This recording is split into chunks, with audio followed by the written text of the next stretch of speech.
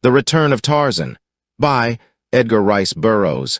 Chapter 1. The Affair on the Liner. Magnifique, ejaculated the Countess de Caude beneath her breath. Questioned the Count, turning toward his young wife.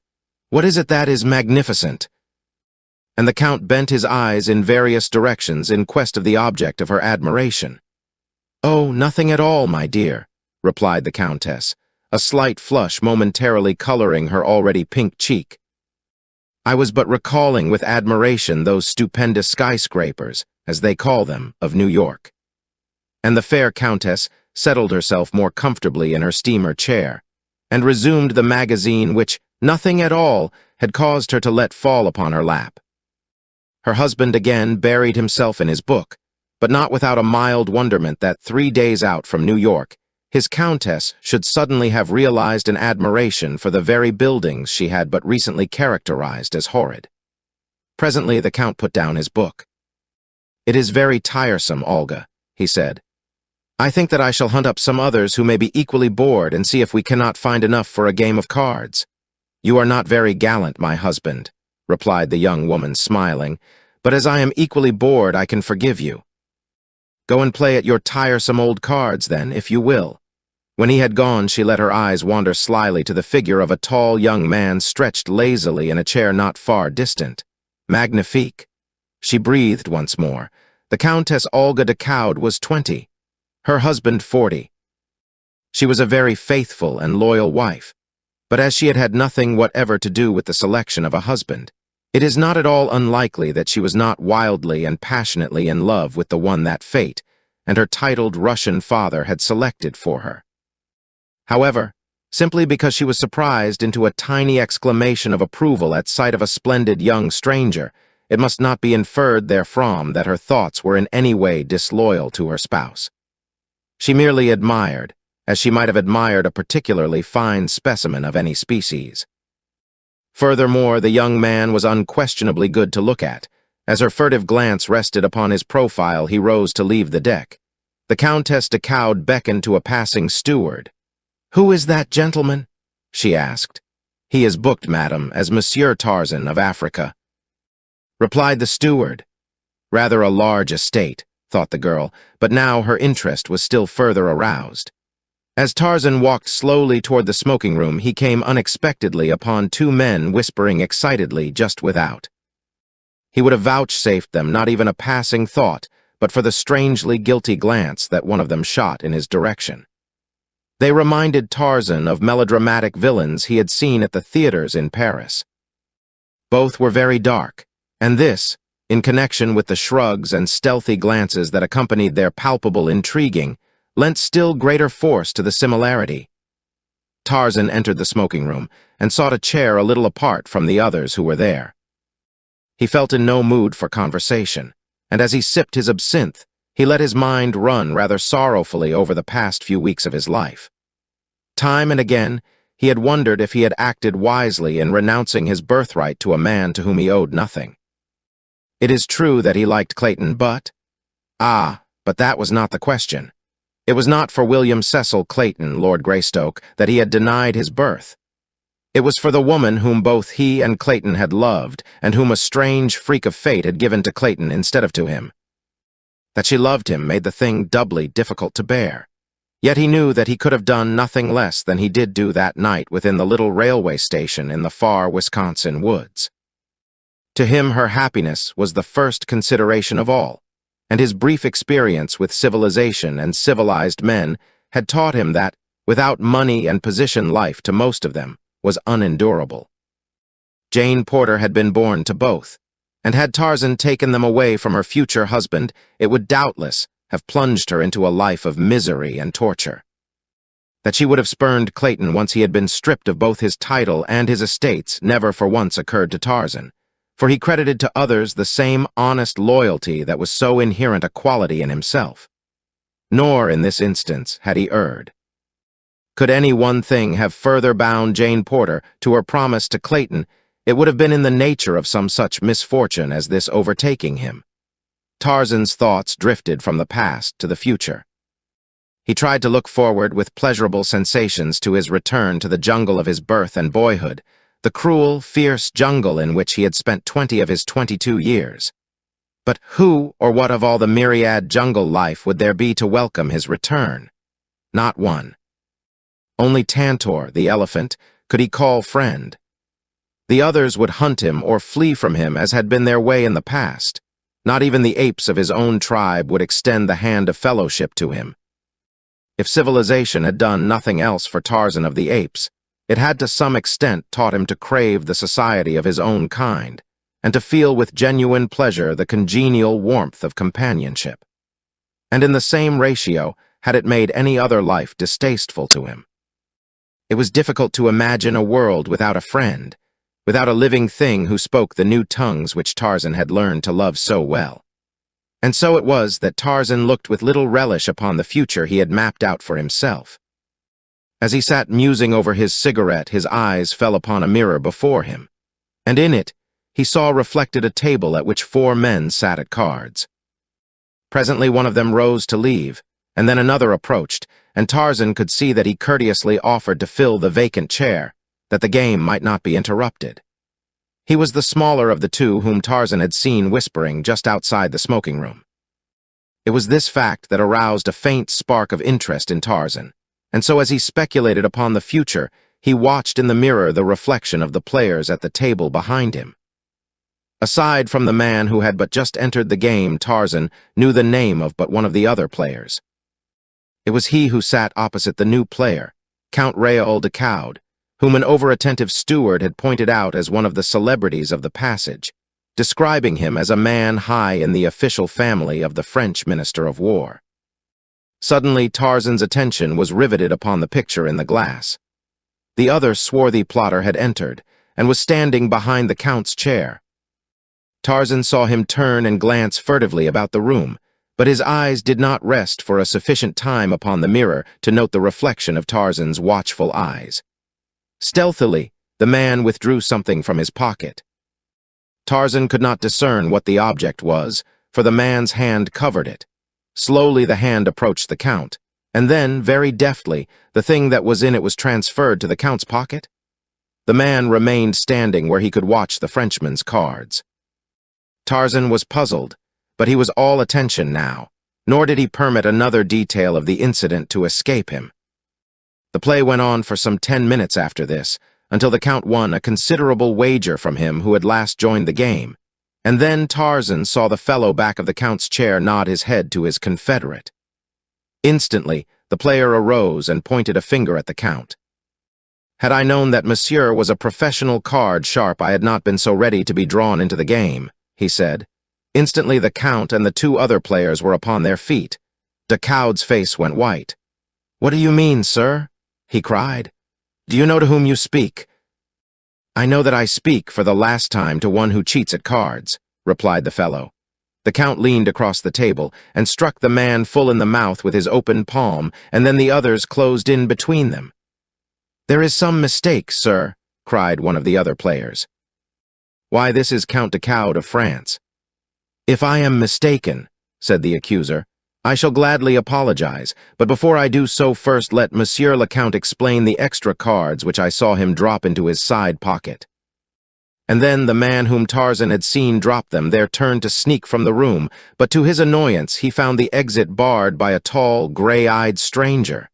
"Pardon," said the man brusquely, attempting to pass to one side.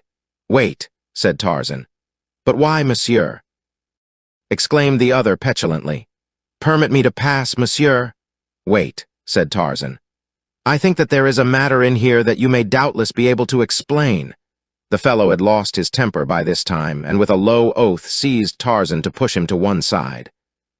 The ape-man but smiled as he twisted the big fellow about, and grasping him by the collar of his coat, escorted him back to the table, struggling, cursing, and striking in futile remonstrance.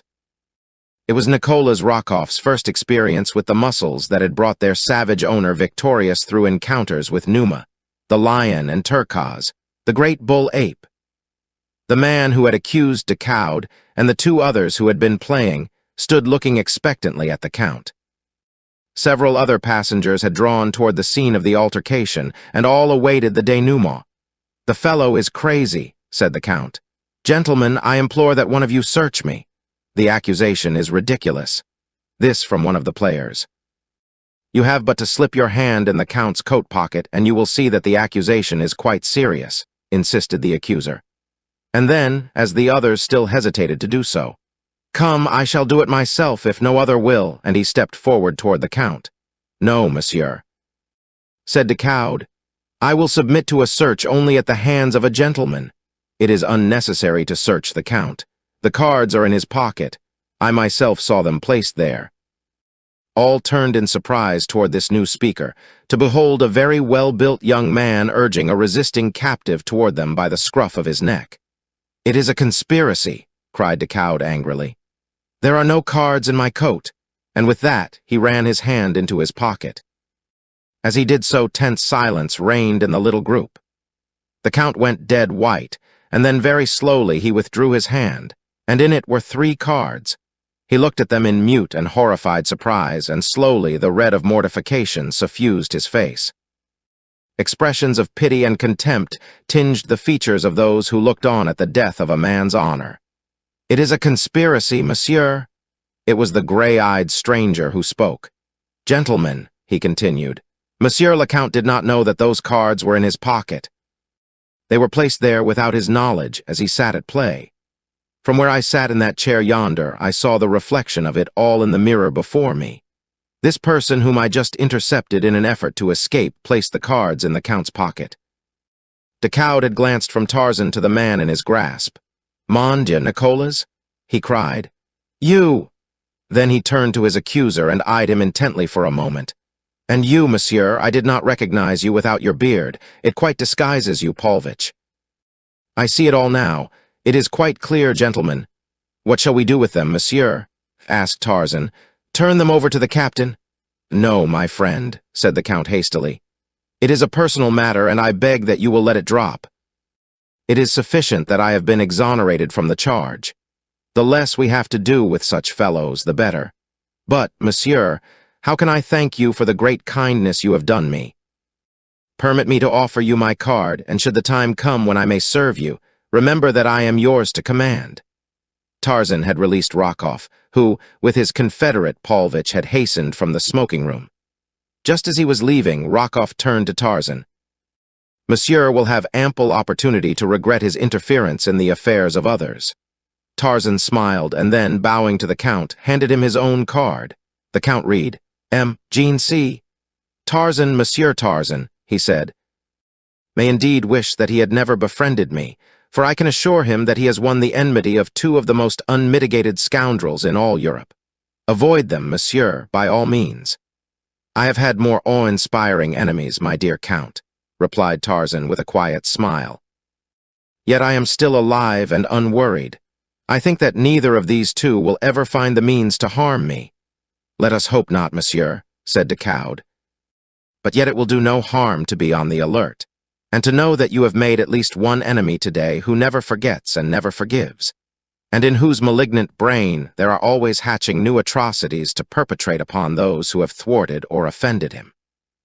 To say that Nicolas Rokoff is a devil would be to place a wanton affront upon his satanic majesty. That night, as Tarzan entered his cabin, he found a folded note upon the floor that had evidently been pushed beneath the door. He opened it and read, Tarzan, doubtless you did not realize the gravity of your offense, or you would not have done the thing you did today. I am willing to believe that you acted in ignorance and without any intention to offend a stranger. For this reason, I shall gladly permit you to offer an apology, and on receiving your assurances that you will not again interfere in affairs that do not concern you, I shall drop the matter. Otherwise, but I am sure that you will see the wisdom of adopting the course I suggest. Very respectfully, Nicolas Rokoff. Tarzan permitted a grim smile to play about his lips for a moment, then he promptly dropped the matter from his mind and went to bed. In a nearby cabin, the Countess de Coude was speaking to her husband. "Why so grave, my dear Raoul?" she asked. "You have been as glum as could be all evening. What worries you?" "Olga, Nicolas is on board. Did you know it?" "Nicolas," she exclaimed. "But it is impossible, Raoul. It cannot be. Nicolas is under arrest in Germany. So I thought myself until I saw him today. Him and that other arch-scoundrel, Paulvitch. Olga, I cannot endure his persecution much longer. No, not even for you. Sooner or later I shall turn him over to the authorities. In fact, I am half-minded to explain all to the captain before we land. On a French liner it were an easy matter, Olga, permanently to settle this nemesis of ours. Oh no, Raoul, cried the Countess, sinking to her knees before him as he sat with bowed head upon a divan. Do not do that. Remember your promise to me. Tell me, Raoul, that you will not do that. Do not even threaten him, Raoul. Decaud took his wife's hands in his and gazed upon her pale and troubled countenance for some time before he spoke, as though he would wrest from those beautiful eyes the real reason which prompted her to shield this man. Let it be as you wish, Olga, he said at length. I cannot understand. He has forfeited all claim upon your love, loyalty, or respect. He is a menace to your life and honor and the life and honor of your husband. I trust you may never regret championing him. I do not champion him, Raoul, she interrupted vehemently. I believe that I hate him as much as you do, but, oh, Raoul, blood is thicker than water. I should today have liked to sample the consistency of his, growled Decaud grimly. The two deliberately attempted to besmirch my honor, Olga. And then he told her of all that had happened in the smoking room. Had it not been for this utter stranger, they had succeeded, for who would have accepted my unsupported word against the damning evidence of those cards hidden on my person? I had almost begun to doubt myself when this Monsieur Tarzan dragged your precious Nicolas before us and explained the whole cowardly transaction. Monsieur Tarzan? Asked the Countess in evident surprise. Yes. Do you know him, Olga? I have seen him. A steward pointed him out to me. I did not know that he was a celebrity, said the Count. Olga Decaud changed the subject. She discovered suddenly that she might find it difficult to explain just why the steward had pointed out the handsome Monsieur Tarzan to her. Perhaps she flushed the least little bit, for was not the Count, her husband, gazing at her with a strangely quizzical expression. Ah, she thought, a guilty conscience is a most suspicious thing. Chapter 2, Forging Bonds of Hate and... It was not until late the following afternoon that Tarzan saw anything more of the fellow passengers into the midst of whose affairs his love of fair play had thrust him. And then he came most unexpectedly upon Rakoff and Paulvitch at a moment when of all others the two might least appreciate his company. They were standing on deck at a point which was temporarily deserted, and as Tarzan came upon them, they were in heated argument with a woman. Tarzan noted that she was richly apparelled, and that her slender, well-modeled figure denoted youth. But as she was heavily veiled, he could not discern her features. The men were standing on either side of her, and the backs of all were toward Tarzan, so that he was quite close to them without their being aware of his presence. He noticed that Rakoff seemed to be threatening, the woman pleading, but they spoke in a strange tongue, and he could only guess from appearances that the girl was afraid. Rakoff's attitude was so distinctly filled with the threat of physical violence that the ape-man paused for an instant just behind the trio, instinctively sensing an atmosphere of danger. Scarcely had he hesitated ere the man seized the woman roughly by the wrist, twisting it as though to wring a promise from her through torture. What would have happened next had Rakoff had his way we may only conjecture, since he did not have his way at all. Instead, steel fingers gripped his shoulder, and he was swung unceremoniously around to meet the cold gray eyes of the stranger who had thwarted him on the previous day. "Sapristi!" screamed the infuriated Rakoff. "What do you mean? Are you a fool that you thus again insult Nicolas Rakoff?" "This is my answer to your note, monsieur," said Tarzan in a low voice, and then he hurled the fellow from him with such force that Rakoff lunged sprawling against the rail. "Name of a name?" shrieked Rakoff. "Pig, but you shall die for this," and, springing to his feet, he rushed upon Tarzan, tugging the meanwhile to draw a revolver from his hip pocket. The girl shrank back in terror. "Nicolas," she cried. "Do not, oh, do not do that. Quick, monsieur, fly, or he will surely kill you." But instead of flying, Tarzan advanced to meet the fellow. "Do not make a fool of yourself, monsieur," he said. "Rakoff, who was in a perfect frenzy of rage at the humiliation the stranger had put upon him, had at last succeeded in drawing the revolver.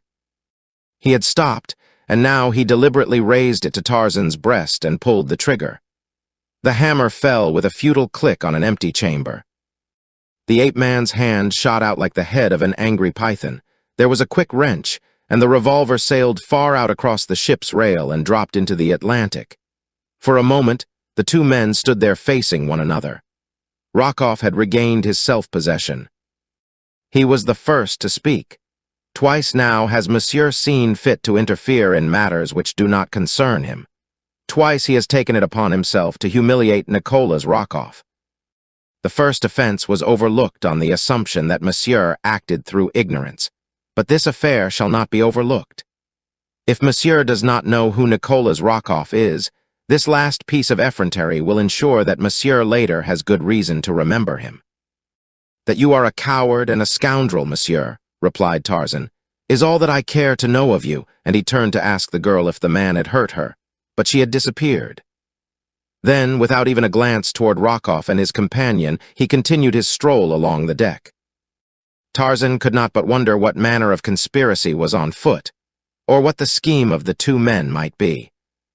There had been something rather familiar about the appearance of the veiled woman to whose rescue he had just come. But as he had not seen her face, he could not be sure that he had ever seen her before. The only thing about her that he had particularly noticed was a ring of peculiar workmanship upon a finger of the hand that Rockoff had seized, and he determined to note the fingers of the women passengers he came upon thereafter, that he might discover the identity of her whom Rockoff was persecuting, and learn if the fellow had offered her further annoyance. Tarzan had sought his deck chair, where he sat speculating on the numerous instances of human cruelty, selfishness, and spite that had fallen to his lot to witness since that day in the jungle, 4 years since that his eyes had first fallen upon a human being other than himself. The sleek black Kilonga, whose swift spear had that day found the vitals of Kala, the great she-ape, and robbed the youth, Tarzan, of the only mother he had ever known.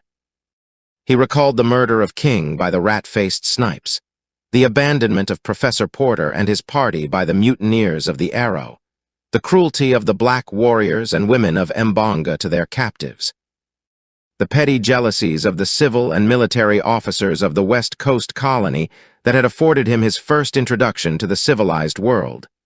"Mon Dieu," he soliloquized, "but they are all alike. Cheating, murdering, lying, fighting, and all for things that the beasts of the jungle would not deign to possess. Money to purchase the effeminate pleasures of weaklings. And yet, withal bound down by silly customs that make them slaves to their unhappy lot, while firm in the belief that they be the lords of creation, enjoying the only real pleasures of existence. In the jungle one would scarcely stand supinely aside while another took his mate. It is a silly world, an idiotic world, and Tarzan of the Apes was a fool to renounce the freedom and the happiness of his jungle to come into it. Presently, as he sat there, the sudden feeling came over him that eyes were watching from behind, and the old instinct of the wild beast broke through the thin veneer of civilization, so that Tarzan wheeled about so quickly that the eyes of the young woman who had been surreptitiously regarding him had not even time to drop before the gray eyes of the ape-man shot an inquiring look straight into them. Then, as they fell, Tarzan saw a faint wave of crimson creep swiftly over the now half-averted face. He smiled to himself at the result of his very uncivilized and ungallant action, for he had not lowered his own eyes when they met those of the young woman. She was very young and equally good to look upon. Further, there was something rather familiar about her that set Tarzan to wondering where he had seen her before. He resumed his former position, and presently he was aware that she had arisen and was leaving the deck. As she passed, Tarzan turned to watch her, in the hope that he might discover a clue to satisfy his mild curiosity as to her identity. Nor was he disappointed entirely, for as she walked away, she raised one hand to the black, waving mass at the nape of her neck. The peculiarly feminine gesture that admits cognizance of appraising eyes behind her. And Tarzan saw upon a finger of this hand the ring of strange workmanship that he had seen upon the finger of the veiled woman a short time before. So it was this beautiful young woman Rokov had been persecuting. Tarzan wondered in a lazy sort of way whom she might be, and what relations one so lovely could have with the surly, bearded Russian. After dinner that evening, Tarzan strolled forward, where he remained until after dark, in conversation with the second officer. And when that gentleman's duties called him elsewhere, Tarzan lolled lazily by the rail watching the play of the moonlight upon the gently rolling waters. He was half hidden by a davit, so that two men who approached along the deck did not see him, and as they passed, Tarzan caught enough of their conversation to cause him to fall in behind them, to follow and learn what deviltry they were up to. He had recognized the voice as that of Rokov, and had seen that his companion was Paulvitch. Tarzan had overheard but a few words. "And if she screams, you may choke her until." But those had been enough to arouse the spirit of adventure within him, and so he kept the two men in sight as they walked, briskly now, along the deck. To the smoking room he followed them, but they merely halted at the doorway long enough, apparently, to assure themselves that one whose whereabouts they wished to establish was within. Then they proceeded directly to the first-class cabins upon the promenade deck. Here Tarzan found greater difficulty in escaping detection, but he managed to do so successfully. As they halted before one of the polished hardwood doors, Tarzan slipped into the shadow of a passageway not a dozen feet from them. To their knock, a woman's voice asked in French, "Who is it?" "It is I, Olga." "Nicola's," was the answer in Rokov's now familiar guttural. "May I come in?" "Why do you not cease persecuting me, Nicola's?" came the voice of the woman from beyond the thin panel. "I have never harmed you." "Come, come, Olga," urged the man in propitiatory tones. "I but ask a half-dozen words with you. I shall not harm you, nor shall I enter your cabin, but I cannot shout my message through the door." Tarzan heard the catch click as it was released from the inside. He stepped out from his hiding place far enough to see what transpired when the door was opened, for he could not but recall the sinister words he had heard a few moments before upon the deck. "And if she screams, you may choke her." Rokov was standing directly in front of the door. Paulvitch had flattened himself against the paneled wall of the corridor beyond. The door opened. Rokov half entered the room and stood with his back against the door, speaking in a low whisper to the woman, whom Tarzan could not see. Then Tarzan heard the woman's voice, level but loud enough to distinguish her words. "No, Nicola's," she was saying. "It is useless. Threaten as you will, I shall never accede to your demands. Leave the room, please. You have no right here. You promised not to enter." "Very well, Olga. I shall not enter. But before I am done with you, you shall wish 1,000 times that you had done at once the favor I have asked. In the end, I shall win anyway, so you might as well save trouble and time for me, and disgrace for yourself and your—" "Never, Nicola's," interrupted the woman, and then Tarzan saw Rokov turn and nod to Paulvitch, who sprang quickly toward the doorway of the cabin, rushing in past Rokov, who held the door open for him. Then the latter stepped quickly out. The door closed. Tarzan heard the click of the lock as Paulvitch turned it from the inside. Rokov remained standing before the door, with head bent, as though to catch the words of the two within. A nasty smile curled his bearded lip. Tarzan could hear the woman's voice commanding the fellow to leave her cabin. "I shall send for my husband," she cried. "He will show you no mercy." Paulvitch's sneering laugh came through the polished panels. "The purser will fetch your husband, madam," said the man. "In fact, that officer has already been notified that you are entertaining a man other than your husband behind the locked door of your cabin." "Bah!" cried the woman. "My husband will know." "Most assuredly your husband will know, but the purser will not. Nor will the newspaper men who shall in some mysterious way hear of it on our landing. But they will think it a fine story, and so will all your friends when they read of it at breakfast on. Let me see, this is Tuesday. Yes, when they read of it at breakfast next Friday morning. Nor will it detract from the interest they will all feel when they learn that the man whom Madame entertained is a Russian servant, her brother's valet, to be quite exact. Alexis Paulvitch." Came the woman's voice, cold and fearless. "You are a coward, and when I whisper a certain name in your ear, you will think better of your demands upon me and your threats against me. and then you will leave my cabin quickly. Nor do I think that ever again will you, at least, annoy me." And there came a moment's silence in which Tarzan could imagine the woman leaning toward the scoundrel and whispering the thing she had hinted at into his ear. Only a moment of silence, and then a startled oath from the man, the scuffling of feet, a woman's scream, and silence. But scarcely had the cry ceased before the ape-man had leaped from his hiding place. Rockoff started to run, but Tarzan grasped him by the collar and dragged him back. Neither spoke, for both felt instinctively that murder was being done in that room, and Tarzan was confident that Rockoff had had no intention that his confederate should go that far. He felt that the man's aims were deeper than that, deeper and even more sinister than brutal, cold-blooded murder. Without hesitating to question those within, the ape-man threw his giant shoulder against the frail panel, and in a shower of splintered wood he entered the cabin, dragging Rockoff after him. Before him, on a couch, the woman lay, and on top of her was Paulvitch, his fingers gripping the fair throat, while his victim's hands beat futilely at his face, tearing desperately at the cruel fingers that were forcing the life from her. The noise of his entrance brought Paulvitch to his feet, where he stood glowering menacingly at Tarzan. The girl rose falteringly to a sitting posture upon the couch. One hand was at her throat, and her breath came in little gasps.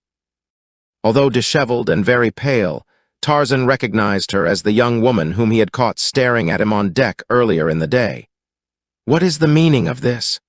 said Tarzan, turning to Rockoff, whom he intuitively singled out as the instigator of the outrage. The man remained silent, scowling. "Touch the button, please," continued the ape-man. "We will have one of the ship's officers here. This affair has gone quite far enough." "No, no," cried the girl, coming suddenly to her feet. "Please do not do that. I am sure that there was no real intention to harm me. I angered this person, and he lost control of himself, that is all. I would not care to have the matter go further, please, monsieur." And there was such a note of pleading in her voice that Tarzan could not press the matter, though his better judgment warned him that there was something afoot here of which the proper authorities should be made cognizant. "You wish me to do nothing, then, in the matter?" he asked. "Nothing, please," she replied. "You are content that these two scoundrels should continue persecuting you." She did not seem to know what answer to make, and looked very troubled and unhappy. Tarzan saw a malicious grin of triumph curl Rockoff's lip. The girl evidently was in fear of these two. She dared not express her real desires before them. "Then," said Tarzan, "I shall act on my own responsibility. To you," he continued, turning to Rockoff. "And this includes your accomplice. I may say that from now on to the end of the voyage, I shall take it upon myself to keep an eye on you. And should there chance to come to my notice any act of either one of you that might even remotely annoy this young woman, you shall be called to account for it directly to me. Nor shall the calling or the accounting be pleasant experiences for either of you. Now get out of here." And he grabbed Rockoff and Paulvitch each by the scruff of the neck and thrust them forcibly through the doorway, giving each an added impetus down the corridor with the toe of his boot. Then he turned back to the stateroom and the girl. She was looking at him in wide-eyed astonishment. "And you, madam, will confer a great favor upon me if you will but let me know if either of those rascals troubles you further." "Ah, monsieur," she answered, "I hope that you will not suffer for the kind deed you attempted. You have made a very wicked and resourceful enemy who will stop at nothing to satisfy his hatred. You must be very careful indeed, monsieur. Pardon me, madam, my name is Tarzan. Monsieur Tarzan. And because I would not consent to notify the officers, do not think that I am not sincerely grateful to you for the brave and chivalrous protection you rendered me. Good night, Monsieur Tarzan. I shall never forget the debt I owe you." And with a most winsome smile that displayed a row of perfect teeth, the girl curtsied to Tarzan, who bade her good night and made his way on deck. It puzzled the man considerably that there should be two on board, this girl and Count de Caude, who suffered indignities at the hands of Rockoff and his companion, and yet would not permit the offenders to be brought to justice. Before he turned in that night, his thoughts reverted many times to the beautiful young woman into the evidently tangled web of whose life fate had so strangely introduced him. It occurred to him that he had not learned her name. That she was married had been evidenced by the narrow gold band that encircled the third finger of her left hand. Involuntarily, he wondered who the lucky man might be. Tarzan saw nothing further of any of the actors in the little drama that he had caught a fleeting glimpse of until late in the afternoon of the last day of the voyage. Then he came suddenly face to face with the young woman as the two approached their deck chairs from opposite directions. She greeted him with a pleasant smile, speaking almost immediately of the affair he had witnessed in her cabin 2 nights before. It was as though she had been perturbed by a conviction that he might have construed her acquaintance with such men as Rockoff and Paulvitch as a personal reflection upon herself. "I trust Monsieur has not judged me," she said, "by the unfortunate occurrence of Tuesday evening. I have suffered much on account of it. This is the first time that I have ventured from my cabin since. I have been ashamed," she concluded simply.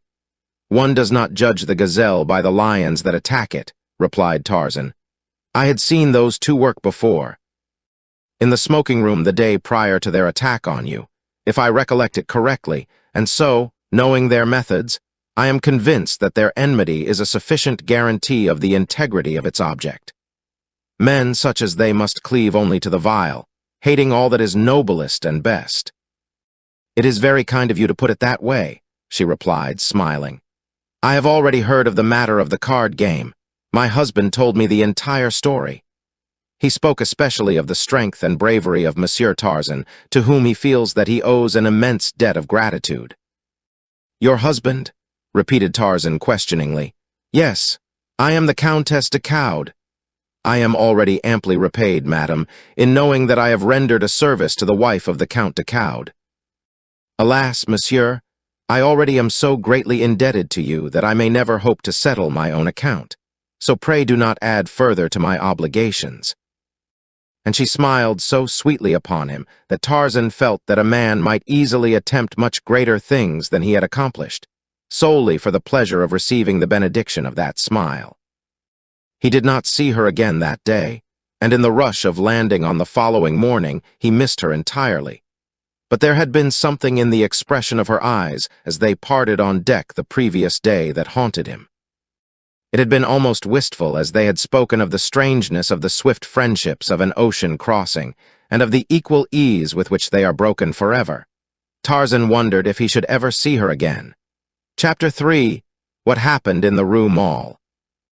On his arrival in Paris, Tarzan had gone directly to the apartments of his old friend, Darnat, where the naval lieutenant had scored him roundly for his decision to renounce the title and estates that were rightly his from his father, John Clayton, the late Lord Greystoke. "You must be mad, my friend," said Darnat, "thus lightly to give up not alone wealth and position, but an opportunity to prove beyond doubt to all the world that in your veins flows the noble blood of 2 of England's most honored houses, instead of the blood of a savage she-ape. It is incredible that they could have believed you, Miss Porter least of all.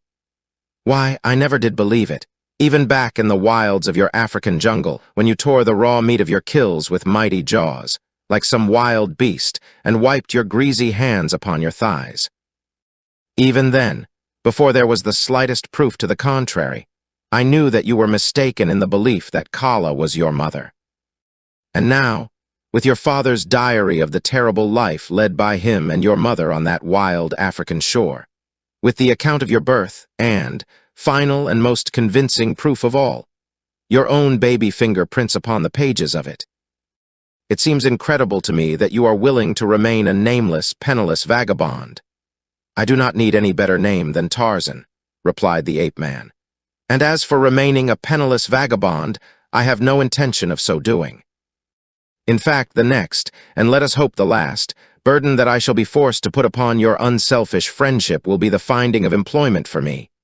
"Pooh, pooh," scoffed Darnat. "You know that I did not mean that.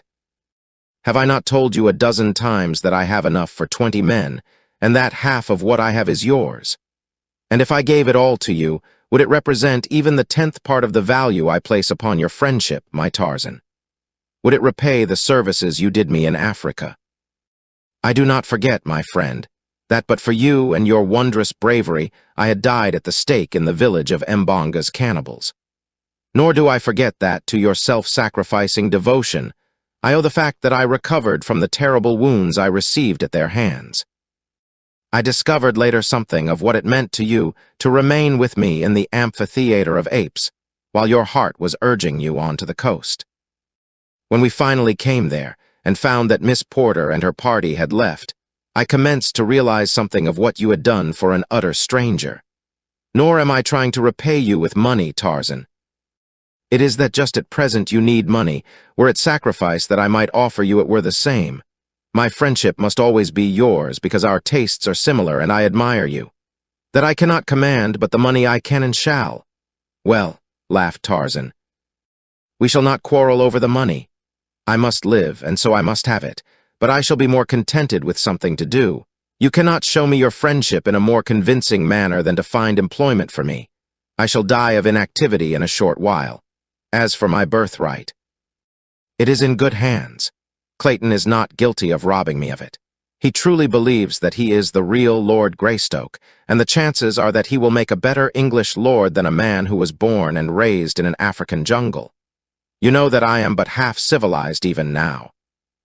Let me see red in anger but for a moment, and all the instincts of the savage beast that I really am. Submerge what little I possess of the milder ways of culture and refinement. And then again, had I declared myself, I should have robbed the woman I love of the wealth and position that her marriage to Clayton will now ensure to her. I could not have done that. Could I, Paul? Nor is the matter of birth of great importance to me, he went on without waiting for a reply. Raised as I have been, I see no worth in man or beast that is not theirs by virtue of their own mental or physical prowess. And so I am as happy to think of Kala as my mother as I would be to try to picture the poor, unhappy little English girl who passed away a year after she bore me. Kala was always kind to me in her fierce and savage way. I must have nursed at her hairy breast from the time that my own mother died. She fought for me against the wild denizens of the forest and against the savage members of our tribe with the ferocity of real mother love. And I, on my part, loved her, Paul. I did not realize how much until after the cruel spear and the poisoned arrow of Mbonga's black warrior had stolen her away from me. I was still a child when that occurred, and I threw myself upon her dead body and wept out my anguish as a child might for his own mother. To you, my friend, she would have appeared a hideous and ugly creature, but to me she was beautiful. So gloriously does love transfigure its object. And so I am perfectly content to remain forever the son of Kala, the she-ape. I do not admire you the less for your loyalty, said Darnot, but the time will come when you will be glad to claim your own. Remember what I say, and let us hope that it will be as easy then as it is now. You must bear in mind that Professor Porter and Mr. Philander are the only people in the world who can swear that the little skeleton found in the cabin with those of your father and mother was that of an infant anthropoid ape, and not the offspring of Lord and Lady Greystoke. That evidence is most important. They are both old men. They may not live many years longer. And then, did it not occur to you that once Miss Porter knew the truth, she would break her engagement with Clayton? You might easily have your title, your estates, and the woman you love, Tarzan. Had you not thought of that? Tarzan shook his head. You do not know her, he said. Nothing could bind her closer to her bargain than some misfortune to Clayton. She is from an old Southern family in America, and Southerners pride themselves upon their loyalty. Tarzan spent the 2 following weeks renewing his former brief acquaintance with Paris. In the daytime, he haunted the libraries and picture galleries. He had become an omnivorous reader, and the world of possibilities that were open to him in this seat of culture and learning fairly appalled him when he contemplated the very infinitesimal crumb of the sum total of human knowledge that a single individual might hope to acquire even after a lifetime of study and research. But he learned what he could by day and threw himself into a search for relaxation and amusement at night. Nor did he find Paris a whit less fertile field for his nocturnal avocation. If he smoked too many cigarettes and drank too much absinthe, it was because he took civilization as he found it, and did the things that he found his civilized brothers doing. The life was a new and alluring one, and in addition he had a sorrow in his breast and a great longing which he knew could never be fulfilled, and so he sought in study and in dissipation, the two extremes, to forget the past and inhibit contemplation of the future. He was sitting in a music hall one evening, sipping his absinthe and admiring the art of a certain famous Russian dancer, when he caught a passing glimpse of a pair of evil black eyes upon him. The man turned and was lost in the crowd at the exit before Tarzan could catch a good look at him. But he was confident that he had seen those eyes before, and that they had been fastened on him this evening through no passing accident. He had had the uncanny feeling for some time that he was being watched, and it was in response to this animal instinct that was strong within him that he had turned suddenly and surprised the eyes in the very act of watching him. Before he left the music hall, the matter had been forgotten, nor did he notice the swarthy individual who stepped deeper into the shadows of an opposite doorway as Tarzan emerged from the brilliantly lighted amusement hall. Had Tarzan but known it, he had been followed many times from this and other places of amusement, but seldom if ever had he been alone. Tonight Darnot had had another engagement, and Tarzan had come by himself. As he turned in the direction he was accustomed to taking from this part of Paris to his apartments, the watcher across the street ran from his hiding place and hurried on ahead at a rapid pace. Tarzan had been wont to traverse the Rue Mall on his way home at night. Because it was very quiet and very dark, it reminded him more of his beloved African jungle than did the noisy and garish streets surrounding it. If you are familiar with your Paris, you will recall the narrow, forbidding precincts of the Rue Mall. If you are not, you need but ask the police about it to learn that in all Paris there is no street to which you should give a wider berth after dark. On this night, Tarzan had proceeded some 2 squares through the dense shadows of the squalid old tenements which lined this dismal way when he was attracted by screams and cries for help from the 3rd floor of an opposite building. The voice was a woman's.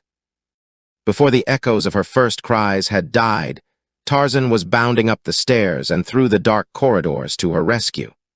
At the end of the corridor on the 3rd landing a door stood slightly ajar, and from within Tarzan heard again the same appeal that had lured him from the street. Another instant found him in the center of a dimly lighted room. An oil lamp burned upon a high, old-fashioned mantel, casting its dim rays over a dozen repulsive figures. All but one were men. The other was a woman of about 30. Her face, marked by low passions and dissipation, might once have been lovely. She stood with one hand at her throat, crouching against the farther wall. "Help, monsieur," she cried in a low voice as Tarzan entered the room. "They were killing me." As Tarzan turned toward the men about him, he saw the crafty, evil faces of habitual criminals. He wondered that they had made no effort to escape. A movement behind him caused him to turn. 2 things his eyes saw, and one of them caused him considerable wonderment. A man was sneaking stealthily from the room, and in the brief glance that Tarzan had of him, he saw that it was Rockoff.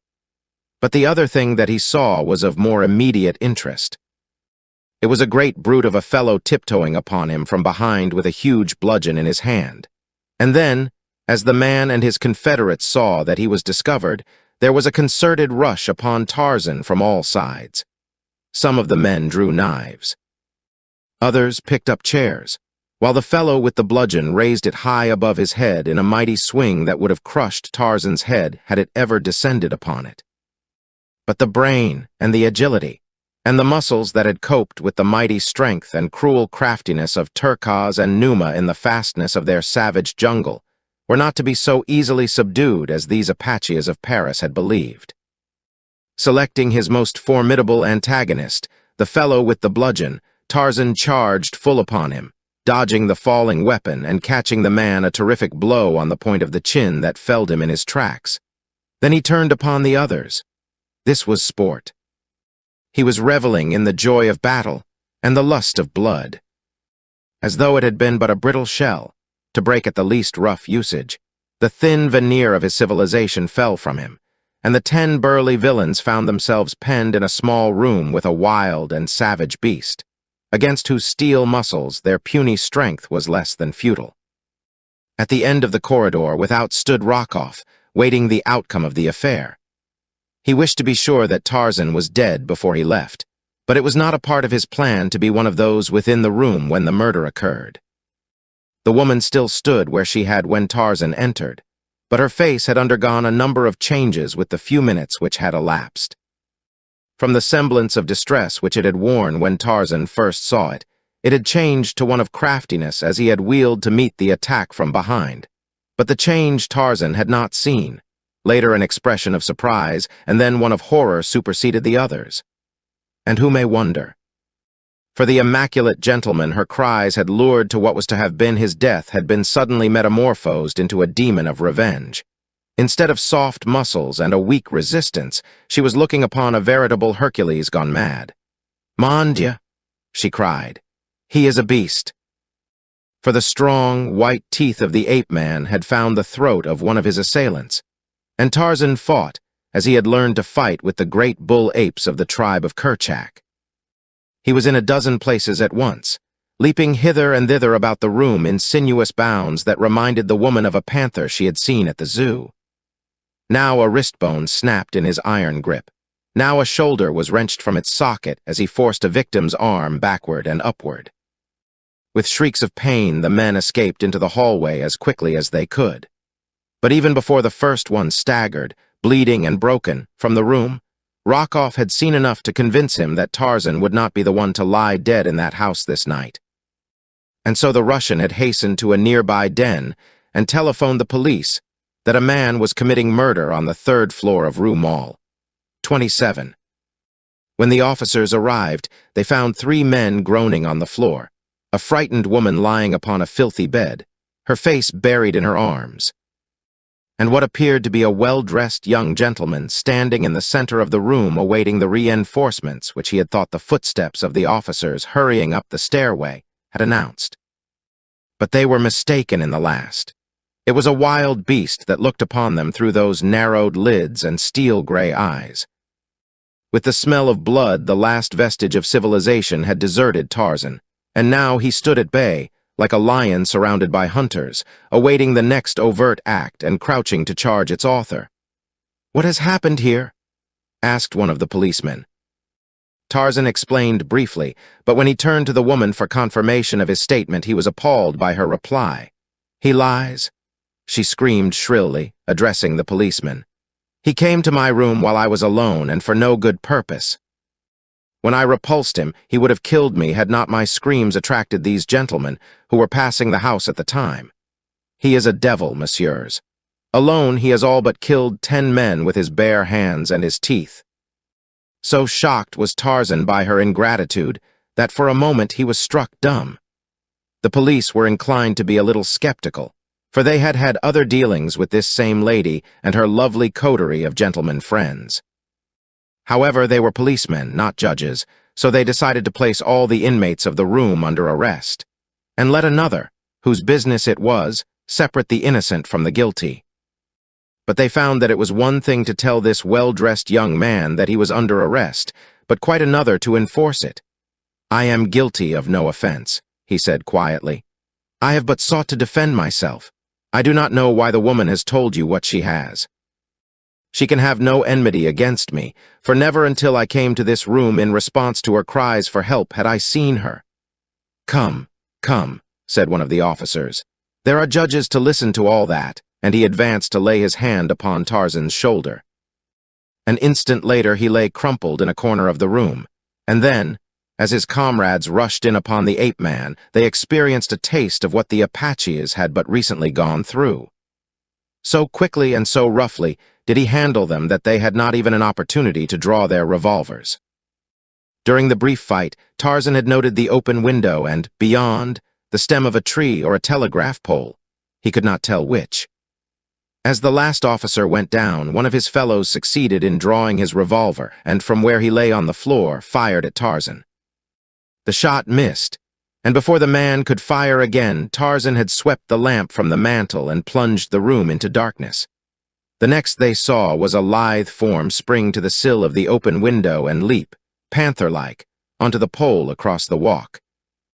When the police gathered themselves together and reached the street, their prisoner was nowhere to be seen. They did not handle the woman and the men who had not escaped any too gently when they took them to the station. They were a very sore and humiliated detail of police. It galled them to think that it would be necessary to report that a single unarmed man had wiped the floor with the whole lot of them, and then escaped them as easily as though they had not existed. The officer who had remained in the street swore that no one had leaped from the window or left the building from the time they entered until they had come out. His comrades thought that he lied, but they could not prove it. When Tarzan found himself clinging to the pole outside the window, he followed his jungle instinct and looked below for enemies before he ventured down. It was well he did, for just beneath stood a policeman. Above, Tarzan saw no one, so he went up instead of down. The top of the pole was opposite the roof of the building, so it was but the work of an instant for the muscles that had for years sent him hurtling through the treetops of his primeval forest to carry him across the little space between the pole and the roof. From one building he went to another, and so on with much climbing, until at a cross street he discovered another pole down which he ran to the ground. For a square or two he ran swiftly. Then he turned into a little all-night cafe and in the lavatory removed the evidences of his over-roof promenade from hands and clothes. When he emerged a few moments later, it was to saunter slowly on toward his apartments. Not far from them, he came to a well-lighted boulevard which it was necessary to cross. As he stood directly beneath a brilliant arc light, waiting for a limousine that was approaching to pass him, he heard his name called in a sweet feminine voice. Looking up, he met the smiling eyes of Olga de Coude as she leaned forward upon the back seat of the machine. He bowed very low in response to her friendly greeting. When he straightened up, the machine had borne her away. Rakoff and the Countess de Coude both in the same evening. He soliloquized, "Paris is not so large after all." Chapter 4, the Countess explains. "Your Paris is more dangerous than my savage jungles, Paul," concluded Tarzan, after narrating his adventures to his friend the morning following his encounter with the Apaches and police in the Rue Mall. "Why did they lure me there? Were they hungry?" Darnot feigned a horrified shudder, but he laughed at the quaint suggestion. "It is difficult to rise above the jungle standards and reason by the light of civilized ways, is it not, my friend?"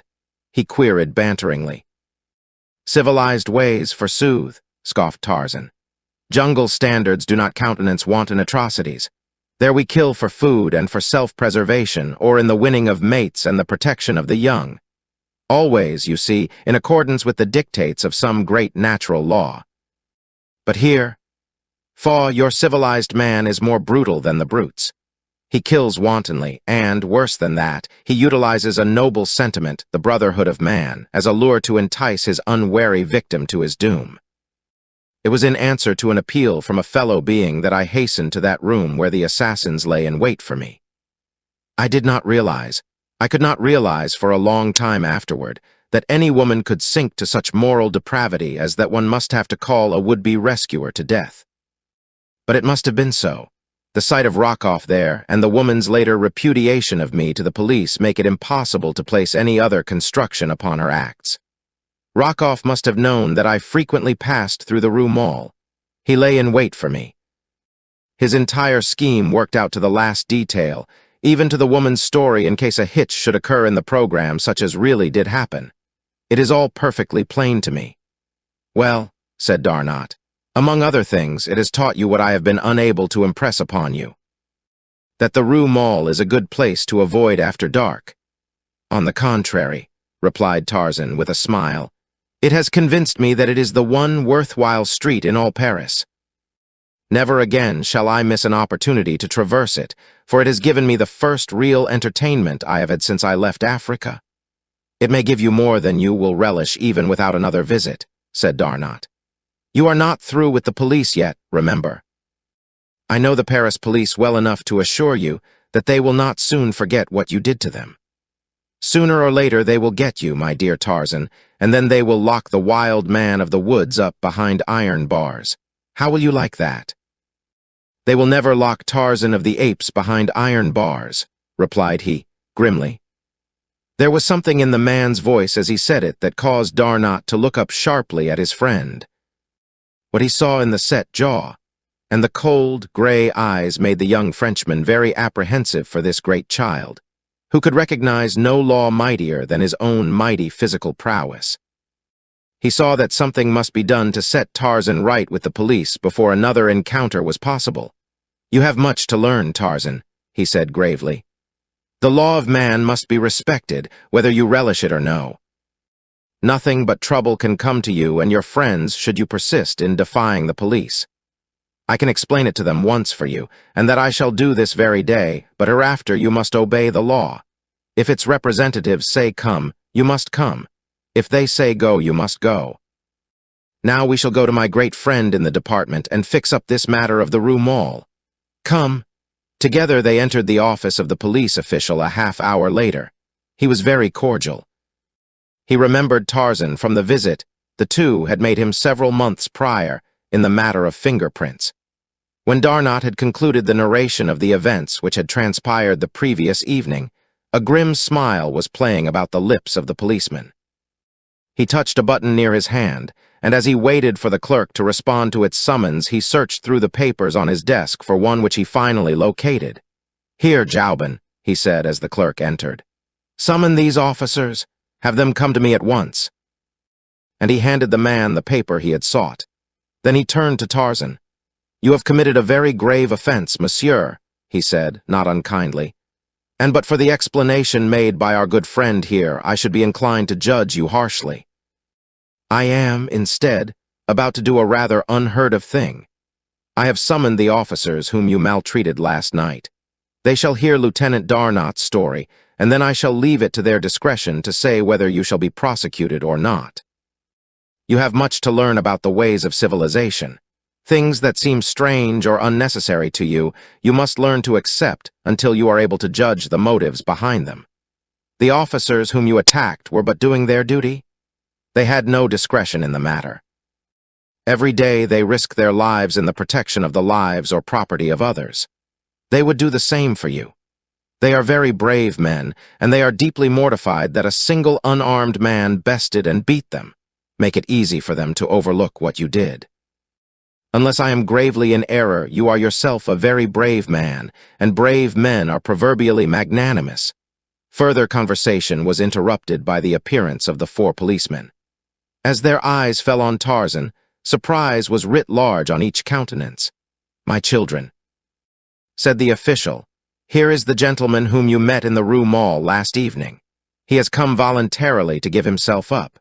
I wish you to listen attentively to Lieutenant Darnot, who will tell you a part of the story of Monsieur's life. It may explain his attitude toward you of last night. Proceed, my dear Lieutenant." Darnot spoke to the policemen for half an hour. He told them something of Tarzan's wild jungle life. He explained the savage training that had taught him to battle like a wild beast in self-preservation. It became plain to them that the man had been guided by instinct rather than reason in his attack upon them. He had not understood their intentions.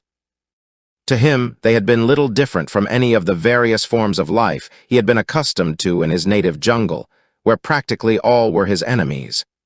"Your pride has been wounded," said Darnot, in conclusion. "It is the fact that this man overcame you that hurts the most. But you need feel no shame. You would not make apologies for defeat had you been penned in that small room with an African lion or with the great gorilla of the jungles.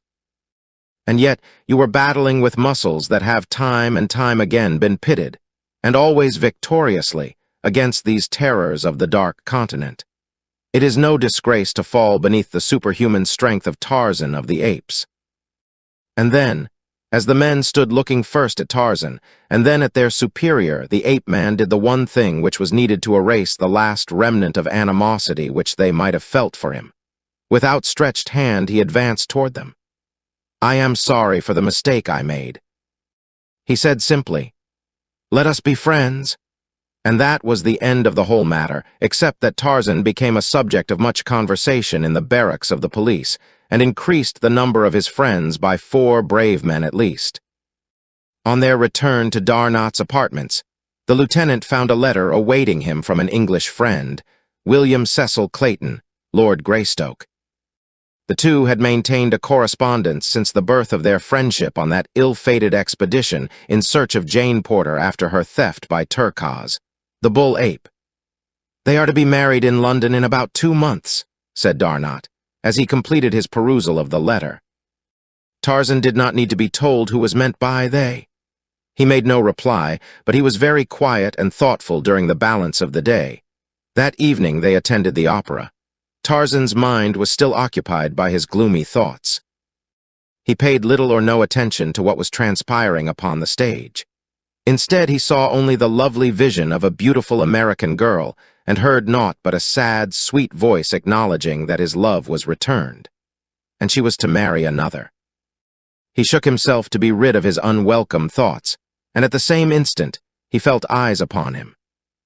With the instinct that was his by virtue of training, he looked up squarely into the eyes that were looking at him, to find that they were shining from the smiling face of Olga, Countess de Caude. As Tarzan returned her bow, he was positive that there was an invitation in her look, almost a plea. The next intermission found him beside her in her box. "I have so much wished to see you," she was saying. "It has troubled me not a little to think that after the service you rendered to both my husband and myself, no adequate explanation was ever made you of what must have seemed ingratitude on our part in not taking the necessary steps to prevent a repetition of the attacks upon us by those 2 men. "You wrong me," replied Tarzan. "My thoughts of you have been only the most pleasant. You must not feel that any explanation is due me. Have they annoyed you further?" "They never cease," she replied sadly. "I feel that I must tell someone, and I do not know another who so deserves an explanation as you. You must permit me to do so. It may be of service to you, for I know Nicholas Rokov quite well enough to be positive that you have not seen the last of him. He will find some means to be revenged upon you. What I wish to tell you may be of aid to you in combating any scheme of revenge he may harbor. I cannot tell you here, but tomorrow I shall be at home to Monsieur Tarzan at 5. It will be an eternity until tomorrow at 5. He said, as he bade her good night. From a corner of the theater, Rokov and Polvich saw Monsieur Tarzan in the box of the Countess de Caude, and both men smiled. At 4:30 the following afternoon, a swarthy, bearded man rang the bell at the servants' entrance of the palace of the Count de Caude. The footman who opened the door raised his eyebrows in recognition as he saw who stood without. A low conversation passed between the two. At first the footman demurred from some proposition that the bearded one made, but an instant later something passed from the hand of the caller to the hand of the servant. Then the latter turned and led the visitor by a roundabout way to a little curtained alcove off the apartment in which the Countess was wont to serve tea of an afternoon. A half-hour later Tarzan was ushered into the room, and presently his hostess entered, smiling and with outstretched hands. "I am so glad that you came," she said. "Nothing could have prevented," he replied. For a few moments they spoke of the opera, of the topics that were then occupying the attention of Paris, of the pleasure of renewing their brief acquaintance which had had its inception under such odd circumstances, and this brought them to the subject that was uppermost in the minds of both. "You must have wondered," said the Countess finally, "what the object of Rokov's persecution could be. It is very simple. The Count is entrusted with many of the vital secrets of the Ministry of War. He often has in his possession papers that foreign powers would give a fortune to possess. Secrets of state that their agents would commit murder and worse than murder to learn. There is such a matter now in his possession that would make the fame and fortune of any Russian who could divulge it to his government. Rokov and Polvich are Russian spies.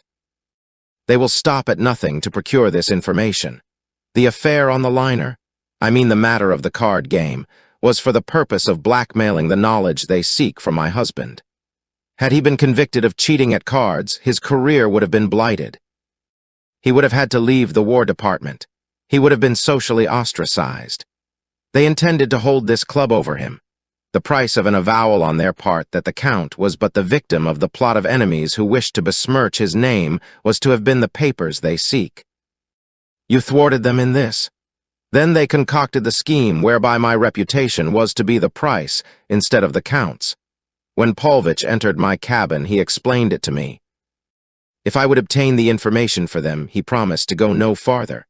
Otherwise, Rockoff, who stood without, was to notify the purser that I was entertaining a man other than my husband behind the locked doors of my cabin. He was to tell everyone he met on the boat, and when we landed, he was to have given the whole story to the newspaper men. Was it not too horrible? But I happened to know something of Monsieur Paulvitch that would send him to the gallows in Russia if it were known by the police of St. Petersburg. I dared him to carry out his plan, and then I leaned toward him and whispered a name in his ear, like that, and she snapped her fingers. He flew at my throat as a madman. He would have killed me had you not interfered. The brutes, muttered Tarzan. They are worse than that, my friend, she said. They are devils. I fear for you because you have gained their hatred. I wish you to be on your guard constantly. Tell me that you will, for my sake, for I should never forgive myself should you suffer through the kindness you did me. I do not fear them, he replied. I have survived grimmer enemies than Rockoff and Paulvitch. He saw that she knew nothing of the occurrence in the Rue Mall, nor did he mention it, fearing that it might distress her. For your own safety, he continued. Why do you not turn the scoundrels over to the authorities? They should make quick work of them. She hesitated for a moment before replying. There are 2 reasons, she said finally. One of them it is that keeps the Count from doing that very thing. The other, my real reason for fearing to expose them, I have never told. Only Rockoff and I know it. I wonder. And then she paused, looking intently at him for a long time. And what do you wonder? He asked, smiling. I was wondering why it is that I want to tell you the thing that I have not dared tell even to my husband. I believe that you would understand, and that you could tell me the right course to follow. I believe that you would not judge me too harshly. I fear that I should prove a very poor judge, madam, Tarzan replied. For if you had been guilty of murder, I should say that the victim should be grateful to have met so sweet a fate. Oh, dear, no, she expostulated. It is not so terrible as that. But first let me tell you the reason the Count has for not prosecuting these men. Then, if I can hold my courage, I shall tell you the real reason that I dare not. The first is that Nicholas Rockoff is my brother. We are Russians. Nicholas has been a bad man since I can remember. He was cashiered from the Russian army, in which he held a captaincy. There was a scandal for a time, but after a while it was partially forgotten, and my father obtained a position for him in the Secret Service. There have been many terrible crimes laid at Nicola's door, but he has always managed to escape punishment. Of late, he has accomplished it by trumped-up evidence convicting his victims of treason against the Tsar, and the Russian police, who are always only too ready to fasten guilt of this nature upon any and all, have accepted his version and exonerated him. Have not his attempted crimes against you and your husband forfeited whatever rights the bonds of kinship might have accorded him? Asked Tarzan. The fact that you are his sister has not deterred him from seeking to besmirch your honor. You owe him no loyalty, madam. Ah, but there is that other reason. If I owe him no loyalty, though he be my brother, I cannot so easily disavow the fear I hold him in because of a certain episode in my life of which he is cognizant. I might as well tell you all, she resumed after a pause. For I see that it is in my heart to tell you sooner or later. I was educated in a convent. While there, I met a man whom I supposed to be a gentleman. I knew little or nothing about men and less about love. I got it into my foolish head that I loved this man, and at his urgent request I ran away with him. We were to have been married.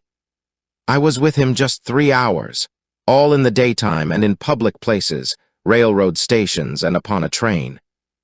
When we reached our destination, where we were to have been married, 2 officers stepped up to my escort as we descended from the train and placed him under arrest. They took me also, but when I had told my story they did not detain me, other than to send me back to the convent under the care of a matron. It seemed that the man who had wooed me was no gentleman at all, but a deserter from the army as well as a fugitive from civil justice. He had a police record in nearly every country in Europe. The matter was hushed up by the authorities of the convent. Not even my parents knew of it. But Nicholas met the man afterward and learned the whole story. Now he threatens to tell the Count if I do not do just as he wishes me to. Tarzan laughed. You are still but a little girl. The story that you have told me cannot reflect in any way upon your reputation, and were you not a little girl at heart, you would know it. Go to your husband tonight and tell him the whole story, just as you have told it to me. Unless I am much mistaken, he will laugh at you for your fears and take immediate steps to put that precious brother of yours in prison where he belongs." "I only wish that I dared," she said, "but I am afraid. I learned early to fear men. First my father, then Nicola's, then the fathers in the convent. Nearly all my friends fear their husbands. Why should I not fear mine?" "It does not seem right that women should fear men," said Tarzan, an expression of puzzlement on his face. "I am better acquainted with the jungle folk, and there it is more often the other way around, except among the black men, and they, to my mind, are in most ways lower in the scale than the beasts. No, I cannot understand why civilized women should fear men, the beings that are created to protect them. I should hate to think that any woman feared me." "I do not think that any woman would fear you, my friend," said Olga de Coude softly. "I have known you but a short while, yet though it may seem foolish to say it, you are the only man I have ever known whom I think that I should never fear. It is strange, too, for you are very strong. I wondered at the ease with which you handled Nicola's and Paulvitch that night in my cabin. It was marvelous." As Tarzan was leaving her a short time later, he wondered a little at the clinging pressure of her hand at parting, and the firm insistence with which she exacted a promise from him that he would call again on the morrow. The memory of her half-veiled eyes and perfect lips, as she had stood smiling up into his face, as he bade her goodbye, remained with him for the balance of the day. Olga de Coude was a very beautiful woman, and Tarzan of the Apes a very lonely young man, with a heart in him that was in need of the doctoring that only a woman may provide. As the Countess turned back into the room after Tarzan's departure, she found herself face to face with Nicola's Rockoff. "How long have you been here?" she cried, shrinking away from him. "Since before your lover came," he answered with a nasty leer. "Stop," she commanded. "How dare you say such a thing to me? Your sister." "Well, my dear Olga, if he is not your lover, accept my apologies. But it is no fault of yours that he is not. Had he 1/10 the knowledge of women that I have, you would be in his arms this minute. He is a stupid fool, Olga. Why, your every word and act was an open invitation to him, and he had not the sense to see it." The woman put her hands to her ears. "I will not listen. You are wicked to say such things as that. No matter what you may threaten me with, you know that I am a good woman. After tonight you will not dare to annoy me, for I shall tell Raoul all. He will understand, and then, Monsieur Nicola's, beware." "You shall tell him nothing," said Rockoff. "I have this affair now, and with the help of one of your servants, whom I may trust, it will lack nothing in the telling when the time comes that the details of the sworn evidence shall be poured into your husband's ears. The other affair served its purpose well. We now have something tangible to work on, Olga, a real affair. And you a trusted wife. Shame, Olga," and the brute laughed. So the Countess told her Count nothing, and matters were worse than they had been.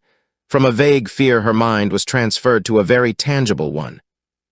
It may be, too, that conscience helped to enlarge it out of all proportion. Chapter 5, The Plot That Failed. For a month Tarzan was a regular and very welcome devotee at the shrine of the beautiful Countess de Coude. Often he met other members of the select little coterie that dropped in for tea of an afternoon. More often Olga found devices that would give her an hour of Tarzan alone. For a time she had been frightened by what Nicola's had insinuated. She had not thought of this big, young man as anything more than friend. But with the suggestion implanted by the evil words of her brother, she had grown to speculate much upon the strange force which seemed to attract her toward the gray-eyed stranger. She did not wish to love him, nor did she wish his love. She was much younger than her husband, and without having realized it, she had been craving the haven of a friendship with one nearer her own age. 20 is shy in exchanging confidences with 40. Tarzan was but 2 years her senior. He could understand her, she felt. Then he was clean and honorable and chivalrous. She was not afraid of him. That she could trust him she had felt instinctively from the first. From a distance, Rockoff had watched this growing intimacy with malicious glee. Ever since he had learned that Tarzan knew that he was a Russian spy, there had been added to his hatred for the ape-man a great fear that he would expose him. He was but waiting now until the moment was propitious for a master stroke.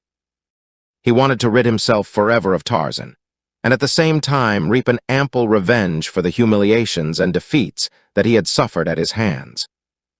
Tarzan was nearer to contentment than he had been since the peace and tranquility of his jungle had been broken in upon by the advent of the marooned porter party. He enjoyed the pleasant social intercourse with Olga's friends, while the friendship which had sprung up between the fair countess and himself was a source of never-ending delight. It broke in upon and dispersed his gloomy thoughts and served as a balm to his lacerated heart. Sometimes Darnot accompanied him on his visits to the Decaud home, for he had long known both Olga and the Count. Occasionally, Decaud dropped in, but the multitudinous affairs of his official position and the never-ending demands of politics kept him from home usually until late at night. Rockoff spied upon Tarzan almost constantly, waiting for the time that he should call at the Decaud palace at night, but in this he was doomed to disappointment. On several occasions Tarzan accompanied the Countess to her home after the opera, but he invariably left her at the entrance, much to the disgust of the lady's devoted brother. Finding that it seemed impossible to trap Tarzan through any voluntary act of his own, Rockoff and Paulvitch put their heads together to hatch a plan that would trap the ape-man in all the circumstantial evidence of a compromising position. For days they watched the papers as well as the movements of Decaud and Tarzan. At length they were rewarded. A morning paper made brief mention of a smoker that was to be given on the following evening by the German minister. Decaud's name was among those of the invited guests. If he attended, this meant that he would be absent from his home until after midnight. On the night of the banquet, Paulvitch waited at the curb before the residence of the German minister, where he could scan the face of each guest that arrived.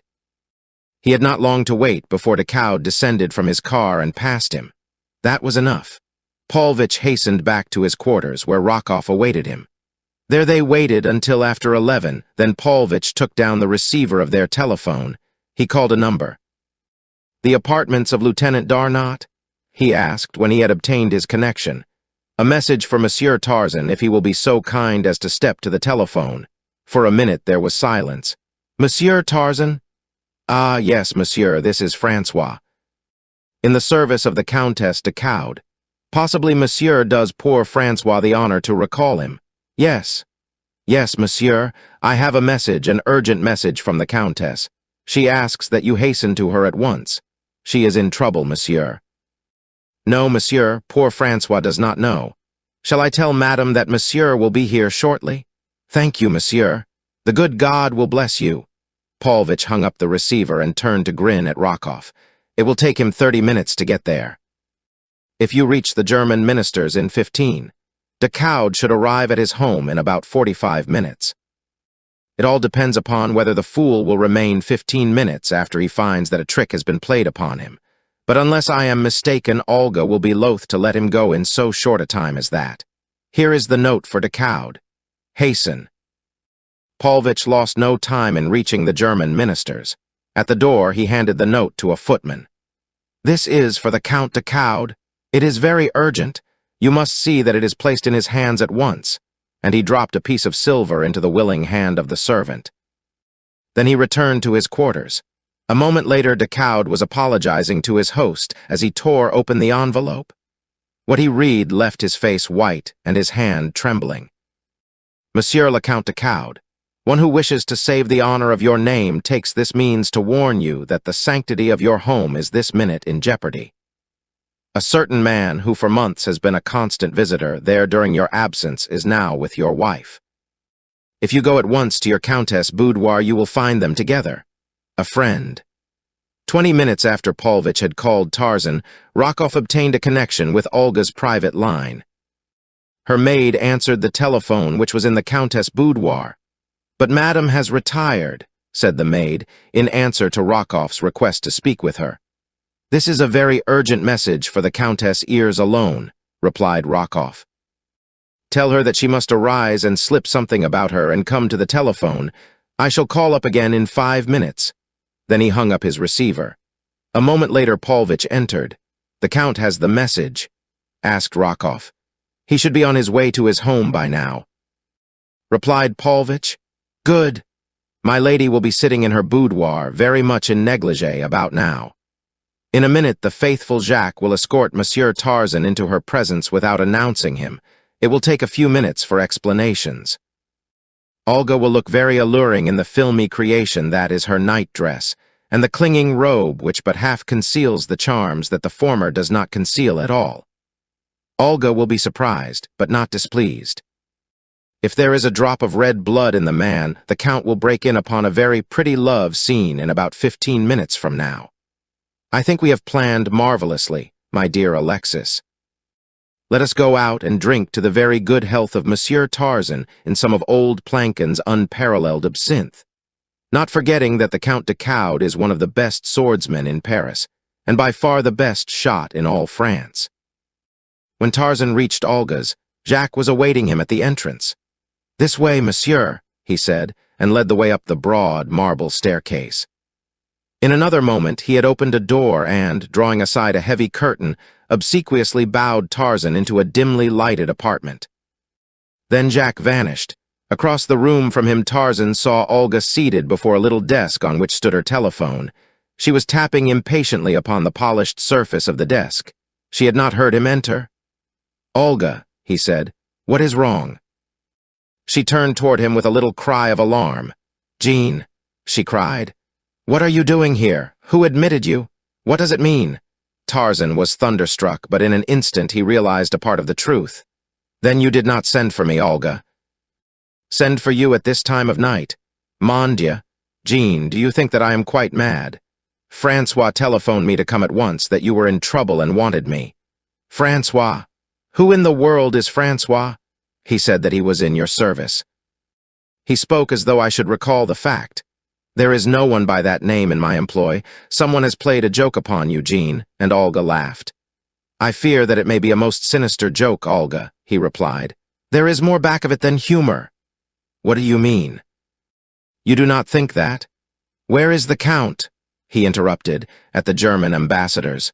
"This is another move by your estimable brother. Tomorrow the Count will hear of it. He will question the servants. Everything will point to what Rockoff wishes the Count to think." "The scoundrel!" cried Olga. She had arisen and come close to Tarzan, where she stood looking up into his face. She was very frightened. In her eyes was an expression that the hunter sees in those of a poor, terrified doe, puzzled, questioning. She trembled, and to steady herself raised her hands to his broad shoulders. "What shall we do, Jean?"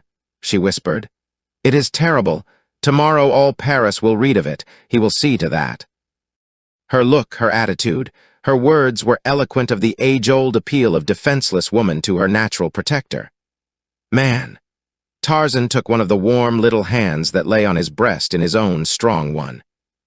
The act was quite involuntary, and almost equally so was the instinct of protection that threw a sheltering arm around the girl's shoulders. The result was electrical. Never before had he been so close to her. In startled guilt, they looked suddenly into each other's eyes, and where Olga de Caude should have been strong, she was weak, for she crept closer into the man's arms and clasped her own about his neck. "And Tarzan of the Apes." He took the panting figure into his mighty arms and covered the hot lips with kisses. Raoul de Caude made hurried excuses to his host after he had read the note handed him by the ambassador's butler. Never afterward could he recall the nature of the excuses he made. Everything was quite a blur to him up to the time that he stood on the threshold of his own home. Then he became very cool, moving quietly and with caution. For some inexplicable reason, Jacques had the door open before he was halfway to the steps. It did not strike him at the time as being unusual, though afterward he remarked it. Very softly he tiptoed up the stairs and along the gallery to the door of his wife's boudoir. In his hand was a heavy walking stick. In his heart, murder? Olga was the first to see him. With a horrified shriek, she tore herself from Tarzan's arms, and the ape-man turned just in time to ward with his arm a terrific blow that de Caude had aimed at his head. Once, twice, 3 times the heavy stick fell with lightning rapidity, and each blow aided in the transition of the ape-man back to the primordial.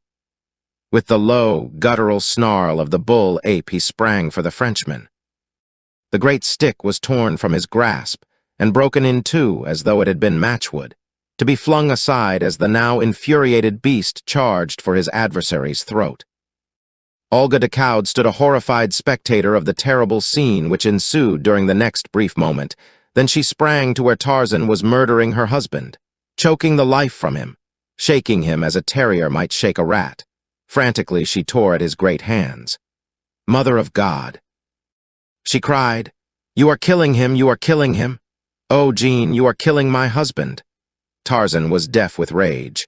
Suddenly he hurled the body to the floor and, placing his foot upon the upturned breast, raised his head. Then through the palace of the Count de Coude rang the awesome challenge of the bull ape that has made a kill. From cellar to attic the horrid sound searched out the servants and left them blanched and trembling. The woman in the room sank to her knees beside the body of her husband and prayed. Slowly the red mist faded from before Tarzan's eyes. Things began to take form. He was regaining the perspective of civilized man. His eyes fell upon the figure of the kneeling woman. "Olga," he whispered. She looked up, expecting to see the maniacal light of murder in the eyes above her. Instead, she saw sorrow and contrition. "Oh, Jean," she cried, "see what you have done. He was my husband. I loved him, and you have killed him." Very gently Tarzan raised the limp form of the Count de Coude and bore it to a couch. Then he put his ear to the man's breast. "Some brandy, Olga," he said. She brought it, and together they forced it between his lips. Presently a faint gasp came from the white lips. The head turned and de Coude groaned. "He will not die," said Tarzan. "Thank God." "Why did you do it, Jean?" she asked. "I do not know. He struck me and I went mad. I have seen the apes of my tribe do the same thing. I have never told you my story, Olga. It would have been better had you known it. This might not have happened. I never saw my father. The only mother I knew was a ferocious she-ape. Until I was 15, I had never seen a human being. I was 20 before I saw a white man. A little more than a year ago, I was a naked beast of prey in an African jungle. Do not judge me too harshly. 2 years is too short a time in which to attempt to work the change in an individual that it has taken countless ages to accomplish in the white race. I do not judge at all, Jean. The fault is mine. You must go now. He must not find you here when he regains consciousness. Goodbye." It was a sorrowful Tarzan who walked with bowed head from the palace of the Count de Coude. Once outside, his thoughts took definite shape, to the end that 20 minutes later he entered a police station not far from the Rue Mall. Here he soon found one of the officers with whom he had had the encounter several weeks previous. The policeman was genuinely glad to see again the man who had so roughly handled him. After a moment of conversation, Tarzan asked if he had ever heard of Nicholas Rockoff or Alexis Paulvitch. "Very often, indeed, monsieur. Each has a police record, and while there is nothing charged against them now, we make it a point to know pretty well where they may be found should the occasion demand. It is only the same precaution that we take with every known criminal. Why does monsieur ask?" "They are known to me," replied Tarzan. "I wish to see Monsieur Rockoff on a little matter of business. If you can direct me to his lodgings, I shall appreciate it." A few minutes later he bade the policeman adieu, and, with a slip of paper in his pocket bearing a certain address in a semi-respectable quarter, he walked briskly toward the nearest taxi stand. Rockoff and Paulvitch had returned to their rooms, and were sitting talking over the probable outcome of the evening's events. They had telephoned to the offices of 2 of the morning papers from which they momentarily expected representatives to hear the first report of the scandal that was to stir social Paris on the morrow. A heavy step sounded on the stairway. "Ah, but these newspaper men are prompt," exclaimed Rockoff, and as a knock fell upon the door of their room. "Enter, monsieur." The smile of welcome froze upon the Russian's face as he looked into the hard, gray eyes of his visitor. "Name of a name?" he shouted, springing to his feet. "What brings you here?" "Sit down," said Tarzan, so low that the men could barely catch the words, but in a tone that brought Rockoff to his chair and kept Paulvitch in his. "You know what has brought me here," he continued in the same low tone. "It should be to kill you, but because you are Olga de Coude's brother, I shall not do that. Now, I shall give you a chance for your lives. Paulvitch does not count much. He is merely a stupid, foolish little tool, and so I shall not kill him so long as I permit you to live. Before I leave you two alive in this room, you will have done two things. The first will be to write a full confession of your connection with tonight's plot, and sign it. The second will be to promise me upon pain of death that you will permit no word of this affair to get into the newspapers. If you do not do both, neither of you will be alive when I pass next through that doorway. Do you understand? And, without waiting for a reply, make haste. There is ink before you and paper and a pen. Rockoff assumed a truculent air, attempting by bravado to show how little he feared Tarzan's threats. An instant later, he felt the ape-man's steel fingers at his throat, and Paulvitch, who attempted to dodge them and reach the door, was lifted completely off the floor and hurled senseless into a corner. When Rockoff commenced to blacken about the face, Tarzan released his hold and shoved the fellow back into his chair. After a moment of coughing, Rockoff sat sullenly glaring at the man standing opposite him.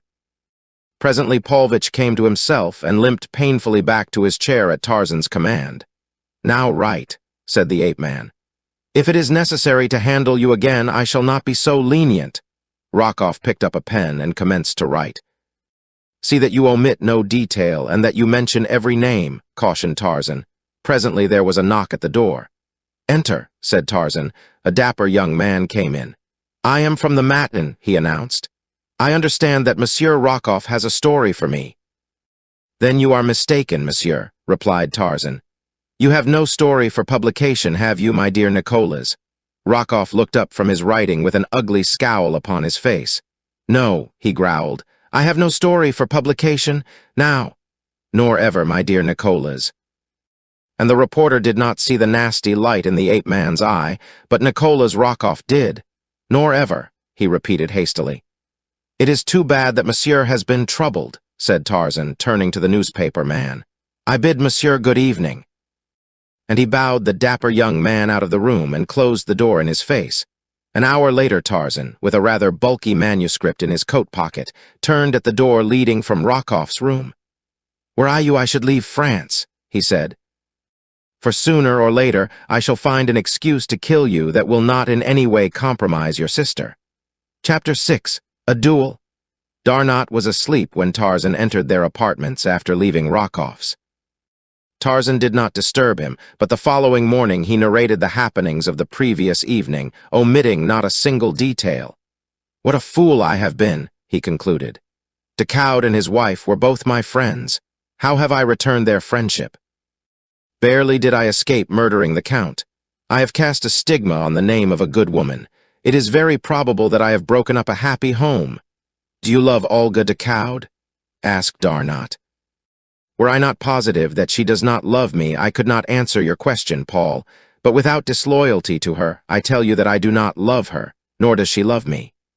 For an instant, we were the victims of a sudden madness. It was not love. And it would have left us, unharmed, as suddenly as it had come upon us, even though Decaud had not returned. As you know, I have had little experience of women. Olga Decaud is very beautiful. That, and the dim light and the seductive surroundings and the appeal of the defenseless for protection might have been resisted by a more civilized man, but my civilization is not even skin deep. It does not go deeper than my clothes. Paris is no place for me. I will but continue to stumble into more and more serious pitfalls. The man-made restrictions are irksome. I feel always that I am a prisoner. I cannot endure it, my friend, and so I think that I shall go back to my own jungle and lead the life that God intended that I should lead when he put me there." "Do not take it so to heart, Jean," responded Darnot. "You have acquitted yourself much better than most civilized men would have under similar circumstances. As to leaving Paris at this time, I rather think that Raoul Decaud may be expected to have something to say on that subject before long." Nor was Darnot mistaken. A week later, on Monsieur Flaubert was announced about 11 in the morning, as Darnot and Tarzan were breakfasting. Monsieur Flaubert was an impressively polite gentleman. With many low bows, he delivered Monsieur le Count Decaud's challenge to Monsieur Tarzan. Would Monsieur be so very kind as to arrange to have a friend meet Monsieur Flaubert at as early an hour as convenient, that the details might be arranged to the mutual satisfaction of all concerned. Certainly. Monsieur Tarzan would be delighted to place his interests unreservedly in the hands of his friend, Lieutenant Darnot. And so it was arranged that Darnot was to call on Monsieur Flaubert at 2 that afternoon, and the polite Monsieur Flaubert, with many bows, left them. When they were again alone, Darnot looked quizzically at Tarzan. "Well," he said, "now to my sins I must add murder, or else myself be killed," said Tarzan. "I am progressing rapidly in the ways of my civilized brothers. What weapons shall you select?" asked Darnot. "Decaud is accredited with being a master with the sword and a splendid shot. I might then choose poisoned arrows at 20 paces or spears at the same distance," laughed Tarzan.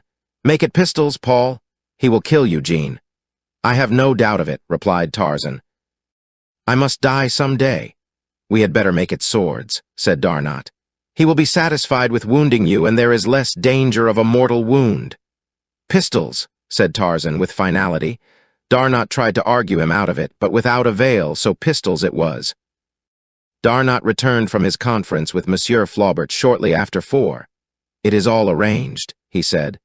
"Everything is satisfactory. Tomorrow morning at daylight, there is a secluded spot on the road not far from Edamps. For some personal reason, Monsieur Flaubert preferred it." I did not demur.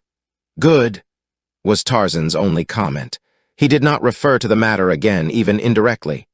That night he wrote several letters before he retired. After sealing and addressing them, he placed them all in an envelope addressed to Darnot. As he undressed, Darnot heard him humming a music-hall ditty. The Frenchman swore under his breath. He was very unhappy, for he was positive that when the sun rose the next morning, it would look down upon a dead Tarzan. It grated upon him to see Tarzan so unconcerned.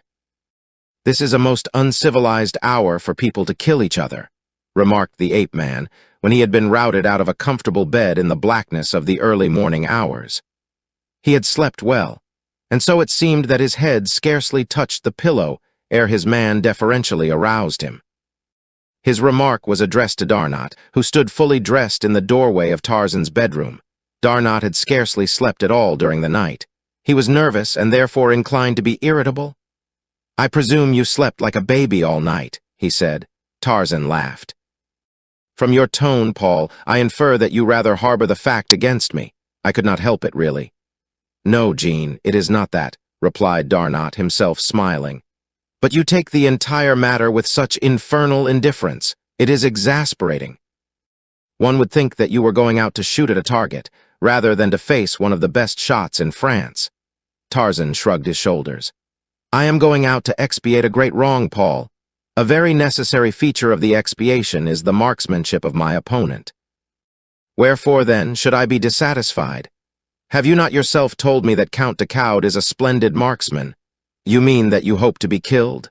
exclaimed Darnot in horror.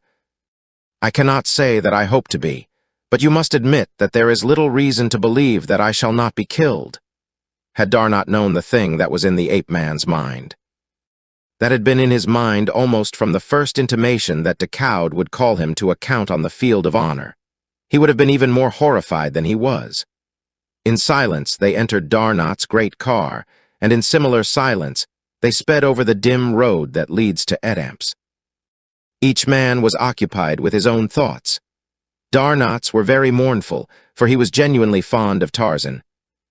The great friendship which had sprung up between these two men whose lives and training had been so widely different had but been strengthened by association. For they were both men to whom the same high ideals of manhood, of personal courage, and of honor appealed with equal force. They could understand one another, and each could be proud of the friendship of the other. Tarzan of the Apes was wrapped in thoughts of the past, pleasant memories of the happier occasions of his lost jungle life. He recalled the countless boyhood hours that he had spent cross-legged upon the table in his dead father's cabin. His little brown body bent over one of the fascinating picture books from which, unaided, he had gleaned the secret of the printed language long before the sounds of human speech fell upon his ears. A smile of contentment softened his strong face as he thought of that day of days that he had had alone with Jane Porter in the heart of his primeval forest. Presently his reminiscences were broken in upon by the stopping of the car. They were at their destination. Tarzan's mind returned to the affairs of the moment. He knew that he was about to die, but there was no fear of death in him. To a denizen of the cruel jungle, death is a commonplace. The first law of nature compels them to cling tenaciously to life, to fight for it, but it does not teach them to fear death. Darnot and Tarzan were first upon the field of honor. A moment later, Decaud, Monsieur Flaubert, and a third gentleman arrived. The last was introduced to Darnot and Tarzan. He was a physician. Darnot and Monsieur Flaubert spoke together in whispers for a brief time. The Count Decaud and Tarzan stood apart at opposite sides of the field. Presently the seconds summoned them. Darnot and Monsieur Flaubert had examined both pistols. The two men who were to face each other a moment later stood silently while Monsieur Flaubert recited the conditions they were to observe. They were to stand back to back. At a signal from Monsieur Flaubert, they were to walk in opposite directions, their pistols hanging by their sides. When each had proceeded 10 paces, Darnot was to give the final signal. Then they were to turn and fire at will until one fell, or each had expended the 3 shots allowed. While Monsieur Flaubert spoke, Tarzan selected a cigarette from his case and lighted it. Decaud was the personification of coolness. Was he not the best shot in France? Presently Monsieur Flaubert nodded to Darnot, and each man placed his principal in position. "Are you quite ready, gentlemen?" asked Monsieur Flaubert. "Quite," replied Decaud. Tarzan nodded. Monsieur Flaubert gave the signal. He and Darnot stepped back a few paces to be out of the line of fire as the men paced slowly apart. 6, 7, 8. There were tears in Darnot's eyes. He loved Tarzan very much. 9. Another pace, and the poor lieutenant gave the signal he so hated to give. To him it sounded the doom of his best friend. Quickly Decaud wheeled and fired. Tarzan gave a little start. His pistol still dangled at his side. Decaud hesitated, as though waiting to see his antagonist crumple to the ground. The Frenchman was too experienced a marksman not to know that he had scored a hit. Still, Tarzan made no move to raise his pistol. Decaud fired once more, but the attitude of the ape-man, the utter indifference that was so apparent in every line of the nonchalant ease of his giant figure and the even unruffled puffing of his cigarette, had disconcerted the best marksman in France. This time Tarzan did not start, but again Decaud knew that he had hit. Suddenly, the explanation leaped to his mind. His antagonist was coolly taking these terrible chances in the hope that he would receive no staggering wound from any of Decaud's 3 shots. Then he would take his own time about shooting Decaud down deliberately, coolly, and in cold blood. A little shiver ran up the Frenchman's spine. It was fiendish, diabolical. What manner of creature was this that could stand complacently with 2 bullets in him, waiting for the third? And so Decaud took careful aim this time, but his nerve was gone, and he made a clean miss. Not once had Tarzan raised his pistol hand from where it hung beside his leg. For a moment the two stood looking straight into each other's eyes. On Tarzan's face was a pathetic expression of disappointment. On Decaud's a rapidly growing expression of horror. Yes, of terror. He could endure it no longer. "Mother of God! Monsieur! Shoot!" he screamed. But Tarzan did not raise his pistol. Instead, he advanced toward Decaud, and when Darnot and Monsieur Flaubert, misinterpreting his intention, would have rushed between them, he raised his left hand in a sign of remonstrance. "Do not fear," he said to them. "I shall not harm him." It was most unusual, but they halted. Tarzan advanced until he was quite close to Decaud. "There must have been something wrong with Monsieur's pistol," he said. "Or Monsieur is unstrung. Take mine, Monsieur, and try again," and Tarzan offered his pistol, but foremost to the astonished Decaud. "Mon Dieu, Monsieur," cried the latter. "Are you mad?" "No, my friend," replied the ape-man, "but I deserve to die. It is the only way in which I may atone for the wrong I have done a very good woman.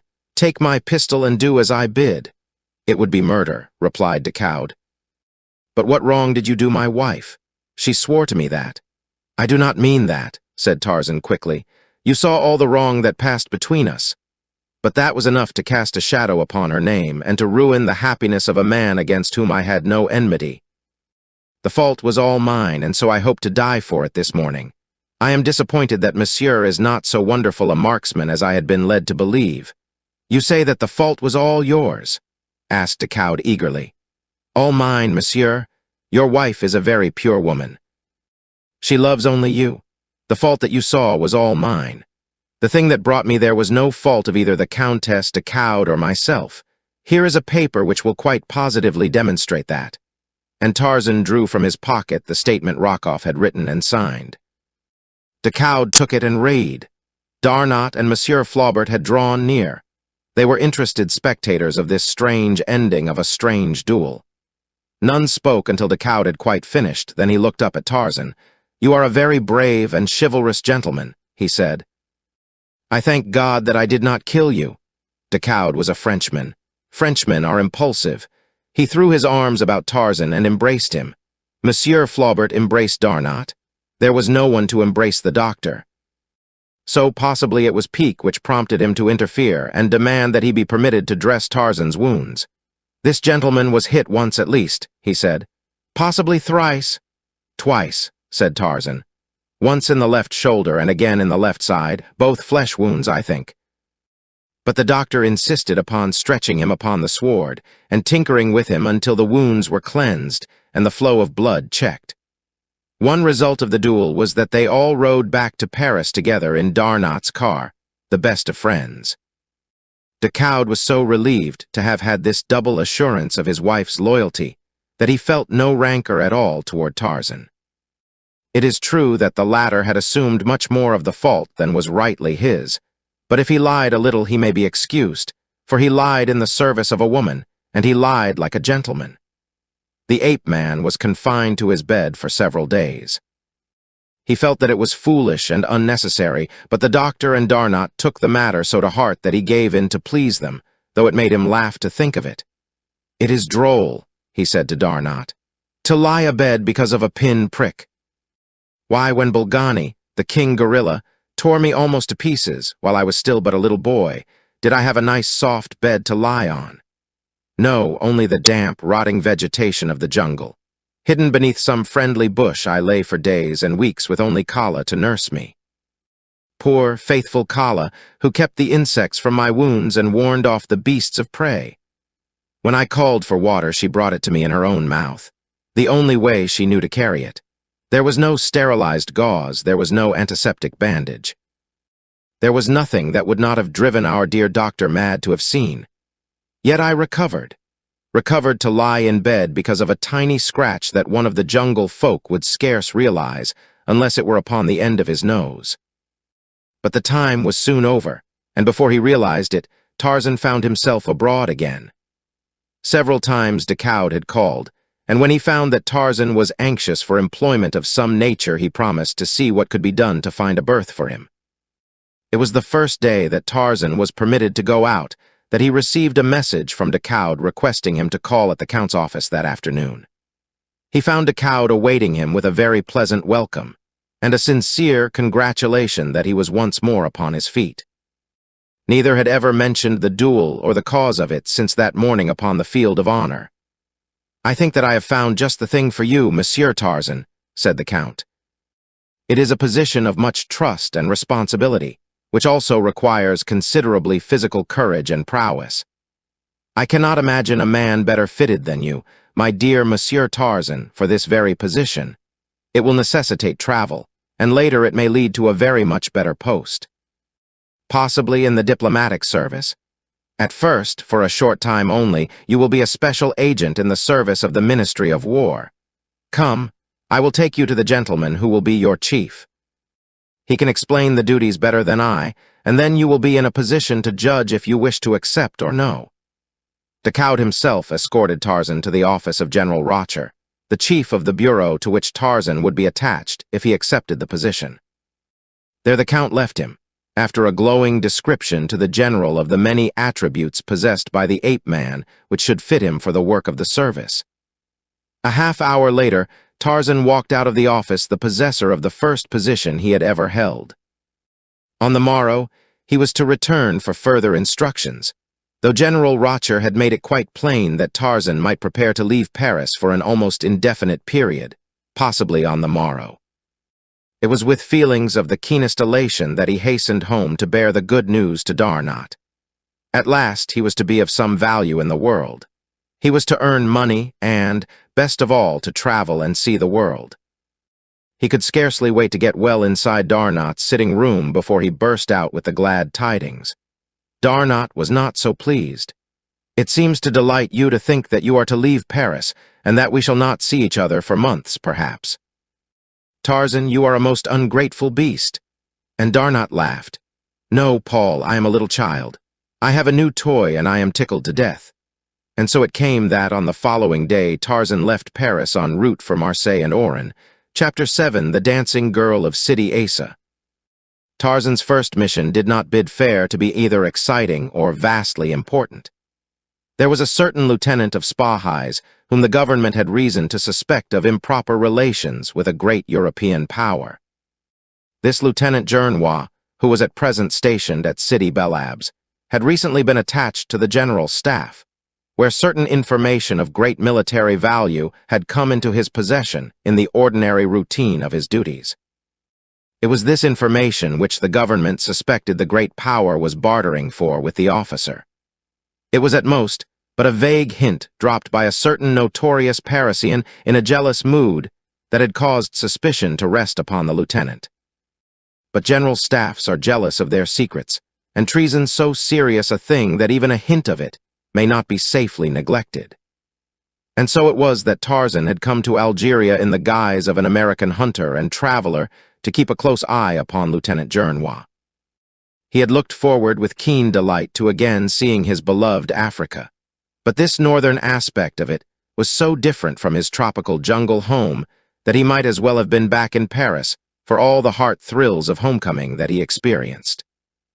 At Oran, he spent a day wandering through the narrow, crooked alleys of the Arab quarter enjoying the strange, new sights. The next day found him at Sidi Bel Abs, where he presented his letters of introduction to both civil and military authorities. Letters which gave no clue to the real significance of his mission.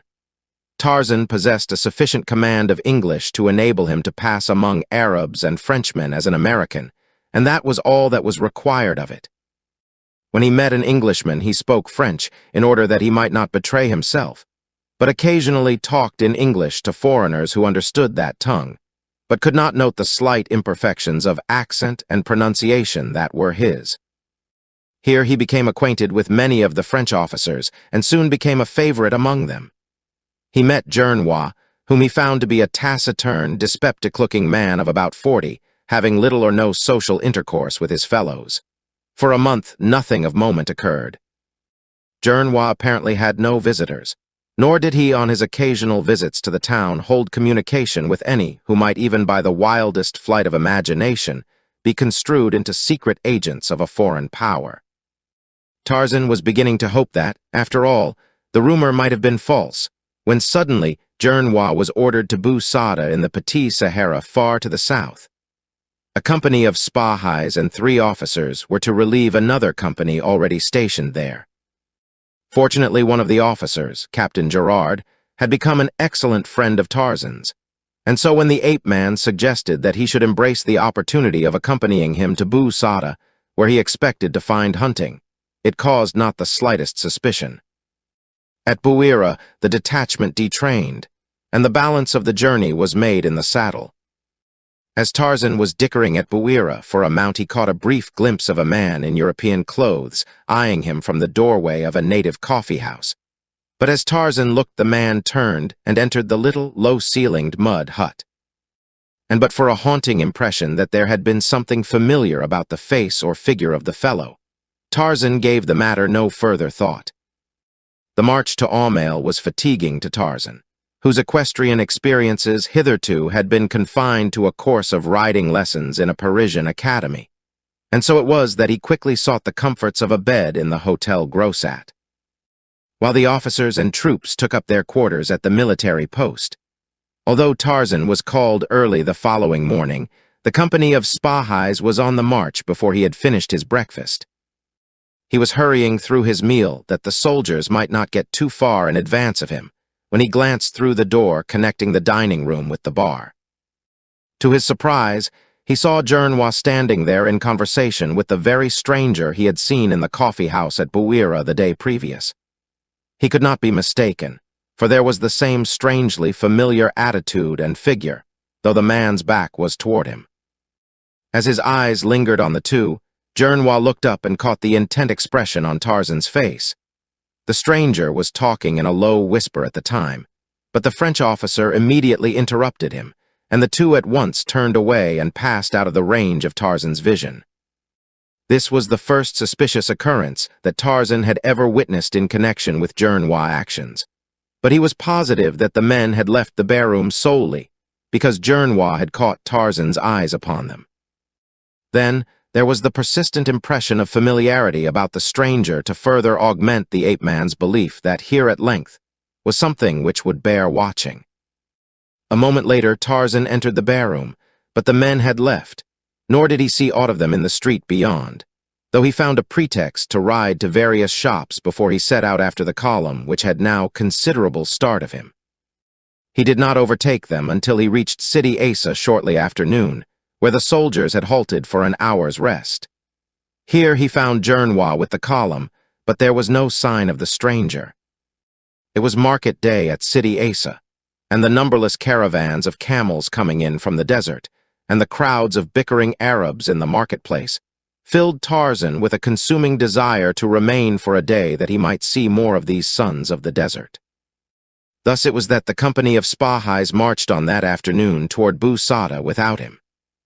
He spent the hours until dark wandering about the market in company with a youthful Arab, one Abdul, who had been recommended to him by the innkeeper as a trustworthy servant and interpreter. Here Tarzan purchased a better mount than the one he had selected at Buira, and, entering into conversation with the stately Arab to whom the animal had belonged, learned that the seller was Kader Ben Saden, sheikh of a desert tribe far south of Jelfa. Through Abdul, Tarzan invited his new acquaintance to dine with him. As the three were making their way through the crowds of marketers, camels, donkeys, and horses that filled the marketplace with a confusing babel of sounds, Abdul plucked at Tarzan's sleeve. "Look, master, behind us." And he turned, pointing at a figure which disappeared behind a camel as Tarzan turned. "He has been following us about all afternoon," continued Abdul. "I caught only a glimpse of an Arab in a dark blue burnous and white turban," replied Tarzan. "Is it he you mean?" "Yes."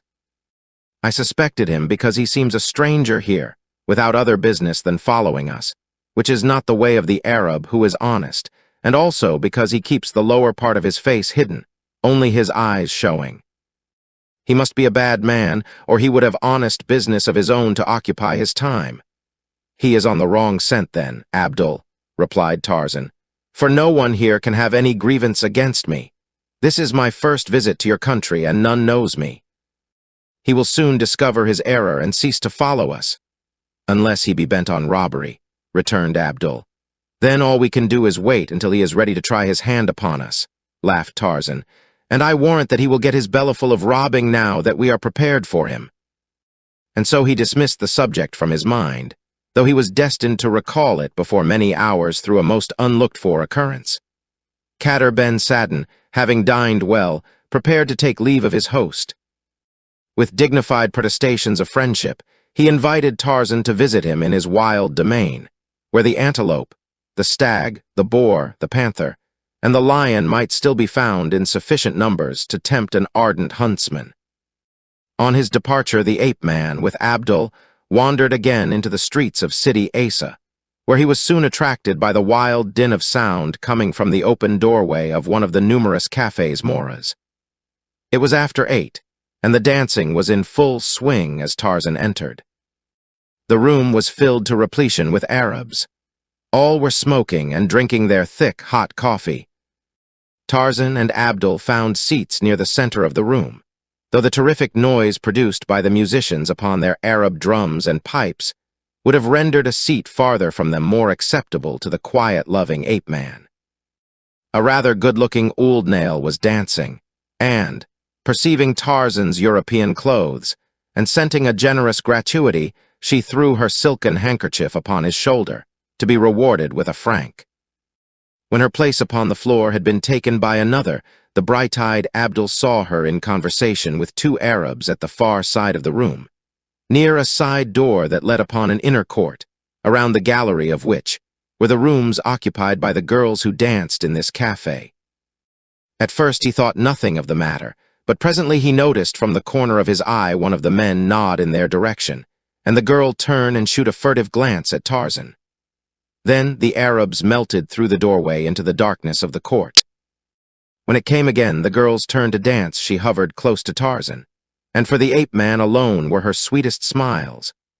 Many an ugly scowl was cast upon the tall European by swarthy, dark-eyed sons of the desert, but neither smiles nor scowls produced any outwardly visible effect upon him.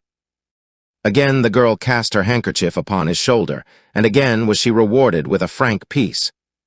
As she was sticking it upon her forehead, after the custom of her kind, she bent low toward Tarzan, whispering a quick word in his ear. "There are two without in the court." She said quickly in broken French, "Who would harm Msir? At first I promised to lure you to them, but you have been kind, and I cannot do it. Go quickly, before they find that I have failed them. I think that they are very bad men." Tarzan thanked the girl, assuring her that he would be careful, and, having finished her dance, she crossed to the little doorway and went out into the court. But Tarzan did not leave the cafe as she had urged. For another half-hour nothing unusual occurred. Then a surly-looking Arab entered the cafe from the street. He stood near Tarzan, where he deliberately made insulting remarks about the European, but as they were in his native tongue, Tarzan was entirely innocent of their purport until Abdul took it upon himself to enlighten him.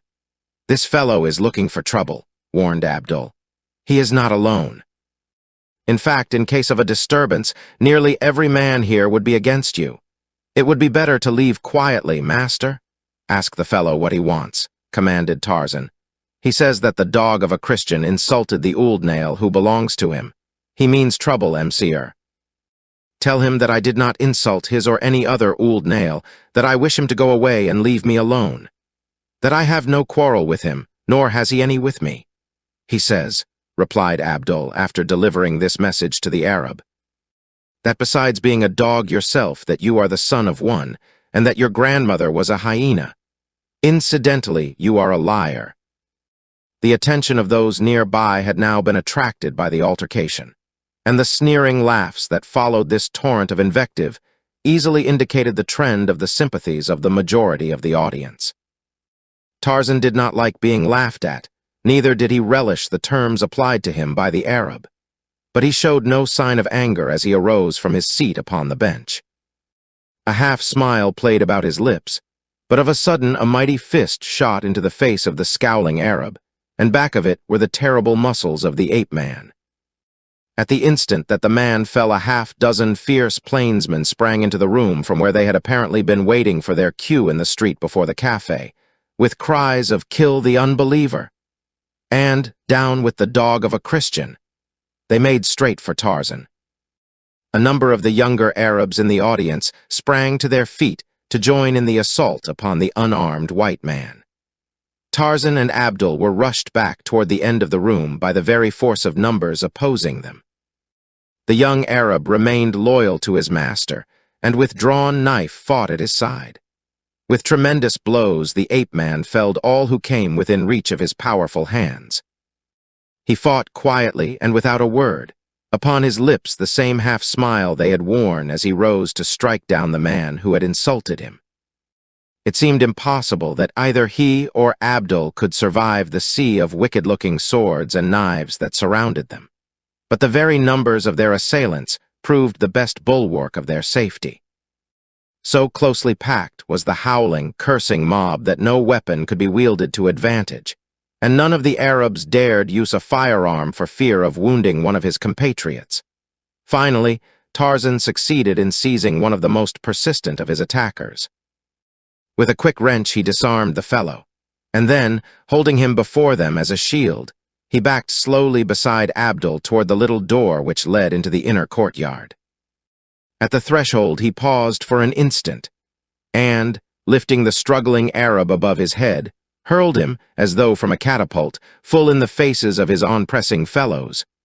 Then Tarzan and Abdul stepped into the semi-darkness of the court.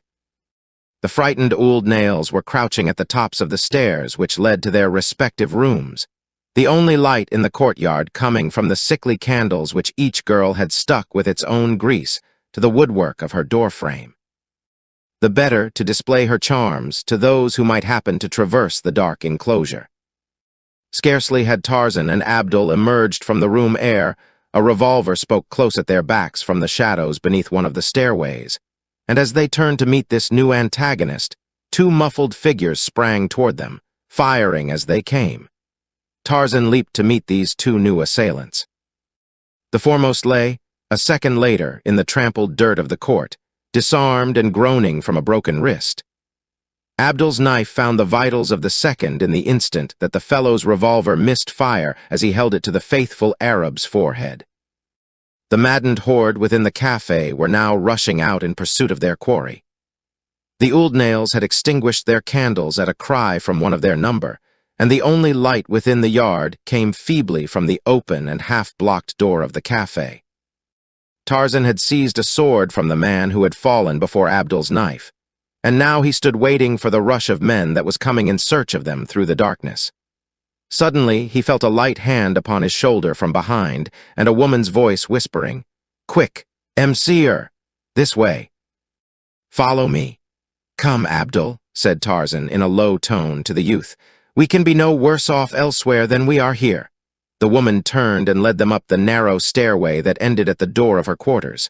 Tarzan was close beside her.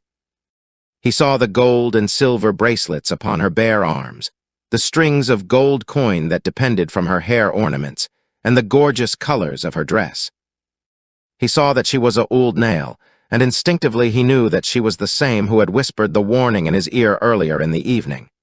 As they reached the top of the stairs, they could hear the angry crowd searching the yard beneath. "Soon they will search here," whispered the girl.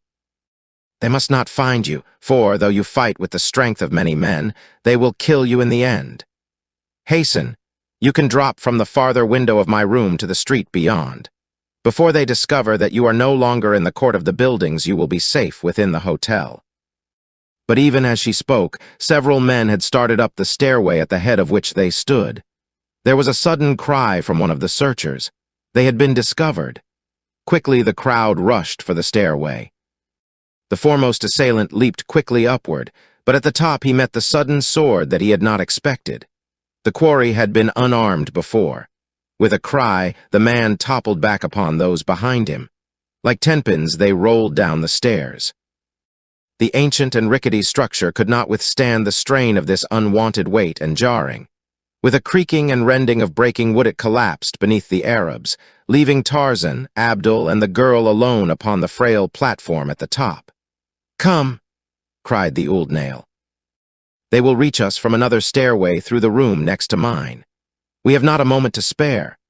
Just as they were entering the room, Abdul heard and translated a cry from the yard below for several to hasten to the street and cut off escape from that side. "We are lost now," said the girl simply. "We?" questioned Tarzan. "Yes, Mseer," she responded. "They will kill me as well. Have I not aided you?" This put a different aspect on the matter. Tarzan had rather been enjoying the excitement and danger of the encounter. He had not for an instant supposed that either Abdul or the girl could suffer except through accident, and he had only retreated just enough to keep from being killed himself. He had had no intention of running away until he saw that he was hopelessly lost were he to remain. Alone, he could have sprung into the midst of that close-packed mob, and, laying about him after the fashion of Numa, the lion, have struck the Arabs with such consternation that escape would have been easy. Now he must think entirely of these two faithful friends. He crossed to the window which overlooked the street. In a minute, there would be enemies below. Already he could hear the mob clambering the stairway to the next quarters. They would be at the door beside him in another instant. He put a foot upon the sill and leaned out, but he did not look down.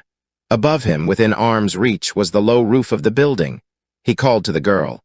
She came and stood beside him. He put a great arm about her and lifted her across his shoulder. "Wait here until I reach down for you from above," he said to Abdul. "In the meantime, shove everything in the room against that door. It may delay them long enough." Then he stepped to the sill of the narrow window with the girl upon his shoulders. "Hold tight," he cautioned her.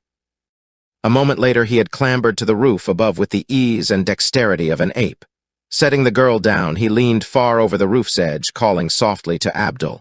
The youth ran to the window. "Your hand," whispered Tarzan. The men in the room beyond were battering at the door. With a sudden crash, it fell splintering in, and at the same instant, Abdul felt himself lifted like a feather onto the roof above. They were not a moment too soon, for as the men broke into the room which they had just quitted, a dozen more rounded the corner in the street below and came running to a spot beneath the girl's window. Chapter 8: The Fight in the Desert. As the three squatted upon the roof above the quarters of the Ould Nails, they heard the angry cursing of the Arabs in the room beneath. Abdul translated from time to time to Tarzan. "They are berating those in the street below now," said Abdul, "for permitting us to escape so easily. Those in the street say that we did not come that way, that we are still within the building, and that those above, being too cowardly to attack us, are attempting to deceive them into believing that we have escaped. In a moment, they will have fighting of their own to attend to if they continue their brawling." Presently those in the building gave up the search and returned to the cafe. A few remained in the street below, smoking and talking. Tarzan spoke to the girl, thanking her for the sacrifice she had made for him, a total stranger.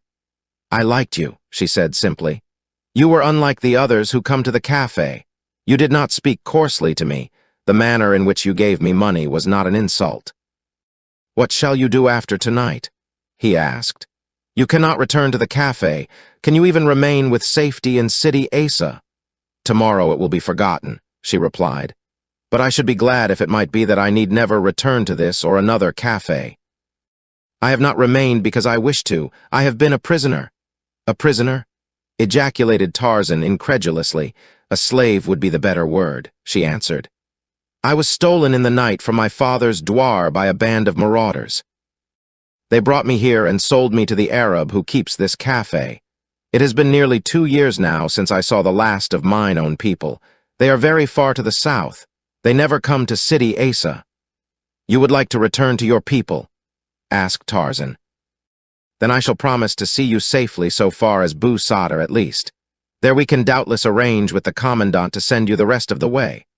"Oh, Msir," she cried, "how can I ever repay you? You cannot really mean that you will do so much for a poor Ould Nail." "But my father can reward you, and he will, for is he not a great sheikh? He is Khadr ben Sadin." "Khadr ben Sadin?" ejaculated Tarzan. "Why, Khadr ben Sadin is in City Asa this very night. He dined with me but a few hours since." "My father in City Asa?" cried the amazed girl. "Allah be praised then, for I am indeed saved."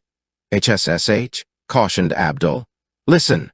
From below came the sound of voices, quite distinguishable upon the still night air.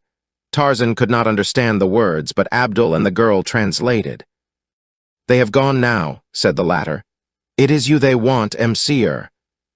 One of them said that the stranger who had offered money for your slaying lay in the house of Akhamd din Solef with a broken wrist, but that he had offered a still greater reward if some would lay in wait for you upon the road to Bou Sadr and kill you. "It is he who followed Msir about the market today," exclaimed Abdul. "I saw him again within the cafe, him and another, and the two went out into the inner court after talking with this girl here. It was they who attacked and fired upon us as we came out of the cafe." "Why do they wish to kill you, Msir?" "I do not know," replied Tarzan, and then, after a pause, "Unless—" But he did not finish, for the thought that had come to his mind, while it seemed the only reasonable solution of the mystery, appeared at the same time quite improbable. Presently the men in the street went away. The courtyard and the cafe were deserted. Cautiously, Tarzan lowered himself to the sill of the girl's window. The room was empty. He returned to the roof and let Abdul down, then he lowered the girl to the arms of the waiting Arab. From the window, Abdul dropped the short distance to the street below. while Tarzan took the girl in his arms and leaped down as he had done on so many other occasions in his own forest with a burden in his arms. A little cry of alarm was startled from the girl's lips, but Tarzan landed in the street with but an imperceptible jar and lowered her in safety to her feet. She clung to him for a moment. "How strong Mseer is and how active," she cried. "Eladria, the Black Lion himself, is not more so." "I should like to meet this Eladria of yours," he said. "I have heard much about him." "And you come to the douar of my father, you shall see him," said the girl. "He lives in a spur of the mountains north of us and comes down from his lair at night to rob my father's douar. With a single blow of his mighty paw he crushes the skull of a bull, and woe betide the belated wayfarer who meets Eladria abroad at night." Without further mishap, they reached the hotel. The sleepy landlord objected strenuously to instituting a search for Kader Ben Saden until the following morning, but a piece of gold put a different aspect on the matter, so that a few moments later a servant had started to make the rounds of the lesser native hostelries, where it might be expected that a desert sheikh would find congenial associations. Tarzan had felt it necessary to find the girl's father that night, for fear he might start on his homeward journey too early in the morning to be intercepted. They had waited perhaps half an hour when the messenger returned with Kader Ben Saden. The old sheikh entered the room with a questioning expression upon his proud face. "Monsieur has done me the honor to," he commenced, and then his eyes fell upon the girl. With outstretched arms he crossed the room to meet her. "My daughter!" he cried. "Allah is merciful." And tears dimmed the martial eyes of the old warrior. When the story of her abduction and her final rescue had been told to Kader Ben Saden, he extended his hand to Tarzan. "All that is Kader Ben Saden's is thine, my friend, even to his life," he said very simply, but Tarzan knew that those were no idle words. It was decided that although 3 of them would have to ride after practically no sleep, it would be best to make an early start in the morning and attempt to ride all the way to Bou Saada in one day. It would have been comparatively easy for the men, but for the girl it was sure to be a fatiguing journey. She, however, was the most anxious to undertake it, for it seemed to her that she could not quickly enough reach the family and friends from whom she had been separated for 2 years. It seemed to Tarzan that he had not closed his eyes before he was awakened, and in another hour the party was on its way south toward Bou Saada. For a few miles the road was good, and they made rapid progress, but suddenly it became only a waste of sand, into which the horses sank fetlock deep at nearly every step. In addition to Tarzan, Abdul, the sheikh, and his daughter were 4 of the wild plainsmen of the sheikh's tribe who had accompanied him upon the trip to Sidi Asa. Thus, 7 guns strong, they entertained little fear of attack by day, and if all went well they should reach Bou Saada before nightfall. A brisk wind enveloped them in the blowing sand of the desert, until Tarzan's lips were parched and cracked. What little he could see of the surrounding country was far from alluring. A vast expanse of rough country, rolling in little barren hillocks, and tufted here and there with clumps of dreary shrub. Far to the south rose the dim lines of the Saharan Atlas Range. How different, thought Tarzan, from the gorgeous Africa of his boyhood. Abdul, always on the alert, looked backward quite as often as he did ahead. At the top of each hillock that they mounted he would draw in his horse and, turning, scan the country to the rear with utmost care. At last his scrutiny was rewarded. "Look," he cried, "there are 6 horsemen behind us." "Your friends of last evening, no doubt, monsieur," remarked Kader Ben Saden dryly to Tarzan. "No doubt," replied the ape-man. "I am sorry that my society should endanger the safety of your journey. At the next village I shall remain and question these gentlemen while you ride on. There is no necessity for my being at Bou Saada tonight, and less still why you should not ride in peace. If you stop, we shall stop," said Kader Ben Saden. "Until you are safe with your friends or the enemy has left your trail, we shall remain with you. There is nothing more to say." Tarzan nodded his head. He was a man of few words, and possibly it was for this reason as much as any that Kader Ben Saden had taken to him, for if there be one thing that an Arab despises, it is a talkative man. All the balance of the day, Abdul caught glimpses of the horsemen in their rear. They remained always at about the same distance. During the occasional halts for rest, and at the longer halt at noon, they approached no closer. "They are waiting for darkness," said Kader Ben Saden, and darkness came before they reached Bou Saada. The last glimpse that Abdul had of the grim, white-robed figures that trailed them, just before dusk made it impossible to distinguish them, had made it apparent that they were rapidly closing up the distance that intervened between them and their intended quarry. He whispered this fact to Tarzan, for he did not wish to alarm the girl. The ape-man drew back beside him. "You will ride ahead with the others, Abdul," said Tarzan. "This is my quarrel. I shall wait at the next convenient spot and interview these fellows." "Then Abdul shall wait at thy side," replied the young Arab, nor would any threats or commands move him from his decision. "Very well, then," replied Tarzan. "Here is as good a place as we could wish. Here are rocks at the top of this hillock. We shall remain hidden here and give an account of ourselves to these gentlemen when they appear." They drew in their horses and dismounted. The others riding ahead were already out of sight in the darkness. Beyond them shone the lights of Bou Saada. Tarzan removed his rifle from its boot and loosened his revolver in its holster.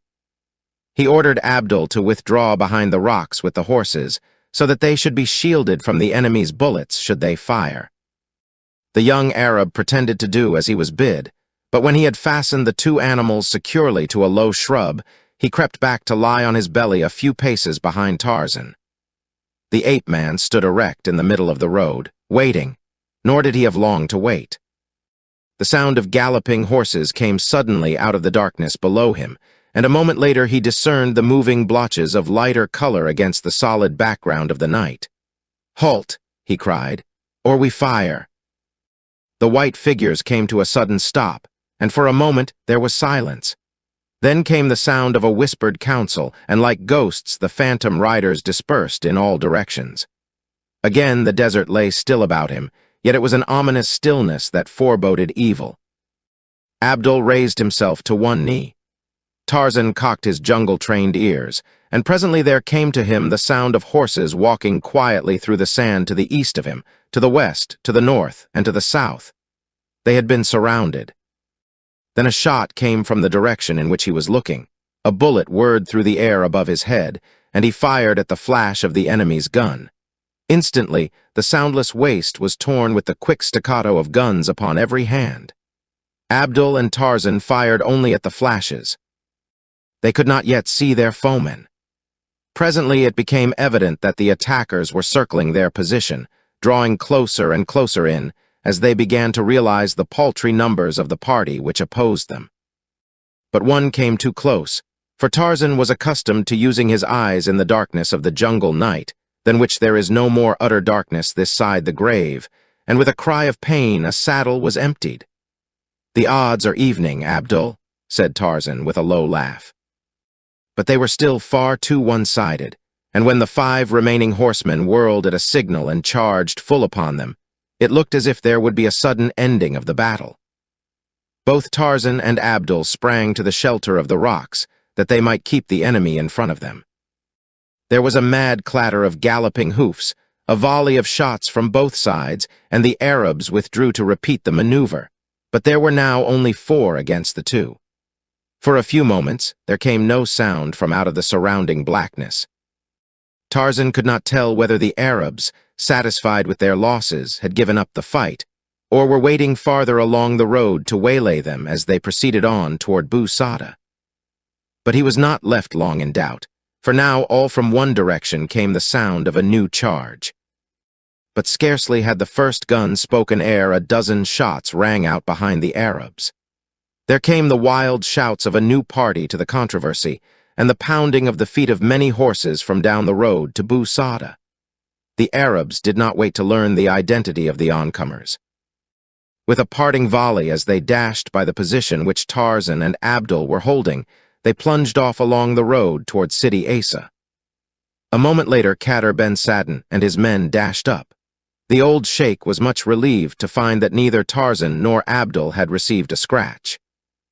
Not even had their horses been wounded. They sought out the 2 men who had fallen before Tarzan's shots, and, finding that both were dead, left them where they lay. "Why did you not tell me that you contemplated ambushing those fellows?" asked the sheikh in a hurt tone.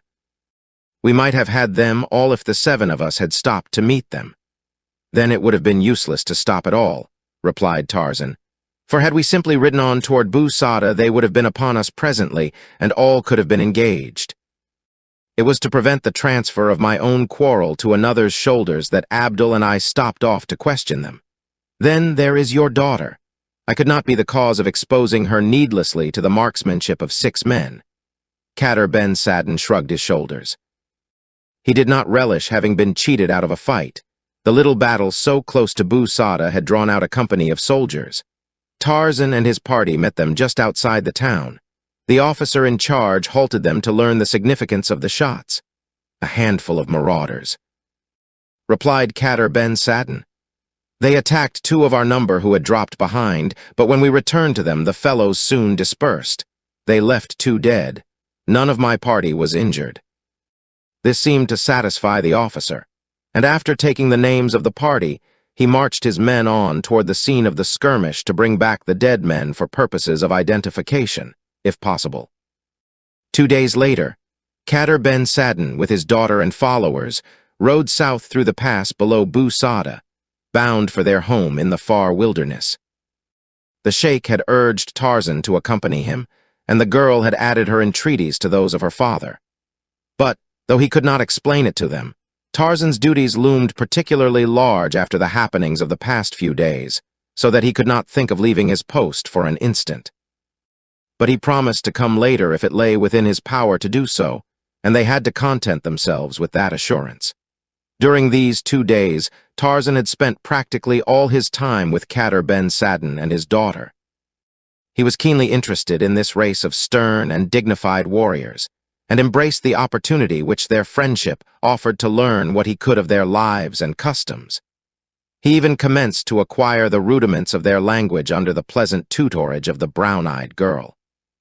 It was with real regret that he saw them depart, and he sat his horse at the opening to the pass, as far as which he had accompanied them, gazing after the little party as long as he could catch a glimpse of them.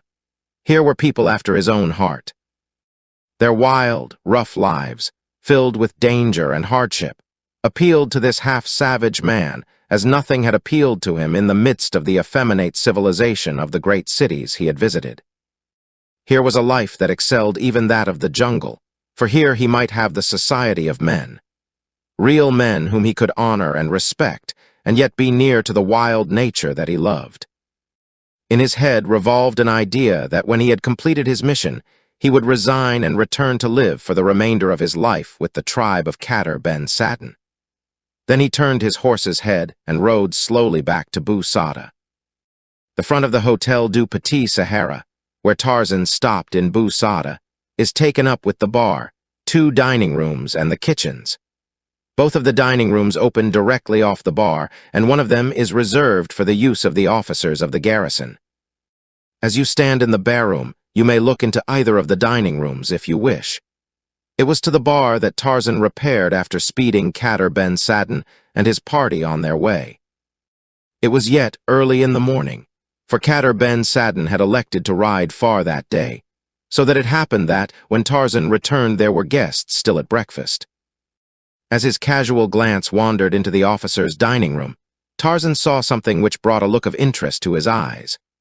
Lieutenant Jernois was sitting there, and as Tarzan looked, a white-robed Arab approached and, bending, whispered a few words into the lieutenant's ear. Then he passed on out of the building through another door.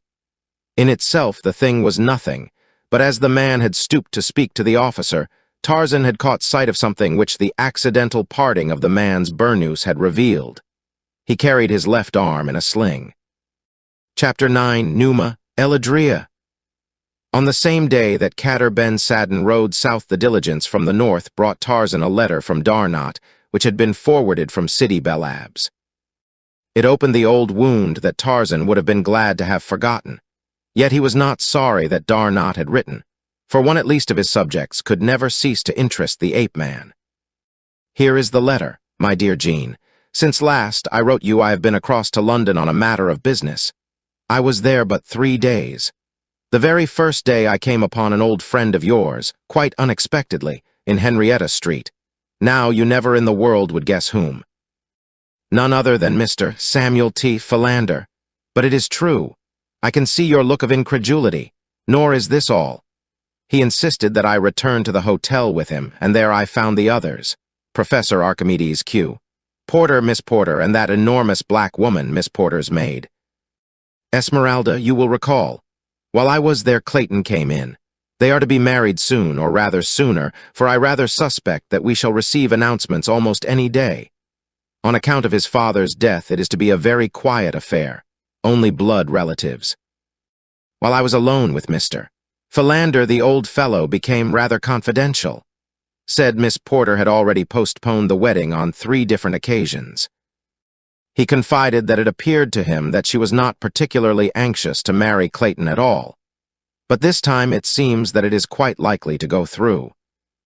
Of course, they all asked after you, but I respected your wishes in the matter of your true origin, and only spoke to them of your present affairs. Miss Porter was especially interested in everything I had to say about you, and asked many questions. I'm afraid I took a rather unchivalrous delight in picturing your desire and resolve to go back eventually to your native jungle. I was sorry afterward, for it did seem to cause her real anguish to contemplate the awful dangers to which you wished to return. And yet, she said, I do not know. There are more unhappy fates than the grim and terrible jungle presents to Monsieur Tarzan. At least his conscience will be free from remorse. And there are moments of quiet and restfulness by day and vistas of exquisite beauty. You may find it strange that I should say it, who experienced such terrifying experiences in that frightful forest. Yet at times I long to return, for I cannot but feel that the happiest moments of my life were spent there. There was an expression of ineffable sadness on her face as she spoke, and I could not but feel that she knew that I knew her secret, and that this was her way of transmitting to you a last tender message from a heart that might still enshrine your memory, though its possessor belonged to another. Clayton appeared nervous and ill at ease while you were the subject of conversation. He wore a worried and harassed expression, yet he was very kindly in his expressions of interest in you. I wonder if he suspects the truth about you. Tennington came in with Clayton. They are great friends, you know.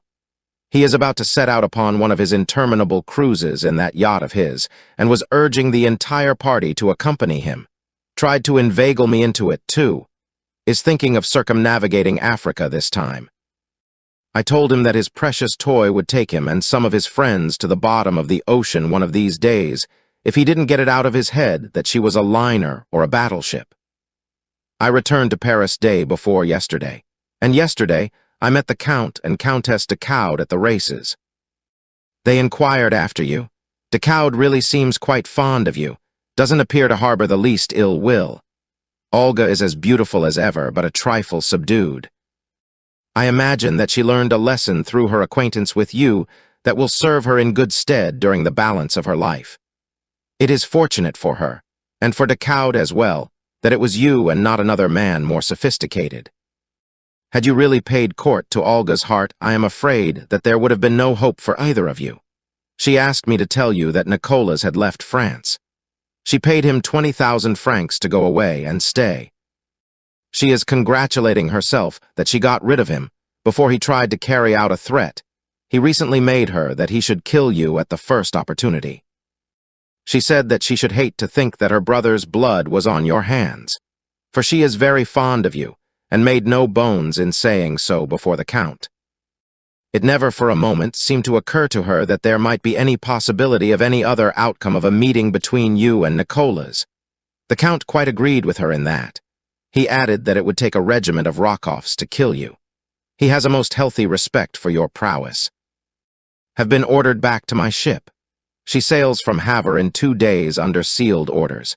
If you will address me in her care, the letters will find me eventually. I shall write you as soon as another opportunity presents. Your sincere friend, Paul Darnot. I fear, mused Tarzan half aloud, that Olga has thrown away her 20,000 francs. He read over that part of Darnot's letter several times in which he had quoted from his conversation with Jane Porter. Tarzan derived a rather pathetic happiness from it, but it was better than no happiness at all. The following 3 weeks were quite uneventful. On several occasions, Tarzan saw the mysterious Arab, and once again he had been exchanging words with Lieutenant Jernwa. But no amount of espionage or shadowing by Tarzan revealed the Arab's lodgings, the location of which Tarzan was anxious to ascertain. Jernwa, never cordial, had kept more than ever aloof from Tarzan since the episode in the dining room of the hotel at Aumail. His attitude on the few occasions that they had been thrown together had been distinctly hostile. That he might keep up the appearance of the character he was playing, Tarzan spent considerable time hunting in the vicinity of Bou Saada. He would spend entire days in the foothills, ostensibly searching for gazelle, but on the few occasions that he came close enough to any of the beautiful little animals to harm them, he invariably allowed them to escape without so much as taking his rifle from its boot. The ape-man could see no sport in slaughtering the most harmless and defenseless of God's creatures for the mere pleasure of killing. In fact, Tarzan had never killed for pleasure, nor to him was there pleasure in killing. It was the joy of righteous battle that he loved, the ecstasy of victory, and the keen and successful hunt for food in which he pitted his skill and craftiness against the skill and craftiness of another. But to come out of a town filled with food to shoot down a soft-eyed, pretty gazelle. Ah, that was crueler than the deliberate and cold-blooded murder of a fellow man. Tarzan would have none of it, and so he hunted alone that none might discover the sham that he was practicing. And once, probably because of the fact that he rode alone, he was like to have lost his life. He was riding slowly through a little ravine when a shot sounded close behind him, and a bullet passed through the cork helmet he wore. Although he turned at once and galloped rapidly to the top of the ravine, there was no sign of any enemy, nor did he see aught of another human being until he reached Bou Saada. Yes, he soliloquized, in recalling the occurrence, Olga has indeed thrown away her 20,000 francs. That night he was Captain Gerard's guest at a little dinner. Your hunting has not been very fortunate? Questioned the officer. No, replied Tarzan. The game hereabout is timid, nor do I care particularly about hunting game, birds, or antelope. I think I shall move on farther south and have a try at some of your Algerian lions. Good, exclaimed the captain. We are marching toward Jelfa on the morrow. You shall have company that far at least. Lieutenant Jernwa and I, with 100 men, are ordered south to patrol a district in which the marauders are giving considerable trouble. Possibly we may have the pleasure of hunting the lion together. What say you? Tarzan was more than pleased, nor did he hesitate to say so, but the captain would have been astonished had he known the real reason of Tarzan's pleasure. Jernwa was sitting opposite the ape-man. He did not seem so pleased with his captain's invitation. You will find lion hunting more exciting than gazelle shooting, remarked Captain Gerard, and more dangerous. Even gazelle shooting has its dangers, replied Tarzan, especially when one goes alone. I found it so today. I also found that while the gazelle is the most timid of animals, it is not the most cowardly. He let his glance rest only casually upon Jernwa after he had spoken, for he did not wish the man to know that he was under suspicion or surveillance, no matter what he might think. The effect of his remark upon him, however, might tend to prove his connection with or knowledge of certain recent happenings. Tarzan saw a dull red creep up from beneath Jernwa's collar. He was satisfied and quickly changed the subject. When the column rode south from Bou Saada the next morning, there were half a dozen Arabs bringing up the rear. They are not attached to the command, replied Gerard in response to Tarzan's query. They merely accompany us on the road for companionship. Tarzan had learned enough about Arab character since he had been in Algeria to know that this was no real motive. For the Arab is never overfond of the companionship of strangers, and especially of French soldiers. So his suspicions were aroused, and he decided to keep a sharp eye on the little party that trailed behind the column at a distance of about 1/4 of a mile. But they did not come close enough even during the halts to enable him to obtain a close scrutiny of them. He had long been convinced that there were hired assassins on his trail, nor was he in great doubt but that Rockoff was at the bottom of the plot. whether it was to be revenge for the several occasions in the past that Tarzan had defeated the Russian's purposes and humiliated him, or was in some way connected with his mission in the Jernwa affair. He could not determine. If the latter, and it seemed probable since the evidence he had that Jernwa suspected him, then he had two rather powerful enemies to contend with, for there would be many opportunities in the wilds of Algeria for which they were bound. To dispatch a suspected enemy quietly and without attracting suspicion. After camping at Jelfa for 2 days, the column moved to the southwest, from whence word had come that the marauders were operating against the tribes whose douars were situated at the foot of the mountains. The little band of Arabs who had accompanied them from Bou Saada had disappeared suddenly the very night that orders had been given to prepare for the morrow's march from Jelfa. Tarzan made casual inquiries among the men, but none could tell him why they had left, or in what direction they had gone. He did not like the looks of it, especially in view of the fact that he had seen Jernwa in conversation with one of them some half-hour after Captain Gerard had issued his instructions relative to the new move. Only Jernwa and Tarzan knew the direction of the proposed march. All the soldiers knew was that they were to be prepared to break camp early the next morning. Tarzan wondered if Jernwa could have revealed their destination to the Arabs. Late that afternoon, they went into camp at a little oasis in which was the douar of a sheikh whose flocks were being stolen and whose herdsmen were being killed. The Arabs came out of their goatskin tents and surrounded the soldiers, asking many questions in the native tongue, for the soldiers were themselves natives. Tarzan, who, by this time, with the assistance of Abdul, had picked up quite a smattering of Arab, questioned one of the younger men who had accompanied the sheikh while the latter paid his respects to Captain Gerard. No, he had seen no party of 6 horsemen riding from the direction of Jelfa. There were other oases scattered about. Possibly they had been journeying to one of these. Then there were the marauders in the mountains above. They often rode north to Bou Saada in small parties, and even as far as Aumail and Bouira. It might indeed have been a few marauders returning to the band from a pleasure trip to one of these cities. Early the next morning, Captain Gerard split his command in 2, giving Lieutenant Jernwa command of one party while he headed the other. They were to scour the mountains upon opposite sides of the plain. "And with which detachment will Monsieur Tarzan ride?" asked the captain. "Or maybe it is that Monsieur does not care to hunt marauders?"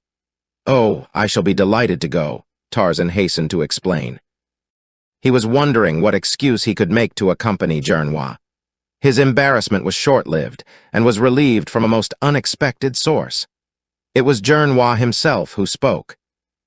"If my captain will forego the pleasure of Monsieur Tarzan's company for this once, I shall esteem it an honor indeed to have Monsieur ride with me today," he said, nor was his tone lacking in cordiality. In fact, Tarzan imagined that he had overdone it a trifle, but, even so, he was both astounded and pleased, hastening to express his delight at the arrangement. And so it was that Lieutenant Jernwa and Tarzan rode off side by side at the head of the little detachment of Spahis. Jernwa cordiality was short-lived. No sooner had they ridden out of sight of Captain Gerard and his men than he lapsed once more into his accustomed taciturnity. As they advanced, the ground became rougher. Steadily it ascended toward the mountains, into which they filed through a narrow canon close to noon. By the side of a little rivulet, Jernwa called the midday halt. Here the men prepared and ate their frugal meal and refilled their canteens. After an hour's rest, they advanced again along the canon until they presently came to a little valley from which several rocky gorges diverged. Here they halted, while Jernwa minutely examined the surrounding heights from the center of the depression. "We shall separate here," he said, several riding into each of these gorges, and then he commenced to detail his various squads and issue instructions to the non-commissioned officers who were to command them. When he had done, he turned to Tarzan. "Monsieur will be so good as to remain here until we return." Tarzan demurred, but the officer cut him short. "There may be fighting for one of these sections," he said, "and troops cannot be embarrassed by civilian non-combatants during action." "But, my dear lieutenant," expostulated Tarzan, I am most ready and willing to place myself under command of yourself or any of your sergeants or corporals, and to fight in the ranks as they direct. It is what I came for." "I should be glad to think so," retorted Jernwa with a sneer he made no attempt to disguise. Then shortly, "You are under my orders, and they are that you remain here until we return. Let that end the matter," and he turned and spurred away at the head of his men. A moment later, Tarzan found himself alone in the midst of a desolate mountain fastness. The sun was hot, so he sought the shelter of a nearby tree where he tethered his horse and sat down upon the ground to smoke. Inwardly, he swore at Jernwa for the trick he had played upon him. A mean little revenge, thought Tarzan, and then suddenly it occurred to him that the man would not be such a fool as to antagonize him through a trivial annoyance of so petty a description. There must be something deeper than this behind it. With the thought, he arose and removed his rifle from its boot. He looked to its loads and saw that the magazine was full. Then he inspected his revolver. After this preliminary precaution, he scanned the surrounding heights and the mouths of the several gorges. He was determined that he should not be caught napping. The sun sank lower and lower, yet there was no sign of returning Spahis. At last, the valley was submerged in shadow. Tarzan was too proud to go back to camp, until he had given the detachment ample time to return to the valley, which he thought was to have been their rendezvous. With the closing in of night, he felt safer from attack, for he was at home in the dark. He knew that none might approach him so cautiously as to elude those alert and sensitive ears of his. Then there were his eyes, too, for he could see well at night, and his nose if they came toward him from upwind would apprise him of the approach of an enemy while they were still a great way off. So he felt that he was in little danger, and thus lulled to a sense of security he fell asleep, with his back against the tree. He must have slept for several hours, for when he was suddenly awakened by the frightened snorting and plunging of his horse, the moon was shining full upon the little valley, and there, not 10 paces before him, stood the grim cause of the terror of his mount. Superb, majestic, his graceful tail extended and quivering, and his 2 eyes of fire riveted full upon his prey, stood Numa el-Adria, the black lion. A little thrill of joy tingled through Tarzan's nerves. It was like meeting an old friend after years of separation. For a moment, he sat rigid to enjoy the magnificent spectacle of this lord of the wilderness. But now Numa was crouching for the spring. Very slowly Tarzan raised his gun to his shoulder. He had never killed a large animal with a gun in all his life. Heretofore he had depended upon his spear, his poisoned arrows, his rope, his knife, or his bare hands. Instinctively he wished that he had his arrows and his knife. He would have felt surer with them. Numa was lying quite flat upon the ground now, presenting only his head. Tarzan would have preferred to fire a little from one side, for he knew what terrific damage the lion could do if he lived 2 minutes, or even a minute after he was hit. The horse stood trembling in terror at Tarzan's back. The ape-man took a cautious step to one side. Numa but followed him with his eyes. Another step he took, and then another. Numa had not moved. Now he could aim at a point between the eye and the ear. His finger tightened upon the trigger, and as he fired, Numa sprang. At the same instant, the terrified horse made a last frantic effort to escape. The tether parted, and he went careening down the cannon toward the desert. No ordinary man could have escaped those frightful claws when Numa sprang from so short a distance, but Tarzan was no ordinary man. From earliest childhood, his muscles had been trained by the fierce exigencies of his existence to act with the rapidity of thought. As quick as was el-Adria, Tarzan of the Apes was quicker, and so the great beast crashed against a tree where he had expected to feel the soft flesh of man, while Tarzan, a couple of paces to the right, pumped another bullet into him that brought him clawing and roaring to his side. Twice more Tarzan fired in quick succession, and then el-Adria lay still and roared no more. It was no longer Monsieur Jean Tarzan. It was Tarzan of the Apes that put a savage foot upon the body of his savage kill, and, raising his face to the full moon, lifted his mighty voice in the weird and terrible challenge of his kind. A bull ape had made his kill.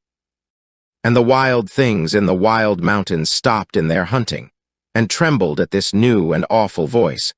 While down in the desert, the children of the wilderness came out of their goatskin tents and looked toward the mountains, wondering what new and savage scourge had come to devastate their flocks.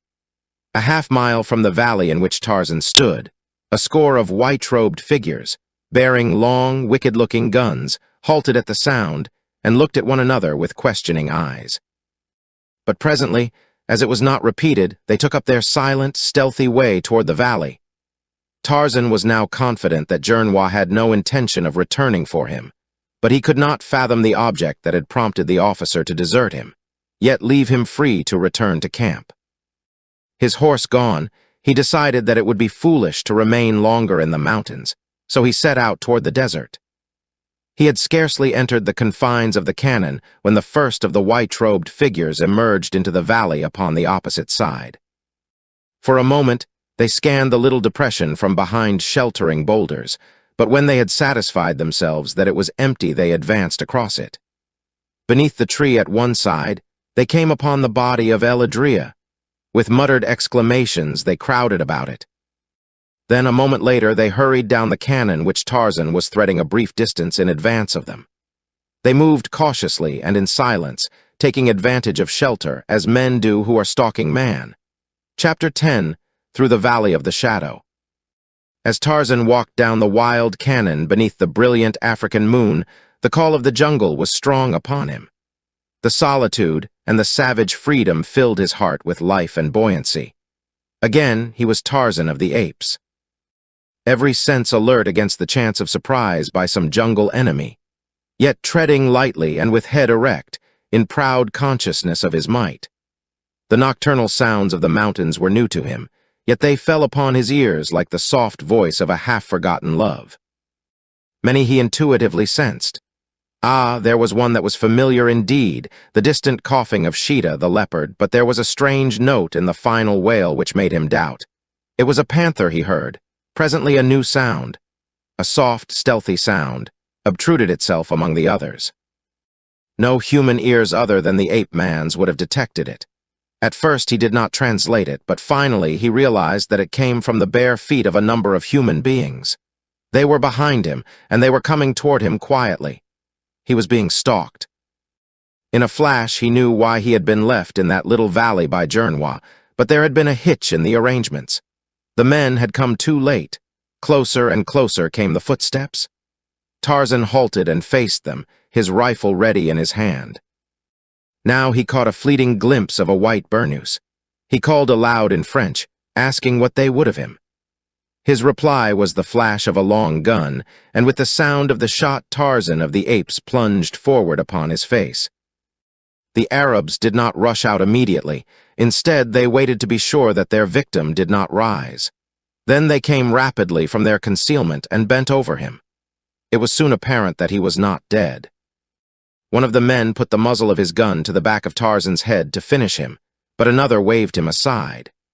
"If we bring him alive, the reward is to be greater," explained the latter. So they bound his hands and feet and, picking him up, placed him on the shoulders of 4 of their number. Then the march was resumed toward the desert. When they had come out of the mountains, they turned toward the south, and about daylight came to the spot where their horses stood in care of 2 of their number. From here on their progress was more rapid. Tarzan, who had regained consciousness, was tied to a spare horse, which they evidently had brought for the purpose. His wound was but a slight scratch, which had furrowed the flesh across his temple. It had stopped bleeding, but the dried and clotted blood smeared his face and clothing. He had said no word since he had fallen into the hands of these Arabs, nor had they addressed him other than to issue a few brief commands to him when the horses had been reached. For 6 hours, they rode rapidly across the burning desert, avoiding the oases near which their way led. About noon, they came to a douar of about 20 tents. Here they halted, and as one of the Arabs was releasing the alpha grass ropes which bound him to his mount, they were surrounded by a mob of men, women, and children. Many of the tribe, and more especially the women, appeared to take delight in heaping insults upon the prisoner, and some had even gone so far as to throw stones at him and strike him with sticks, when an old sheikh appeared and drove them away. "Ali Ben Ahmed tells me," he said. that this man sat alone in the mountains and slew Eladria. What the business of the stranger who sent us after him may be, I know not, and what he may do with this man when we turn him over to him, I care not. But the prisoner is a brave man, and while he is in our hands, he shall be treated with the respect that bedue one who hunts the Lord with the large head alone and by night, and slays him. Tarzan had heard of the respect in which Arabs held a lion killer, and he was not sorry that chance had played into his hands thus favorably to relieve him of the petty tortures of the tribe. Shortly after this, he was taken to a goatskin tent upon the upper side of the douar. There he was fed, and then, securely bound, was left lying on a piece of native carpet, alone in the tent. He could see a guard sitting before the door of his frail prison, but when he attempted to force the stout bonds that held him, he realized that any extra precaution on the part of his captors was quite unnecessary. Not even his giant muscles could part those numerous strands. Just before dusk, several men approached the tent where he lay and entered it. All were in Arab dress, but presently one of the number advanced to Tarzan's side, and as he let the folds of cloth that had hidden the lower half of his face fall away, the ape-man saw the malevolent features of Nicholas Rokoff. There was a nasty smile on the bearded lips. "Ah, Monsieur Tarzan," he said, "this is indeed a pleasure, but why do you not rise and greet your guest?" Then, with an ugly oath, "Get up, you dog!" And, drawing back his booted foot, he kicked Tarzan heavily in the side. "And here is another and another and another," he continued, as he kicked Tarzan about the face and side. "One for each of the injuries you have done me." The ape-man made no reply. He did not even deign to look upon the Russian again after the first glance of recognition. Finally, the sheikh, who had been standing a mute and frowning witness of the cowardly attack, intervened. "Stop," he commanded. "Kill him if you will, but I will see no brave man subjected to such indignities in my presence. I have half a mind to turn him loose, that I may see how long you would kick him then." This threat put a sudden end to Rokoff's brutality, for he had no craving to see Tarzan loosed from his bonds while he was within reach of those powerful hands. "Very well," he replied to the Arab. "I shall kill him presently." "Not within the precincts of my douar," returned the sheikh. "When he leaves here, he leaves alive. What you do with him in the desert is none of my concern, but I shall not have the blood of a Frenchman on the hands of my tribe on account of another man's quarrel. They would send soldiers here and kill many of my people and burn our tents and drive away our flocks." "As you say," growled Rokoff. "I'll take him out into the desert below the douar and dispatch him." "You will take him a day's ride from my country," said the sheikh firmly. "And some of my children shall follow you to see that you do not disobey me. Otherwise there may be 2 dead Frenchmen in the desert." Rokoff shrugged. "Then I shall have to wait until the morrow. It is already dark." "As you will," said the sheikh. "But by an hour after dawn you must be gone from my douar. I have little liking for unbelievers and none at all for a coward." Rokoff would have made some kind of retort, but he checked himself, for he realized that it would require but little excuse for the old man to turn upon him. Together they left the tent. At the door, Rokoff could not resist the temptation to turn and fling a parting taunt at Tarzan. "Sleep well, monsieur," he said, "and do not forget to pray well, for when you die tomorrow it will be in such agony that you will be unable to pray for blaspheming." No one had bothered to bring Tarzan either food or water since noon, and consequently he suffered considerably from thirst. He wondered if it would be worthwhile to ask his guard for water, but after making 2 or 3 requests without receiving any response, he decided that it would not. Far up in the mountains he heard a lion roar. How much safer one was, he soliloquized, in the haunts of wild beasts than in the haunts of men. Never in all his jungle life had he been more relentlessly tracked down than in the past few months of his experience among civilized men. Never had he been any nearer death. Again the lion roared. It sounded a little nearer. Tarzan felt the old, wild impulse to reply with the challenge of his kind. His kind? He had almost forgotten that he was a man and not an ape. He tugged at his bonds. God, if he could but get them near those strong teeth of his. He felt a wild wave of madness sweep over him as his efforts to regain his liberty met with failure. Numa was roaring almost continually now. It was quite evident that he was coming down into the desert to hunt. It was the roar of a hungry lion. Tarzan envied him, for he was free. No one would tie him with ropes and slaughter him like a sheep. It was that which galled the ape man. He did not fear to die, no. It was the humiliation of defeat before death, without even a chance to battle for his life. It must be near midnight, thought Tarzan. He had several hours to live. Possibly he would yet find a way to take Rokoff with him on the long journey. He could hear the savage lord of the desert quite close by now. Possibly he sought his meat from among the penned animals within the douar. For a long time silence reigned. Then Tarzan's trained ears caught the sound of a stealthily moving body. It came from the side of the tent nearest the mountains, the back. Nearer and nearer it came. He waited, listening intently for it to pass. For a time there was silence without, such a terrible silence that Tarzan was surprised that he did not hear the breathing of the animal he felt sure must be crouching close to the back wall of his tent. There. It is moving again. Closer it creeps. Tarzan turns his head in the direction of the sound. It is very dark within the tent. Slowly the back rises from the ground, forced up by the head and shoulders of a body that looks all black in the semi-darkness. Beyond is a faint glimpse of the dimly starlit desert. A grim smile plays about Tarzan's lips. At least Rokoff will be cheated. How mad he will be! And death will be more merciful than he could have hoped for at the hands of the Russian. Now the back of the tent drops into place, and all is darkness again. Whatever it is inside the tent with him. He hears it creeping close to him. Now it is beside him. He closes his eyes and waits for the mighty paw. Upon his upturned face falls the gentle touch of a soft hand groping in the dark, and then a girl's voice in a scarcely audible whisper pronounces his name. "Yes, it is I," he whispers in reply. "But in the name of heaven, who are you?" "The old nail of Sissy Asa," came the answer. While she spoke, Tarzan could feel her working about his bonds. Occasionally, the cold steel of a knife touched his flesh. A moment later, he was free. "Come," she whispered. On hands and knees, he followed her out of the tent by the way she had come. She continued crawling thus flat to the ground until she reached a little patch of shrub. There she halted until he gained her side.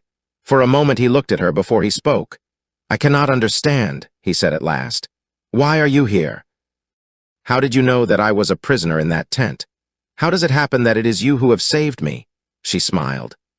"I have come a long way tonight," she said, "and we have a long way to go before we shall be out of danger. Come, I shall tell you all about as we go." Together they rose and set off across the desert in the direction of the mountains. "I was not quite sure that I should ever reach you," she said at last. "Eladria is abroad tonight, and after I left the horses, I think he winded me and was following. I was terribly frightened." "What a brave girl," he said. "And you ran all that risk for a stranger, an alien, an unbeliever." She drew herself up very proudly. "I am the daughter of the Sheikh Kabir Ben Saden," she answered. "I should be no fit daughter of his if I would not risk my life to save that of the man who saved mine, while he yet thought that I was but a common old nail." "Nevertheless," he insisted, "you are a very brave girl. But how did you know that I was a prisoner back there?"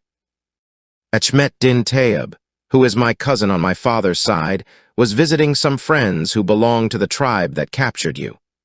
He was at the douar when you were brought in.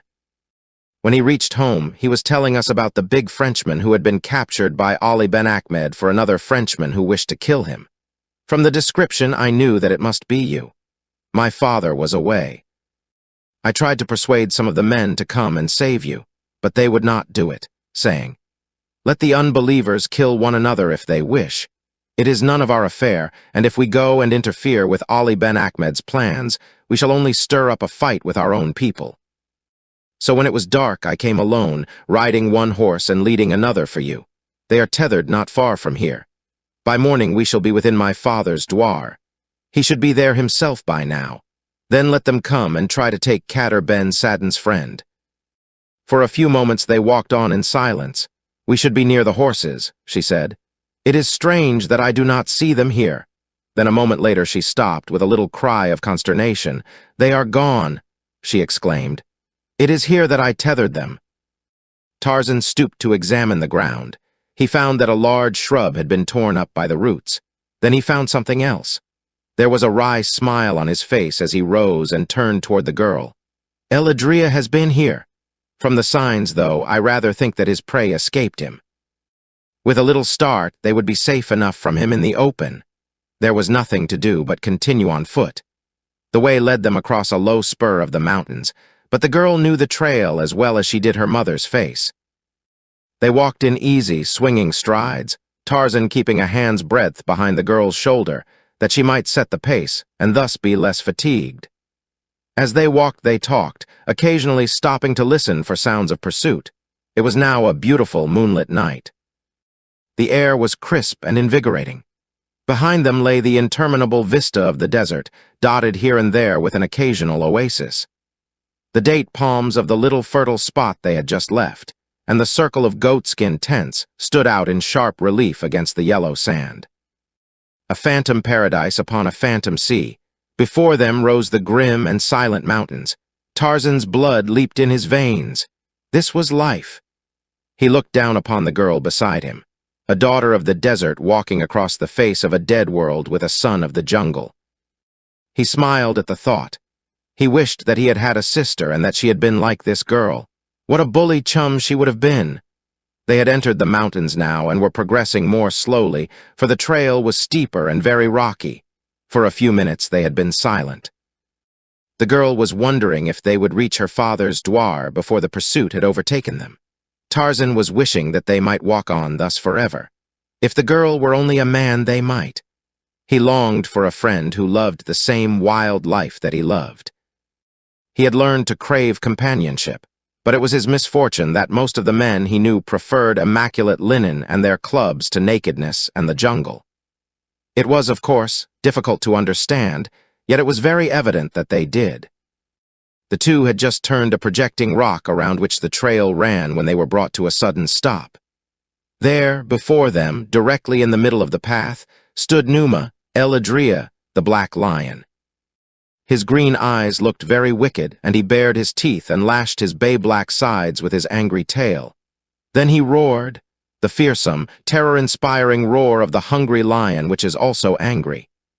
"Your knife," said Tarzan to the girl, extending his hand. She slipped the hilt of the weapon into his waiting palm. As his fingers closed upon it, he drew her back and pushed her behind him. "Walk back to the desert as rapidly as you can. If you hear me call, you will know that all is well and you may return. It is useless." She replied resignedly, "This is the end." "Do as I tell you," he commanded. "Quickly! He is about to charge." The girl dropped back a few paces, where she stood watching for the terrible sight that she knew she should soon witness. The lion was advancing slowly toward Tarzan, his nose to the ground like a challenging bull, his tail extended now and quivering as though with intense excitement. The ape-man stood, half crouching, the long Arab knife glistening in the moonlight. Behind him the tense figure of the girl, motionless as a carven statue. She leaned slightly forward, her lips parted, her eyes wide. Her only conscious thought was wonder at the bravery of the man who dared face with a puny knife the lord with the large head. A man of her own blood would have knelt in prayer and gone down beneath those awful fangs without resistance. In either case, the result would be the same. It was inevitable. But she could not repress a thrill of admiration as her eyes rested upon the heroic figure before her. Not a tremor in the whole giant frame, his attitude as menacing and defiant as that of Eladria himself. The lion was quite close to him now, but a few paces intervened. He crouched, and then, with a deafening roar, he sprang. Chapter 11, John Caldwell, London. As Numa Eladria launched himself with widespread paws and bared fangs, he looked to find this puny man as easy prey as the score who had gone down beneath him in the past. To him, man was a clumsy, slow-moving, defenseless creature. He had little respect for him. But this time he found that he was pitted against a creature as agile and as quick as himself. When his mighty frame struck the spot where the man had been, he was no longer there. The watching girl was transfixed by astonishment at the ease with which the crouching man eluded the great paws. "And now, O Allah," He had rushed in behind Eladria's shoulder even before the beast could turn, and had grasped him by the mane. The lion reared upon his hind legs like a horse. Tarzan had known that he would do this, and he was ready. A giant arm encircled the black-maned throat, and once, twice, a dozen times a sharp blade darted in and out of the bay-black side behind the left shoulder. Frantic were the leaps of Numa. Awful his roars of rage and pain. But the giant upon his back could not be dislodged or brought within reach of fangs or talons in the brief interval of life that remained to the lord with the large head. He was quite dead when Tarzan of the Apes released his hold and arose. Then the daughter of the desert witnessed a thing that terrified her even more than had the presence of Eladria. The man placed a foot upon the carcass of his kill, and, with his handsome face raised toward the full moon, gave voice to the most frightful cry that ever had smote upon her ears. With a little cry of fear, she shrank away from him. She thought that the fearful strain of the encounter had driven him mad. As the last note of that fiendish challenge died out in the diminishing echoes of the distance, the man dropped his eyes until they rested upon the girl. Instantly his face was lighted by the kindly smile that was ample assurance of his sanity, and the girl breathed freely once again, smiling in response. "What manner of man are you?" she asked. "The thing you have done is unheard of. Even now I cannot believe that it is possible for a lone man armed only with a knife to have fought hand-to-hand with Eladria and conquered him, unscathed, to have conquered him at all. And that cry, it was not human. Why did you do that?" Tarzan flushed. "It is because I forget." He said, "Sometimes that I am a civilized man. When I kill, it must be that I am another creature." He did not try to explain further, for it always seemed to him that a woman must look with loathing upon one who was yet so nearly a beast. Together they continued their journey. The sun was an hour high when they came out into the desert again beyond the mountains. Beside a little rivulet, they found the girls' horses grazing. They had come this far on their way home, and with the cause of their fear no longer present had stopped to feed. With little trouble Tarzan and the girl caught them and, mounting, rode out into the desert toward the douar of Sheikh Kader Ben Saden. No sign of pursuit developed, and they came in safety about 9 o'clock to their destination. The sheikh had but just returned. He was frantic with grief at the absence of his daughter, whom he thought had been again abducted by the marauders. With 50 men, he was already mounted to go in search of her when the two rode into the douar. His joy at the safe return of his daughter was only equaled by his gratitude to Tarzan for bringing her safely to him through the dangers of the night, and his thankfulness that she had been in time to save the man who had once saved her. No honor that Kader Ben Saden could heap upon the ape-man in acknowledgment of his esteem and friendship was neglected.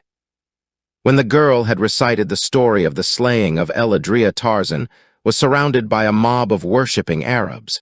It was a sure road to their admiration and respect. The old sheikh insisted that Tarzan remain indefinitely as his guest. He even wished to adopt him as a member of the tribe, and there was for some time a half-formed resolution in the ape-man's mind to accept and remain forever with these wild people, whom he understood, and who seemed to understand him. His friendship and liking for the girl were potent factors in urging him toward an affirmative decision. Had she been a man, he argued, he should not have hesitated, for it would have meant a friend after his own heart, with whom he could ride and hunt at will. But as it was, they would be hedged by the conventionalities that are even more strictly observed by the wild nomads of the desert than by their more civilized brothers and sisters. And in a little while she would be married to one of these swarthy warriors, and there would be an end to their friendship. So he decided against the sheikh's proposal, though he remained a week as his guest. When he left, Kader Ben Saden and 50 white-robed warriors rode with him to Bou Sada. While they were mounting in the douar of Kader Ben Saden the morning of their departure, the girl came to bid farewell to Tarzan. "I have prayed that you would remain with us," she said simply, as he leaned from his saddle to clasp her hand in farewell. "And now I shall pray that you will return." There was an expression of wistfulness in her beautiful eyes and a pathetic droop at the corners of her mouth. Tarzan was touched. Who knows? And then he turned and rode after the departing Arabs. Outside Boo Sada, he bade Kader Ben Saden and his men goodbye, for there were reasons which made him wish to make his entry into the town as secret as possible. And when he had explained them to the sheikh, the latter concurred in his decision. The Arabs were to enter Boo Sada ahead of him, saying nothing as to his presence with them. Later Tarzan would come in alone and go directly to an obscure native inn. Thus, making his entrance after dark. As he did, he was not seen by anyone who knew him and reached the inn unobserved. After dining with Kader Ben Saden as his guest, he went to his former hotel by a roundabout way, and, coming in by a rear entrance, sought the proprietor, who seemed much surprised to see him alive. Yes, there was mail for Monsieur. He would fetch it. No, he would mention Monsieur's return to no one. Presently he returned with a packet of letters.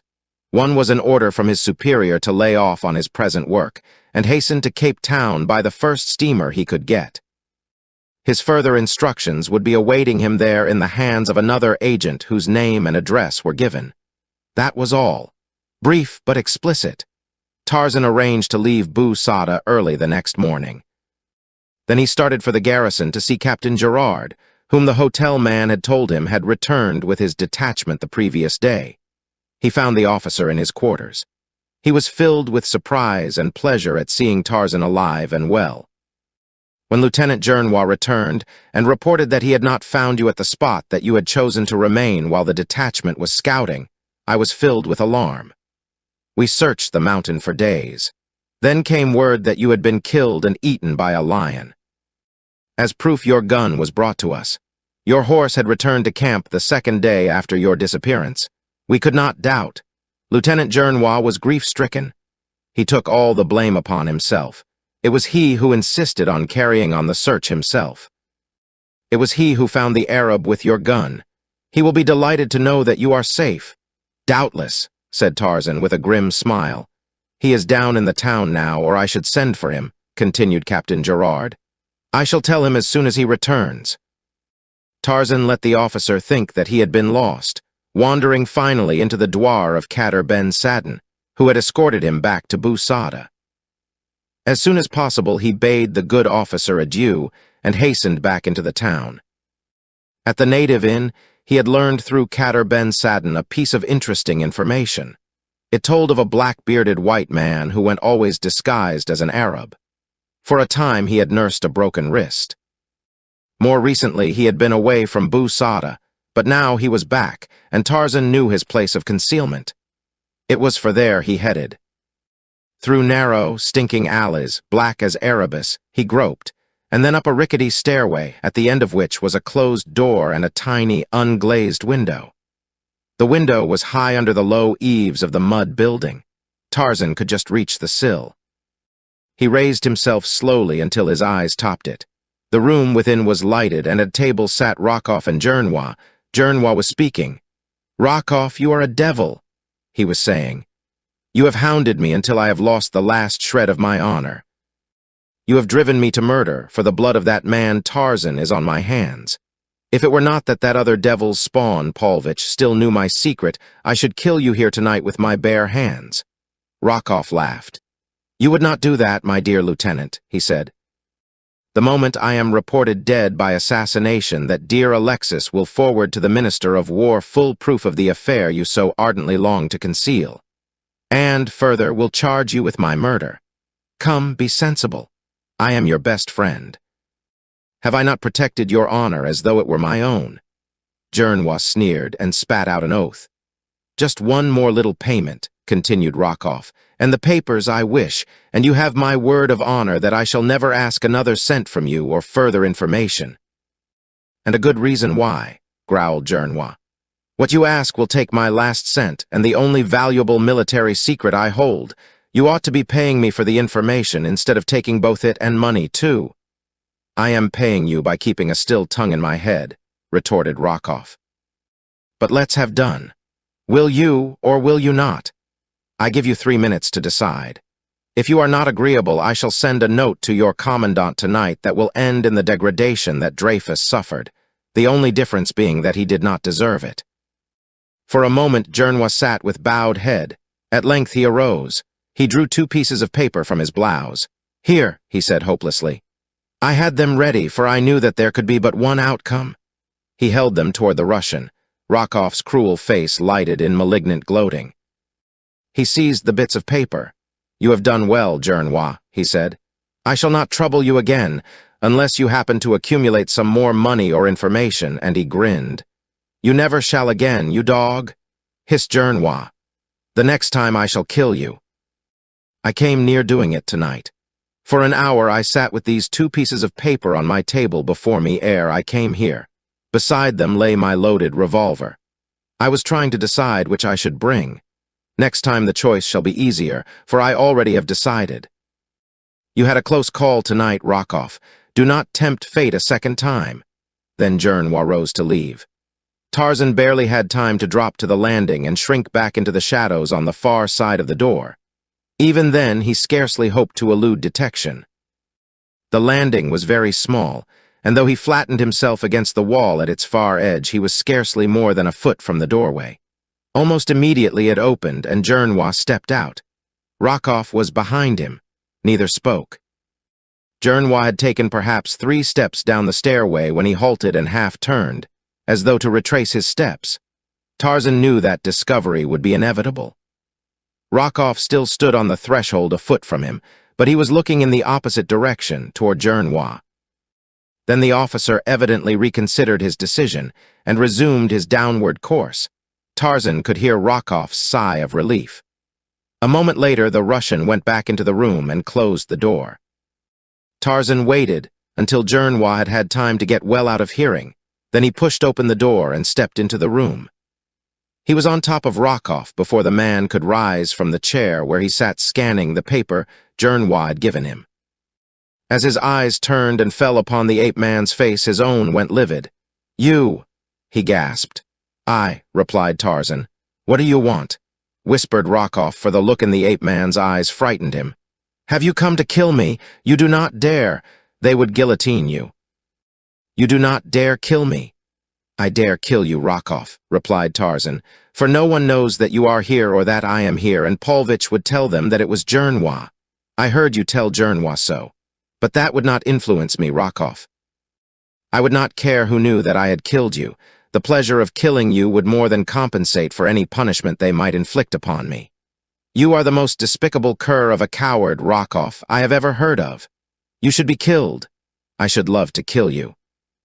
And Tarzan approached closer to the man.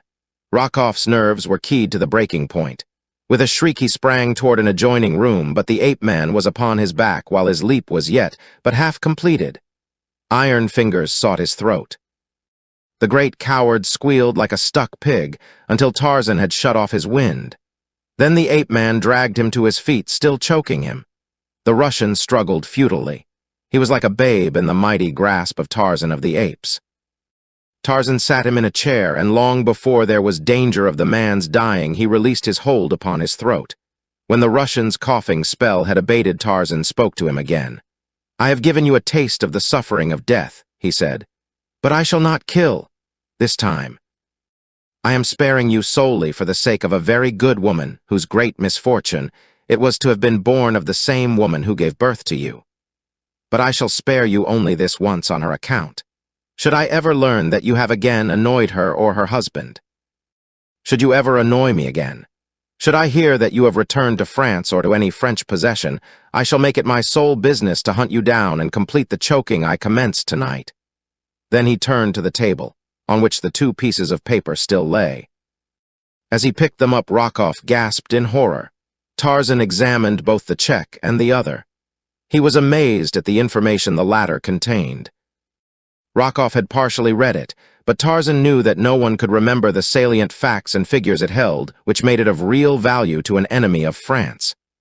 "These will interest the chief of staff," he said as he slipped them into his pocket. Rakov groaned.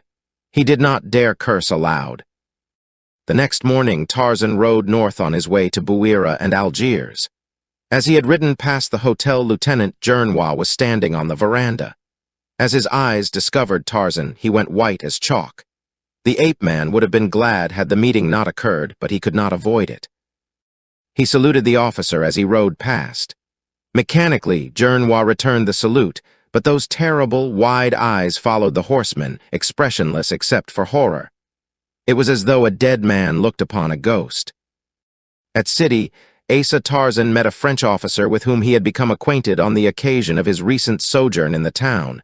"You left Bou Sada early?" questioned the officer. "Then you have not heard about poor Jernwa." "He was the last man I saw as I rode away," replied Tarzan. "What about him?" "He is dead. He shot himself about 8 o'clock this morning." 2 days later, Tarzan reached Algiers. There he found that he would have a 2 days' wait before he could catch a ship bound for Cape Town. He occupied his time in writing out a full report of his mission. The secret papers he had taken from Rockoff he did not enclose, for he did not dare trust them out of his own possession until he had been authorized to turn them over to another agent, or himself return to Paris with them. As Tarzan boarded his ship after what seemed a most tedious wait to him, 2 men watched him from an upper deck. Both were fashionably dressed and smooth-shaven.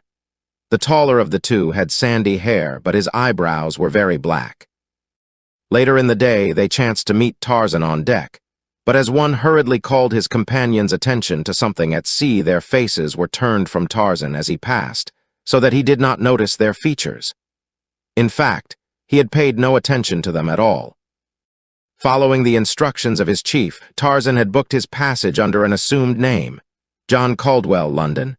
He did not understand the necessity of this, and it caused him considerable speculation.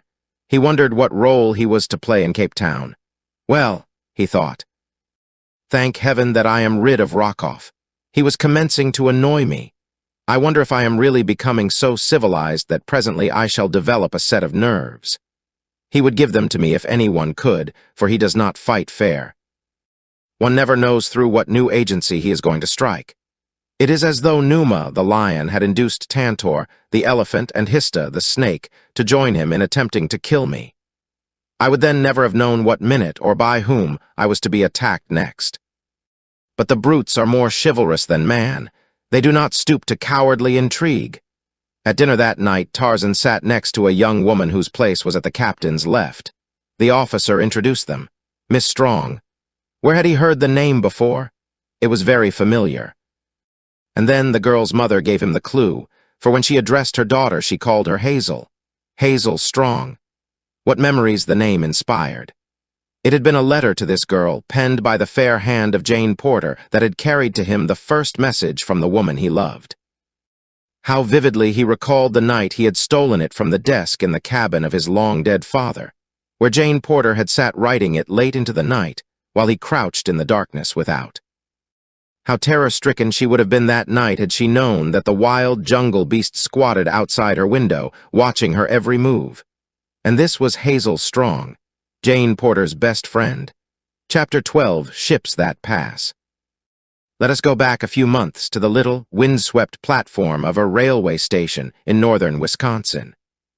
The smoke of forest fires hangs low over the surrounding landscape, its acrid fumes smarting the eyes of a little party of 6 who stand waiting the coming of the train that is to bear them away toward the south. Professor Archimedes Q. Porter, his hands clasped beneath the tails of his long coat, paces back and forth under the ever-watchful eye of his faithful secretary, Mr. Samuel T. Philander. Twice within the past few minutes, he has started absent-mindedly across the tracks in the direction of a nearby swamp, only to be rescued and dragged back by the tireless Mr. Philander. Jane Porter, the professor's daughter, is in strained and lifeless conversation with William Cecil Clayton and Tarzan of the Apes. Within the little waiting room, but a bare moment before, a confession of love and a renunciation had taken place that had blighted the lives and happiness of 2 of the party. But William Cecil Clayton, Lord Greystoke, was not one of them. Behind Miss Porter hovered the motherly Esmeralda. She, too, was happy, for was she not returning to her beloved Maryland? Already she could see dimly through the fog of smoke the murky headlight of the oncoming engine. The men began to gather up the hand baggage. Suddenly Clayton exclaimed, "By Jove! I've left my ulster in the waiting room," and hastened off to fetch it. "Goodbye, Jane," said Tarzan, extending his hand. "God bless you." "Goodbye," replied the girl faintly. "Try to forget me." No, not that. I could not bear to think that you had forgotten me. There is no danger of that, dear, he answered. I wish to heaven that I might forget. It would be so much easier than to go through life always remembering what might have been. You will be happy, though. I am sure you shall. You must be. You may tell the others of my decision to drive my car on to New York. I don't feel equal to bidding Clayton goodbye. I want always to remember him kindly, but I fear that I am too much of a wild beast yet to be trusted too long with the man who stands between me and the one person in all the world I want. As Clayton stooped to pick up his coat in the waiting room, his eyes fell on a telegraph blank lying face down upon the floor. He stooped to pick it up, thinking it might be a message of importance which someone had dropped. He glanced at it hastily, and then suddenly he forgot his coat, the approaching train, everything but that terrible little piece of yellow paper in his hand. He read it twice before he could fully grasp the terrific weight of meaning that it bore to him. When he had picked it up, he had been an English nobleman, the proud and wealthy possessor of vast estates. A moment later he had read it, and he knew that he was an untitled and penniless beggar. It was Darnot's cablegram to Tarzan, and it read, "Fingerprints prove you Greystoke." Congratulations, Darnot. He staggered as though he had received a mortal blow. Just then he heard the others calling to him to hurry. The train was coming to a stop at the little platform. Like a man dazed, he gathered up his ulster. He would tell them about the cablegram when they were all on board the train. Then he ran out upon the platform just as the engine whistled twice in the final warning that precedes the first rumbling jerk of coupling pins. The others were on board, leaning out from the platform of a Pullman, crying to him to hurry. Quite 5 minutes elapsed before they were settled in their seats, nor was it until then that Clayton discovered that Tarzan was not with them. "Where is Tarzan?" he asked Jane Porter. "In another car?" "No," she replied. "At the last minute he determined to drive his machine back to New York. He is anxious to see more of America than is possible from a car window. He is returning to France, you know." Clayton did not reply. He was trying to find the right words to explain to Jane Porter the calamity that had befallen him. And her. He wondered just what the effect of his knowledge would be on her. Would she still wish to marry him, to be plain Mrs. Clayton? Suddenly the awful sacrifice, which one of them must make, loomed large before his imagination. Then came the question, will Tarzan claim his own? The ape man had known the contents of the message before he calmly denied knowledge of his parentage.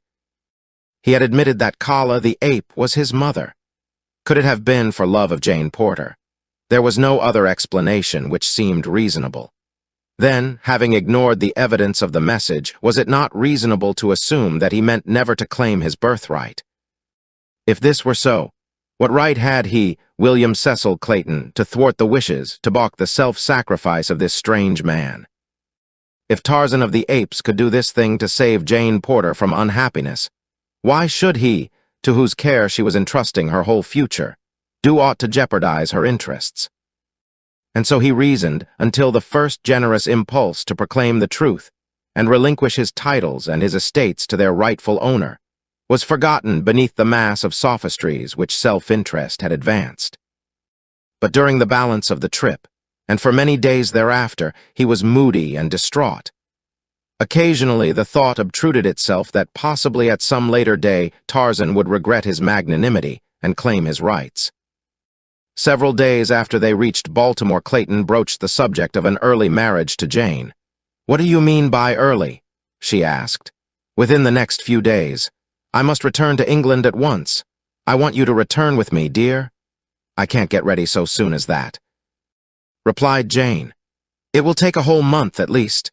She was glad, for she hoped that whatever called him to England might still further delay the wedding. She had made a bad bargain, but she intended carrying her part loyally to the bitter end.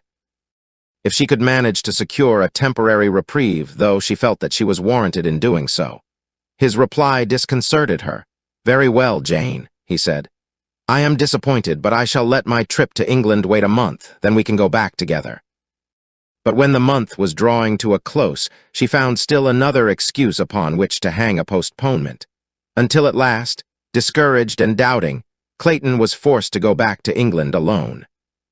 The several letters that passed between them brought Clayton no nearer to a consummation of his hopes than he had been before, and so it was that he wrote directly to Professor Porter and enlisted his services. The old man had always favored the match. He liked Clayton and, being of an old Southern family, he put rather an exaggerated value on the advantages of a title, which meant little or nothing to his daughter. Clayton urged that the professor accept his invitation to be his guest in London, an invitation which included the professor's entire little family, Mr. Philander, Esmeralda, and all. The Englishman argued that once Jane was there, and home ties had been broken, she would not so dread the step which she had so long hesitated to take. So the evening that he received Clayton's letter, Professor Porter announced that they would leave for London the following week. But once in London, Jane Porter was no more tractable than she had been in Baltimore. She found one excuse after another, and when, finally, Lord Tennington invited the party to cruise around Africa in his yacht, she expressed the greatest delight in the idea, but absolutely refused to be married until they had returned to London. As the cruise was to consume a year at least, for they were to stop for indefinite periods at various points of interest, Clayton mentally anathematized Tennington for ever suggesting such a ridiculous trip. It was Lord Tennington's plan to cruise through the Mediterranean and the Red Sea to the Indian Ocean, and thus down the east coast, putting in at every port that was worth the seeing. And so it happened that on a certain day 2 vessels passed in the Strait of Gibraltar. The smaller, a trim white yacht, was speeding toward the east, and on her deck sat a young woman who gazed with sad eyes upon a diamond-studded locket which she idly fingered.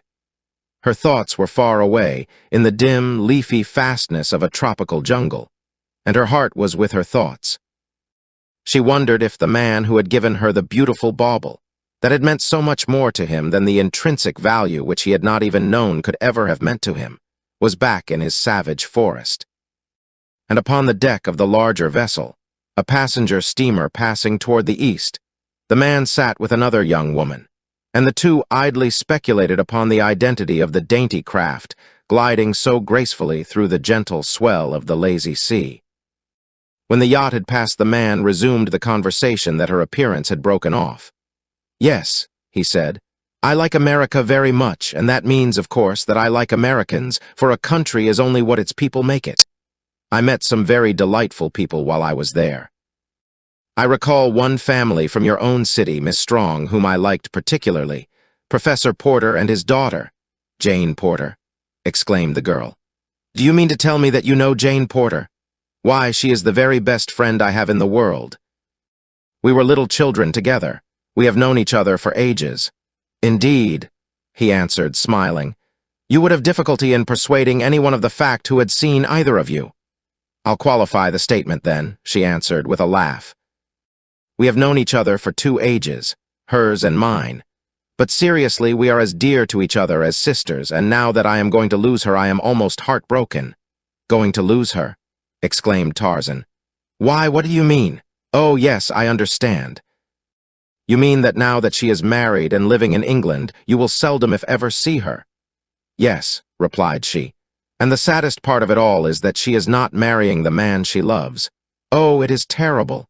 Marrying from a sense of duty. I think it is perfectly wicked, and I told her so.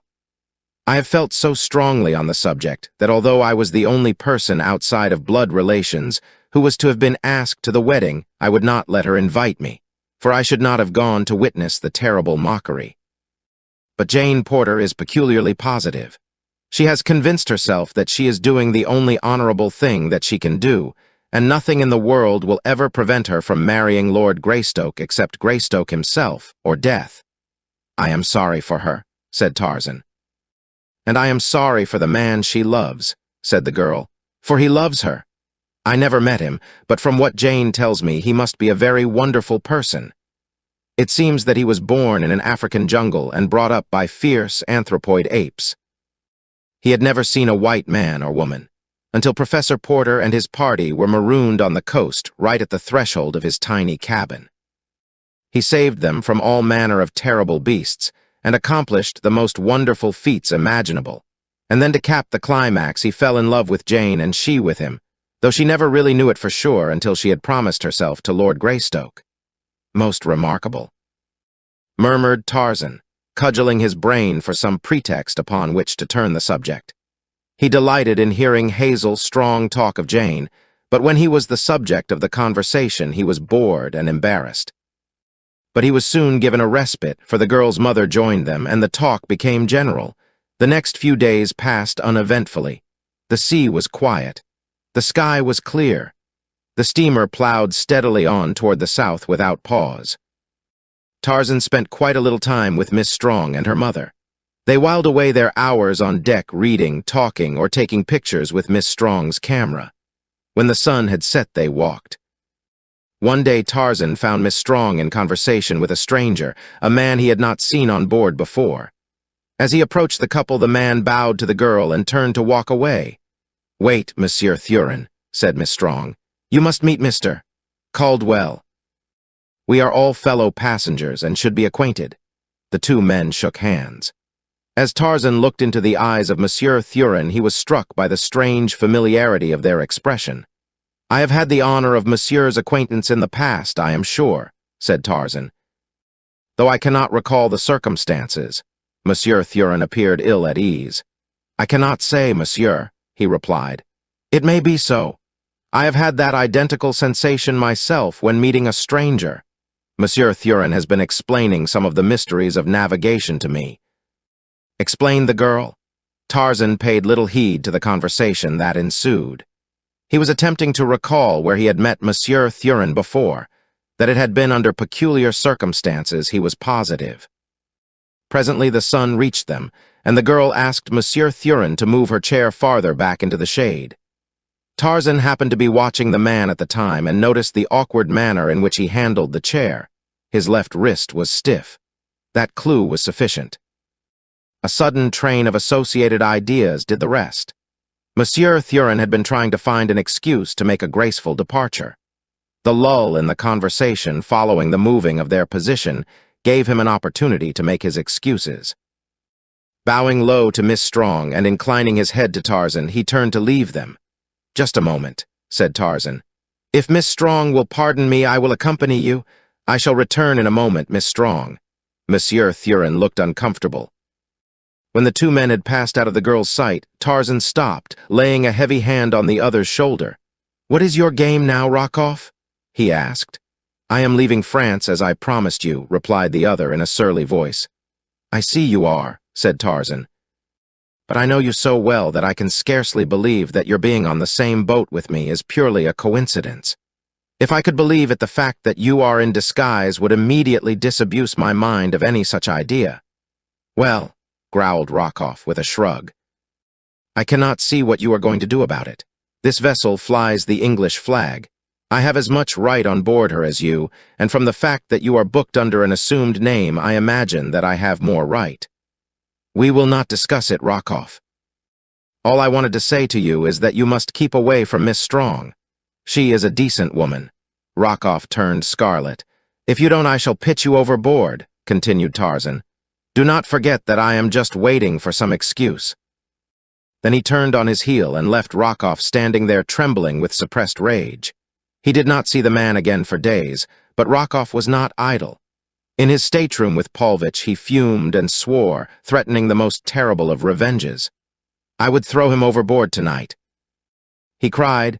"Were I sure that those papers were not on his person, I cannot chance pitching them into the ocean with him.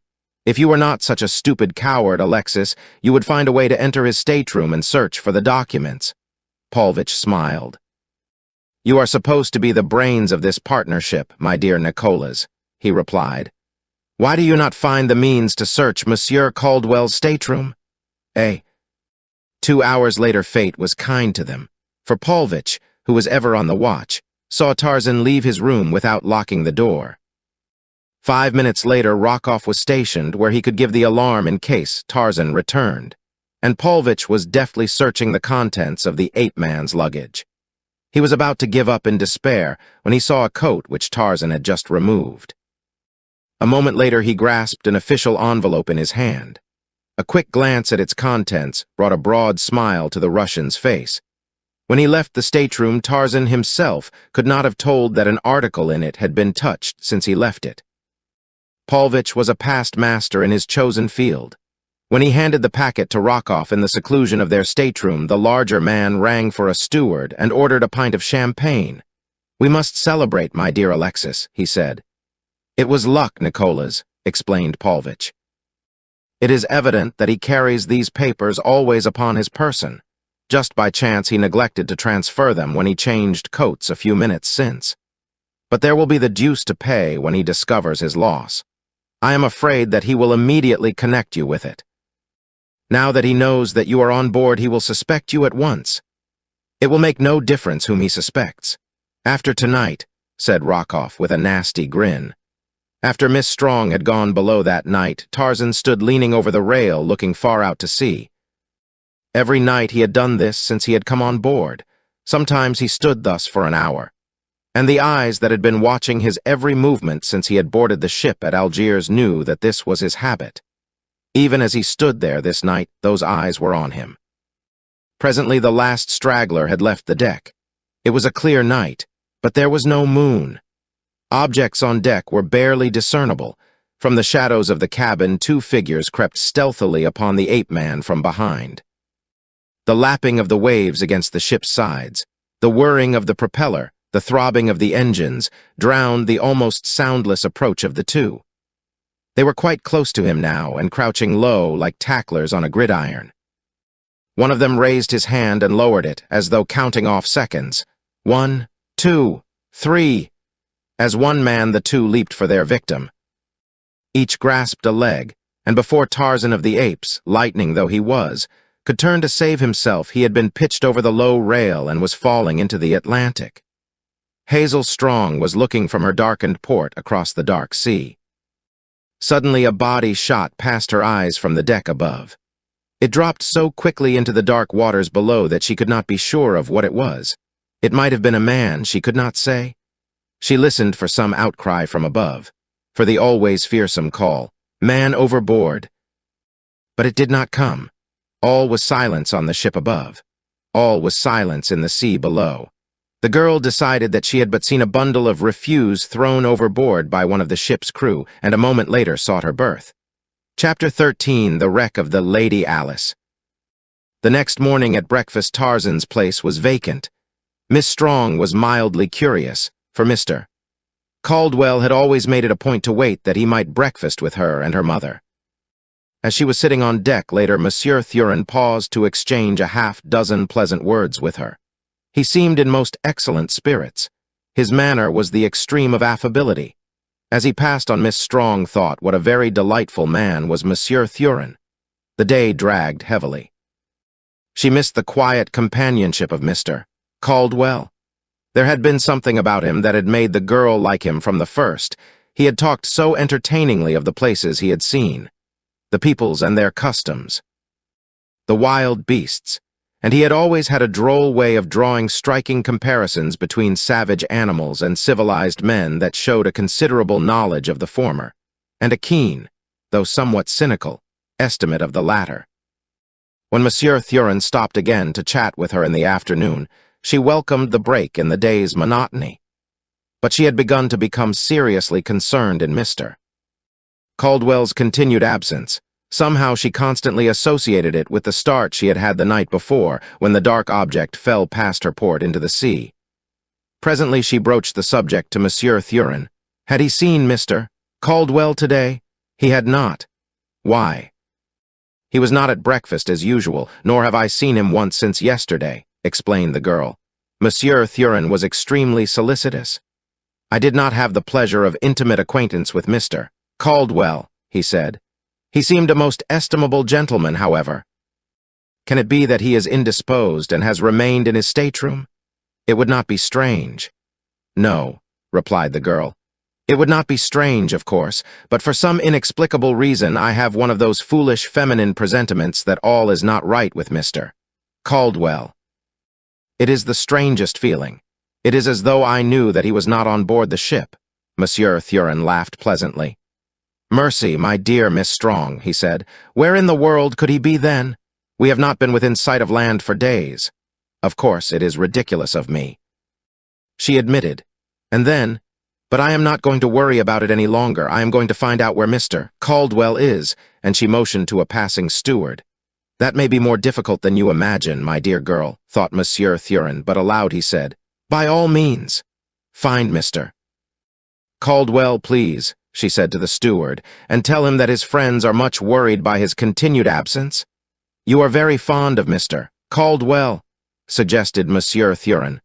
"I think he is splendid," replied the girl, "and Mamma is perfectly infatuated with him. He is the sort of man with whom one has a feeling of perfect security. No one could help but have confidence in Mr. Caldwell." A moment later the steward returned to say that Mr. Caldwell was not in his stateroom. "I cannot find him, Miss Strong, and—" he hesitated. "I have learned that his berth was not occupied last night. I think that I had better report the matter to the captain." "Most assuredly," exclaimed Miss Strong. "I shall go with you to the captain myself. It is terrible. I know that something awful has happened. My presentiments were not false, after all." It was a very frightened young woman and an excited steward who presented themselves before the captain a few moments later.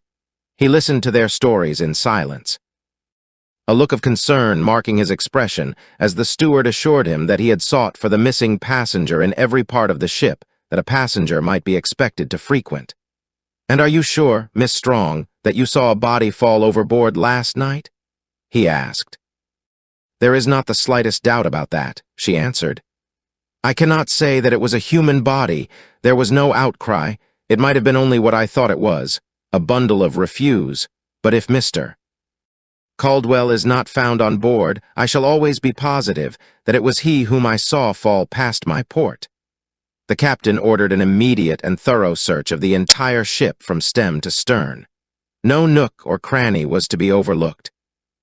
Miss Strong remained in his cabin, waiting the outcome of the quest. The captain asked her many questions, but she could tell him nothing about the missing man other than what she had herself seen during their brief acquaintance on shipboard. For the first time, she suddenly realized how very little indeed Mr. Caldwell had told her about himself or his past life. That he had been born in Africa and educated in Paris was about all she knew, and this meager information had been the result of her surprise that an Englishman should speak English with such a marked French accent. "Did he ever speak of any enemies?" asked the captain. "Never." "Was he acquainted with any of the other passengers?" "Only as he had been with me, through the circumstance of casual meeting as fellow shipmates." Was he, in your opinion, Miss Strong, a man who drank to excess?" "I do not know that he drank at all." "He certainly had not been drinking up to half an hour before I saw that body fall overboard," she answered, "for I was with him on deck up to that time." "It is very strange," said the captain. "He did not look to me like a man who was subject to fainting spells or anything of that sort. And even had he been, it is scarcely credible that he should have fallen completely over the rail had he been taken with an attack while leaning upon it. He would rather have fallen inside, upon the deck. If he is not on board, Miss Strong, he was thrown overboard. And the fact that you heard no outcry would lead to the assumption that he was dead before he left the ship's deck. Murdered." The girl shuddered. It was a full hour later that the first officer returned to report the outcome of the search. "Mr. Caldwell is not on board, sir," he said. "I fear that there is something more serious than accident here, Mr. Brentley," said the captain. "I wish that you would make a personal and very careful examination of Mr. Caldwell's effects to ascertain if there is any clue to a motive either for suicide or murder. Sift the thing to the bottom." "Aye, aye, sir," responded Mr. Brentley and left to commence his investigation. Hazel Strong was prostrated. For 2 days she did not leave her cabin, and when she finally ventured on deck, she was very wan and white, with great dark circles beneath her eyes. Waking or sleeping, it seemed that she constantly saw that dark body dropping, swift and silent, into the cold, grim sea. Shortly after her first appearance on deck following the tragedy, Monsieur Thurin joined her with many expressions of kindly solicitude. "Oh, but it is terrible, Miss Strong," he said. "I cannot rid my mind of it. "Nor I," said the girl wearily. "I feel that he might have been saved had I but given the alarm." "You must not reproach yourself, my dear Miss Strong," urged Monsieur Thurin. "It was in no way your fault. Another would have done as you did. Who would think that because something fell into the sea from a ship, that it must necessarily be a man?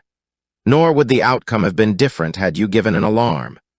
For a while they would have doubted your story, thinking it but the nervous hallucination of a woman. Had you insisted, it would have been too late to have rescued him by the time the ship could have been brought to a stop, and the boats lowered and rowed back miles in search of the unknown spot where the tragedy had occurred. No, you must not censure yourself. You have done more than any other of us for poor Mr. Caldwell. You were the only one to miss him. It was you who instituted the search." The girl could not help but feel grateful to him for his kind and encouraging words. He was with her often, almost constantly for the remainder of the voyage, and she grew to like him very much indeed. Monsieur Thurin had learned that the beautiful Miss Strong of Baltimore was an American heiress, a very wealthy girl in her own right, and with future prospects that quite took his breath away when he contemplated them. And since he spent most of his time in that delectable pastime, it is a wonder that he breathed at all. It had been Monsieur Thurin's intention to leave the ship at the first port they touched after the disappearance of Tarzan. Did he not have in his coat pocket the thing he had taken passage upon this very boat to obtain? There was nothing more to detain him here. He could not return to the continent fast enough that he might board the first express for St. Petersburg. But now another idea had obtruded itself and was rapidly crowding his original intentions into the background. That American fortune was not to be sneezed at, nor was its possessor a whit less attractive. Sapristi, but she would cause a sensation in St. Petersburg, and he would, too, with the assistance of her inheritance. After Monsieur Thurin had squandered a few $1,000,000, he discovered that the vocation was so entirely to his liking that he would continue on down to Cape Town, where he suddenly decided that he had pressing engagements that might detain him there for some time. Miss Strong had told him that she and her mother were to visit the latter's brother there. They had not decided upon the duration of their stay, and it would probably run into months. She was delighted when she found that Monsieur Thurin was to be there also. "I hope that we shall be able to continue our acquaintance," she said. "You must call upon Mamma and me as soon as we are settled." Monsieur Thurin was delighted at the prospect, and lost no time in saying so. Mrs. Strong was not quite so favorably impressed by him as her daughter. "I do not know why I should distrust him," she said to Hazel one day as they were discussing him. "He seems a perfect gentleman in every respect, but sometimes there is something about his eyes, a fleeting expression which I cannot describe, but which when I see it gives me a very uncanny feeling." The girl laughed. "You are a silly dear, Mamma," she said. "I suppose so, but I am sorry that we have not poor Mr. Caldwell for company instead." "And I, too," replied her daughter. Monsieur Thurin became a frequent visitor at the home of Hazel Strong's uncle in Cape Town. His attentions were very marked, but they were so punctiliously arranged to meet the girl's every wish that she came to depend upon him more and more. Did she or her mother or a cousin require an escort? Was there a little friendly service to be rendered? The genial and ubiquitous Monsieur Thurin was always available. Her uncle and his family grew to like him for his unfailing courtesy and willingness to be of service. Monsieur Thurin was becoming indispensable. At length, feeling the moment propitious, he proposed. Miss Strong was startled. She did not know what to say. "I had never thought that you cared for me in any such way," she told him. "I have looked upon you always as a very dear friend. I shall not give you my answer now. Forget that you have asked me to be your wife. Let us go on as we have been. Then I can consider you from an entirely different angle for a time. It may be that I shall discover that my feeling for you is more than friendship. I certainly have not thought for a moment that I loved you." This arrangement was perfectly satisfactory to Monsieur Thurin. He deeply regretted that he had been hasty, but he had loved her for so long a time and so devotedly that he thought that everyone must know it. "From the first time I saw you, Hazel," he said, "I have loved you. I am willing to wait, for I am certain that so great and pure a love as mine will be rewarded. All that I care to know is that you do not love another. Will you tell me?" "I have never been in love in my life," she replied, and he was quite satisfied. On the way home that night, he purchased a steam yacht and built a $1 million villa on the Black Sea. The next day, Hazel Strong enjoyed one of the happiest surprises of her life. She ran face to face upon Jane Porter as she was coming out of a jeweler's shop. "Why, Jane Porter," she exclaimed, "where in the world did you drop from? Why, I can't believe my own eyes."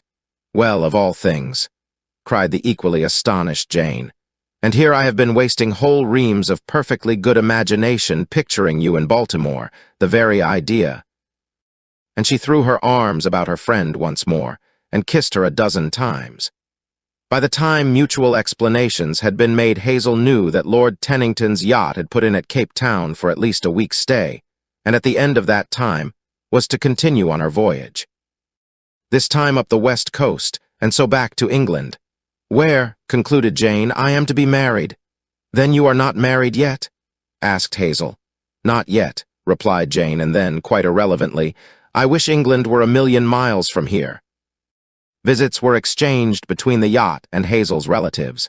Dinners were arranged, and trips into the surrounding country to entertain the visitors. Monsieur Thurin was a welcome guest at every function. He gave a dinner himself to the men of the party, and managed to ingratiate himself in the goodwill of Lord Tennington by many little acts of hospitality. Monsieur Thurin had heard dropped a hint of something which might result from this unexpected visit of Lord Tennington's yacht, and he wanted to be counted in on it. Once, when he was alone with the Englishman, he took occasion to make it quite plain that his engagement to Miss Strong was to be announced immediately upon their return to America. "But not a word of it, my dear Tennington, not a word of it." "Certainly, I quite understand, my dear fellow." Tennington had replied, "But you are to be congratulated. Ripping girl, don't you know? Really." The next day it came. Mrs. Strong, Hazel, and Monsieur Thurin were Lord Tennington's guests aboard his yacht. Mrs. Strong had been telling them how much she had enjoyed her visit at Cape Town, and that she regretted that a letter just received from her attorneys in Baltimore had necessitated her cutting her visit shorter than they had intended. "When do you sail?" asked Tennington. "The first of the week, I think," she replied. "Indeed," exclaimed Monsieur Thurin. "I am very fortunate. I, too, have found that I must return at once, and now I shall have the honor of accompanying and serving you." "That is nice of you, Monsieur Thurin," replied Mrs. Strong. "I am sure that we shall be glad to place ourselves under your protection." But in the bottom of her heart was the wish that they might escape him. Why, she could not have told. "By Jove!" ejaculated Lord Tennington a moment later. "Bully idea, by Jove!" "Yes, Tennington, of course," ventured Clayton. "It must be a bully idea if you had it, but what the deuce is it? Going to steam to China via the South Pole?" "Oh, I say now, Clayton," returned Tennington. "You needn't be so rough on a fellow just because you didn't happen to suggest this trip yourself. You've acted a regular bounder ever since we sailed." "No, sir," he continued. "It's a bully idea, and you'll all say so. It's to take Mrs. Strong and Miss Strong, and Thurin too, if he'll come as far as England with us on the yacht. Now, isn't that a corker?" "Forgive me, Tenny, old boy," cried Clayton. "It certainly is a corking idea. I never should have suspected you of it. You're quite sure it's original, are you? And we'll sail the first of the week, or any other time that suits your convenience, Mrs. Strong," concluded the big-hearted Englishman, as though the thing were all arranged except the sailing date. "Mercy, Lord Tennington, you haven't even given us an opportunity to thank you, much less decide whether we shall be able to accept your generous invitation," said Mrs. Strong. "Why, of course you'll come," responded Tennington. "We'll make as good time as any passenger boat, and you'll be fully as comfortable. And, anyway, we all want you, and won't take no for an answer." And so it was settled that they should sail the following Monday. 2 days out, the girls were sitting in Hazel's cabin, looking at some prints she had finished in Cape Town. They represented all the pictures she had taken since she had left America, and the girls were both engrossed in them, Jane asking many questions, and Hazel keeping up a perfect torrent of comment and explanation of the various scenes and people. "And here," she said suddenly, "here's a man you know." Poor fellow, I have so often intended asking you about him, but I never have been able to think of it when we were together." She was holding the little print so that Jane did not see the face of the man it portrayed. "His name was John Caldwell," continued Hazel. "Do you recall him? He said that he met you in America. He is an Englishman." "I do not recollect the name," replied Jane. "Let me see the picture." "The poor fellow was lost overboard on our trip down the coast," she said as she handed the print to Jane. "Lost over." "Why, Hazel, don't tell me that he is dead, drowned at sea. Hazel, why don't you say that you are joking?" And before the astonished Miss Strong could catch her, Jane Porter had slipped to the floor in a swoon. After Hazel had restored her chum to consciousness, she sat looking at her for a long time before either spoke. "I did not know, Jane," said Hazel in a constrained voice, "that you knew Mr. Caldwell so intimately that his death could prove such a shock to you." "John Caldwell?" questioned Miss Porter. "You do not mean to tell me that you do not know who this man was, Hazel?" "Why, yes, Jane, I know perfectly well who he was. His name was John Caldwell. He was from London." "Oh, Hazel, I wish I could believe it," moaned the girl. "I wish I could believe it, but those features are burned so deep into my memory and my heart that I should recognize them anywhere in the world from among 1,000 others who might appear identical to anyone but me." "What do you mean, Jane?" cried Hazel, now thoroughly alarmed. "Who do you think it is?" "I don't think, Hazel. I know that that is a picture of Tarzan of the Apes. Jane, I cannot be mistaken. Oh, Hazel, are you sure that he is dead? Can there be no mistake?" "I am afraid not, dear," answered Hazel sadly. "I wish I could think that you are mistaken, but now 101 little pieces of corroborative evidence occur to me that meant nothing to me while I thought that he was John Caldwell of London. He said that he had been born in Africa and educated in France." "Yes, that would be true," murmured Jane Porter dully. "The first officer who searched his luggage found nothing to identify John Caldwell of London. Practically all his belongings had been made or purchased in Paris. Everything that bore an initial was marked either with a T alone or with J, C, T. We thought that he was traveling incognito under his first two names, the J, C, standing for John Caldwell. Tarzan of the Apes took the name Gene C. "Tarzan," said Jane in the same lifeless monotone. "And he is dead. Oh, Hazel, it is horrible. He died all alone in this terrible ocean. It is unbelievable that that brave heart should have ceased to beat, that those mighty muscles are quiet and cold forever. That he who was the personification of life and health and manly strength should be the prey of slimy, crawling things, that—" But she could go no further, and with a little moan she buried her head in her arms and sank sobbing to the floor. For days Miss Porter was ill, and would see no one except Hazel and the faithful Esmeralda. When at last she came on deck, all were struck by the sad change that had taken place in her. She was no longer the alert, vivacious American beauty who had charmed and delighted all who came in contact with her. Instead, she was a very quiet and sad little girl, with an expression of hopeless wistfulness that none but Hazel Strong could interpret. The entire party strove their utmost to cheer and amuse her, but all to no avail. Occasionally, the jolly Lord Tennington would wring a wan smile from her, but for the most part she sat with wide eyes looking out across the sea. With Jane Porter's illness, one misfortune after another seemed to attack the yacht. First, an engine broke down, and they drifted for 2 days while temporary repairs were being made. Then a squall struck them unaware, that carried overboard nearly everything above deck that was portable. Later, 2 of the seamen fell to fighting in the forecastle, with the result that one of them was badly wounded with a knife, and the other had to be put in irons. Then, to cap the climax, the mate fell overboard at night and was drowned before help could reach him.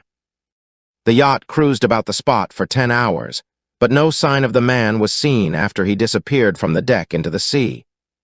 Every member of the crew and guests was gloomy and depressed after these series of misfortunes.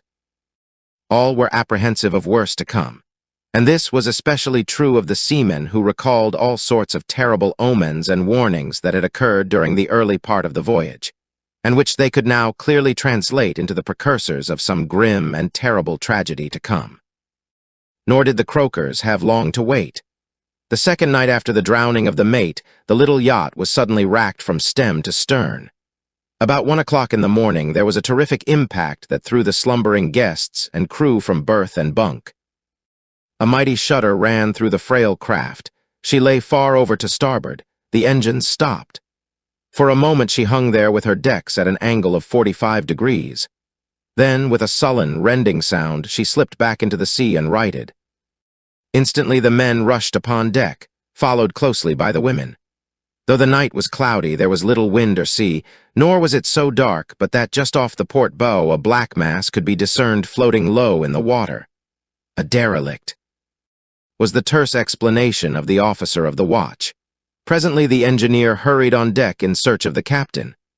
"That patch we put on the cylinder head's blown out, sir," he reported, "and she's mackin' water fast for'ard on the port bow." An instant later a seaman rushed up from below. "My God," he cried. "Her whole bleedin' bottom's ripped out. She can't float 20 minutes. "Shut up," roared Tennington. "Ladies, go below and get some of your things together. It may not be so bad as that, but we may have to take to the boats. It will be safer to be prepared. Go at once, please. And, Captain Gerald, send some competent man below, please, to ascertain the exact extent of the damage.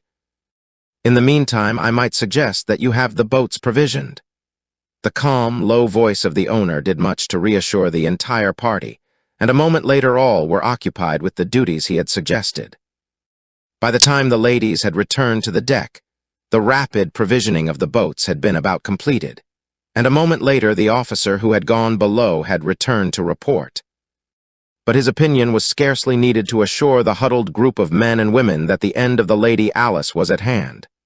"Well, sir," said the captain as his officer hesitated. "I dislike to frighten the ladies, sir," he said, "but she can't float a dozen minutes, in my opinion. There's a hole in her you could drive a bally cow through, sir." For 5 minutes the Lady Alice had been settling rapidly by the bow. Already her stern loomed high in the air, and foothold on the deck was of the most precarious nature. She carried 4 boats, and these were all filled and lowered away in safety. As they pulled rapidly from the stricken little vessel, Jane Porter turned to have one last look at her. Just then, there came a loud crash and an ominous rumbling and pounding from the heart of the ship. Her machinery had broken loose and was dashing its way toward the bow, tearing out partitions and bulkheads as it went. The stern rose rapidly high above them.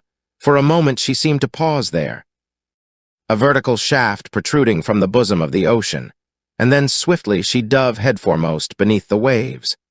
In one of the boats, the brave Lord Tennington wiped a tear from his eye. He had not seen a fortune in money go down forever into the sea, but a dear, beautiful friend whom he had loved. At last the long night broke, and a tropical sun smote down upon the rolling water. Jane Porter had dropped into a fitful slumber. The fierce light of the sun upon her upturned face awoke her. She looked about her. In the boat with her were 3 sailors, Clayton and Monsieur Thurin. Then she looked for the other boats, but as far as the eye could reach there was nothing to break the fearful monotony of that waste of waters. They were alone in a small boat upon the broad Atlantic. Chapter 14, Back to the Primitive. As Tarzan struck the water, his first impulse was to swim clear of the ship and possible danger from her propellers. He knew whom to thank for his present predicament, and as he lay in the sea, just supporting himself by a gentle movement of his hands, his chief emotion was one of chagrin that he had been so easily bested by Rockoff. He lay thus for some time, watching the receding and rapidly diminishing lights of the steamer without it ever once occurring to him to call for help. He never had called for help in his life, and so it is not strange that he did not think of it now. Always had he depended upon his own prowess and resourcefulness, nor had there ever been since the days of Kala any to answer an appeal for succor. When it did occur to him, it was too late. There was, thought Tarzan, a possible 1 chance in 100,000 that he might be picked up, and an even smaller chance that he would reach land. So he determined that to combine what slight chances there were, he would swim slowly in the direction of the coast. The ship might have been closer in than he had known. His strokes were long and easy. It would be many hours before those giant muscles would commence to feel fatigue. As he swam, guided toward the east by the stars, he noticed that he felt the weight of his shoes, and so he removed them. His trousers went next, and he would have removed his coat at the same time but for the precious papers in its pocket. To assure himself that he still had them, he slipped his hand in to feel, but to his consternation they were gone. Now he knew that something more than revenge had prompted Rokov to pitch him overboard. The Russian had managed to obtain possession of the papers Tarzan had wrested from him at Boo Sada. The ape-man swore softly and let his coat and shirt sink into the Atlantic. Before many hours, he had divested himself of his remaining garments and was swimming easily and unencumbered toward the east. The first faint evidence of dawn was paling the stars ahead of him when the dim outlines of a low-lying black mass loomed up directly in his track. A few strong strokes brought him to its side.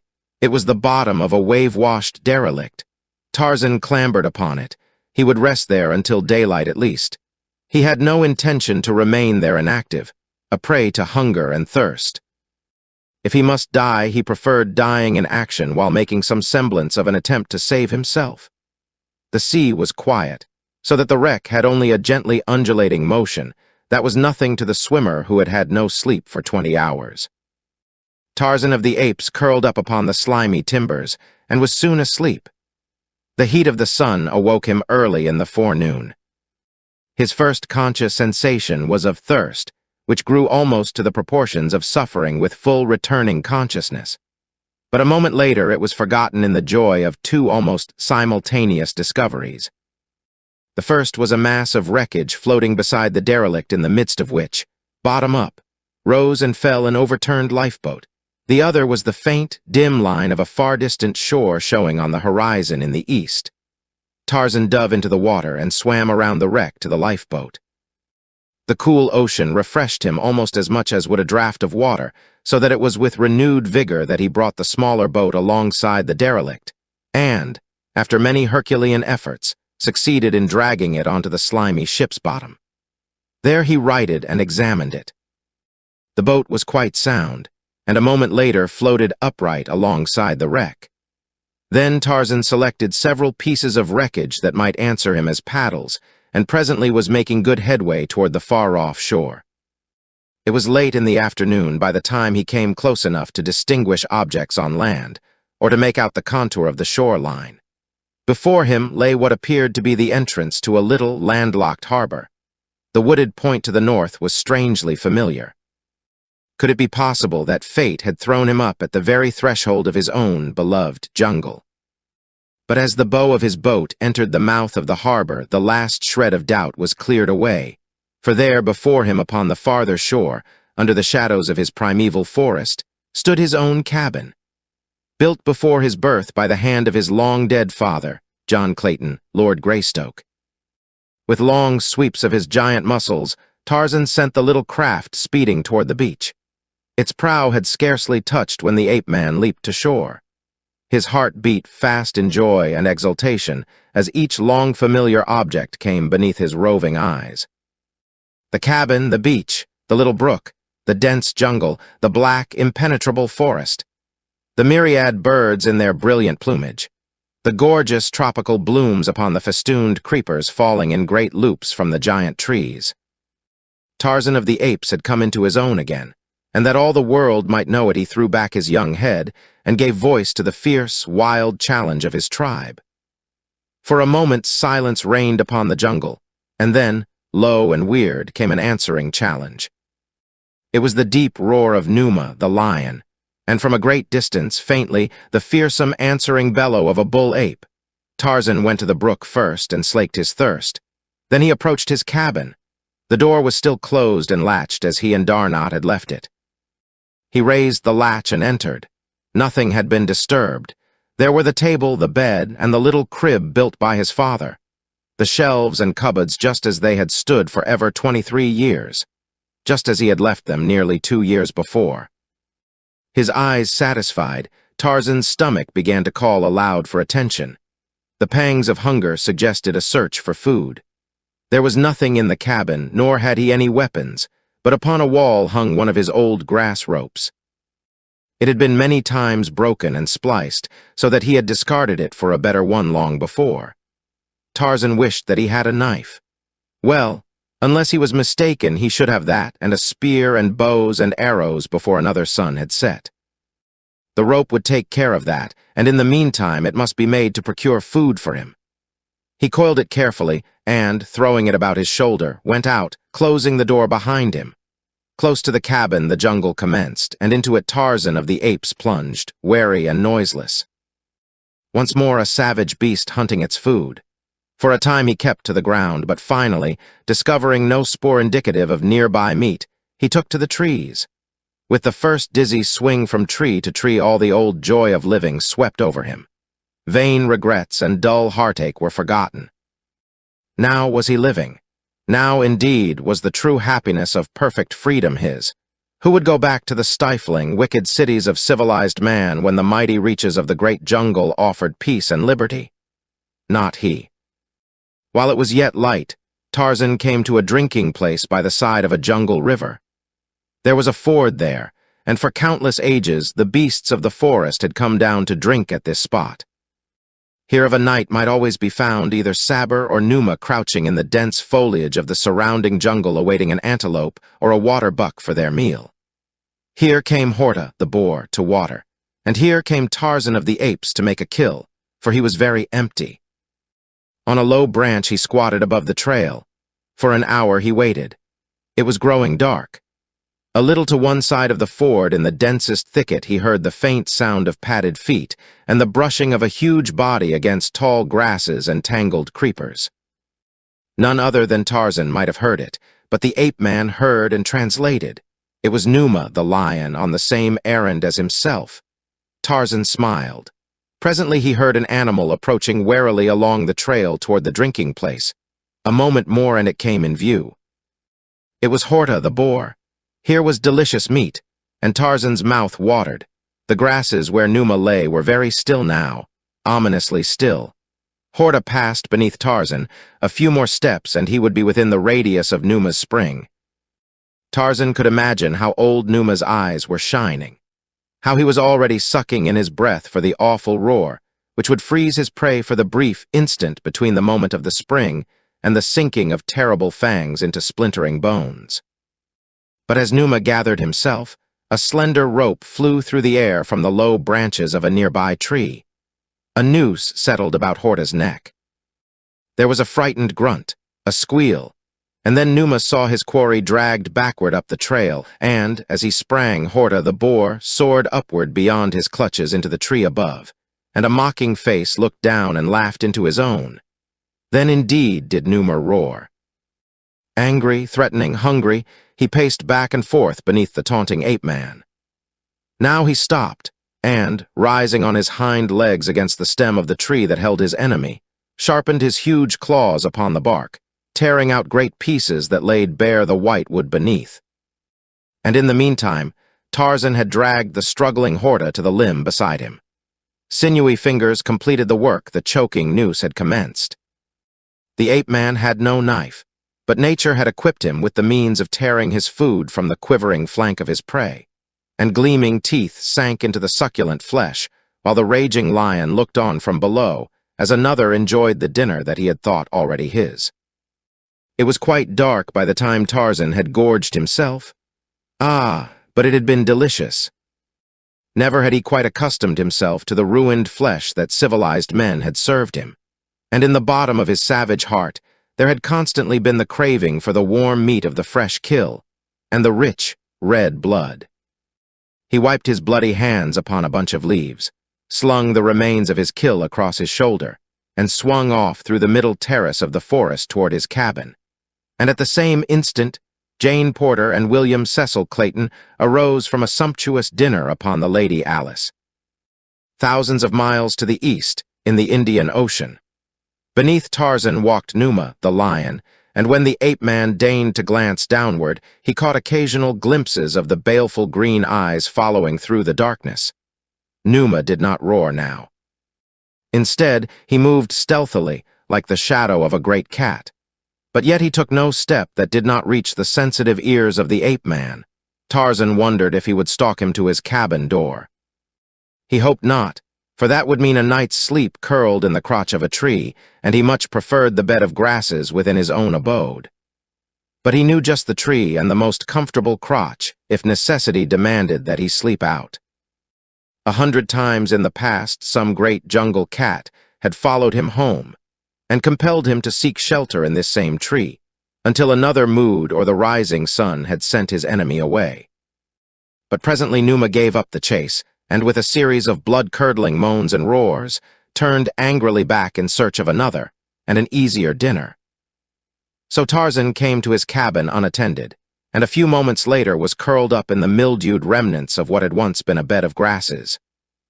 Thus easily did Monsieur Jean see Tarzan slough the thin skin of his artificial civilization, and sink happy and contented into the deep sleep of the wild beast that is fed to repletion.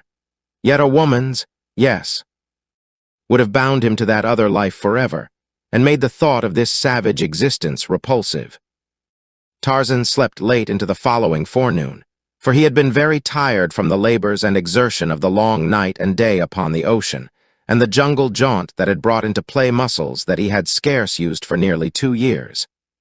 When he awoke, he ran to the brook first to drink. Then he took a plunge into the sea, swimming about for a quarter of an hour. Afterward he returned to his cabin and breakfasted off the flesh of Horta. This done, he buried the balance of the carcass in the soft earth outside the cabin for his evening meal. Once more he took his rope and vanished into the jungle. This time he hunted nobler quarry. Man. Although had you asked him his own opinion, he could have named a dozen other denizens of the jungle which he considered far the superiors in nobility of the men he hunted. Today Tarzan was in quest of weapons. He wondered if the women and children had remained in Mbonga's village after the punitive expedition from the French cruiser had massacred all the warriors in revenge for Darnot's supposed death.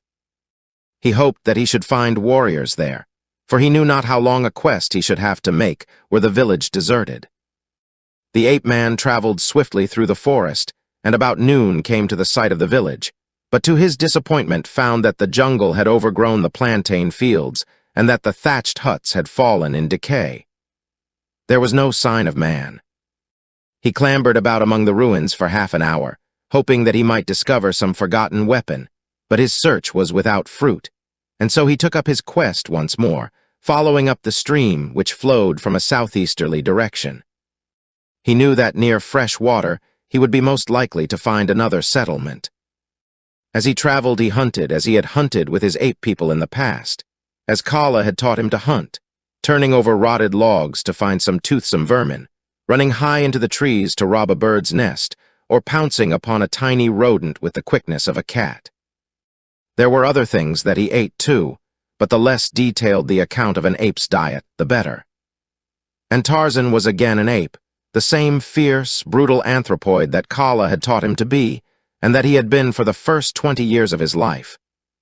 Occasionally he smiled as he recalled some friend, who might even at the moment be sitting placid and immaculate within the precincts of his select Parisian club.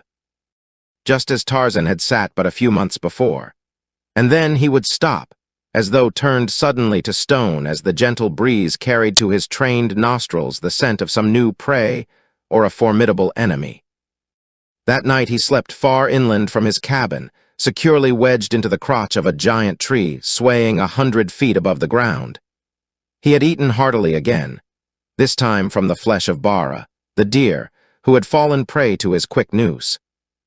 Early the next morning he resumed his journey, always following the course of the stream. For 3 days he continued his quest, until he had come to a part of the jungle in which he never before had been. Occasionally upon the higher ground the forest was much thinner, and in the far distance through the trees he could see ranges of mighty mountains, with wide plains in the foreground. Here, in the open spaces, were new game, countless antelope and vast herds of zebra. Tarzan was entranced. He would make a long visit to this new world. On the morning of the 4th day, his nostrils were suddenly surprised by a faint new scent. It was the scent of man, but yet a long way off. The ape-man thrilled with pleasure. Every sense was on the alert as with crafty stealth he moved quickly through the trees, upwind in the direction of his prey. Presently he came upon it, a lone warrior treading softly through the jungle. Tarzan followed close above his quarry, waiting for a clearer space in which to hurl his rope. As he stalked the unconscious man, new thoughts presented themselves to the ape-man, thoughts born of the refining influences of civilization and of its cruelties. It came to him that seldom if ever did civilized man kill a fellow being without some pretext, however slight. It was true that Tarzan wished this man's weapons and ornaments, but was it necessary to take his life to obtain them? The longer he thought about it, the more repugnant became the thought of taking human life needlessly. And thus it happened that while he was trying to decide just what to do, they had come to a little clearing, at the far side of which lay a palisaded village of beehive huts. As the warrior emerged from the forest, Tarzan caught a fleeting glimpse of a tawny hide worming its way through the matted jungle grasses in his wake. It was Numa, the lion. He, too, was stalking the black man. With the instant that Tarzan realized the native's danger, his attitude toward his erstwhile prey altered completely. Now he was a fellow man threatened by a common enemy. Numa was about to charge. There was little time in which to compare various methods or weigh the probable results of any. And then a number of things happened, almost simultaneously. The lion sprang from his ambush toward the retreating black. Tarzan cried out in warning. And the black turned just in time to see Numa halted in mid-flight by a slender strand of grass rope, the noosed end of which had fallen cleanly about his neck. The ape-man had acted so quickly that he had been unable to prepare himself to withstand the strain and shock of Numa's great weight upon the rope. And so it was that though the rope stopped the beast before his mighty talons could fasten themselves in the flesh of the black. The strain overbalanced Tarzan, who came tumbling to the ground not 6 paces from the infuriated animal. Like lightning, Numa turned upon this new enemy, and, defenseless as he was, Tarzan of the Apes was nearer to death that instant than he ever before had been. It was the black who saved him. The warrior realized in an instant that he owed his life to this strange white man, and he also saw that only a miracle could save his preserver from those fierce yellow fangs that had been so near to his own flesh. With the quickness of thought, his spear arm flew back, and then shot forward with all the force of the sinewy muscles that rolled beneath the shimmering ebon hide. True to its mark, the iron-shod weapon flew, transfixing Numa's sleek carcass from the right groin to beneath the left shoulder. With a hideous scream of rage and pain, the brute turned again upon the black. A dozen paces he had gone when Tarzan's rope brought him to a stand once more. Then he wheeled again upon the ape-man, only to feel the painful prick of a barbed arrow as it sank half its length in his quivering flesh. Again he stopped, and by this time Tarzan had run twice around the stem of a great tree with his rope and made the end fast. The black saw the trick and grinned, but Tarzan knew that Numa must be quickly finished before those mighty teeth had found and parted the slender cord that held him. It was a matter of but an instant to reach the black's side and drag his long knife from its scabbard. Then he signed the warrior to continue to shoot arrows into the great beast while he attempted to close in upon him with the knife.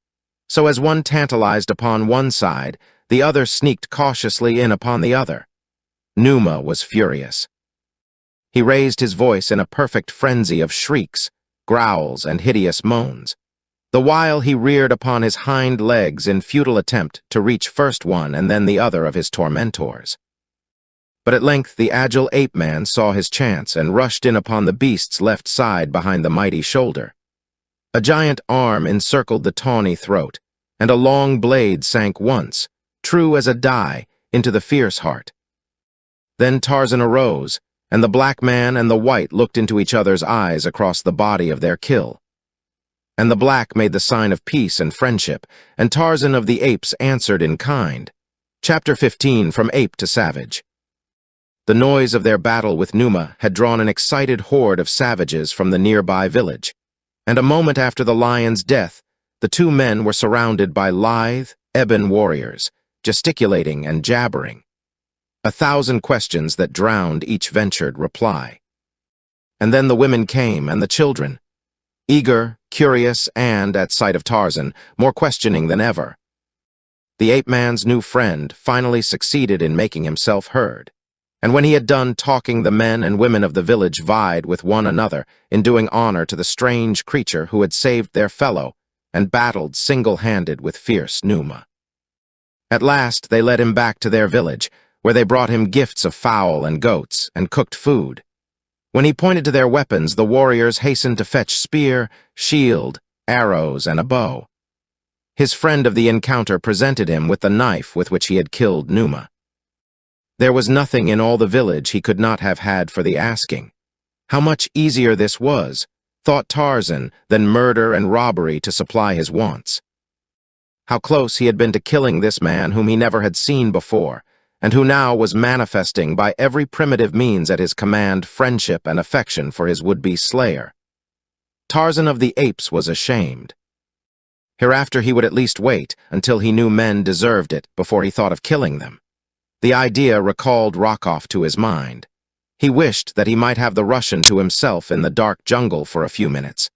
There was a man who deserved killing if ever anyone did.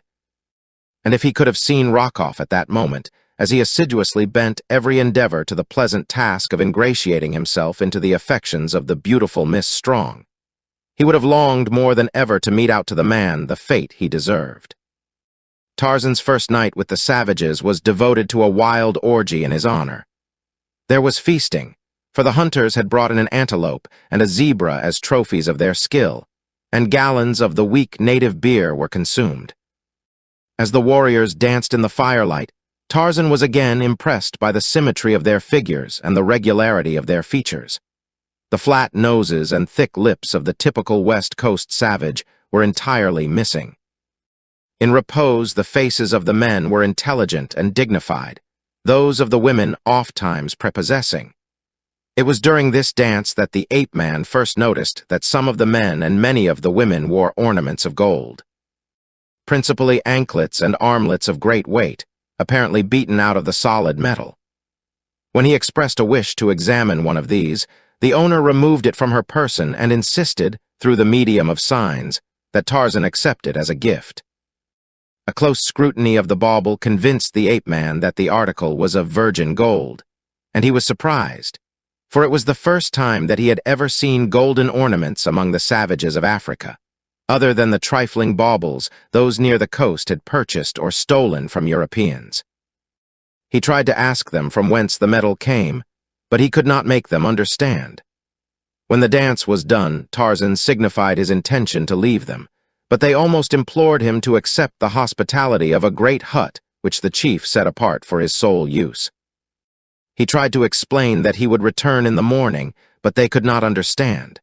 When he finally walked away from them toward the side of the village opposite the gate, they were still further mystified as to his intentions. Tarzan, however, knew just what he was about. In the past, he had had experience with the rodents and vermin that infest every native village, and, while he was not over-scrupulous about such matters, he much preferred the fresh air of the swaying trees to the fetid atmosphere of a hut. The natives followed him to where a great tree overhung the palisade, and as Tarzan leaped for a lower branch and disappeared into the foliage above, precisely after the manner of Manu, the monkey, there were loud exclamations of surprise and astonishment. For half an hour they called to him to return, but as he did not answer them, they at last desisted and sought the sleeping mats within their huts. Tarzan went back into the forest a short distance until he had found a tree suited to his primitive requirements, and then, curling himself in a great crotch, he fell immediately into a deep sleep. The following morning he dropped into the village street as suddenly as he had disappeared the preceding night. For a moment the natives were startled and afraid, but when they recognized their guest of the night before they welcomed him with shouts and laughter. That day he accompanied a party of warriors to the nearby plains on a great hunt, and so dexterous did they find this white man with their own crude weapons that another bond of respect and admiration was thereby wrought. For weeks Tarzan lived with his savage friends, hunting buffalo, antelope, and zebra for meat, and elephant for ivory. Quickly he learned their simple speech, their native customs, and the ethics of their wild, primitive tribal life. He found that they were not cannibals. that they looked with loathing and contempt upon men who ate men. Busiali, the warrior whom he had stalked to the village, told him many of the tribal legends. How many years before, his people had come many long marches from the north. How once they had been a great and powerful tribe, and how the slave raiders had wrought such havoc among them with their death-dealing guns that they had been reduced to a mere remnant of their former numbers and power. "They hunted us down as one hunts a fierce beast," said Busiali. "There was no mercy in them. When it was not slaves, they sought it was ivory, but usually it was both. Our men were killed and our women driven away like sheep. We fought against them for many years, but our arrows and spears could not prevail against the sticks which spit fire and lead and death to many times the distance that our mightiest warrior could place an arrow. At last, when my father was a young man, the Arabs came again, but our warriors saw them a long way off, and Chowambai, who was chief then, told his people to gather up their belongings and come away with him.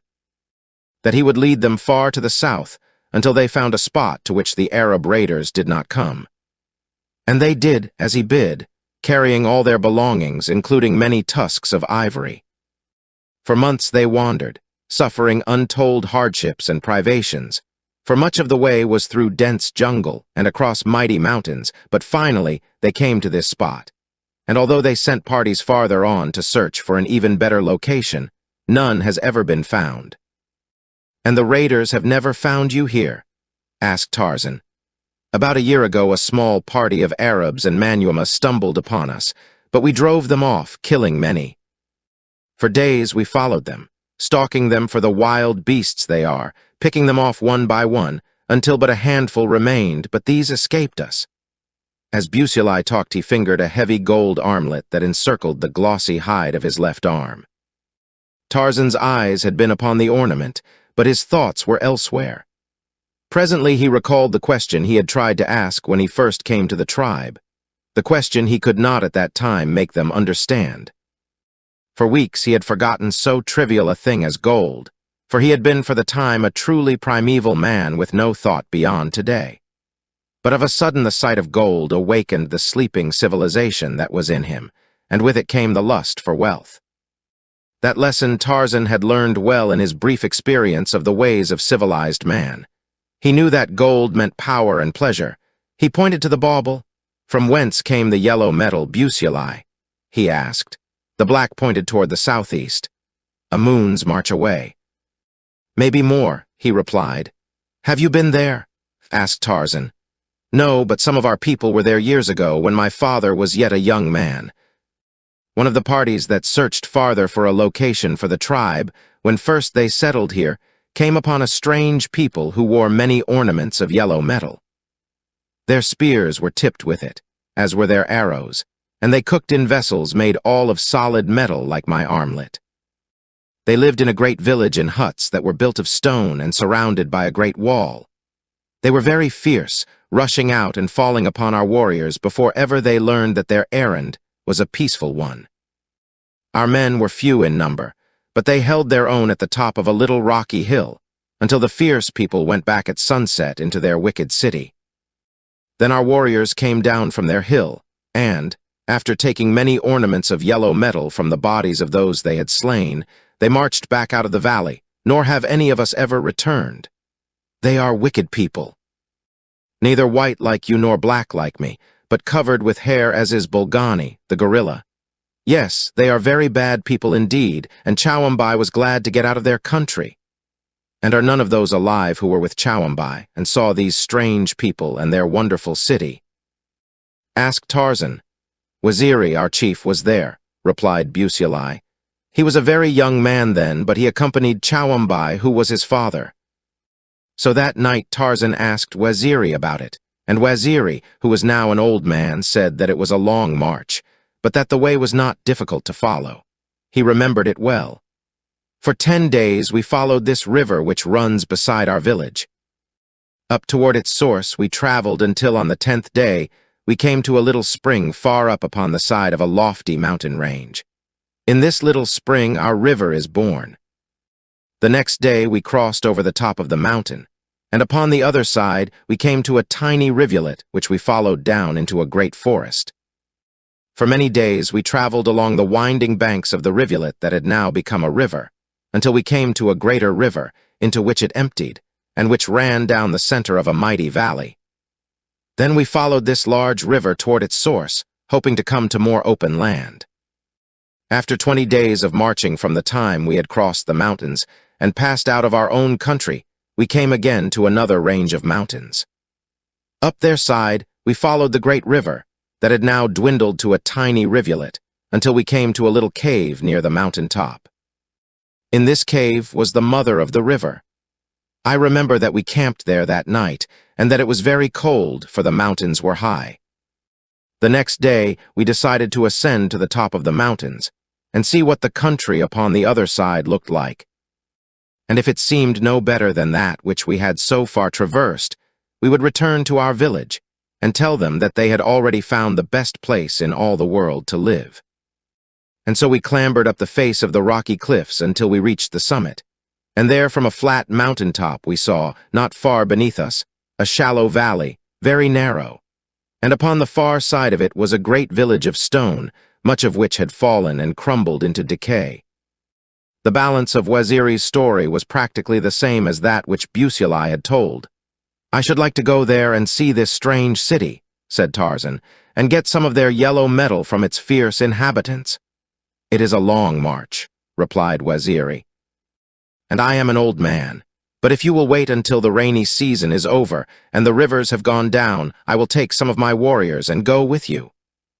And Tarzan had to be contented with that arrangement, though he would have liked it well enough to have set off the next morning. He was as impatient as a child. Really, Tarzan of the Apes was but a child, or a primeval man, which is the same thing in a way. The next day but one, a small party of hunters returned to the village from the south to report a large herd of elephants some miles away. By climbing trees, they had had a fairly good view of the herd, which they described as numbering several large tuskers, a great many cows and calves, and full-grown bulls whose ivory would be worth having. The balance of the day and evening was filled with preparation for a great hunt. Spears were overhauled, quivers were replenished, bows were restrung, and all the while the village which Doctor passed through the busy throngs disposing of various charms and amulets designed to protect the possessor from hurt, or bring him good fortune in the morrow's hunt. At dawn the hunters were off. There were 50 sleek black warriors, and in their midst, lithe and active as a young forest god, strode Tarzan of the Apes, his brown skin contrasting oddly with the ebony of his companions. Except for color, he was one of them. His ornaments and weapons were the same as theirs. He spoke their language. He laughed and joked with them, and leaped and shouted in the brief, wild dance that preceded their departure from the village, to all intent and purpose a savage among savages. Nor had he questioned himself. Is it to be doubted that he would have admitted that he was far more closely allied to these people and their life than to the Parisian friends whose ways, ape-like, he had successfully mimicked for a few short months? But he did think of Darnot, and a grin of amusement showed his strong white teeth as he pictured the immaculate Frenchman's expression, could he by some means see Tarzan as he was that minute. Poor Paul, who had prided himself on having eradicated from his friend the last traces of wild savagery. "How quickly have I fallen," thought Tarzan, but in his heart he did not consider it a fall. Rather, he pitied the poor creatures of Paris, penned up like prisoners in their silly clothes, and watched by policemen all their poor lives, that they might do nothing that was not entirely artificial and tiresome. A 2 hours' march brought them close to the vicinity in which the elephants had been seen the previous day. From there on, they moved very quietly indeed, searching for the spoor of the great beasts. At length, they found the well-marked trail along which the herd had passed not many hours before. In single file, they followed it for about half an hour. It was Tarzan who first raised his hand in signal that the quarry was at hand.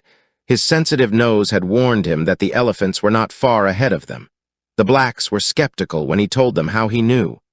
"Come with me," said Tarzan, "and we shall see." With the agility of a squirrel, he sprang into a tree and ran nimbly to the top. One of the blacks followed more slowly and carefully. When he had reached a lofty limb beside the ape-man, the latter pointed to the south.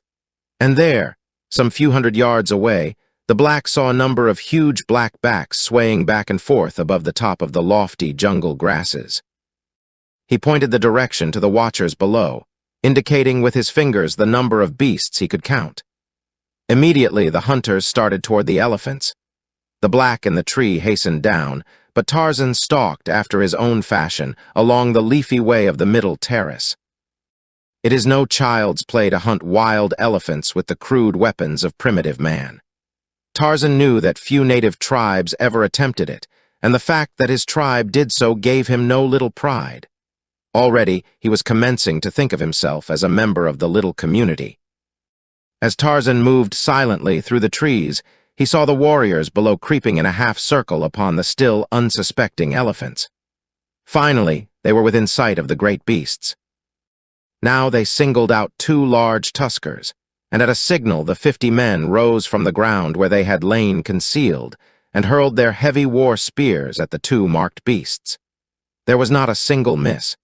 25 spears were embedded in the sides of each of the giant animals. One never moved from the spot where it stood when the avalanche of spears struck it, for 2, perfectly aimed, had penetrated its heart, and it lunged forward upon its knees, rolling to the ground without a struggle. The other, standing nearly head-on toward the hunters, had not proved so good a mark, and though every spear struck, not one entered the great heart. For a moment, the huge bull stood trumpeting in rage and pain, casting about with its little eyes for the author of its hurt.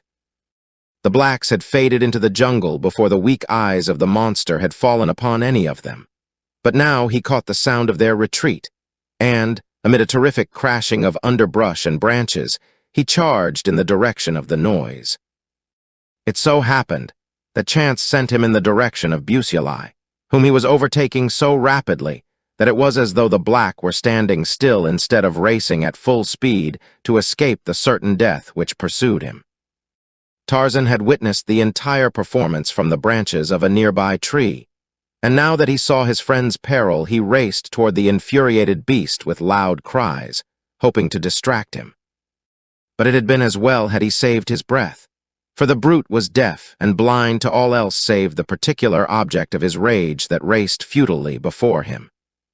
And now Tarzan saw that only a miracle could save Busuli, and with the same unconcern with which he had once hunted this very man, he hurled himself into the path of the elephant to save the black warrior's life. He still grasped his spear, and while Tantor was yet 6 or 8 paces behind his prey, a sinewy white warrior dropped as from the heavens, almost directly in his path. With a vicious lunge, the elephant swerved to the right to dispose of this temerarious foeman who dared intervene between himself and his intended victim. But he had not reckoned on the lightning quickness that could galvanize those steel muscles into action so marvelously swift as to baffle even a keener eyesight than Tantor's. And so it happened that, before the elephant realized that his new enemy had leaped from his path, Tarzan had driven his iron-shod spear from behind the massive shoulder straight into the fierce heart, and the colossal pachyderm had toppled to his death at the feet of the ape-man. Busuli had not beheld the manner of his deliverance, but Waziri, the old chief, had seen, and several of the other warriors, and they hailed Tarzan with delight as they swarmed about him, and his great kill. When he leaped upon the mighty carcass, and gave voice to the weird challenge with which he announced a great victory, the blacks shrank back in fear, for to them it marked the brutal Bolgani, whom they feared fully as much as they feared Numa, the lion. But with a fear with which was mixed a certain uncanny awe of the manlike thing to which they attributed supernatural powers. But when Tarzan lowered his raised head and smiled upon them, they were reassured, though they did not understand. Nor did they ever fully understand this strange creature who ran through the trees as quickly as Manu, yet was even more at home upon the ground than themselves. Who was except as to color like unto themselves, yet as powerful as 10 of them, and single-handed a match for the fiercest denizens of the fierce jungle. When the remainder of the warriors had gathered, the hunt was again taken up, and the stalking of the retreating herd once more begun. But they had covered a bare 100 yards when from behind them, at a great distance, sounded faintly a strange popping. For an instant they stood like a group of statuary, intently listening. Then Tarzan spoke. "Guns," he said. "The village is being attacked." "Come," cried Waziri. "The Arab raiders have returned with their cannibal slaves for our ivory and our women." Chapter 16, The Ivory Raiders. Waziri's warriors marched at a rapid trot through the jungle in the direction of the village. For a few minutes, the sharp cracking of guns ahead warned them to haste, but finally the reports dwindled to an occasional shot, presently ceasing altogether. Nor was this less ominous than the rattle of musketry, for it suggested but a single solution to the little band of rescuers: that the illy garrisoned village had already succumbed to the onslaught of a superior force. The returning hunters had covered a little more than 3 miles of the 5 that had separated them from the village when they met the first of the fugitives, who had escaped the bullets and clutches of the foe. There were a dozen women, youths, and girls in the party, and so excited were they that they could scarce make themselves understood as they tried to relate to Waziri the calamity that had befallen his people.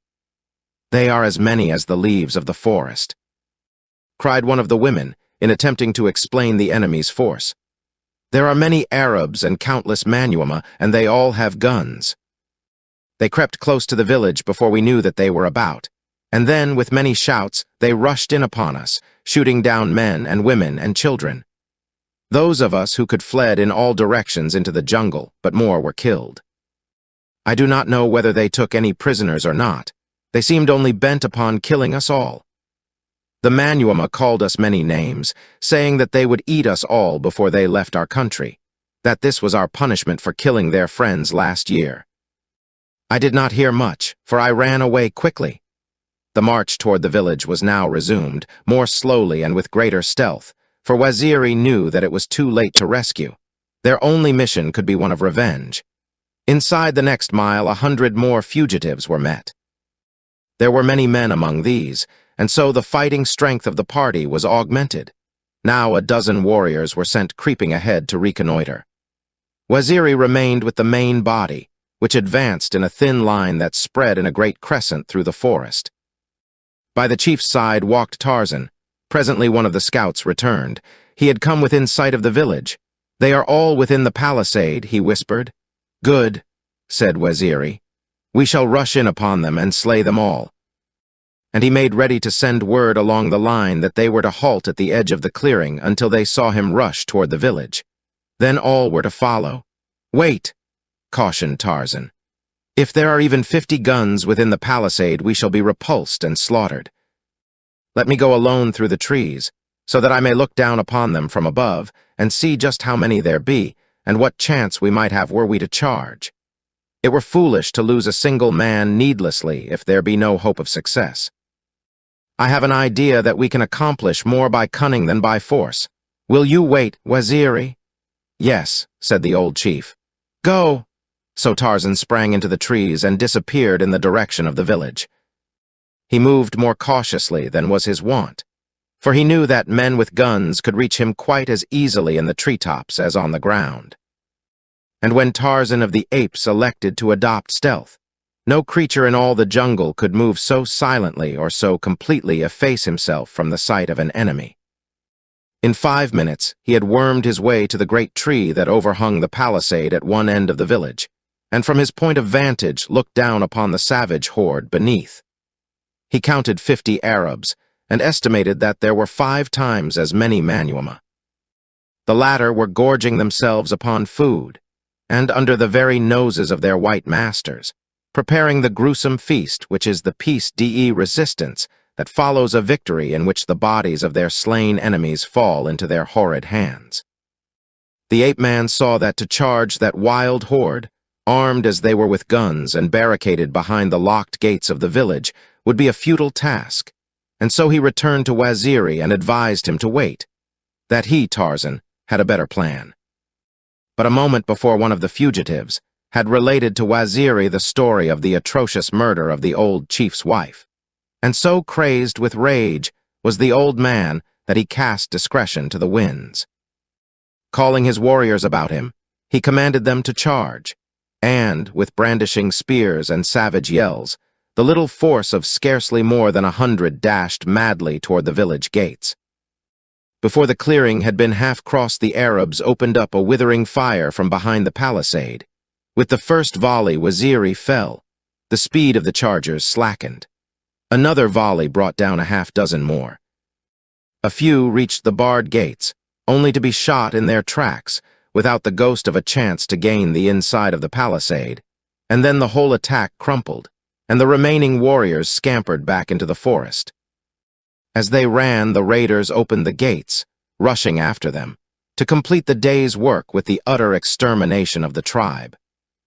Tarzan had been among the last to turn back toward the forest, and now, as he ran slowly, he turned from time to speed a well-aimed arrow into the body of a pursuer. Once within the jungle, he found a little knot of determined blacks waiting to give battle to the oncoming horde, but Tarzan cried to them to scatter, keeping out of harm's way until they could gather in force after dark. "Do as I tell you," he urged, "and I will lead you to victory over these enemies of yours. Scatter through the forest, picking up as many stragglers as you can find, and at night, if you think that you have been followed, come by roundabout ways to the spot where we killed the elephants today. Then I will explain my plan, and you will find that it is good. You cannot hope to pit your puny strength and simple weapons against the numbers and the guns of the Arabs and the Manyuema." They finally assented. "When you scatter," explained Tarzan in conclusion, "your foes will have to scatter to follow you, and so it may happen that if you are watchful, you can drop many a Manyuema with your arrows from behind some great trees." They had barely time to hasten away farther into the forest before the first of the raiders had crossed the clearing and entered it in pursuit of them. Tarzan ran a short distance along the ground before he took to the trees. Then he raced quickly to the upper terrace, there doubling on his tracks and making his way rapidly back toward the village. Here he found that every Arab and Manyuema had joined in the pursuit, leaving the village deserted, except for the chained prisoners and a single guard. The sentry stood at the open gate, looking in the direction of the forest, so that he did not see the agile giant that dropped to the ground at the far end of the village street. With drawn bow, the ape-man crept stealthily toward his unsuspecting victim. The prisoners had already discovered him, and with wide eyes filled with wonder and with hope, they watched their would-be rescuer. Now he halted not 10 paces from the unconscious Manyuema. The shaft was drawn back its full length at the height of the keen gray eye that sighted along its polished surface. There was a sudden twang as the brown fingers released their hold, and without a sound the raider sank forward upon his face, a wooden shaft transfixing his heart and protruding a foot from his black chest. Then Tarzan turned his attention to the 50 women and youths chained neck to neck on the long slave chain. There was no releasing of the ancient padlocks in the time that was left him, so the ape-man called to them to follow him as they were, and, snatching the gun and cartridge belt from the dead sentry, he led the now happy band out through the village gate and into the forest upon the far side of the clearing. It was a slow and arduous march, for the slave chain was new to these people, and there were many delays as one of their number would stumble and fall, dragging others down with her. Then, too, Tarzan had been forced to make a wide detour to avoid any possibility of meeting with returning raiders. He was partially guided by occasional shots, which indicated that the Arab horde was still in touch with the villagers. But he knew that if they would but follow his advice, there would be but few casualties other than on the side of the marauders. Toward dusk, the firing ceased entirely, and Tarzan knew that the Arabs had all returned to the village. He could scarce repress a smile of triumph as he thought of their rage on discovering that their guard had been killed and their prisoners taken away. Tarzan had wished that he might have taken some of the great store of ivory the village contained, solely for the purpose of still further augmenting the wrath of his enemies. But he knew that that was not necessary for its salvation, since he already had a plan mapped out which would effectually prevent the Arabs leaving the country with a single tusk. and it would have been cruel to have needlessly burdened these poor, overwrought women with the extra weight of the heavy ivory. It was after midnight when Tarzan, with his slow-moving caravan, approached the spot where the elephants lay. Long before they reached it, they had been guided by the huge fire the natives had built in the center of a hastily improvised boma, partially for warmth and partially to keep off chance lions. When they had come close to the encampment, Tarzan called aloud to let them know that friends were coming. It was a joyous reception the little party received when the blacks within the boma saw the long file of fettered friends and relatives enter the firelight. These had all been given up as lost forever, as had Tarzan as well, so that the happy blacks would have remained awake all night to feast on elephant meat and celebrate the return of their fellows, had not Tarzan insisted that they take what sleep they could, against the work of the coming day. At that, sleep was no easy matter, for the women who had lost their men or their children in the day's massacre and battle made night hideous with their continued wailing and howling. Finally, however, Tarzan succeeded in silencing them, on the plea that their noise would attract the Arabs to their hiding place, when all would be slaughtered. When dawn came, Tarzan explained his plan of battle to the warriors, and without demur one and all agreed that it was the safest and surest way in which to rid themselves of their unwelcome visitors, and be revenged for the murder of their fellows. First, the women and children, with a guard of some 20 old warriors and youths, were started southward, to be entirely out of the zone of danger. They had instructions to erect temporary shelter and construct a protecting boma of thorn bush. For the plan of campaign which Tarzan had chosen was one which might stretch out over many days, or even weeks, during which time the warriors would not return to the new camp. 2 hours after daylight, a thin circle of black warriors surrounded the village. At intervals, one was perched high in the branches of a tree which could overlook the palisade. Presently a manuama within the village fell, pierced by a single arrow. There had been no sound of attack. None of the hideous war cries or vainglorious waving of menacing spears that ordinarily marks the attack of savages. Just a silent messenger of death from out of the silent forest. The Arabs and their followers were thrown into a fine rage at this unprecedented occurrence. They ran for the gates, to wreak dire vengeance upon the foolhardy perpetrator of the outrage, but they suddenly realized that they did not know which way to turn to find the foe. As they stood debating with many angry shouts and much gesticulating, one of the Arabs sank silently to the ground in their very midst, a thin arrow protruding from his heart. Tarzan had placed the finest marksmen of the tribe in the surrounding trees, with directions never to reveal themselves while the enemy was faced in their direction. As a black released his messenger of death, he would slink behind the sheltering stem of the tree he had selected. Nor would he again aim until a watchful eye told him that none was looking toward his tree.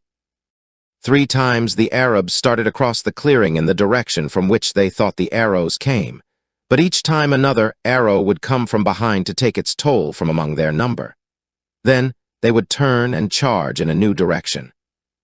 Finally, they set out upon a determined search of the forest, but the blacks melted before them, so that they saw no sign of an enemy. But above them lurked a grim figure in the dense foliage of the mighty trees. It was Tarzan of the Apes, hovering over them as if he had been the shadow of death. Presently a manuama forged ahead of his companions. There was none to see from what direction death came, and so it came quickly, and a moment later those behind stumbled over the dead body of their comrade, the inevitable arrow piercing the still heart. It does not take a great deal of this manner of warfare to get upon the nerves of white men, and so it is little to be wondered at that the manuama were soon panic-stricken. Did one forge ahead an arrow found his heart? Did one lag behind he never again was seen alive? Did one stumble to one side, even for a bare moment from the sight of his fellows, he did not return?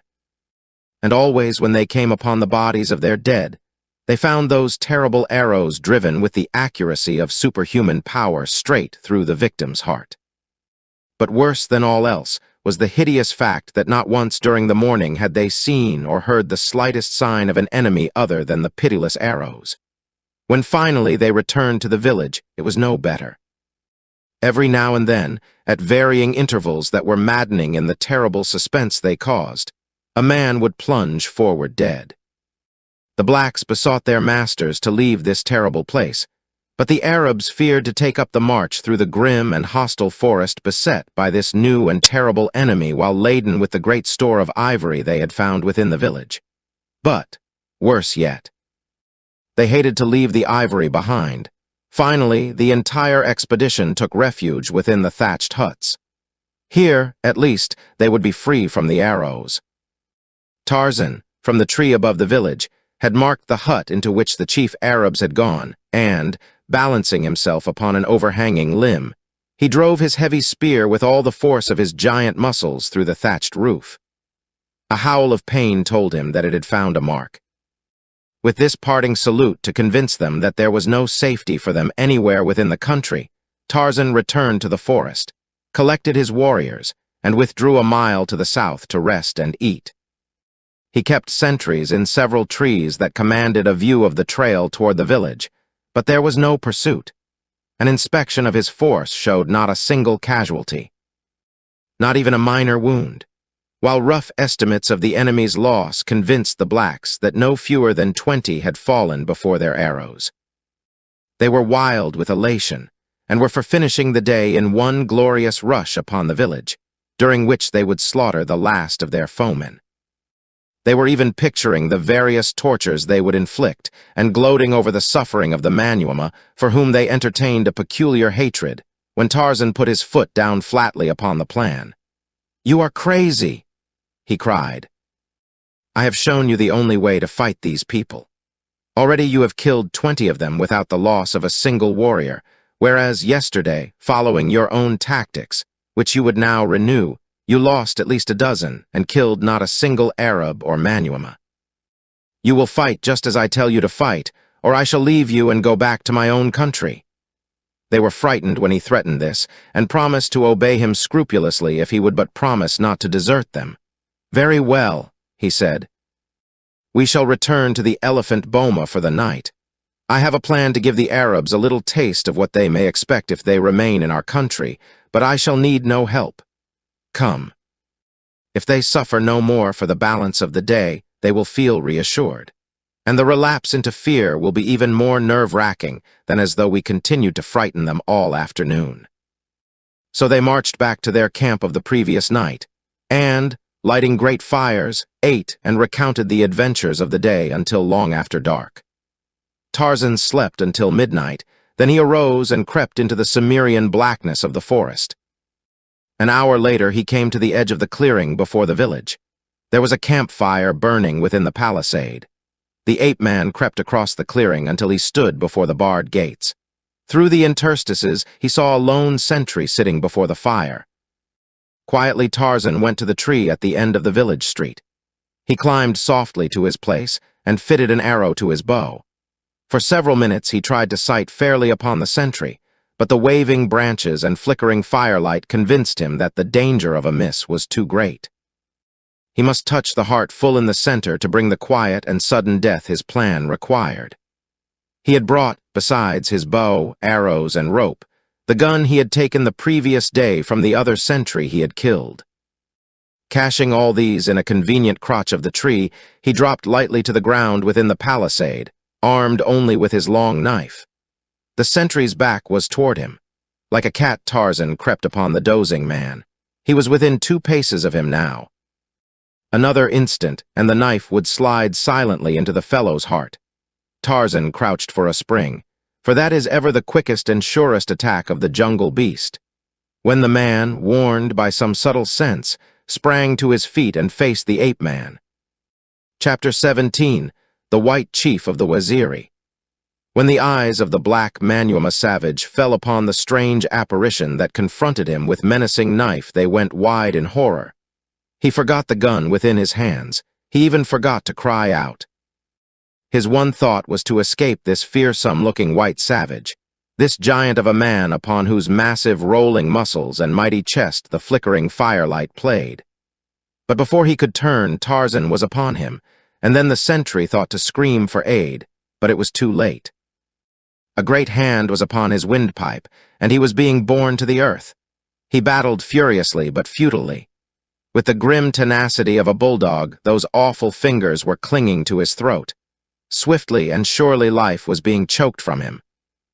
His eyes bulged, his tongue protruded, his face turned to a ghastly purplish hue. There was a convulsive tremor of the stiffening muscles, and the Manuma sentry lay quite still. The ape-man threw the body across one of his broad shoulders and, gathering up the fellow's gun, trotted silently up the sleeping village street toward the tree that gave him such easy ingress to the palisaded village. He bore the dead sentry into the midst of the leafy maze above. First he stripped the body of cartridge belt and such ornaments as he craved, wedging it into a convenient crotch while his nimble fingers ran over it in search of the loot he could not plainly see in the dark. When he had finished, he took the gun that had belonged to the man and walked far out upon a limb, from the end of which he could obtain a better view of the huts. Drawing a careful bead on the beehive structure in which he knew the chief Arabs to be, he pulled the trigger. Almost instantly there was an answering groan. Tarzan smiled. He had made another lucky hit. Following the shot, there was a moment's silence in the camp, and then Manuma and Arab came pouring from the huts like a swarm of angry hornets. But if the truth were known, they were even more frightened than they were angry.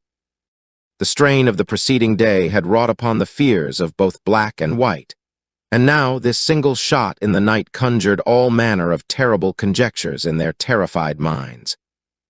When they discovered that their sentry had disappeared, their fears were in no way allayed, and as though to bolster their courage by warlike actions, they began to fire rapidly at the barred gates of the village, although no enemy was in sight.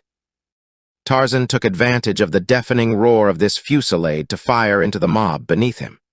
No one heard his shot above the din of rattling musketry in the street, but some who were standing close saw one of their number crumple suddenly to the earth. When they leaned over him, he was dead.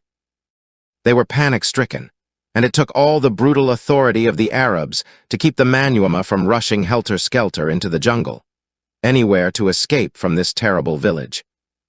After a time, they commenced to quiet down, and as no further mysterious deaths occurred among them, they took heart again. But it was a short-lived respite, for just as they had concluded that they would not be disturbed again, Tarzan gave voice to a weird moan. And as the raiders looked up in the direction from which the sound seemed to come, the ape-man, who stood swinging the dead body of the sentry gently to and fro, suddenly shot the corpse far out above their heads. With howls of alarm, the throng broke in all directions to escape this new and terrible creature who seemed to be springing upon them. To their fear-distorted imaginations, the body of the sentry, falling with wide-sprawled arms and legs, assumed the likeness of a great beast of prey. In their anxiety to escape, many of the blacks scaled the palisade, while others tore down the bars from the gates and rushed madly across the clearing toward the jungle. For a time, no one turned back toward the thing that had frightened them, but Tarzan knew that they would in a moment, and when they discovered that it was but the dead body of their sentry, while they would doubtless be still further terrified. He had a rather definite idea as to what they would do, and so he faded silently away toward the south, taking the moonlit upper terrace back toward the camp of the Waziri. Presently one of the Arabs turned and saw that the thing that had leaped from the tree upon them lay still and quiet where it had fallen in the center of the village street. Cautiously he crept back toward it until he saw that it was but a man. A moment later he was beside the figure, and in another had recognized it as the corpse of the Manuma who had stood on guard at the village gate. His companions rapidly gathered around at his call, and after a moment's excited conversation, they did precisely what Tarzan had reasoned they would. Raising their guns to their shoulders, they poured volley after volley into the tree from which the corpse had been thrown. Had Tarzan remained there, he would have been riddled by 100 bullets. When the Arabs and Manuma discovered that the only marks of violence upon the body of their dead comrade were giant fingerprints upon his swollen throat, they were again thrown into deeper apprehension and despair. That they were not even safe within a palisaded village at night came as a distinct shock to them. That an enemy could enter into the midst of their camp and kill their sentry with bare hands seemed outside the bounds of reason. And so the superstitious Manyuema commenced to attribute their ill luck to supernatural causes. Nor were the Arabs able to offer any better explanation.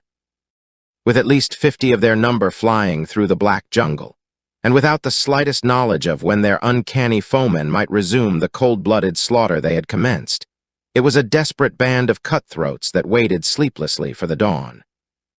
Only on the promise of the Arabs that they would leave the village at daybreak, and hasten onward toward their own land, would the remaining Manyuema consent to stay at the village a moment longer. Not even fear of their cruel masters was sufficient to overcome this new terror.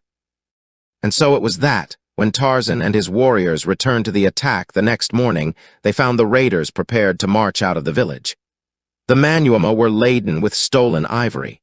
As Tarzan saw it, he grinned, for he knew that they would not carry it far. Then he saw something which caused him anxiety. A number of the Manyuema were lighting torches in the remnant of the campfire. They were about to fire the village. Tarzan was perched in a tall tree some 100 yards from the palisade. Making a trumpet of his hands, he called loudly in the Arab tongue, "Do not fire the huts, or we shall kill you all! Do not fire the huts, or we shall kill you all!" A dozen times he repeated it. The Manyuema hesitated, then one of them flung his torch into the campfire. The others were about to do the same when an Arab sprung upon them with a stick, beating them toward the huts. Tarzan could see that he was commanding them to fire the little thatched dwellings.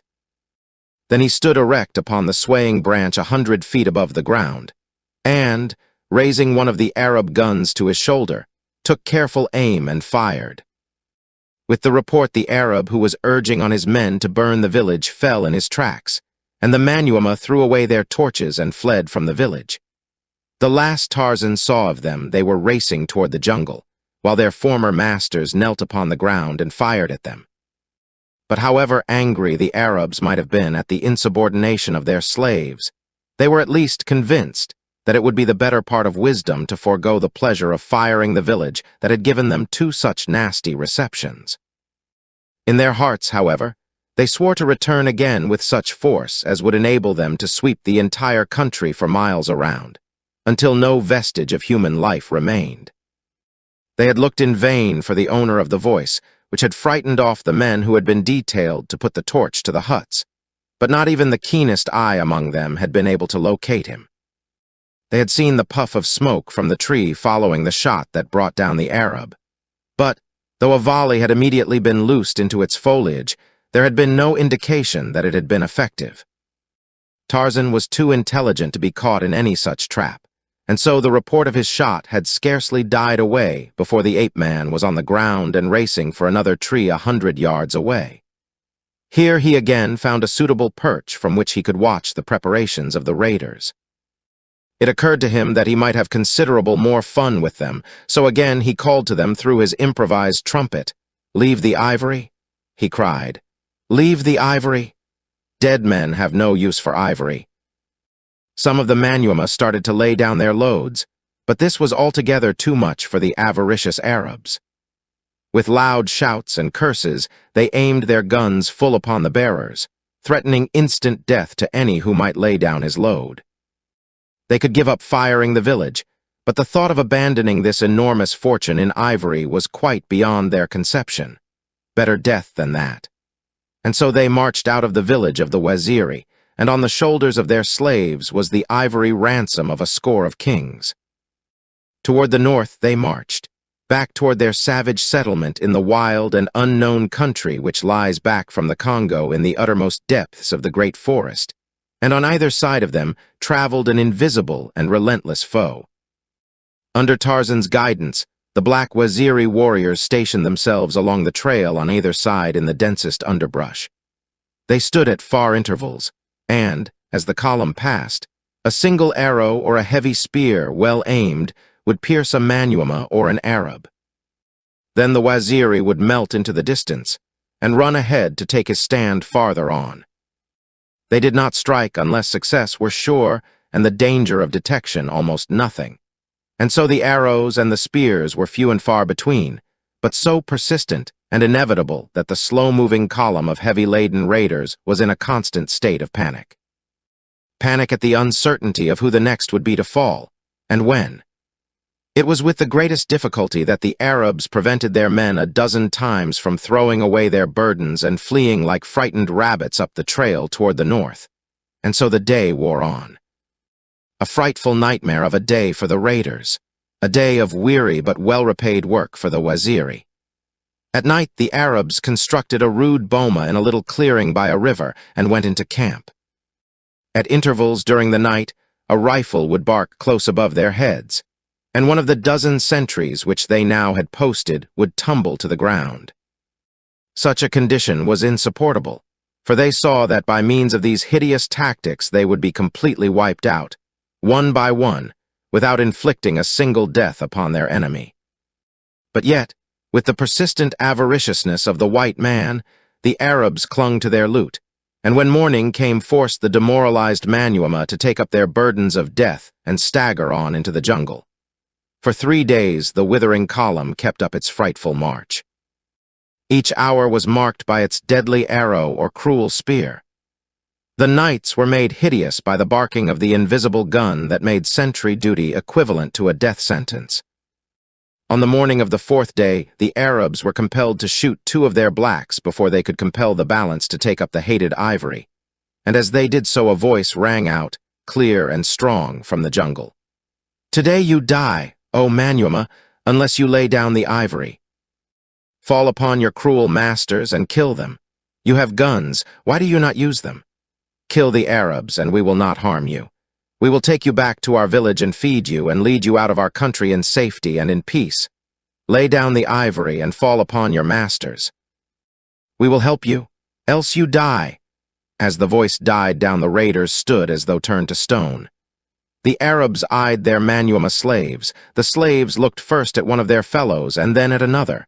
They were but waiting for someone to take the initiative. There were some 30 Arabs left and about 150 blacks. All were armed. Even those who were acting as porters had their rifles slung across their backs. The Arabs drew together. The sheikh ordered the Manyuema to take up the march, and as he spoke he cocked his rifle and raised it. But at the same instant, one of the blacks threw down his load and, snatching his rifle from his back, fired point-blank at the group of Arabs. In an instant, the camp was a cursing, howling mass of demons, fighting with guns and knives and pistols. The Arabs stood together and defended their lives valiantly, but with the rain of lead that poured upon them from their own slaves, and the shower of arrows and spears which now leaped from the surrounding jungle aimed solely at them. There was little question from the first what the outcome would be. In 10 minutes from the time the first porter had thrown down his load, the last of the Arabs lay dead. When the firing had ceased, Tarzan spoke again to the Manyuema. "Take up our ivory and return it to our village from whence you stole it. We shall not harm you." For a moment the Manyuema hesitated. They had no stomach to retrace that difficult 3 days' trail. They talked together in low whispers, and one turned toward the jungle, calling aloud to the voice that had spoken to them from out of the foliage. "How do we know that when you have us in your village you will not kill us all?" he asked. "You do not know," replied Tarzan. "Other than that we have promised not to harm you if you will return our ivory to us. But this you do know, that it lies within our power to kill you all if you do not return as we direct, and are we not more likely to do so if you anger us than if you do as we bid?" "Who are you that speaks the tongue of our Arab masters?" cried the Manyuema spokesman. "Let us see you, and then we shall give you our answer." Tarzan stepped out of the jungle a dozen paces from them. "Look," he said. When they saw that he was white, they were filled with awe, for never had they seen a white savage before, and at his great muscles and giant frame they were struck with wonder and admiration. "You may trust me," said Tarzan. "So long as you do as I tell you, and harm none of my people, we shall do you no hurt. Will you take up our ivory and return in peace to our village, or shall we follow along your trail toward the north as we have followed for the past 3 days?" The recollection of the horrid days that had just passed was the thing that finally decided the Manyuema. And so, after a short conference, They took up their burdens and set off to retrace their steps toward the village of the Waziri.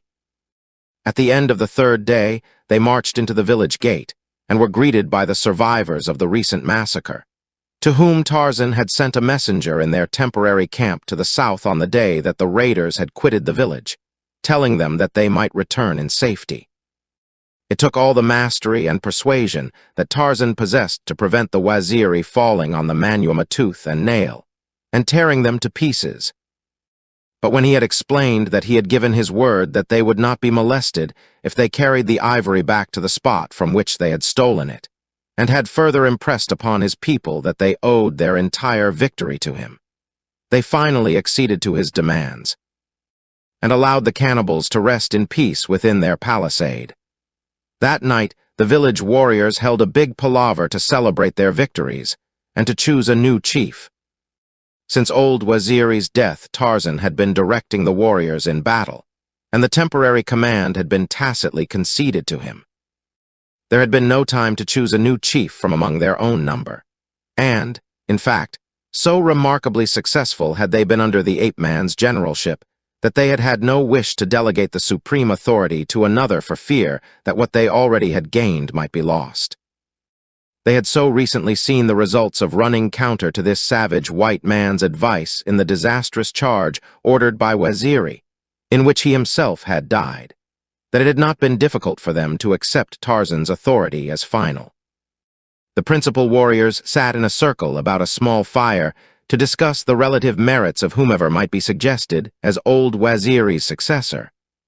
It was Busuli who spoke first. Since Waziri is dead, leaving no son, there is but one among us whom we know from experience is fitted to make us a good king. There is only one who has proved that he can successfully lead us against the guns of the white man and bring us easy victory without the loss of a single life. There is only one, and that is the white man who has led us for the past few days. And Busuli sprang to his feet, and with uplifted spear and half-bent, crouching body commenced to dance slowly about Tarzan, chanting in time to his steps.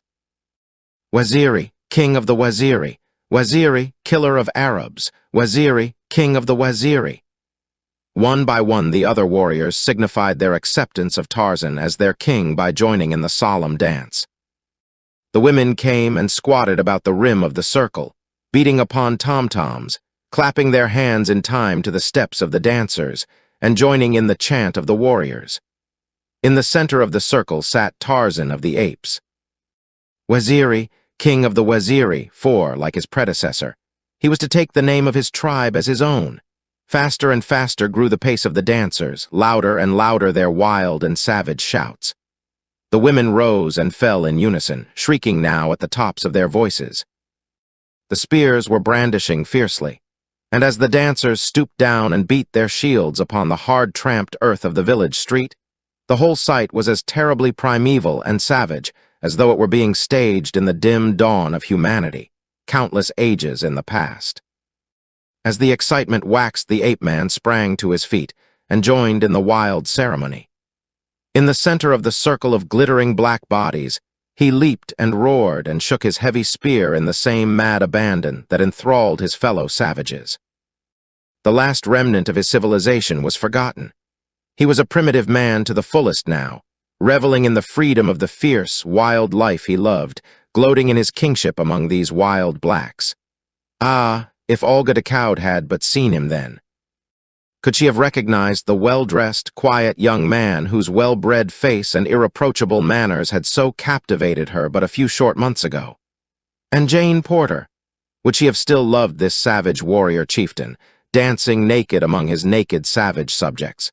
And Darnot? Could Darnot have believed that this was the same man he had introduced into half a dozen of the most select clubs of Paris? What would his fellow peers in the House of Lords have said had one pointed to this dancing giant, with his barbaric headdress and his metal ornaments, and said, "There, my lords, is John Clayton, Lord Greystoke." And so Tarzan of the Apes came into a real kingship among men. Slowly but surely was he following the evolution of his ancestors, for had he not started at the very bottom? Chapter 18, The Lottery of Death. Jane Porter had been the first of those in the lifeboat to awake in the morning after the wreck of the Lady Alice. The other members of the party were asleep upon the thwarts or huddled in cramped positions in the bottom of the boat. When the girl realized that they had become separated from the other boats, she was filled with alarm.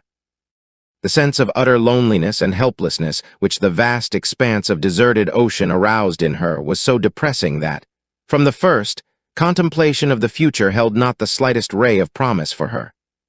She was confident that they were lost beyond possibility of succor. Presently Clayton awoke.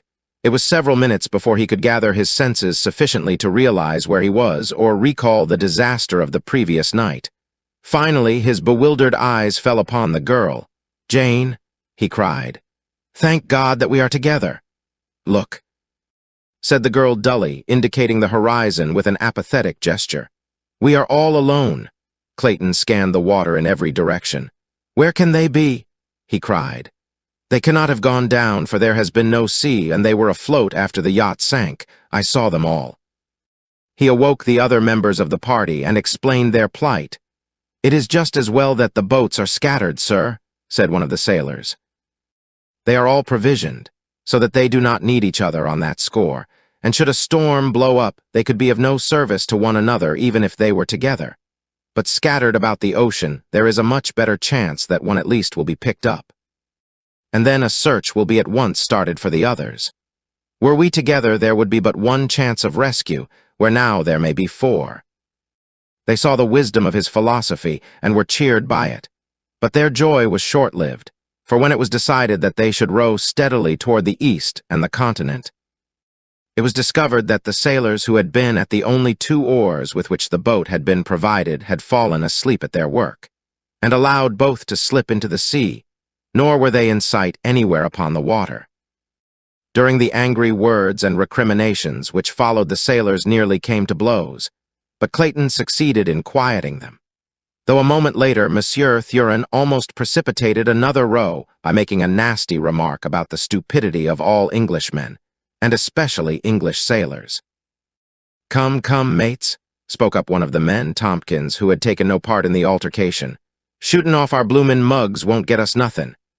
As Spider Air said afore, we'll all bloody well be picked up anyway, says he, so what's the use o' squabblin'? Let's eat, says I." "That's not a bad idea," said Monsieur Thurin, and then, turning to the third sailor, Wilson, he said, "Pass one of those tins aft, my good man." "Fetch it yourself," retorted Wilson sullenly. "I ain't a-tackin' no orders from no furriner. You ain't captain o' this ship yet." The result was that Clayton himself had to get the tin, and then another angry altercation ensued when one of the sailors accused Clayton and Monsieur Thurin of conspiring to control the provisions so that they could have the lion's share. "Someone should take command of this boat," spoke up Jane Porter, thoroughly disgusted with the disgraceful wrangling that had marked the very opening of a forced companionship that might last for many days. "It is terrible enough to be alone in a frail boat on the Atlantic, without having the added misery and danger of constant bickering and brawling among the members of our party. You men should elect a leader, and then abide by his decisions in all matters. There is greater need for strict discipline here than there is upon a well-ordered ship." She had hoped, before she voiced her sentiments, that it would not be necessary for her to enter into the transaction at all, for she believed that Clayton was amply able to cope with every emergency. But she had to admit that, so far at least, he had shown no greater promise of successfully handling the situation than any of the others, though he had at least refrained from adding in any way to the unpleasantness, even going so far as to give up the tin to the sailors when they objected to its being opened by him. The girl's words temporarily quieted the men, and finally it was decided that the 2 kegs of water and the 4 tins of food should be divided into 2 parts, one half going forward to the 3 sailors to do with as they saw best, and the balance aft to the 3 passengers. Thus was the little company divided into 2 camps, and when the provisions had been apportioned, each immediately set to work to open and distribute food and water. The sailors were the first to get one of the tins of food open, and their curses of rage and disappointment caused Clayton to ask what the trouble might be. "Trouble," shrieked Spider. "Trouble? It's worse than trouble. It's death. This tin is full of coal oil.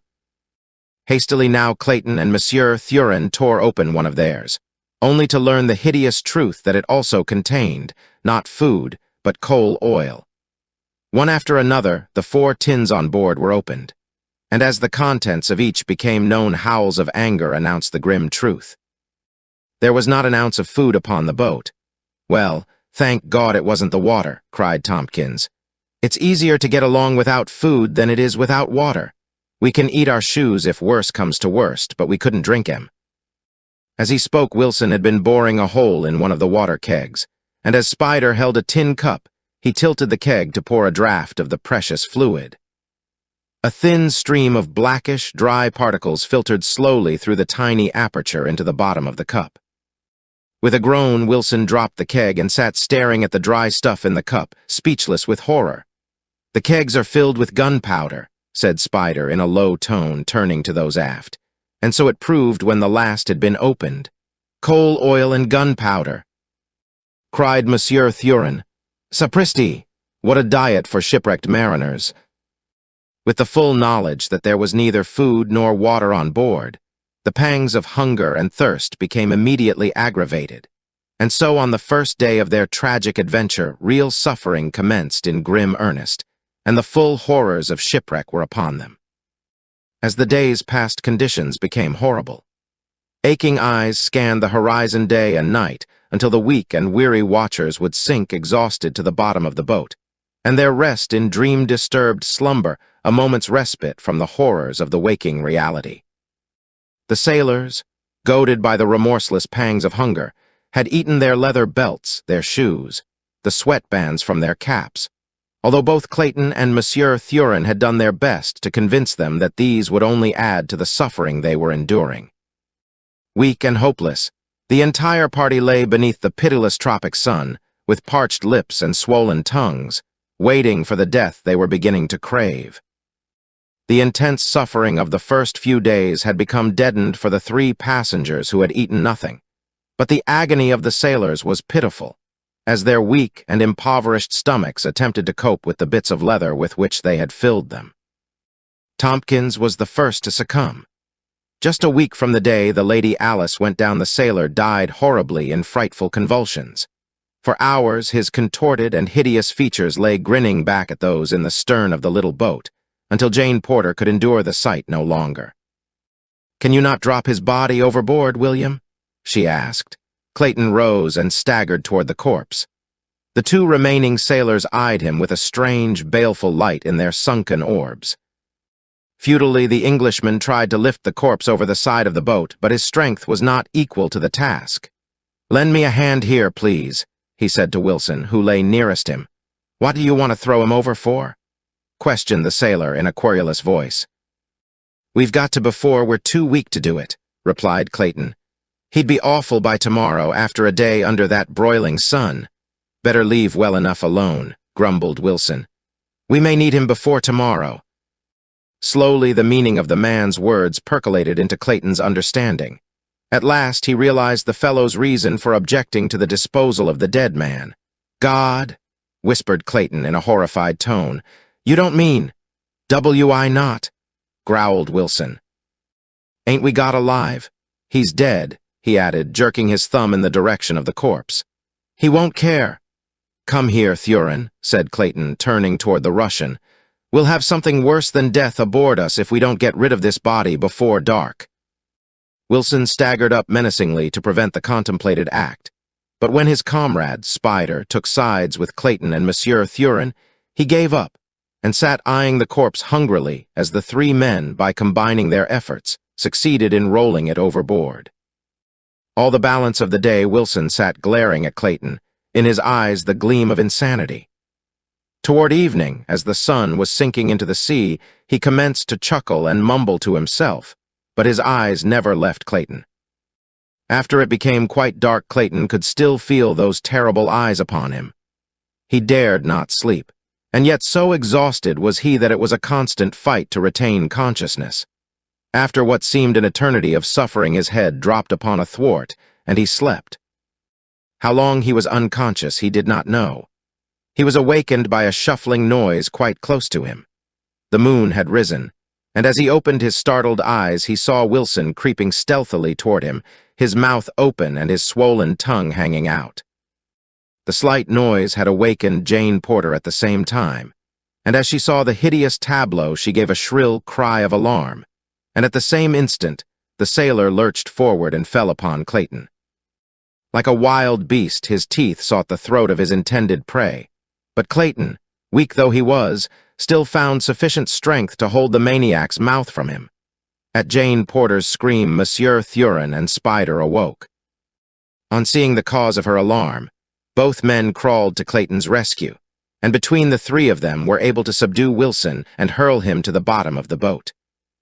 For a few minutes he lay there chattering and laughing, and then, with an awful scream, and before any of his companions could prevent, he staggered to his feet and leaped overboard. The reaction from the terrific strain of excitement left the weak survivors trembling and prostrated. Spider broke down and wept. Jane Porter prayed. Clayton swore softly to himself. Monsieur Thurin sat with his head in his hands, thinking. The result of his cogitation developed the following morning in a proposition he made to Spider and Clayton. "Gentlemen," said Monsieur Thurin, "you see the fate that awaits us all unless we are picked up within a day or two. That there is little hope of that is evidenced by the fact that during all the days we have drifted, we have seen no sail, nor the faintest smudge of smoke upon the horizon. There might be a chance if we had food, but without food there is none. There remains for us then but one of two alternatives, and we must choose at once. Either we must all die together within a few days, or one must be sacrificed that the others may live. Do you quite clearly grasp my meaning?" Jane Porter, who had overheard, was horrified. If the proposition had come from the poor, ignorant sailor, she might possibly have not been so surprised, but that it should come from one who posed as a man of culture and refinement, from a gentleman, she could scarcely credit. "It is better that we die together, then," said Clayton. "That is for the majority to decide," replied Monsieur Thurin. "As only one of us three will be the object of sacrifice, we shall decide. Miss Porter is not interested, since she will be in no danger." "How shall we know who is to be first?" asked Spider. "It may be fairly fixed by lot," replied Monsieur Thurin. "I have a number of franc pieces in my pocket. We can choose a certain date from among them. The one to draw this date first from beneath a piece of cloth will be the first. I shall have nothing to do with any such diabolical plan," muttered Clayton. "Even yet land may be sighted or a ship appear. In time. You will do as the majority decide, or you will be the first without the formality of drawing lots," said Monsieur Thurin threateningly. "Come, let us vote on the plan. I for one am in favor of it." "How about you, Spider?" "And I," replied the sailor. "It is the will of the majority," announced Monsieur Thurin, "and now let us lose no time in drawing lots. It is as fair for one as for another. That three may live, one of us must die perhaps a few hours sooner than otherwise." Then he began his preparation for the lottery of death, while Jane Porter sat wide-eyed and horrified at thought of the thing that she was about to witness. Monsieur Thurin spread his coat upon the bottom of the boat, and then from a handful of money he selected 6 franc pieces. The other 2 men bent close above him as he inspected them. Finally, he handed them all to Clayton. "Look at them carefully," he said. "The oldest date is 1875, and there is only one of that year." Clayton and the sailor inspected each coin. To them, there seemed not the slightest difference that could be detected other than the dates. They were quite satisfied. Had they known that Monsieur Thurin's past experience as a card sharp had trained his sense of touch to so fine a point that he could almost differentiate between cards by the mere feel of them, they would scarcely have felt that the plan was so entirely fair.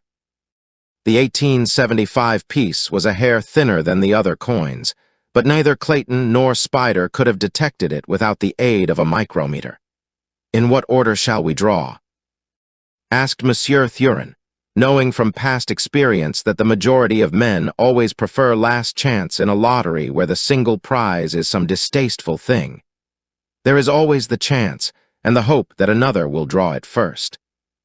Monsieur Thurin, for reasons of his own, preferred to draw first if the drawing should happen to require a second adventure beneath the coat. And so when Spider elected to draw last, he graciously offered to take the first chance himself. His hand was under the coat for but a moment, yet those quick, deft fingers had felt of each coin and found and discarded the fatal piece. When he brought forth his hand, it contained an 1888 franc piece. Then Clayton drew. Jane Porter leaned forward with a tense and horrified expression on her face as the hand of the man she was to marry groped about beneath the coat. Presently he withdrew it, a franc piece lying in the palm. For an instant he dared not look, but Monsieur Thurin, who had leaned nearer to see the date, exclaimed that he was safe. Jane Porter sank weak and trembling against the side of the boat. She felt sick and dizzy.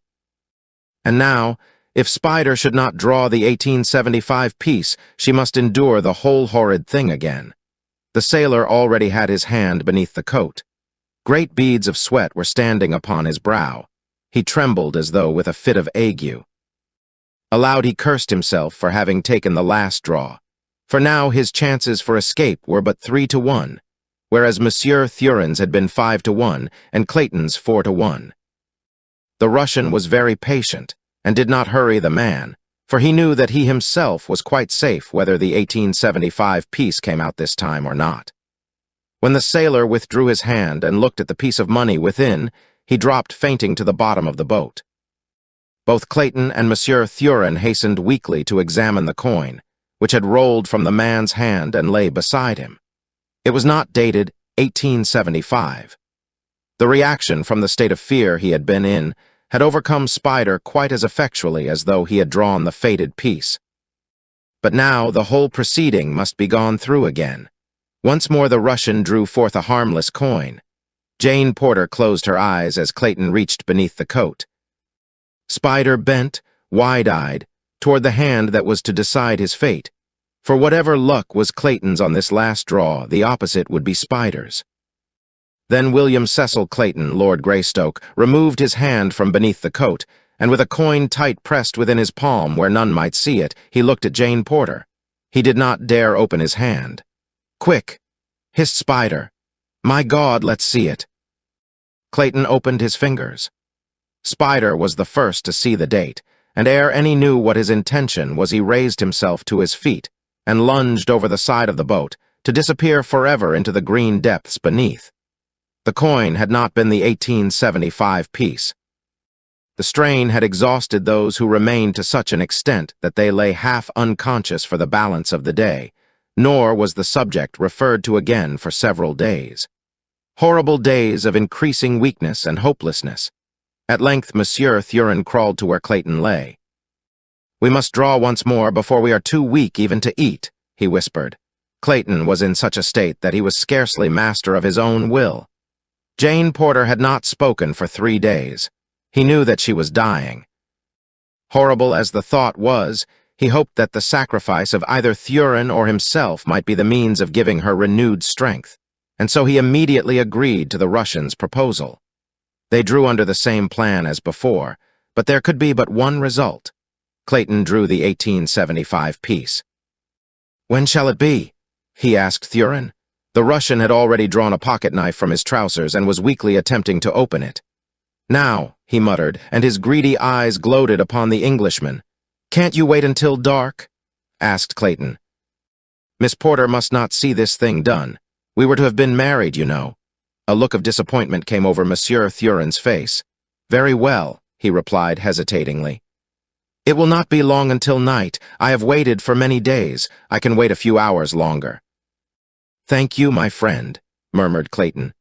"Now I shall go to her side and remain with her until it is time. I would like to have an hour or two with her before I die." When Clayton reached the girl's side, she was unconscious. He knew that she was dying, and he was glad that she should not have to see or know the awful tragedy that was shortly to be enacted.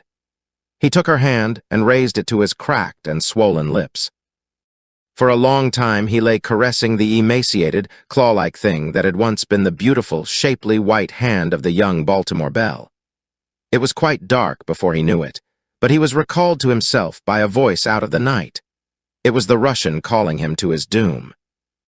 "I am coming, Monsieur Thurin," he hastened to reply. Thrice he attempted to turn himself upon his hands and knees, that he might crawl back to his death, but in the few hours that he had lain there, he had become too weak to return to Thurin's side. "You will have to come to me, monsieur," he called weakly. "I have not sufficient strength to gain my hands and knees." "Sapristi," muttered Monsieur Thurin.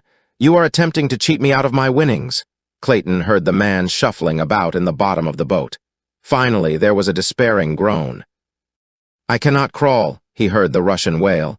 "It is too late. You have tricked me, you dirty English dog." "I have not tricked you, monsieur," replied Clayton. "I have done my best to rise, but I shall try again, and if you will try, possibly each of us can crawl halfway, and then you shall have your winnings." Again Clayton exerted his remaining strength to the utmost, and he heard Thurin apparently doing the same. Nearly an hour later, the Englishman succeeded in raising himself to his hands and knees, but at the first forward movement he pitched upon his face. A moment later he heard an exclamation of relief from Monsieur Thurin. "I am coming," whispered the Russian. Again Clayton essayed to stagger on to meet his fate, but once more he pitched headlong to the boat's bottom, nor, try as he would, could he again rise. His last effort caused him to roll over on his back, and there he lay looking up at the stars, while behind him, coming ever nearer and nearer, he could hear the laborious shuffling and the stertorous breathing of the Russian.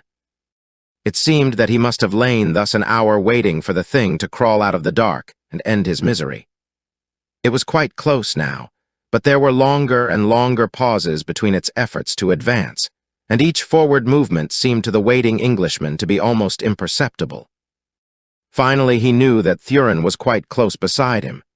He heard a cackling laugh, something touched his face, and he lost consciousness. Chapter 19, The City of Gold. The very night that Tarzan of the Apes became chief of the Waziri, the woman he loved lay dying in a tiny boat, 200 miles west of him upon the Atlantic. As he danced among his naked fellow savages, the firelight gleaming against his great, rolling muscles, the personification of physical perfection and strength, the woman who loved him lay thin and emaciated in the last coma that precedes death by thirst and starvation.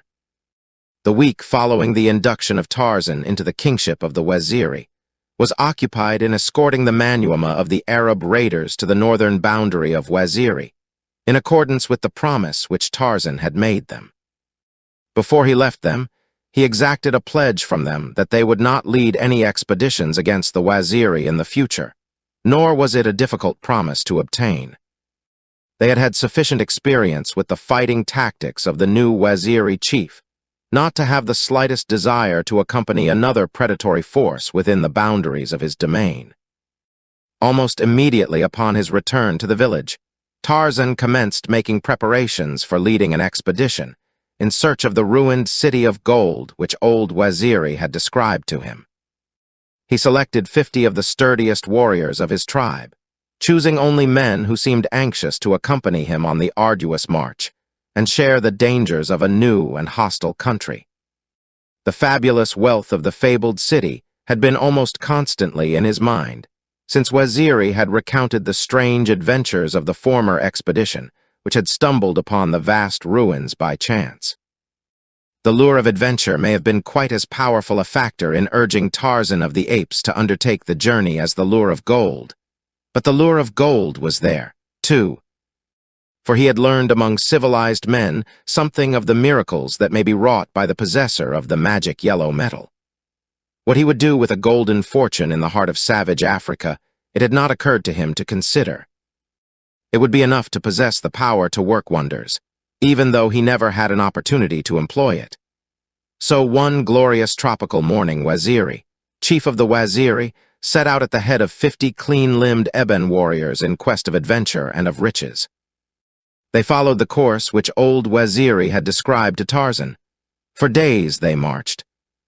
Up one river, across a low divide, down another river, up a third, until at the end of the 25th day they camped upon a mountainside, from the summit of which they hoped to catch their first view of the marvelous city of treasure. Early the next morning they were climbing the almost perpendicular crags which formed the last, but greatest, natural barrier between them and their destination. It was nearly noon before Tarzan, who headed the thin line of climbing warriors, scrambled over the top of the last cliff, and stood upon the little flat tableland of the mountaintop. On either hand towered mighty peaks thousands of feet higher than the pass through which they were entering the Forbidden Valley. Behind him stretched the wooded valley across which they had marched for many days, and at the opposite side the low range which marked the boundary of their own country. But before him was the view that centered his attention. Here lay a desolate valley. A shallow, narrow valley dotted with stunted trees and covered with many great boulders. And on the far side of the valley lay what appeared to be a mighty city, its great walls, its lofty spires, its turrets, minarets, and domes showing red and yellow in the sunlight. Tarzan was yet too far away to note the marks of ruin. To him, it appeared a wonderful city of magnificent beauty, and in imagination he peopled its broad avenues and its huge temples with a throng of happy, active people. For an hour the little expedition rested upon the mountain top, and then Tarzan led them down into the valley below. There was no trail, but the way was less arduous than the ascent of the opposite face of the mountain had been. Once in the valley, their progress was rapid, so that it was still light when they halted before the towering walls of the ancient city. The outer wall was 50 feet in height, where it had not fallen into ruin, but nowhere as far as they could see had more than 10 or 20 feet of the upper courses fallen away. It was still a formidable defense. On several occasions, Tarzan had thought that he discerned things moving behind the ruined portions of the wall near to them, as though creatures were watching them from behind the bulwarks of the ancient pile. And often he felt the sensation of unseen eyes upon him, but not once could he be sure that it was more than imagination. That night they camped outside the city. Once, at midnight, they were awakened by a shrill scream from beyond the great wall. It was very high at first, descending gradually until it ended in a series of dismal moans. It had a strange effect upon the blacks, almost paralyzing them with terror while it lasted, and it was an hour before the camp settled down to sleep once more. In the morning, the effects of it were still visible in the fearful, sidelong glances that the Waziri continually cast at the massive and forbidding structure which loomed above them. It required considerable encouragement and urging on Tarzan's part to prevent the blacks from abandoning the venture on the spot and hastening back across the valley toward the cliffs they had scaled the day before. But at length, by dint of commands and threats that he would enter the city alone, they agreed to accompany him. For 15 minutes they marched along the face of the wall before they discovered a means of ingress. Then they came to a narrow cleft about 20 inches wide. Within, a flight of concrete steps, worn hollow by centuries of use, rose before them, to disappear at a sharp turning of the passage a few yards ahead. Into this narrow alley Tarzan made his way, turning his giant shoulders sideways that they might enter at all. Behind him trailed his black warriors. At the turn in the cleft the stairs ended, and the path was level, but it wound and twisted in a serpentine fashion, until suddenly at a sharp angle it debouched upon a narrow court, across which loomed an inner wall equally as high as the outer. This inner wall was set with little round towers alternating along its entire summit with pointed monoliths. In places, these had fallen, and the wall was ruined, but it was in a much better state of preservation than the outer wall. Another narrow passage led through this wall, and at its end, Tarzan and his warriors found themselves in a broad avenue, on the opposite side of which crumbling edifices of hewn granite loomed dark and forbidding. Upon the crumbling debris along the face of the buildings trees had grown, and vines wound in and out of the hollow, staring windows. But the building directly opposite them seemed less overgrown than the others, and in a much better state of preservation. It was a massive pile, surmounted by an enormous dome. At either side of its great entrance stood rows of tall pillars, each capped by a huge, grotesque bird carved from the solid rock of the monoliths. As the ape-man and his companions stood gazing in varying degrees of wonderment at this ancient city in the midst of savage Africa, several of them became aware of movement within the structure at which they were looking. Dim, shadowy shapes appeared to be moving about in the semi-darkness of the interior. There was nothing tangible that the eye could grasp. only an uncanny suggestion of life where it seemed that there should be no life. For living things seemed out of place in this weird, dead city of the long-dead past. Tarzan recalled something that he had read in the library at Paris, of a lost race of white men that native legend described as living in the heart of Africa. He wondered if he were not looking upon the ruins of the civilization that this strange people had wrought amid the savage surroundings of their strange and savage home. Could it be possible that even now a remnant of that lost race inhabited the ruined grandeur that had once been their progenitor? Again, he became conscious of a stealthy movement within the great temple before him. "Come," he said to his waziri. "Let us have a look at what lies behind those ruined walls." His men were loath to follow him, but when they saw that he was bravely entering the frowning portal, they trailed a few paces behind in a huddled group that seemed the personification of nervous terror. A single shriek, such as they had heard the night before, would have been sufficient to have sent them all racing madly for the narrow cleft that led through the great walls to the outer world. As Tarzan entered the building, he was distinctly aware of many eyes upon him. There was a rustling in the shadows of a nearby corridor, and he could have sworn that he saw a human hand withdrawn from an embrasure that opened above him into the dome-like rotunda in which he found himself. The floor of the chamber was of concrete, the walls of smooth granite, upon which strange figures of men and beasts were carved. In places, tablets of yellow metal had been set in the solid masonry of the walls. When he approached closer to one of these tablets, he saw that it was of gold and bore many hieroglyphics.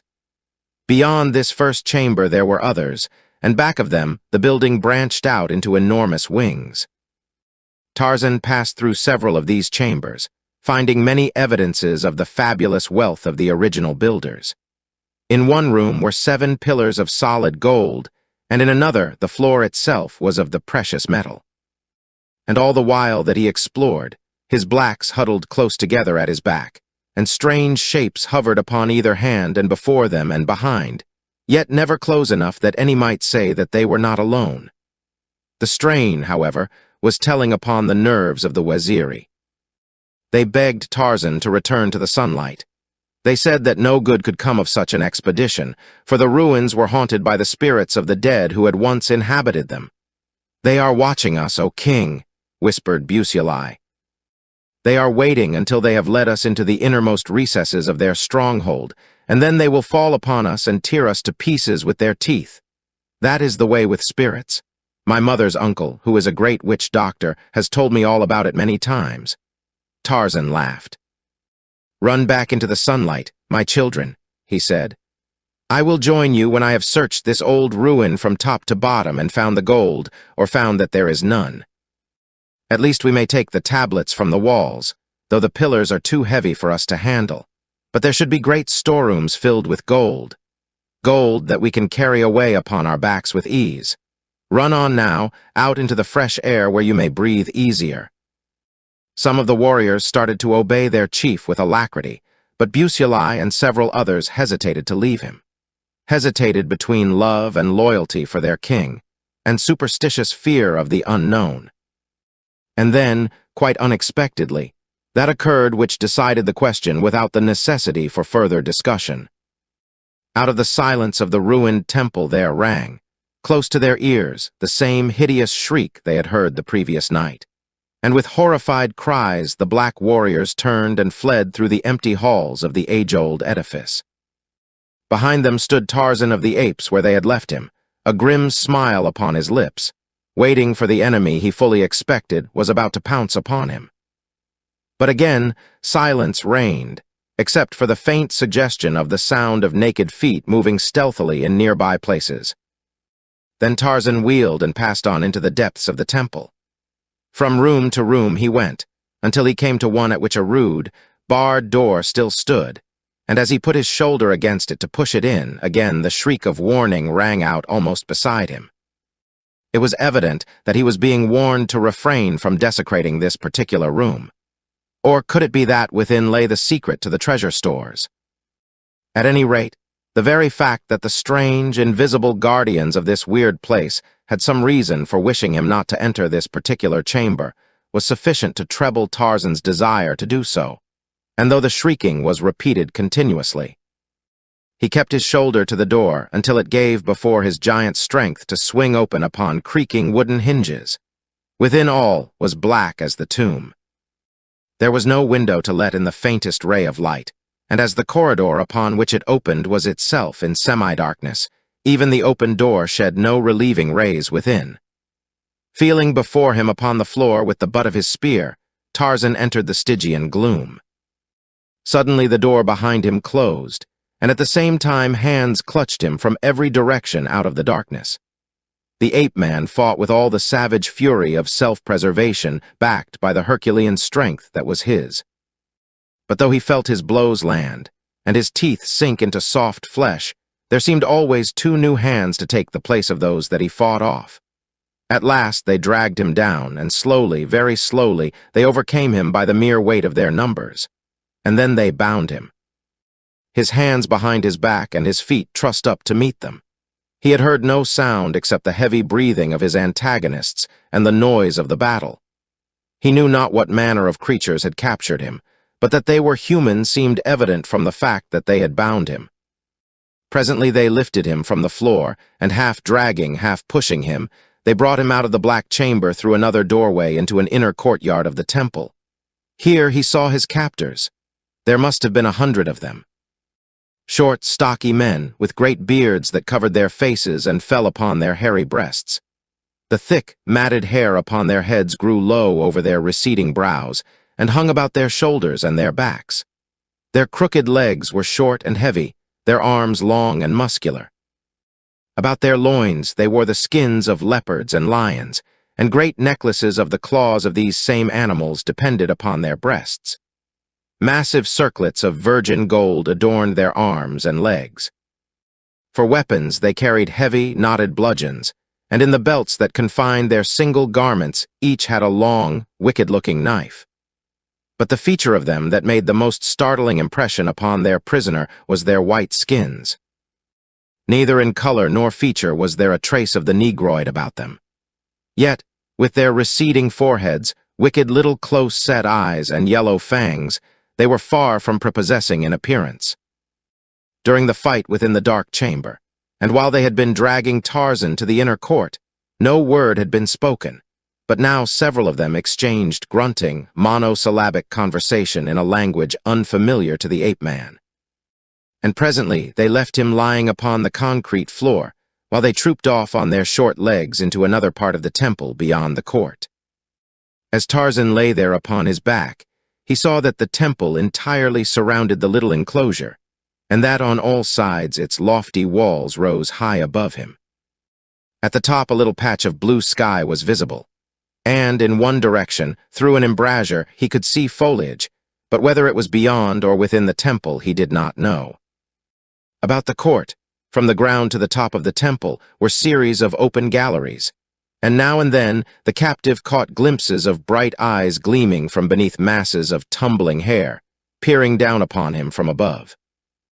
The ape-man gently tested the strength of the bonds that held him, and while he could not be sure, it seemed that they were of insufficient strength to withstand the strain of his mighty muscles when the time came to make a break for freedom.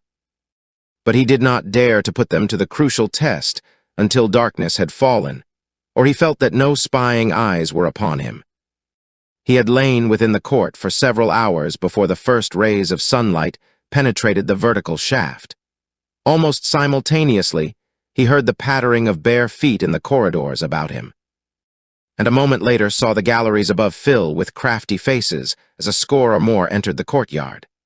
For a moment, every eye was bent upon the noonday sun, and then in unison the people in the galleries and those in the court below took up the refrain of a low, weird chant. Presently those about Tarzan began to dance to the cadence of their solemn song. They circled him slowly, resembling in their manner of dancing a number of clumsy, shuffling bears, but as yet they did not look at him, keeping their little eyes fixed upon the sun. For 10 minutes or more they kept up their monotonous chant and steps, and then suddenly, and in perfect unison, they turned toward their victim with upraised bludgeons and emitting fearful howls. The while they contorted their features into the most diabolical expressions, they rushed upon him.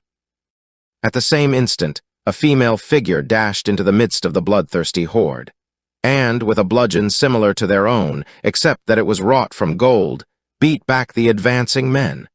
Chapter 20. For a moment Tarzan thought that by some strange freak of fate, a miracle had saved him. But when he realized the ease with which the girl had, single-handed, beaten off 20 gorilla-like males, and an instant later, as he saw them again take up their dance about him while she addressed them in a sing-song monotone, which bore every evidence of rote, he came to the conclusion that it was all but a part of the ceremony of which he was the central figure. After a moment or two, the girl drew a knife from her girdle, and, leaning over Tarzan, cut the bonds from his legs. Then, as the men stopped their dance and approached, she motioned to him to rise. Placing the rope that had been about his legs around his neck, she led him across the courtyard, the men following in twos. Through winding corridors she led, farther and farther into the remoter precincts of the temple, until they came to a great chamber in the center of which stood an altar. Then it was that Tarzan translated the strange ceremony that had preceded his introduction into this holy of holies. He had fallen into the hands of descendants of the ancient sun worshippers. His seeming rescue by a vateres of the high priestess of the sun had been but a part of the mimicry of their heathen ceremony. The sun, looking down upon him through the opening at the top of the court, had claimed him as his own, and the priestess had come from the inner temple to save him from the polluting hands of worldlings, to save him as a human offering to their flaming deity. And had he needed further assurance as to the correctness of his theory, he had only to cast his eyes upon the brownish-red stains that caked the stone altar and covered the floor in its immediate vicinity, or to the human skulls which grinned from countless niches in the towering walls. The priestess led the victim to the altar steps. Again the galleries above filled with watchers, while from an arched doorway at the east end of the chamber, a procession of females filed slowly into the room. They wore, like the men, only skins of wild animals caught about their waists with rawhide belts or chains of gold. But the black masses of their hair were encrusted with golden headgear, composed of many circular and oval pieces of gold ingeniously held together, to form a metal cap from which depended at each side of the head, long strings of oval pieces falling to the waist. The females were more symmetrically proportioned than the males. Their features were much more perfect, the shapes of their heads and their large, soft, black eyes denoting far greater intelligence and humanity than was possessed by their lords and masters. Each priestess bore 2 golden cups, and as they formed in line along one side of the altar, the men formed opposite them, advancing and taking each a cup from the female opposite. Then the chant began once more, and presently from a dark passageway beyond the altar another female emerged from the cavernous depths beneath the chamber. The high priestess, thought Tarzan. She was a young woman with a rather intelligent and shapely face. Her ornaments were similar to those worn by her votaries, but much more elaborate, many being set with diamonds. Her bare arms and legs were almost concealed by the massive, bejeweled ornaments which covered them, while her single leopard skin was supported by a close-fitting girdle of golden rings set in strange designs with innumerable small diamonds. In the girdle she carried a long, jeweled knife, and in her hand a slender wand in lieu of a bludgeon. As she advanced to the opposite side of the altar, she halted, and the chanting ceased. The priests and priestesses knelt before her, while with wand extended above them, she recited a long and tiresome prayer. Her voice was soft and musical. Tarzan could scarce realize that its possessor in a moment more would be transformed by the fanatical ecstasy of religious zeal into a wild-eyed and bloodthirsty executioner, who, with dripping knife, would be the first to drink her victims red. Warm blood from the little golden cup that stood upon the altar. As she finished her prayer, she let her eyes rest for the first time upon Tarzan. With every indication of considerable curiosity, she examined him from head to foot. Then she addressed him, and when she had finished stood waiting as though she expected a reply. "I do not understand your language," said Tarzan. Possibly we may speak together in another tongue. But she could not understand him, though he tried French, English, Arab, Waziri, and, as a last resort, the mongrel tongue of the West Coast. She shook her head, and it seemed that there was a note of weariness in her voice as she motioned to the priests to continue with the rites. These now circled in a repetition of their idiotic dance, which was terminated finally at a command from the priestess, who had stood throughout, still looking intently upon Tarzan. At her signal, the priests rushed upon the ape-man, and, lifting him bodily, laid him upon his back across the altar, his head hanging over one edge, his legs over the opposite. Then they and the priestesses formed in two lines, with their little golden cups in readiness to capture a share of the victim's lifeblood after the sacrificial knife had accomplished its work. In the line of priests, an altercation arose as to who should have first place. A burly brute with all the refined intelligence of a gorilla stamped upon his bestial face was attempting to push a smaller man to second place, but the smaller one appealed to the high priestess, who in a cold, peremptory voice sent the larger to the extreme end of the line. Tarzan could hear him growling and rumbling as he went slowly to the inferior station. Then the priestess, standing above him, began reciting what Tarzan took to be an invocation, the while she slowly raised her thin, sharp knife aloft. It seemed ages to the ape-man before her arm ceased its upward progress, and the knife halted high above his unprotected breast. Then it started downward, slowly at first, but as the incantation increased in rapidity with greater speed. At the end of the line, Tarzan could still hear the grumbling of the disgruntled priest. The man's voice rose louder and louder.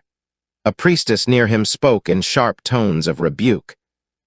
The knife was quite near to Tarzan's breast now, but it halted for an instant as the high priestess raised her eyes to shoot her swift displeasure at the instigator of this sacrilegious interruption.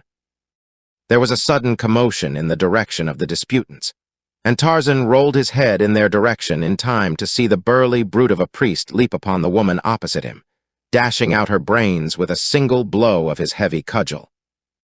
Then that happened, which Tarzan had witnessed 100 times before among the wild denizens of his own savage jungle. He had seen the thing fall upon Kerchak, and Tublat, and Turkaz, upon a dozen of the other mighty bull apes of his tribe, and upon Tantor, the elephant. There was scarce any of the males of the forest that did not at times fall prey to it. The priest went mad, and with his heavy bludgeon ran amuck among his fellows.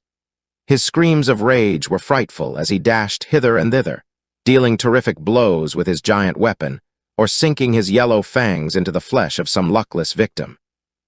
And during it, the priestess stood with poised knife above Tarzan, her eyes fixed in horror upon the maniacal thing that was dealing out death and destruction to her votaries. Presently the room was emptied except for the dead and dying on the floor, the victim upon the altar, the high priestess, and the madman. As the cunning eyes of the latter fell upon the woman, they lighted with a new and sudden lust. Slowly he crept toward her, and now he spoke. But this time there fell upon Tarzan's surprised ears a language he could understand, the last one that he would ever have thought of employing in attempting to converse with human beings, the low, guttural barking of the tribe of great anthropoids. His own mother tongue, and the woman answered the man in the same language. He was threatening, she attempting to reason with him, for it was quite evident that she saw that he was past her authority. The brute was quite close now, creeping with claw-like hands extended toward her around the end of the altar. Tarzan strained at the bonds which held his arms pinioned behind him. The woman did not see. She had forgotten her prey in the horror of the danger that threatened herself. As the brute leaped past Tarzan to clutch his victim, the ape-man gave one superhuman wrench at the thongs that held him. The effort sent him rolling from the altar to the stone floor on the opposite side from that on which the priestess stood. But as he sprang to his feet, the thongs dropped from his freed arms, and at the same time he realized that he was alone in the inner temple. The high priestess and the mad priest had disappeared. And then a muffled scream came from the cavernous mouth of the dark hole beyond the sacrificial altar through which the priestess had entered the temple. without even a thought for his own safety, or the possibility for escape which this rapid series of fortuitous circumstances had thrust upon him. Tarzan of the Apes answered the call of the woman in danger. With a little bound he was at the gaping entrance to the subterranean chamber, and a moment later was running down a flight of age-old concrete steps that led he knew not where. The faint light that filtered in from above showed him a large, low-ceiled vault from which several doorways led off into ink-key darkness. But there was no need to thread an unknown way, for there before him lay the objects of his search. The mad brute had the girl upon the floor, and gorilla-like fingers were clutching frantically at her throat as she struggled to escape the fury of the awful thing upon her. As Tarzan's heavy hand fell upon his shoulder, the priest dropped his victim and turned upon her would-be rescuer. With foam-flecked lips and bared fangs, the mad sun-worshipper battled with the tenfold power of the maniac. In the bloodlust of his fury, the creature had undergone a sudden reversion to type, which left him a wild beast, forgetful of the dagger that projected from his belt, thinking only of nature's weapons with which his brute prototype had battled. But if he could use his teeth and hands to advantage, he found one even better versed in the school of savage warfare to which he had reverted. For Tarzan of the Apes closed with him, and they fell to the floor, tearing and rending at one another like two bull apes, while the primitive priestess stood flattened against the wall, watching with wide, fear-fascinated eyes the growling, snapping beasts at her feet. At last, she saw the stranger close one mighty hand upon the throat of his antagonist, and as he forced the brutamon's head far back rain blow after blow upon the upturned face. A moment later he threw the still thing from him and, arising, shook himself like a lion. He placed a foot upon the carcass before him, and raised his head to give the victory cry of his kind. But as his eyes fell upon the opening above him leading into the temple of human sacrifice, he thought better of his intended act. The girl, who had been half paralyzed by fear as the two men fought, had just commenced to give thought to her probable fate now that, though released from the clutches of a madman, she had fallen into the hands of one whom but a moment before she had been upon the point of killing. She looked about for some means of escape. The black mouth of a diverging corridor was near at hand, but as she turned to dart into it, the ape-man's eyes fell upon her, and with a quick leap he was at her side, and a restraining hand was laid upon her arm. "Wait," said Tarzan of the Apes in the language of the tribe of Kerchak. The girl looked at him in astonishment. "Who are you?" she whispered. "Who speaks the language of the first man?" "I am Tarzan of the Apes," he answered in the vernacular of the anthropoids. "What do you want of me?" She continued, "For what purpose did you save me from Tha?" I could not see a woman murdered. It was a half-question that answered her. "But what do you intend to do with me now?" She continued. "Nothing," he replied, "but you can do something for me. You can lead me out of this place to freedom." He made the suggestion without the slightest thought that she would accede. He felt quite sure that the sacrifice would go on from the point where it had been interrupted if the high priestess had her way, though he was equally positive that they would find Tarzan of the Apes unbound, and with a long dagger in his hand, a much less tractable victim than Tarzan disarmed and bound. The girl stood looking at him for a long moment before she spoke. "You are a very wonderful man," she said. "You are such a man as I have seen in my daydreams ever since I was a little girl. You are such a man as I imagine the forebears of my people must have been.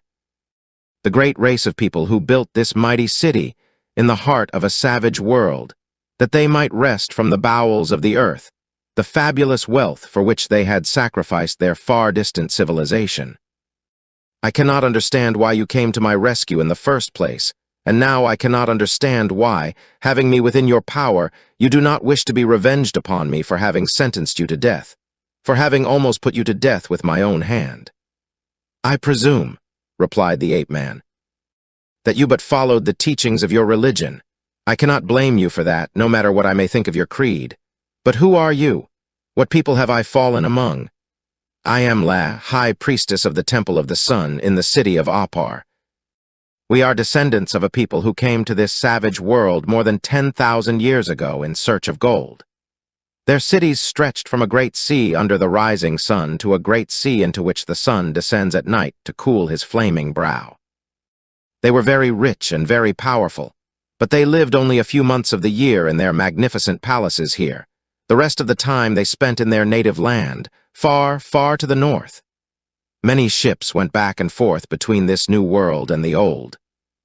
During the rainy season, there were but few of the inhabitants remained here, only those who superintended the working of the mines by the black slaves, and the merchants who had to stay to supply their wants, and the soldiers who guarded the cities and the mines. It was at one of these times that the great calamity occurred. When the time came for the teeming thousands to return, none came. For weeks the people waited. Then they sent out a great galley to learn why no one came from the mother country. But though they sailed about for many months, they were unable to find any trace of the mighty land that had for countless ages borne their ancient civilization. It had sunk into the sea. From that day dated the downfall of my people. Disheartened and unhappy, they soon became a prey to the black hordes of the north and the black hordes of the south. One by one, the cities were deserted or overcome. The last remnant was finally forced to take shelter within this mighty mountain fortress. Slowly, we have dwindled in power, in civilization, in intellect, in numbers, until now we are no more than a small tribe of savage apes. In fact, the apes live with us and have for many ages. We call them the first men. We speak their language quite as much as we do our own. Only in the rituals of the temple do we make any attempt to retain our mother tongue. In time it will be forgotten, and we will speak only the language of the apes. In time we will no longer banish those of our people who mate with apes, and so in time we shall descend to the very beasts from which ages ago our progenitors may have sprung. But why are you more human than the others? Asked the man. For some reason the women have not reverted to savagery so rapidly as the men. It may be because only the lower types of men remained here at the time of the great catastrophe, while the temples were filled with the noblest daughters of the race. My strain has remained clearer than the rest, because for countless ages my foremothers were high priestesses. The sacred office descends from mother to daughter. Our husbands are chosen for us from the noblest in the land. The most perfect man, mentally and physically, is selected to be the husband of the high priestess. From what I saw of the gentleman above, said Tarzan with a grin. There should be little trouble in choosing from among them. The girl looked at him quizzically for a moment. Do not be sacrilegious, she said. They are very holy men. They are priests. Then there are others who are better to look upon, he asked. The others are all more ugly than the priests, she replied. Tarzan shuddered at her fate, for even in the dim light of the vault he was impressed by her beauty. But how about myself? He asked suddenly. Are you going to lead me to liberty? You have been chosen by the flaming god as his own, she answered solemnly. Not even I have the power to save you, should they find you again. But I do not intend that they shall find you. You risked your life to save mine. I may do no less for you. It will be no easy matter. It may require days, but in the end I think that I can lead you beyond the walls. Come, they will look here for me presently, and if they find us together we shall both be lost. They would kill me did they think that I had proved false to my God. You must not take the risk, then. He said quickly, I will return to the temple, and if I can fight my way to freedom there will be no suspicion thrown upon you. But she would not have it so, and finally persuaded him to follow her, saying that they had already remained in the vault too long to prevent suspicion from falling upon her even if they returned to the temple. I will hide you, and then return alone, she said, telling them that I was long unconscious after you killed Tha, and that I do not know whither you escaped. And so she led him through winding corridors of gloom, until finally they came to a small chamber into which a little light filtered through a stone grating in the ceiling. This is the chamber of the dead, she said. None will think of searching here for you. They would not dare. I will return after it is dark. By that time I may have found a plan to effect your escape. She was gone, and Tarzan of the Apes was left alone in the chamber of the dead, beneath the long-dead city of Apar. Chapter 21, The Castaways. Clayton dreamed that he was drinking his fill of water, pure, delightful draughts of fresh water. With a start, he gained consciousness to find himself wet through by torrents of rain that were falling upon his body and his upturned face. A heavy tropical shower was beating down upon them. He opened his mouth and drank. Presently he was so revived and strengthened that he was enabled to raise himself upon his hands. Across his legs lay Monsieur Thurin. A few feet aft, Jane Porter was huddled in a pitiful little heap in the bottom of the boat. She was quite still. Clayton knew that she was dead. After infinite labor, he released himself from Thurin's pinioning body and with renewed strength crawled toward the girl. He raised her head from the rough boards of the boat's bottom. There might be life in that poor, starved frame even yet. He could not quite abandon all hope, and so he seized a water-soaked rag and squeezed the precious drops between the swollen lips of the hideous thing that had but a few short days before glowed with the resplendent life of happy youth and glorious beauty. For some time there was no sign of returning animation, but at last his efforts were rewarded by a slight tremor of the half-closed lids. He chafed the thin hands and forced a few more drops of water into the parched throat. The girl opened her eyes, looking up at him for a long time before she could recall her surroundings. "Water," she whispered. "Are we saved?" "It is raining," he explained. "We may at least drink. Already it has revived us both." "Monsieur Thurin?" she asked. "He did not kill you. Is he dead?" "I do not know," replied Clayton. "If he lives and this rain revives him." But he stopped there, remembering too late that he must not add further to the horrors which the girl already had endured. But she guessed what he would have said. "Where is he?" she asked. Clayton nodded his head toward the prostrate form of the Russian. For a time neither spoke. "I will see if I can revive him," said Clayton at length. "No," she whispered, extending a detaining hand toward him. "Do not do that. He will kill you when the water has given him strength. If he is dying, let him die. Do not leave me alone in this boat with that beast." Clayton hesitated.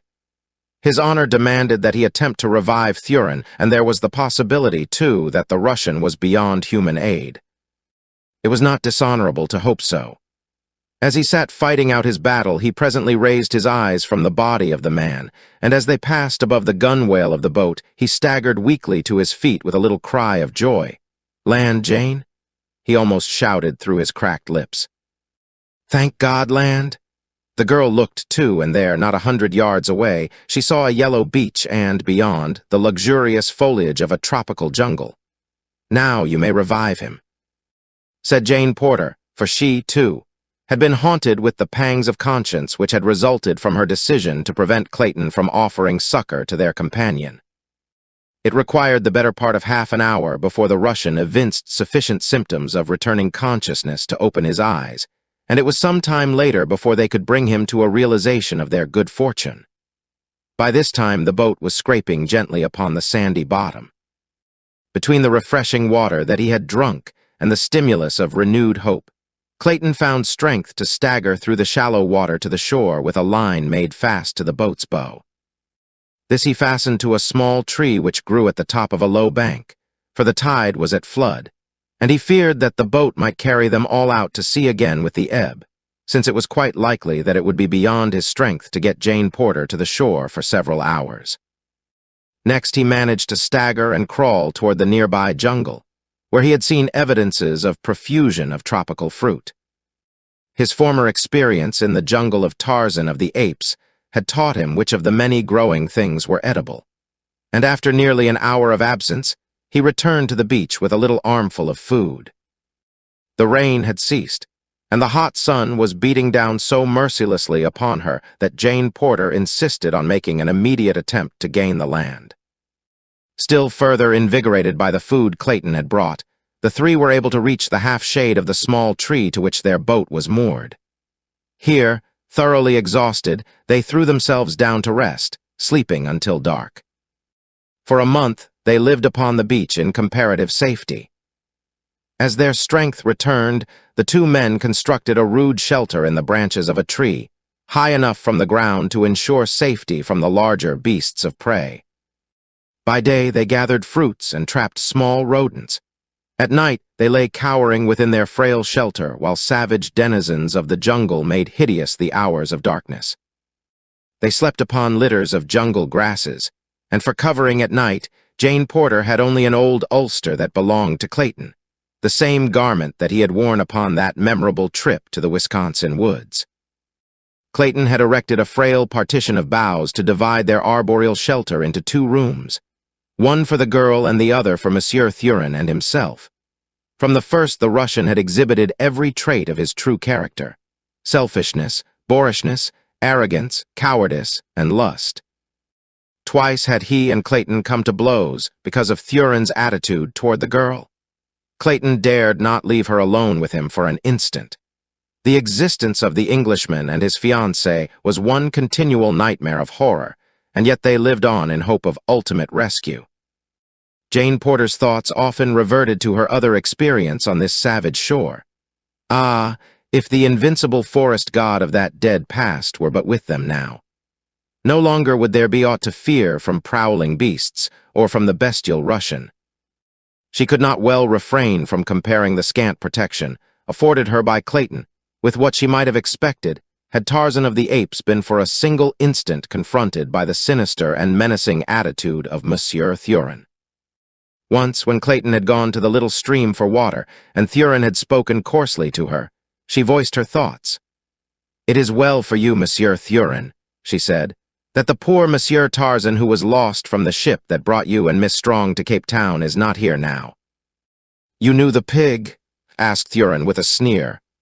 "I knew the man," she replied. "The only real man, I think, that I have ever known." There was something in her tone of voice that led the Russian to attribute to her a deeper feeling for his enemy than friendship, and he grasped at the suggestion to be further revenged upon the man whom he supposed dead by besmirching his memory to the girl. "He was worse than a pig," he cried. "He was a poltroon and a coward. To save himself from the righteous wrath of the husband of a woman he had wronged, he perjured his soul in an attempt to place the blame entirely upon her. Not succeeding in this, he ran away from France to escape meeting the husband upon the field of honor. That is why he was on board the ship that bore Miss Strong and myself to Cape Town. I know whereof I speak, for the woman in the case is my sister. Something more I know that I have never told another. Your brave Monsieur Tarzan leaped overboard in an agony of fear because I recognized him, and insisted that he make reparation to me the following morning. We could have fought with knives in my stateroom." Jane Porter laughed. "You do not for a moment imagine that one who has known both Monsieur Tarzan and you could ever believe such an impossible tale. Then why did he travel under an assumed name?" asked Monsieur Thurin. "I do not believe you." She cried, but nevertheless the seed of suspicion was sown, for she knew that Hazel Strong had known her forest god only as John Caldwell of London. A scant 5 miles north of their rude shelter, all unknown to them, and practically as remote as though separated by thousands of miles of impenetrable jungle, lay the snug little cabin of Tarzan of the Apes. While farther up the coast, a few miles beyond the cabin, in crude but well-built shelters, lived a little party of 18 souls. The occupants of the 3 boats from the Lady Alice from which Clayton's boat had become separated. Over a smooth sea, they had rowed to the mainland in less than 3 days. None of the horrors of shipwreck had been theirs, and though depressed by sorrow, and suffering from the shock of the catastrophe and the unaccustomed hardships of their new existence, there was none much the worse for the experience. All were buoyed by the hope that the 4th boat had been picked up, and that a thorough search of the coast would be quickly made. As all the firearms and ammunition on the yacht had been placed in Lord Tennington's boat, the party was well equipped for defense, and for hunting the larger game for food. Professor Archimedes Q. Porter was their only immediate anxiety. Fully assured in his own mind that his daughter had been picked up by a passing steamer, he gave over the last vestige of apprehension concerning her welfare, and devoted his giant intellect solely to the consideration of those momentous and abstruse scientific problems which he considered the only proper food for thought in one of his erudition. His mind appeared blank to the influence of all extraneous matters. "Never," said the exhausted Mr. Samuel T. Philander to Lord Tennington, "never has Professor Porter been more difficult. I might say impossible. Why only this morning, after I had been forced to relinquish my surveillance for a brief half-hour, he was entirely missing upon my return. And, bless me, sir, where do you imagine I discovered him? A half-mile out in the ocean, sir, in one of the lifeboats, rowing away for dear life. I do not know how he attained even that magnificent distance from shore, for he had but a single oar, with which he was blissfully rowing about in circles. When one of the sailors had taken me out to him in another boat, the professor became quite indignant at my suggestion that we return at once to land. "Why, mister?" "Philander," he said, "I am surprised that you, sir, a man of letters yourself, should have the temerity so to interrupt the progress of science.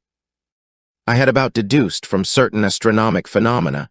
I have had under minute observation during the past several tropic nights an entirely new nebular hypothesis, which will unquestionably startle the scientific world. I wish to consult a very excellent monograph on Laplace's hypothesis, which I understand is in a certain private collection in New York City. Your interference, Mr. Philander, will result in an irreparable delay, for I was just rowing over to obtain this pamphlet. And it was with the greatest difficulty that I persuaded him to return to shore without resorting to force," concluded Mr. Philander. Miss Strong and her mother were very brave under the strain of almost constant apprehension of the attacks of savage beasts. Nor were they quite able to accept so readily as the others the theory that Jane, Clayton, and Monsieur Thurin had been picked up safely. Jane Porter's Esmeralda was in a constant state of tears at the cruel fate which had separated her from her Poe, Lil Honey. Lord Tennington's great-hearted good nature never deserted him for a moment. He was still the jovial host, seeking always for the comfort and pleasure of his guests. With the men of his yacht, he remained the just but firm commander. There was never any more question in the jungle than there had been on board the Lady Alice as to who was the final authority in all questions of importance, and in all emergencies requiring cool and intelligent leadership. Could this well-organized and comparatively secure party of castaways have seen the ragged, fear-haunted trio a few miles south of them, they would scarcely have recognized in them the formerly immaculate members of the little company that had laughed and played upon the Lady Alice. Clayton and Monsieur Thurin were almost naked. So torn had their clothes been by the thorn bushes and tangled vegetation of the matted jungle through which they had been compelled to force their way in search of their ever more difficult food supply. Jane Porter had of course not been subjected to these strenuous expeditions, but her apparel was, nevertheless, in a sad state of disrepair. Clayton, for lack of any better occupation, had carefully saved the skin of every animal they had killed. By stretching them upon the stems of trees and diligently scraping them, he had managed to save them in a fair condition, and now that his clothes were threatening to cover his nakedness no longer, he commenced to fashion a rude garment of them, using a sharp thorn for a needle, and bits of tough grass and animal tendons in lieu of thread. The result, when completed, was a sleeveless garment which fell nearly to his knees. As it was made up of numerous small pelts of different species of rodents, it presented a rather strange and wonderful appearance, which, together with the vile stench which permeated it, rendered it anything other than a desirable addition to a wardrobe. But the time came when, for the sake of decency, he was compelled to don it, and even the misery of their condition could not prevent Jane Porter from laughing heartily at sight of him.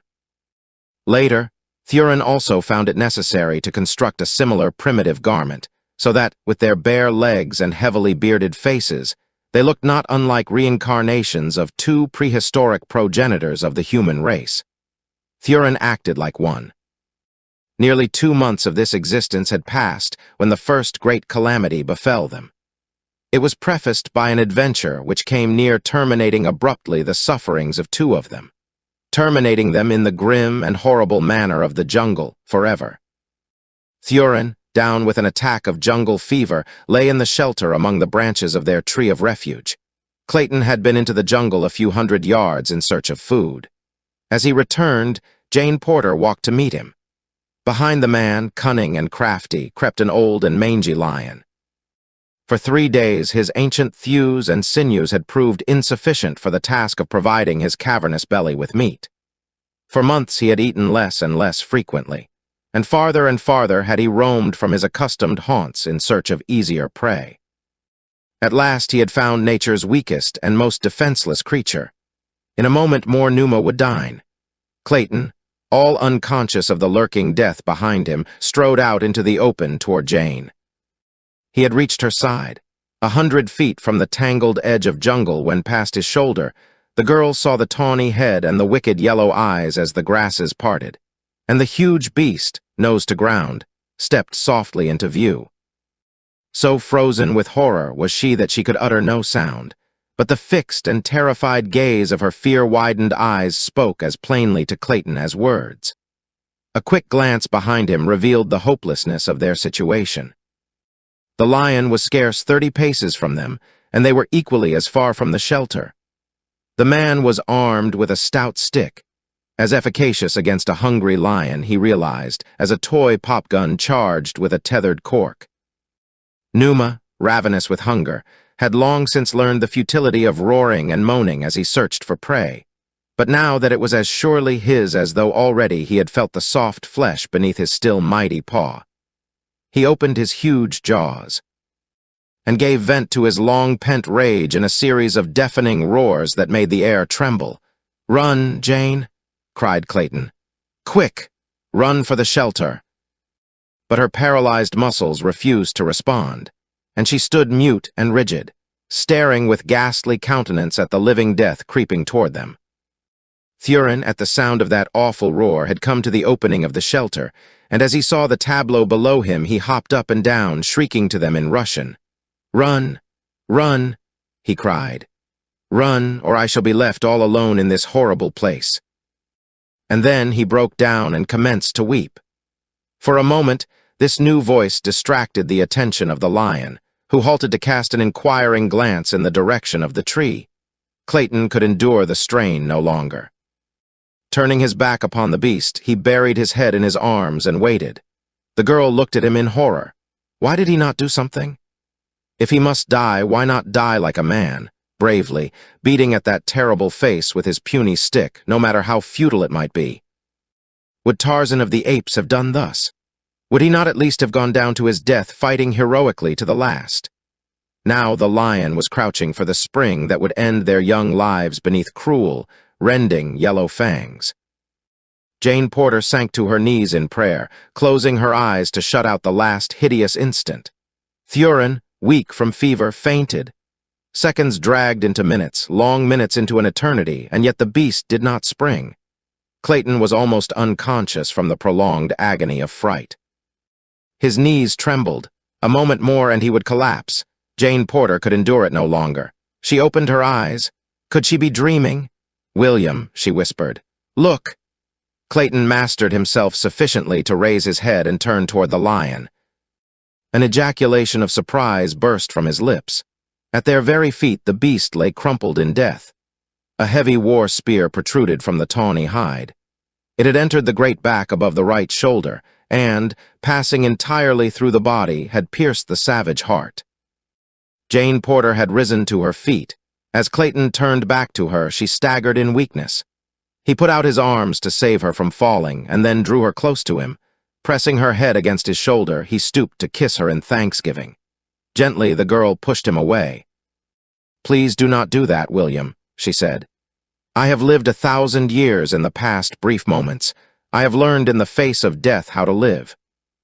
I do not wish to hurt you more than is necessary, but I can no longer bear to live out the impossible position I have attempted because of a false sense of loyalty to an impulsive promise I made you. The last few seconds of my life have taught me that it would be hideous to attempt further to deceive myself and you, or to entertain for an instant longer the possibility of ever becoming your wife, should we regain civilization." "Why, Jane?" he cried. "What do you mean? What has our providential rescue to do with altering your feelings toward me? You are but unstrung. Tomorrow you will be yourself again." "I am more nearly myself this minute than I have been for over a year," she replied.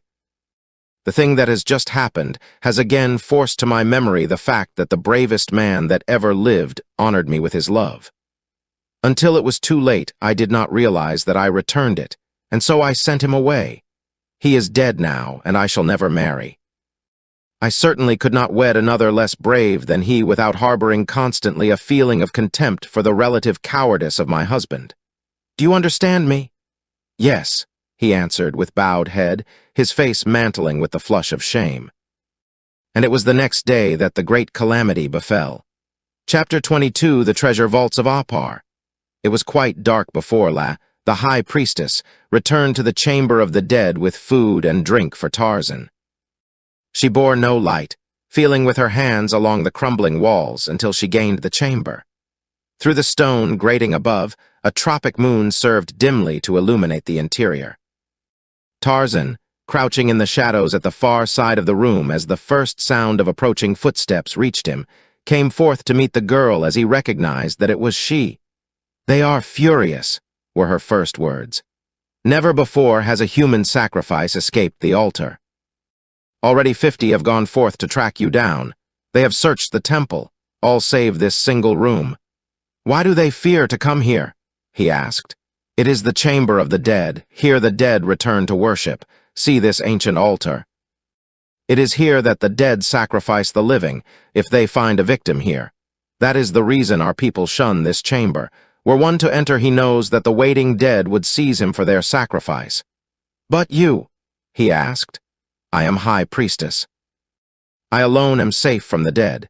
It is I who at rare intervals bring them a human sacrifice from the world above. I alone may enter here in safety. Why have they not seized me?" he asked, humoring her grotesque belief. She looked at him quizzically for a moment. Then she replied, "It is the duty of a high priestess to instruct, to interpret, according to the creed that others, wiser than herself, have laid down. But there is nothing in the creed which says that she must believe. The more one knows of one's religion, the less one believes. No one living knows more of mine than I. Then your only fear in aiding me to escape is that your fellow mortals may discover your duplicity. That is all. The dead are dead. They cannot harm or help. We must therefore depend entirely upon ourselves, and the sooner we act, the better it will be. I had difficulty in eluding their vigilance, but now in bringing you this morsel of food. To attempt to repeat the thing daily would be the height of folly. Come, let us see how far we may go toward liberty before I must return." She led him back to the chamber beneath the altar room. Here she turned into one of the several corridors leading from it. In the darkness, Tarzan could not see which one. For 10 minutes they groped slowly along a winding passage, until at length they came to a closed door. Here he heard her fumbling with a key, and presently came the sound of a metal bolt grating against metal. The door swung in on scraping hinges, and they entered. "You will be safe here until tomorrow night," she said. Then she went out, and, closing the door, locked it behind her. Where Tarzan stood, it was dark as Erebus. Not even his trained eyes could penetrate the utter blackness. Cautiously, he moved forward until his outstretched hand touched a wall. Then very slowly he traveled around the 4 walls of the chamber. Apparently it was about 20 feet square. The floor was of concrete, the walls of the dry masonry that marked the method of construction above ground. Small pieces of granite of various sizes were ingeniously laid together without mortar to construct these ancient foundations. The first time around the walls, Tarzan thought he detected a strange phenomenon for a room with no windows but a single door. Again he crept carefully around close to the wall. No, he could not be mistaken. He paused before the center of the wall opposite the door.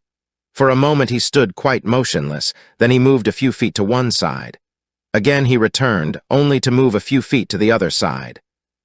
Once more he made the entire circuit of the room, feeling carefully every foot of the walls. Finally, he stopped again before the particular section that had aroused his curiosity. There was no doubt of it. A distinct draft of fresh air was blowing into the chamber through the intersection of the masonry at that particular point. And nowhere else.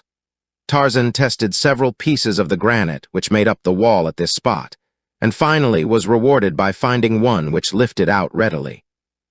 It was about 10 inches wide, with a face some 3 by 6 inches showing within the chamber. One by one, the ape man lifted out similarly shaped stones. The wall at this point was constructed entirely, it seemed, of these almost perfect slabs.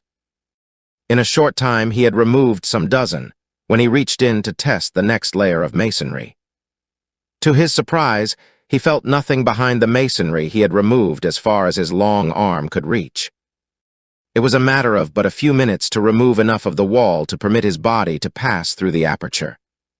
Directly ahead of him, he thought he discerned a faint glow, scarcely more than a less impenetrable darkness. Cautiously, he moved forward on hands and knees, until at about 15 feet, or the average thickness of the foundation walls, the floor ended abruptly in a sudden drop. As far out as he could reach, he felt nothing, nor could he find the bottom of the black abyss that yawned before him, though, clinging to the edge of the floor, he lowered his body into the darkness to its full length. Finally, it occurred to him to look up, and there above him he saw through a round opening a tiny circular patch of starry sky.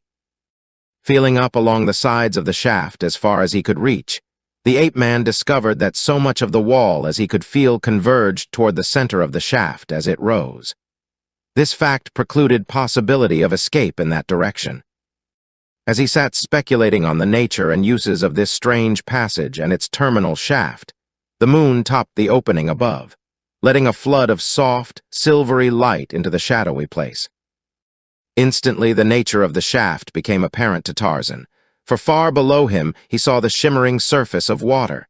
He had come upon an ancient well. But what was the purpose of the connection between the well and the dungeon in which he had been hidden?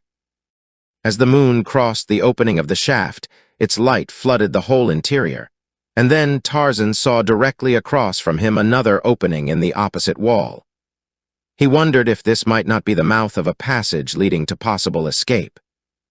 It would be worth investigating, at least, and this he determined to do. Quickly returning to the wall he had demolished to explore what lay beyond it, he carried the stones into the passageway and replaced them from that side. The deep deposit of dust which he had noticed upon the blocks as he had first removed them from the wall had convinced him that even if the present occupants of the ancient pile had knowledge of this hidden passage, they had made no use of it for perhaps generations. The wall replaced, Tarzan turned to the shaft, which was some 15 feet wide at this point. To leap across the intervening space was a small matter to the ape-man, and a moment later he was proceeding along a narrow tunnel, moving cautiously for fear of being precipitated into another shaft, such as he had just crossed. He had advanced some 100 feet when he came to a flight of steps leading downward into Stygian gloom. Some 20 feet below, the level floor of the tunnel recommenced, and shortly afterward his progress was stopped by a heavy wooden door which was secured by massive wooden bars upon the side of Tarzan's approach. This fact suggested to the ape-man that he might surely be in a passageway leading to the outer world, for the bolts, barring progress from the opposite side, tended to substantiate this hypothesis, unless it were merely a prison to which it led. Along the tops of the bars were deep layers of dust, a further indication that the passage had lain long unused. As he pushed the massive obstacle aside, its great hinges shrieked out in weird protest against this unaccustomed disturbance. For a moment, Tarzan paused to listen for any responsive note which might indicate that the unusual night noise had alarmed the inmates of the temple. But as he heard nothing, he advanced beyond the doorway. Carefully feeling about, he found himself within a large chamber, along the walls of which, and down the length of the floor, were piled many tiers of metal ingots of an odd, though uniform shape. To his groping hands, they felt not unlike double-headed bootjacks. The ingots were quite heavy, and but for the enormous number of them, he would have been positive that they were gold. But the thought of the fabulous wealth these thousands of pounds of metal would have represented were they in reality gold, almost convinced him that they must be of some baser metal. At the far end of the chamber, he discovered another barred door, and again the bars upon the inside renewed the hope that he was traversing an ancient and forgotten passageway to liberty. Beyond the door, the passage ran straight as a war spear, and it soon became evident to the ape-man that it had already led him beyond the outer walls of the temple. If he but knew the direction it was leading him. If toward the west, then he must also be beyond the city's outer walls. With increasing hopes, he forged ahead as rapidly as he dared, until at the end of half an hour he came to another flight of steps leading upward. At the bottom, this flight was of concrete, but as he ascended, his naked feet felt a sudden change in the substance they were treading. The steps of concrete had given place to steps of granite. Feeling with his hands, the ape-man discovered that these latter were evidently hewed from rock, for there was no crack to indicate a joint. For 100 feet, the steps wound spirally up, until at a sudden turning Tarzan came into a narrow cleft between two rocky walls. Above him shone the starry sky, and before him, a steep incline replaced the steps that had terminated at its foot. Up this pathway Tarzan hastened, and at its upper end came out upon the rough top of a huge granite boulder. A mile away lay the ruined city of Apar, its domes and turrets bathed in the soft light of the equatorial moon. Tarzan dropped his eyes to the ingot he had brought away with him. For a moment he examined it by the moon's bright rays, then he raised his head to look out upon the ancient piles of crumbling grandeur in the distance. Apar, he mused, Apar, the enchanted city of a dead and forgotten past, the city of the beauties and the beasts, city of horrors and death, but city of fabulous riches. The ingot was of virgin gold. The boulder on which Tarzan found himself lay well out in the plain between the city and the distant cliffs he and his black warriors had scaled the morning previous. To descend its rough and precipitous face was a task of infinite labor and considerable peril even to the ape-man.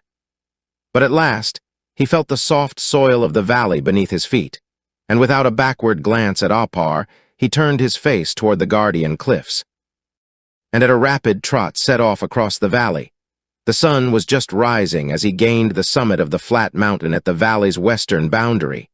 Far beneath him, he saw smoke arising above the treetops of the forest at the base of the foothills. "Man," he murmured.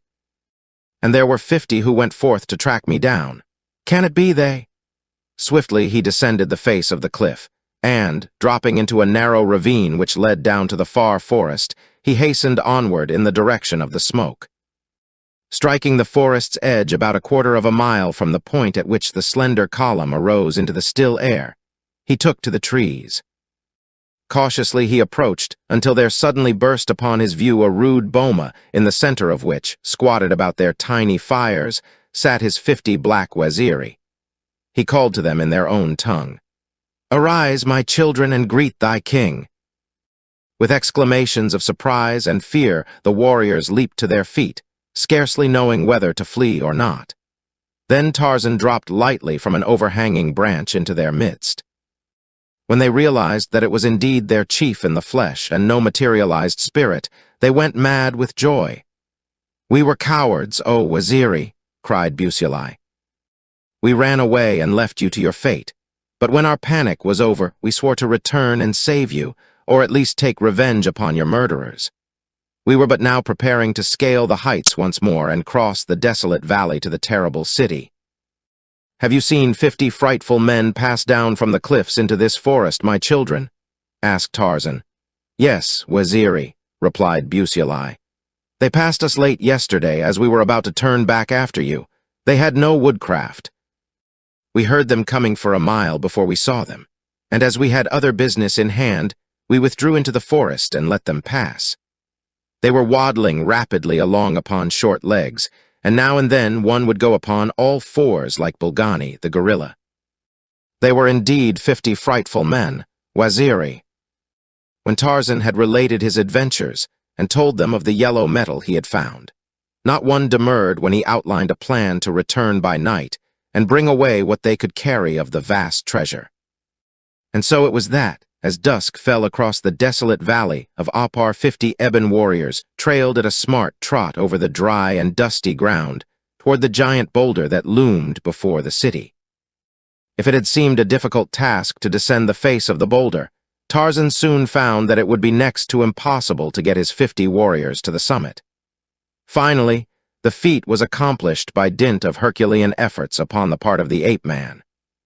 10 spears were fastened end to end, and with one end of this remarkable chain attached to his waist, Tarzan at last succeeded in reaching the summit.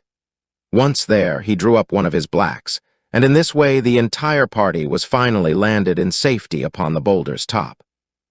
Immediately Tarzan led them to the treasure chamber, where to each was allotted a load of 2 ingots, for each about 80 pounds.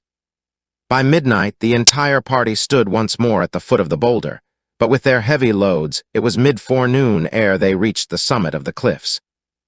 From there on, the homeward journey was slow, as these proud, fighting men were unaccustomed to the duties of porters. But they bore their burdens uncomplainingly, and at the end of 30 days entered their own country. Here, instead of continuing on toward the northwest and their village, Tarzan guided them almost directly west, until on the morning of the 33rd day he bade them break camp and return to their own village, leaving the gold where they had stacked it the previous night. "And you, Waziri?" they asked. "I shall remain here for a few days, my children," he replied. "Now hasten back to thy wives and children." When they had gone, Tarzan gathered up 2 of the ingots and, springing into a tree, ran lightly above the tangled and impenetrable mass of undergrowth for a couple of 100 yards, to emerge suddenly upon a circular clearing about which the giants of the jungle forest towered like a guardian host. In the center of this natural amphitheater was a little flat-topped mound of hard earth. Hundreds of times before had Tarzan been to this secluded spot, which was so densely surrounded by thorn bushes and tangled vines and creepers of huge girth that not even Sheeta, the leopard, could worm his sinuous way within, nor Tantor, with his giant strength, force the barriers which protected the council chamber of the great apes from all but the harmless denizens of the savage jungle. 50 trips Tarzan made before he had deposited all the ingots within the precincts of the amphitheater. Then from the hollow of an ancient lightning-blasted tree, he produced the very spade with which he had uncovered the chest of Professor Archimedes Q, porter which he had once, ape-like, buried in this selfsame spot. With this, he dug a long trench, into which he laid the fortune that his blacks had carried from the forgotten treasure vaults of the city of Apar. That night he slept within the amphitheater, and early the next morning set out to revisit his cabin before returning to his Waziri. Finding things as he had left them, he went forth into the jungle to hunt, intending to bring his prey to the cabin where he might feast in comfort, spending the night upon a comfortable couch. For 5 miles toward the south he roamed, toward the banks of a fair-sized river that flowed into the sea about 6 miles from his cabin. He had gone inland about half a mile when there came suddenly to his trained nostrils the one scent that sets the whole savage jungle aquiver. Tarzan smelled man. The wind was blowing off the ocean, so Tarzan knew that the authors of the scent were west of him. Mixed with the man scent was the scent of Numa. Man and lion? I had better hasten, thought the ape-man, for he had recognized the scent of whites. Numa may be hunting. When he came through the trees to the edge of the jungle, he saw a woman kneeling in prayer, and before her stood a wild, primitive-looking white man, his face buried in his arms. Behind the man, a mangy lion was advancing slowly toward this easy prey. The man's face was averted, the woman's bowed in prayer. He could not see the features of either. Already Numa was about to spring. There was not a second to spare. Tarzan could not even unsling his bow and fit an arrow in time to send one of his deadly poisoned shafts into the yellow hide. He was too far away to reach the beast in time with his knife. There was but a single hope, a lone alternative, and with the quickness of thought the ape-man acted. A brawny arm flew back. For the briefest fraction of an instant, a huge spear poised above the giant's shoulder. And then the mighty arm shot out, and swift death tore through the intervening leaves to bury itself in the heart of the leaping lion. Without a sound, he rolled over at the very feet of his intended victims, dead. For a moment neither the man nor the woman moved. Then the latter opened her eyes to look with wonder upon the dead beast behind her companion. As that beautiful head went up, Tarzan of the Apes gave a gasp of incredulous astonishment. Was he mad? It could not be the woman he loved. But, indeed, it was none other. And the woman rose, and the man took her in his arms to kiss her. And of a sudden the ape-man saw red through a bloody mist of murder. and the old scar upon his forehead burned scarlet against his brown hide. There was a terrible expression upon his savage face as he fitted a poisoned shaft to his bow. An ugly light gleamed in those gray eyes as he sighted full at the back of the unsuspecting man beneath him. For an instant he glanced along the polished shaft, drawing the bowstring far back, that the arrow might pierce through the heart for which it was aimed. But he did not release the fatal messenger. Slowly the point of the arrow drooped, the scar upon the brown forehead faded, the bowstring relaxed, and Tarzan of the Apes, with bowed head, turned sadly into the jungle toward the village of the Waziri. Chapter 23: The 50 Frightful Men. For several long minutes, Jane Porter and William Cecil Clayton stood silently looking at the dead body of the beast whose prey they had so narrowly escaped becoming. The girl was the first to speak again after her outbreak of impulsive avowal. "Who could it have been?" she whispered. "God knows," was the man's only reply. "If it is a friend, why does he not show himself?" continued Jane. "Wouldn't it be well to call out to him and at least thank him?" Mechanically, Clayton did her bidding, but there was no response. Jane Porter shuddered. "The mysterious jungle," she murmured. "The terrible jungle. It renders even the manifestations of friendship terrifying." "We had best return to the shelter," said Clayton. "You will be at least a little safer there. I am no protection whatever," he added bitterly. "Do not say that, William," she hastened to urge, acutely sorry for the wound her words had caused. "You have done the best you could. You have been noble and self-sacrificing and brave. It is no fault of yours that you are not a Superman. There is only one other man I have ever known who could have done more than you. My words were ill-chosen in the excitement of the reaction. I did not wish to wound you. All that I wish is that we may both understand once and for all that I can never marry you. That such a marriage would be wicked." "I think I understand," he replied. "Let us not speak of it again, at least until we are back in civilization." The next day Thurin was worse. Almost constantly he was in a state of delirium.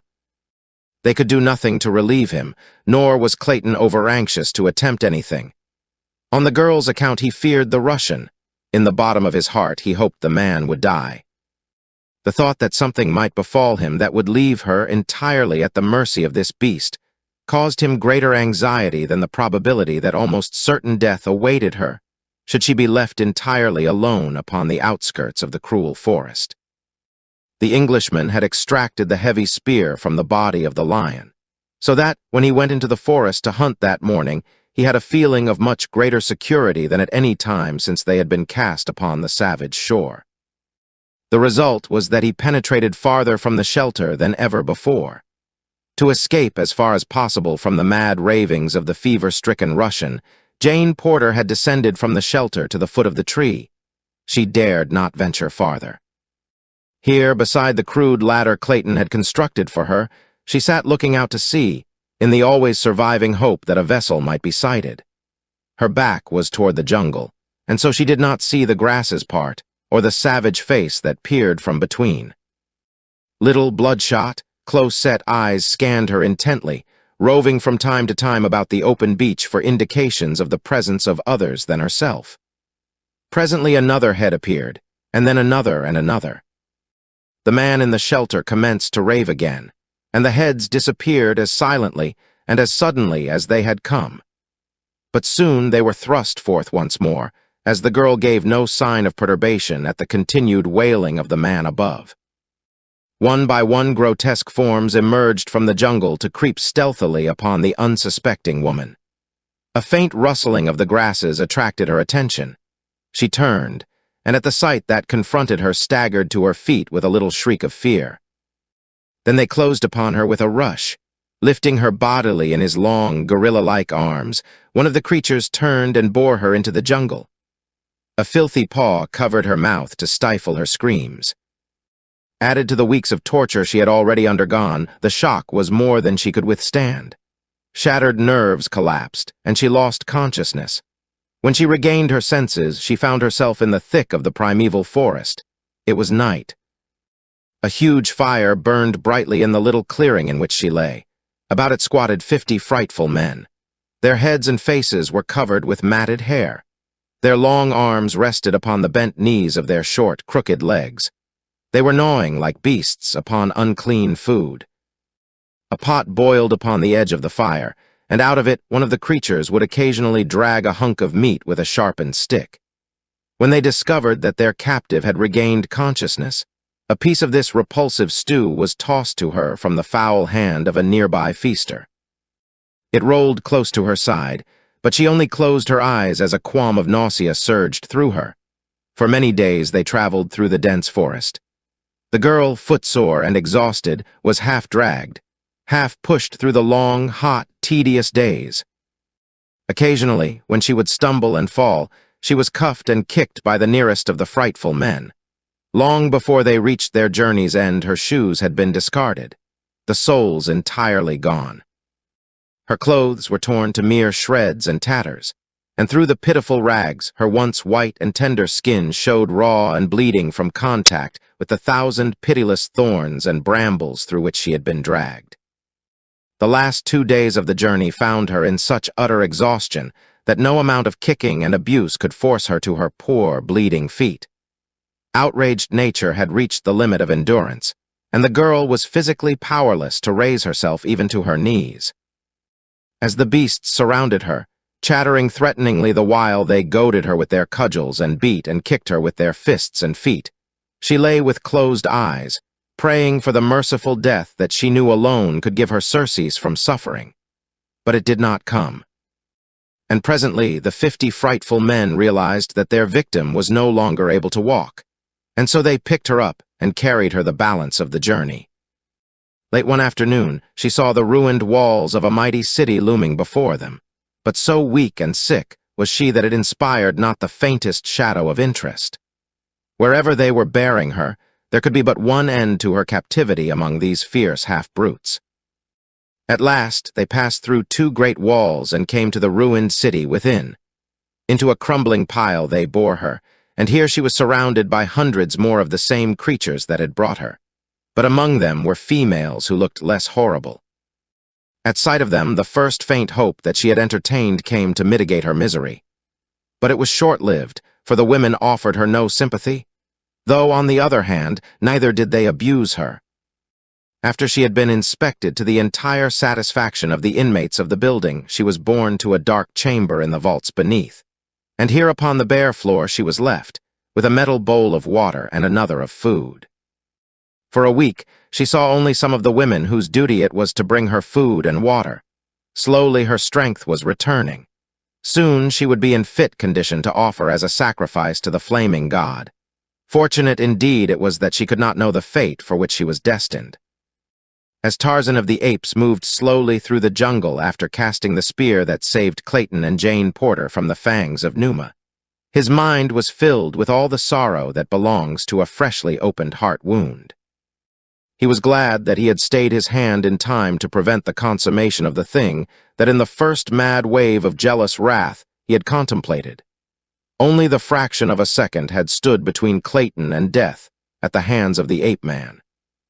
In the short moment that had elapsed after he had recognized the girl and her companion, and the relaxing of the taut muscles that held the poisoned shaft directed at the Englishman's heart, Tarzan had been swayed by the swift and savage impulses of brute life.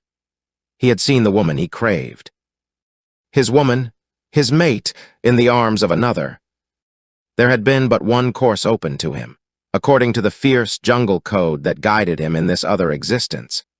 But just before it had become too late, the softer sentiments of his inherent chivalry had risen above the flaming fires of his passion and saved him. 1,000 times he gave thanks that they had triumphed before his fingers had released that polished arrow. As he contemplated his return to the Waziri, the idea became repugnant. He did not wish to see a human being again. At least he would range alone through the jungle for a time, until the sharp edge of his sorrow had become blunted. Like his fellow beasts, he preferred to suffer in silence and alone. That night he slept again in the amphitheater of the apes, and for several days he hunted from there, returning at night. On the afternoon of the 3rd day he returned early. He had lain stretched upon the soft grass of the circular clearing for but a few moments when he heard far to the south a familiar sound. It was the passing through the jungle of a band of great apes. He could not mistake that. For several minutes he lay listening. They were coming in the direction of the amphitheater. Tarzan arose lazily and stretched himself. His keen ears followed every movement of the advancing tribe. They were upwind, and presently he caught their scent, though he had not needed this added evidence to assure him that he was right. As they came closer to the amphitheater, Tarzan of the Apes melted into the branches upon the other side of the arena. There he waited to inspect the newcomers. Nor had he long to wait. Presently a fierce, hairy face appeared among the lower branches opposite him. The cruel little eyes took in the clearing at a glance. Then there was a chattered report returned to those behind. Tarzan could hear the words. The scout was telling the other members of the tribe that the coast was clear, and that they might enter the amphitheater in safety. First the leader dropped lightly upon the soft carpet of the grassy floor, and then, one by one, nearly 100 anthropoids followed him. There were the huge adults and several young. A few nursing babes clung close to the shaggy necks of their savage mothers. Tarzan recognized many members of the tribe. It was the same into which he had come as a tiny babe. Many of the adults had been little apes during his boyhood. He had frolicked and played about this very jungle with them during their brief childhood. He wondered if they would remember him. The memory of some apes is not overlong, and 2 years may be an eternity to them. From the talk which he overheard, he learned that they had come to choose a new king. Their late chief had fallen 100 feet beneath a broken limb to an untimely end. Tarzan walked to the end of an overhanging limb in plain view of them. The quick eyes of a female caught sight of him first. With a barking guttural, she called the attention of the others. Several huge bulls stood erect to get a better view of the intruder. With bared fangs and bristling necks, they advanced slowly toward him with deep-throated, ominous growls. "Karnath, I am Tarzan of the Apes," said the ape-man in the vernacular of the tribe. "You remember me. Together we teased Numa when we were still little apes, throwing sticks and nuts at him from the safety of high branches." The brute he had addressed stopped with a look of half-comprehending, dull wonderment upon his savage face. "And Magar," continued Tarzan, addressing another. "Do you not recall your former king, he who slew the mighty Kerchak? Look at me. Am I not the same Tarzan, mighty hunter, invincible fighter, that you all knew for many seasons?" The apes all crowded forward now, but more in curiosity than threatening. They muttered among themselves for a few moments. "What do you want among us now?" asked Karnath. "Only peace," answered the ape-man. Again the apes conferred. At length Karnath spoke again. "Come in peace, then, Tarzan of the Apes," he said. And so Tarzan of the Apes dropped lightly to the turf into the midst of the fierce and hideous horde. He had completed the cycle of evolution, and had returned to be once again a brute among brutes. There were no greetings such as would have taken place among men after a separation of 2 years. The majority of the apes went on about the little activities that the advent of the ape-man had interrupted, paying no further attention to him than as though he had not been gone from the tribe at all. 1 or 2 young bulls who had not been old enough to remember him sidled up on all fours to sniff at him, and one bared his fangs and growled threateningly. He wished to put Tarzan immediately into his proper place. Had Tarzan backed off, growling, the young bull would quite probably have been satisfied, but always after Tarzan's station among his fellow apes would have been beneath that of the bull which had made him step aside. But Tarzan of the Apes did not back off. Instead, he swung his giant palm with all the force of his mighty muscles, and, catching the young bull alongside the head, sent him sprawling across the turf. The ape was up and at him again in a second, and this time they closed with tearing fingers and rending fangs. Or at least that had been the intention of the young bull, but scarcely had they gone down, growling and snapping, than the ape-man's fingers found the throat of his antagonist. Presently the young bull ceased to struggle and lay quite still. Then Tarzan released his hold and arose. He did not wish to kill, only to teach the young ape, and others who might be watching, that Tarzan of the Apes was still master. The lesson served its purpose. The young apes kept out of his way, as young apes should when their betters were about, and the old bulls made no attempt to encroach upon his prerogatives. For several days, the she-apes with young remained suspicious of him, and when he ventured too near, rushed upon him with wide mouths and hideous roars. Then Tarzan discreetly skipped out of harm's way, for that also is a custom among the apes. Only mad bulls will attack a mother. But after a while, even they became accustomed to him. He hunted with them as in days gone by, and when they found that his superior reason guided him to the best food sources, and that his cunning rope ensnared toothsome game that they seldom if ever tasted, they came again to look up to him, as they had in the past after he had become their king. And so it was that, before they left the amphitheater to return to their wanderings, they had once more chosen him as their leader. The ape-man felt quite contented with his new lot. He was not happy that he never could be again, but he was at least as far from everything that might remind him of his past misery as he could be. Long since he had given up every intention of returning to civilization, and now he had decided to see no more his black friends of the Waziri. He had forsworn humanity forever. He had started life an ape. As an ape he would die. He could not, however, erase from his memory the fact that the woman he loved was within a short journey of the stamping ground of his tribe. Nor could he banish the haunting fear that she might be constantly in danger. That she was illy protected, he had seen in the brief instant that had witnessed Clayton's inefficiency. The more Tarzan thought of it, the more keenly his conscience pricked him. Finally, he came to loathe himself for permitting his own selfish sorrow and jealousy to stand between Jane Porter and safety. As the days passed, the thing preyed more and more upon his mind, and he had about determined to return to the coast and place himself on guard over Jane Porter and Clayton, when news reached him that altered all his plans and sent him dashing madly toward the east in reckless disregard of accident and death. Before Tarzan had returned to the tribe, a certain young bull, not being able to secure a mate from among his own people, had, according to custom, fared forth through the wild jungle like some knight-errant of old to win a fair lady from some neighboring community. He had but just returned with his bride, and was narrating his adventures quickly before he should forget them. Among other things, he told of seeing a great tribe of strange-looking apes. They were all hairy-faced bulls, but one, he said. And that one was a she, lighter in color even than this stranger, and he chucked a thumb at Tarzan. The ape-man was all attention in an instant.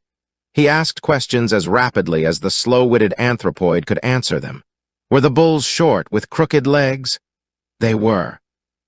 Did they wear the skins of Numa and Sheeta about their loins and carry sticks and knives? They did. And were there many yellow rings about their arms and legs? Yes. And the she-one, was she small and slender and very white? Yes. Did she seem to be one of the tribe, or was she a prisoner? They dragged her along, sometimes by an arm, sometimes by the long hair that grew upon her head, and always they kicked and beat her. Oh, but it was great fun to watch them. God, muttered Tarzan. Where were they when you saw them, and which way were they going? Continued the ape-man. They were beside the second water back there, and he pointed to the south. When they passed me, they were going toward the morning, upward along the edge of the water. When was this? Asked Tarzan. Half a moon since. Without another word, the ape-man sprang into the trees and fled like a disembodied spirit eastward in the direction of the forgotten city of Apar. Chapter 24, How Tarzan Came Again to Apar. When Clayton returned to the shelter and found Jane Porter was missing, he became frantic with fear and grief. He found Monsieur Thurin quite rational, the fever having left him with the surprising suddenness which is one of its peculiarities. The Russian, weak and exhausted, still lay upon his bed of grasses within the shelter. When Clayton asked him about the girl, he seemed surprised to know that she was not there.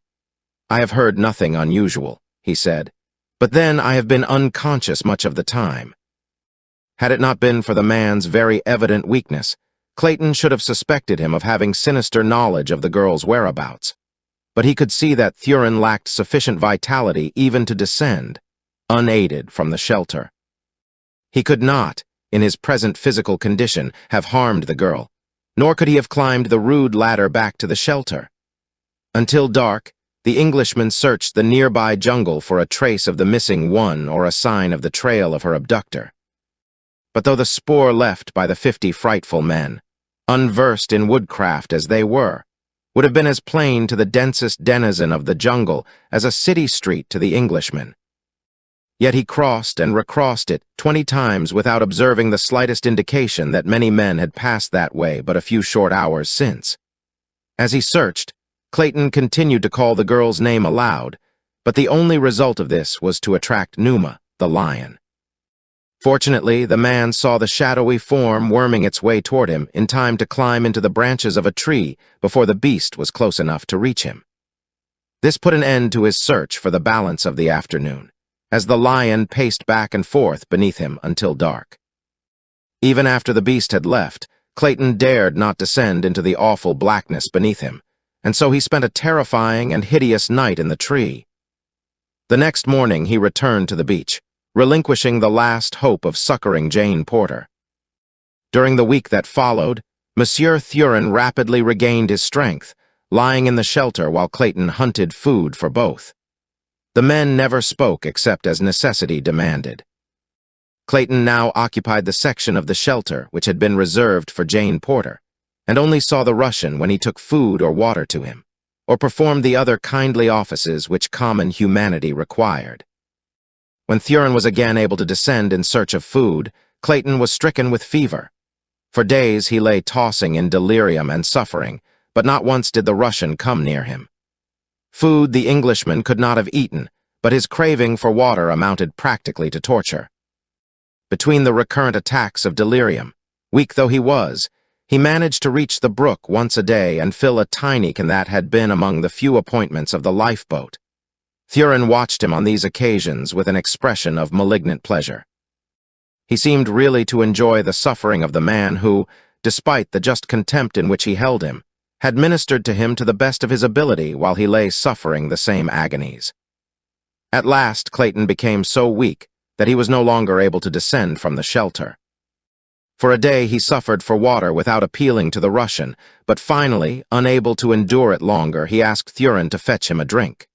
The Russian came to the entrance to Clayton's room, a dish of water in his hand. A nasty grin contorted his features. "Here is water," he said. "But first let me remind you that you maligned me before the girl, that you kept her to yourself and would not share her with me." Clayton interrupted him. "Stop!" he cried. "Stop! What manner of cur are you that you traduce the character of a good woman whom we believe dead? God! I was a fool ever to let you live. You are not fit to live even in this vile land. Here is your water," said the Russian. "All you will get," and he raised the basin to his lips and drank. What was left he threw out upon the ground below, then he turned and left the sick man. Clayton rolled over, and, burying his face in his arms, gave up the battle. The next day Thurin determined to set out toward the north along the coast, for he knew that eventually he must come to the habitations of civilized men. At least he could be no worse off than he was here, and, furthermore, the ravings of the dying Englishman were getting on his nerves. So he stole Clayton's spear and set off upon his journey. He would have killed the sick man before he left, had it not occurred to him that it would really have been a kindness to do so. That same day he came to a little cabin by the beach, and his heart filled with renewed hope as he saw this evidence of the proximity of civilization, for he thought it but the outpost of a nearby settlement. Had he known to whom it belonged, and that its owner was at that very moment but a few miles inland, Nicholas Rokhoff would have fled the place as he would a pestilence. But he did not know, and so he remained for a few days to enjoy the security and comparative comforts of the cabin. Then he took up his northward journey once more. In Lord Tennington's camp preparations were going forward to build permanent quarters, and then to send out an expedition of a few men to the north in search of relief.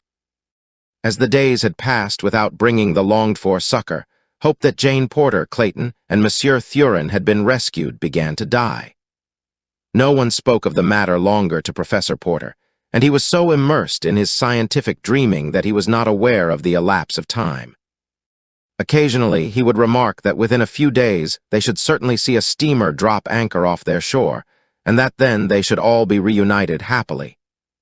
Sometimes he spoke of it as a train, and wondered if it were being delayed by snowstorms. "If I didn't know the dear old fellow so well by now," Tennington remarked to Miss Strong, "I should be quite certain that he was. Not quite right, don't you know?" "If it were not so pathetic, it would be ridiculous," said the girl sadly.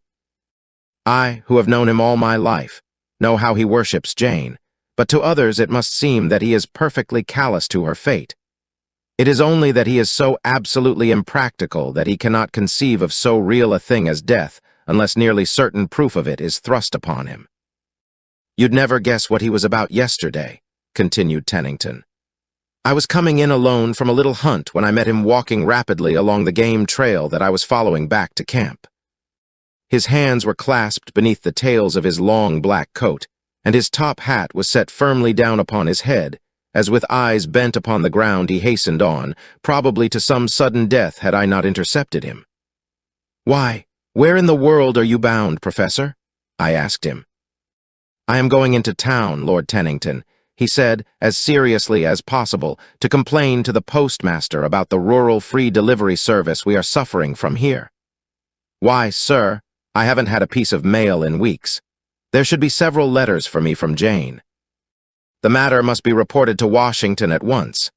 And would you believe it, Miss Strong," continued Tennington, "I had the very deuce of a job to convince the old fellow that there was not only no rural free delivery, but no town, and that he was not even on the same continent as Washington, nor in the same hemisphere.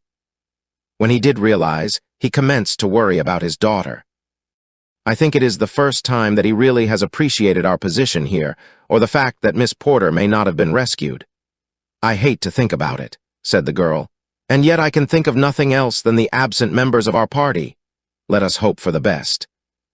Replied Tennington, "You yourself have set us each a splendid example of bravery, for in a way your loss has been the greatest." "Yes," she replied, "I could have loved Jane Porter no more had she been my own sister." Tennington did not show the surprise he felt. That was not at all what he meant. He had been much with this fair daughter of Maryland since the wreck of the Lady Alice, and it had recently come to him that he had grown much more fond of her than would prove good for the peace of his mind. For he recalled almost constantly now the confidence which Monsieur Thurin had imparted to him that he and Miss Strong were engaged. He wondered if, after all, Thurin had been quite accurate in his statement. He had never seen the slightest indication on the girl's part of more than ordinary friendship. And then in Monsieur Thurin's loss, if they are lost, you would suffer a severe bereavement, he ventured. She looked up at him quickly. "Monsieur Thurin had become a very dear friend," she said. "I liked him very much, though I have known him but a short time." "Then you were not engaged to marry him?" he blurted out. "Heavens, no," she cried. "I did not care for him at all in that way." There was something that Lord Tennington wanted to say to Hazel Strong. He wanted very badly to say it, and to say it at once, but somehow the words stuck in his throat. He started lamely a couple of times, cleared his throat, became red in the face, and finally ended by remarking that he hoped the cabins would be finished before the rainy season commenced.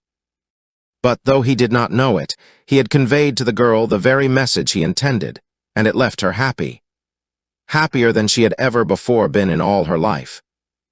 Just then further conversation was interrupted by the sight of a strange and terrible-looking figure, which emerged from the jungle just south of the camp. Tennington and the girl saw it at the same time. The Englishman reached for his revolver, but when the half-naked, bearded creature called his name aloud and came running toward them, he dropped his hand and advanced to meet it. None would have recognized in the filthy, emaciated creature, covered by a single garment of small skins, the immaculate Monsieur Thurin the party had last seen upon the deck of the Lady Alice. Before the other members of the little community were apprised of his presence, Tennington and Miss Strong questioned him regarding the other occupants of the missing boat. "They are all dead," replied Thurin. "The 3 sailors died before we made land. Miss Porter was carried off into the jungle by some wild animal while I was lying delirious with fever. Clayton died of the same fever but a few days since. And to think that all this time we have been separated by but a few miles, scarcely a day's march. It is terrible." How long Jane Porter lay in the darkness of the vault beneath the temple in the ancient city of Apar she did not know. For a time she was delirious with fever, but after this passed, she commenced slowly to regain her strength. Every day the woman who brought her food beckoned to her to arise, but for many days the girl could only shake her head to indicate that she was too weak.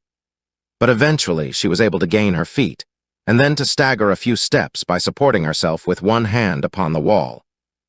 Her captors now watched her with increasing interest. The day was approaching, and the victim was gaining in strength.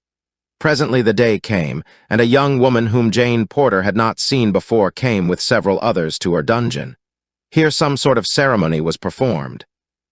That it was of a religious nature the girl was sure, and so she took new heart, and rejoiced that she had fallen among people upon whom the refining and softening influences of religion evidently had fallen. They would treat her humanely. Of that she was now quite sure. And so when they led her from her dungeon, through long, dark corridors and up a flight of concrete steps to a brilliant courtyard, she went willingly, even gladly. For was she not among the servants of God? It might be, of course, that their interpretation of the Supreme being differed from her own, but that they owned a God was sufficient evidence to her that they were kind and good. But when she saw a stone altar in the center of the courtyard, and dark brown stains upon it, and the nearby concrete of the floor, she began to wonder and to doubt. And as they stooped and bound her ankles and secured her wrists behind her, her doubts were turned to fear. A moment later, as she was lifted and placed supine across the altar's top, hope left her entirely, and she trembled in an agony of fright. During the grotesque dance of the votaries which followed, she lay frozen in horror, nor did she require the sight of the thin blade in the hands of the high priestess, as it rose slowly above her to enlighten her further as to her doom. As the hand began its descent, Jane Porter closed her eyes and sent up a silent prayer to the Maker she was so soon to face. Then she succumbed to the strain upon her tired nerves and swooned. Day and night, Tarzan of the Apes raced through the primeval forest toward the ruined city, in which he was positive the woman he loved lay either a prisoner or dead. In a day and a night he covered the same distance that the 50 frightful men had taken the better part of a week to traverse. For Tarzan of the Apes traveled along the middle terrace high above the tangled obstacles that impede progress upon the ground. The story the young bull ape had told made it clear to him that the girl captive had been Jane Porter, for there was not another small white she in all the jungle. The bulls. He had recognized from the ape's crude description as the grotesque parodies upon humanity who inhabit the ruins of Apar. And the girl's fate he could picture as plainly as though he were an eyewitness to it. When they would lay her across that trim altar, he could not guess, but that her dear, frail body would eventually find its way there he was confident. But, finally, after what seemed long ages to the impatient ape-man, he topped the barrier cliffs that hemmed the desolate valley, and below him lay the grim and awful ruins of the now hideous city of Apar. At a rapid trot, he started across the dry and dusty, boulder-strewn ground toward the goal of his desires. Would he be in time to rescue? He hoped against hope. At least he could be revenged, and in his wrath it seemed to him that he was equal to the task of wiping out the entire population of that terrible city. It was nearly noon when he reached the great boulder at the top of which terminated the secret passage to the pits beneath the city. Like a cat, he scaled the precipitous sides of the frowning granite kopje. A moment later he was running through the darkness of the long, straight tunnel that led to the treasure vault. Through this he passed, then on and on until at last he came to the well-like shaft upon the opposite side of which lay the dungeon with the false wall. As he paused a moment upon the brink of the well, a faint sound came to him through the opening above. His quick ears caught and translated it. It was the dance of death that preceded a sacrifice and the sing-song ritual of the high priestess. He could even recognize the woman's voice. Could it be that the ceremony marked the very thing he had so hastened to prevent? A wave of horror swept over him. Was he, after all, to be just a moment too late? Like a frightened deer, he leaped across the narrow chasm to the continuation of the passage beyond. At the false wall, he tore like one possessed to demolish the barrier that confronted him. With giant muscles, he forced the opening, thrusting his head and shoulders through the first small hole he made, and carrying the balance of the wall with him to clatter resoundingly upon the cement floor of the dungeon. With a single leap, he cleared the length of the chamber and threw himself against the ancient door. But here he stopped. The mighty bars upon the other side were proof even against such muscles as his. It needed but a moment's effort to convince him of the futility of endeavoring to force that impregnable barrier. There was but one other way, and that led back through the long tunnels to the boulder a mile beyond the city's walls, and then back across the open as he had come to the city first with his Waziri. He realized that to retrace his steps and enter the city from above ground would mean that he would be too late to save the girl, if it were indeed she who lay upon the sacrificial altar above him. But there seemed no other way, and so he turned and ran swiftly back into the passageway beyond the broken wall. At the well, he heard again the monotonous voice of the high priestess, and, as he glanced aloft, the opening, 20 feet above, seemed so near that he was tempted to leap for it in a mad endeavor to reach the inner courtyard that lay so near. If he could but get one end of his grass rope caught upon some projection at the top of that tantalizing aperture. In the instant's pause and thought an idea occurred to him, he would attempt it. Turning back to the tumbled wall, he seized one of the large, flat slabs that had composed it. Hastily making one end of his rope fast to the piece of granite, he returned to the shaft and, coiling the balance of the rope on the floor beside him, the ape-man took the heavy slab in both hands and, swinging it several times to get the distance and the direction fixed, he let the weight fly up at a slight angle, so that, instead of falling straight back into the shaft again, it grazed the far edge, tumbling over into the court beyond. Tarzan dragged for a moment upon the slack end of the rope, until he felt that the stone was lodged with fair security at the shaft's top. Then he swung out over the black depths beneath. The moment his full weight came upon the rope, he felt it slip from above. He waited there in awful suspense as it dropped in little jerks, inch by inch. The stone was being dragged up the outside of the masonry surrounding the top of the shaft. Would it catch at the very edge, or would his weight drag it over to fall upon him as he hurtled into the unknown depths below? Chapter 25 Through the Forest Primeval. For a brief, sickening moment, Tarzan felt the slipping of the rope to which he clung and heard the scraping of the block of stone against the masonry above. Then of a sudden the rope was still. The stone had caught at the very edge. Gingerly, the ape-man clambered up the frail rope. In a moment, his head was above the edge of the shaft. The court was empty. The inhabitants of Apar were viewing the sacrifice. Tarzan could hear the voice of La from the nearby sacrificial court. The dance had ceased. It must be almost time for the knife to fall.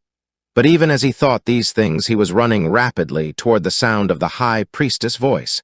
Fate guided him to the very doorway of the great roofless chamber. Between him and the altar was the long row of priests and priestesses, awaiting with their golden cups the spilling of the warm blood of their victim. La's hand was descending slowly toward the bosom of the frail, quiet figure that lay stretched upon the hard stone. Tarzan gave a gasp that was almost a sob as he recognized the features of the girl he loved. And then the scar upon his forehead turned to a flaming band of scarlet. A red mist floated before his eyes, and, with the awful roar of the bull ape gone mad, he sprang like a huge lion into the midst of the votaries. Seizing a cudgel from the nearest priest, he laid about him like a veritable demon as he forged his rapid way toward the altar. The hand of La had paused at the first noise of interruption. When she saw who the author of it was, she went white. She had never been able to fathom the secret of the strange white man's escape from the dungeon in which she had locked him. She had not intended that he should ever leave Apar, for she had looked upon his giant frame and handsome face with the eyes of a woman and not those of a priestess. In her clever mind, she had concocted a story of wonderful revelation from the lips of the flaming god himself, in which she had been ordered to receive this white stranger as a messenger from him to his people on earth. That would satisfy the people of Apar, she knew. The man would be satisfied, she felt quite sure, to remain and be her husband rather than to return to the sacrificial altar. But when she had gone to explain her plan to him, he had disappeared, though the door had been tightly locked as she had left it. And now he had returned, materialized from thin air, and was killing her priests as though they had been sheep. For the moment she forgot her victim, and before she could gather her wits together again, the huge white man was standing before her, the woman who had lain upon the altar in his arms. One side laughed. He cried, "You saved me once, and so I would not harm you, but do not interfere or attempt to follow, or I shall have to kill you also." As he spoke, he stepped past her toward the entrance to the subterranean vaults. "Who is she?" asked the high priestess, pointing at the unconscious woman. "She is mine," said Tarzan of the Apes. For a moment the girl of Apar stood wide-eyed and staring. Then a look of hopeless misery suffused her eyes. Tears welled into them, and with a little cry she sank to the cold floor, just as a swarm of frightful men dashed past her to leap upon the ape-man. But Tarzan of the Apes was not there when they reached out to seize him. With a light bound he had disappeared into the passage leading to the pits below, and when his pursuers came more cautiously after they found the chamber empty, they but laughed and jabbered to one another. For they knew that there was no exit from the pits other than the one through which he had entered. If he came out at all, he must come this way, and they would wait and watch for him above. And so Tarzan of the Apes, carrying the unconscious Jane Porter, came through the pits of Apar beneath the temple of the flaming god without pursuit. But when the men of Apar had talked further about the matter, they recalled to mind that this very man had escaped once before into the pits, and, though they had watched the entrance, he had not come forth, and yet today he had come upon them from the outside. They would again send 50 men out into the valley to find and capture this desecrator of their temple. After Tarzan reached the shaft beyond the broken wall, he felt so positive of the successful issue of his flight that he stopped to replace the tumbled stones, for he was not anxious that any of the inmates should discover this forgotten passage, and through it come upon the treasure chamber. It was in his mind to return again to Apar and bear away a still greater fortune than he had already buried in the amphitheater of the apes. On through the passageways he trotted, past the first door and through the treasure vault, past the second door and into the long, straight tunnel that led to the lofty, hidden exit beyond the city. Jane Porter was still unconscious.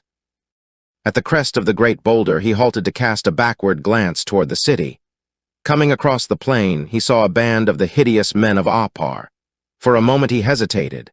Should he descend and make a race for the distant cliffs, or should he hide here until night? And then a glance at the girl's white face determined him. He could not keep her here and permit her enemies to get between them and liberty. For aught he knew, they might have been followed through the tunnels, and to have foes before and behind would result in almost certain capture, since he could not fight his way through the enemy burdened as he was with the unconscious girl.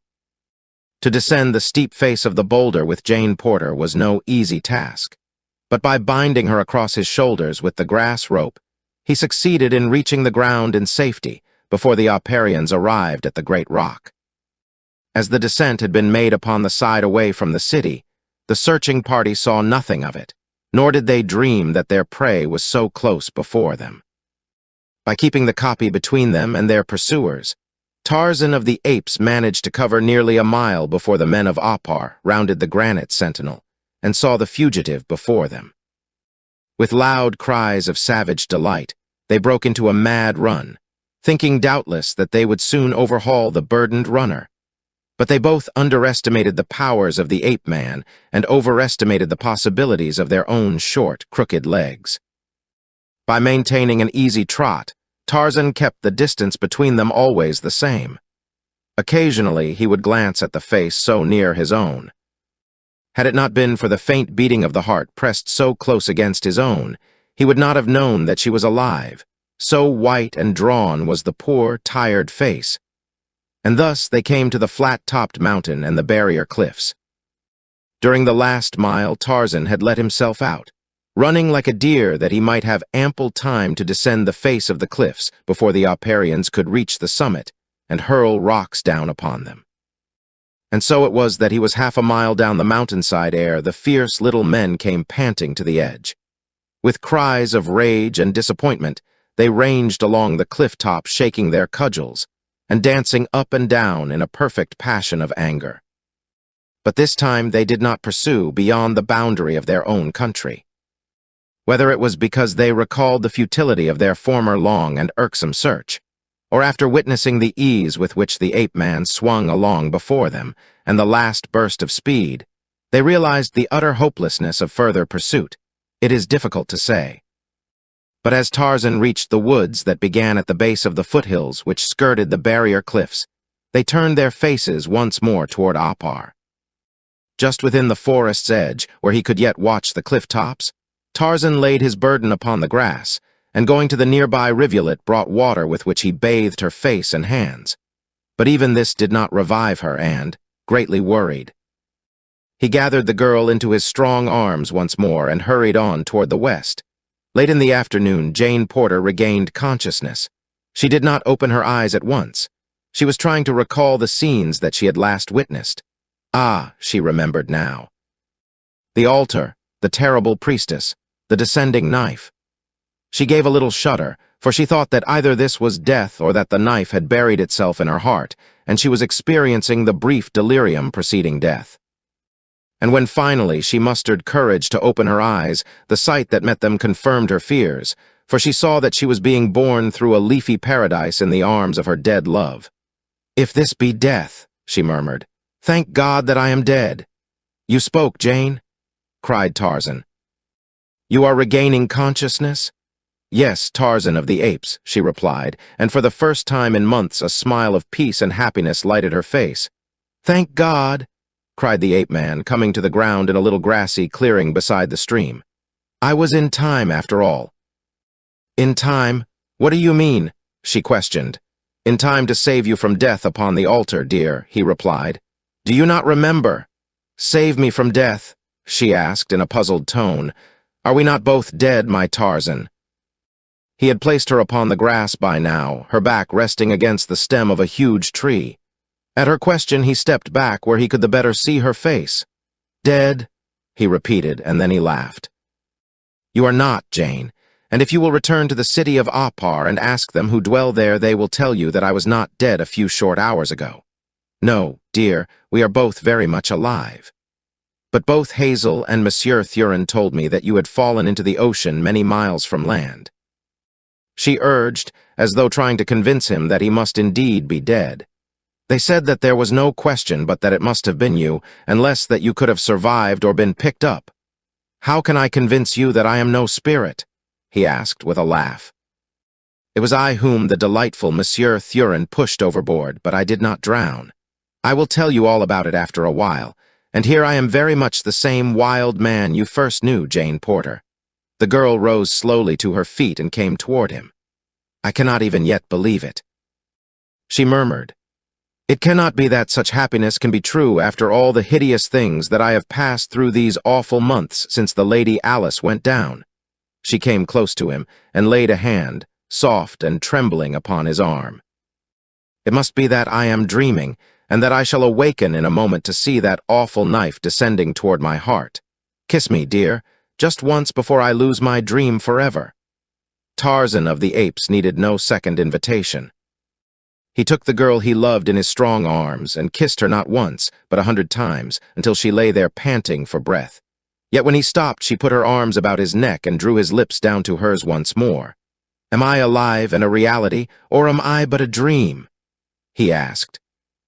"If you are not alive, my man," she answered, "I pray that I may die thus before I awaken to the terrible realities of my last waking moments." For a while both were silent, gazing into each other's eyes as though each still questioned the reality of the wonderful happiness that had come to them. The past, with all its hideous disappointments and horrors, was forgotten. The future did not belong to them, but the present, it was theirs, none could take it from them. It was the girl who first broke the sweet silence. "Where are we going, dear?" she asked. "What are we going to do?" "Where would you like best to go?" he asked. "What would you like best to do?"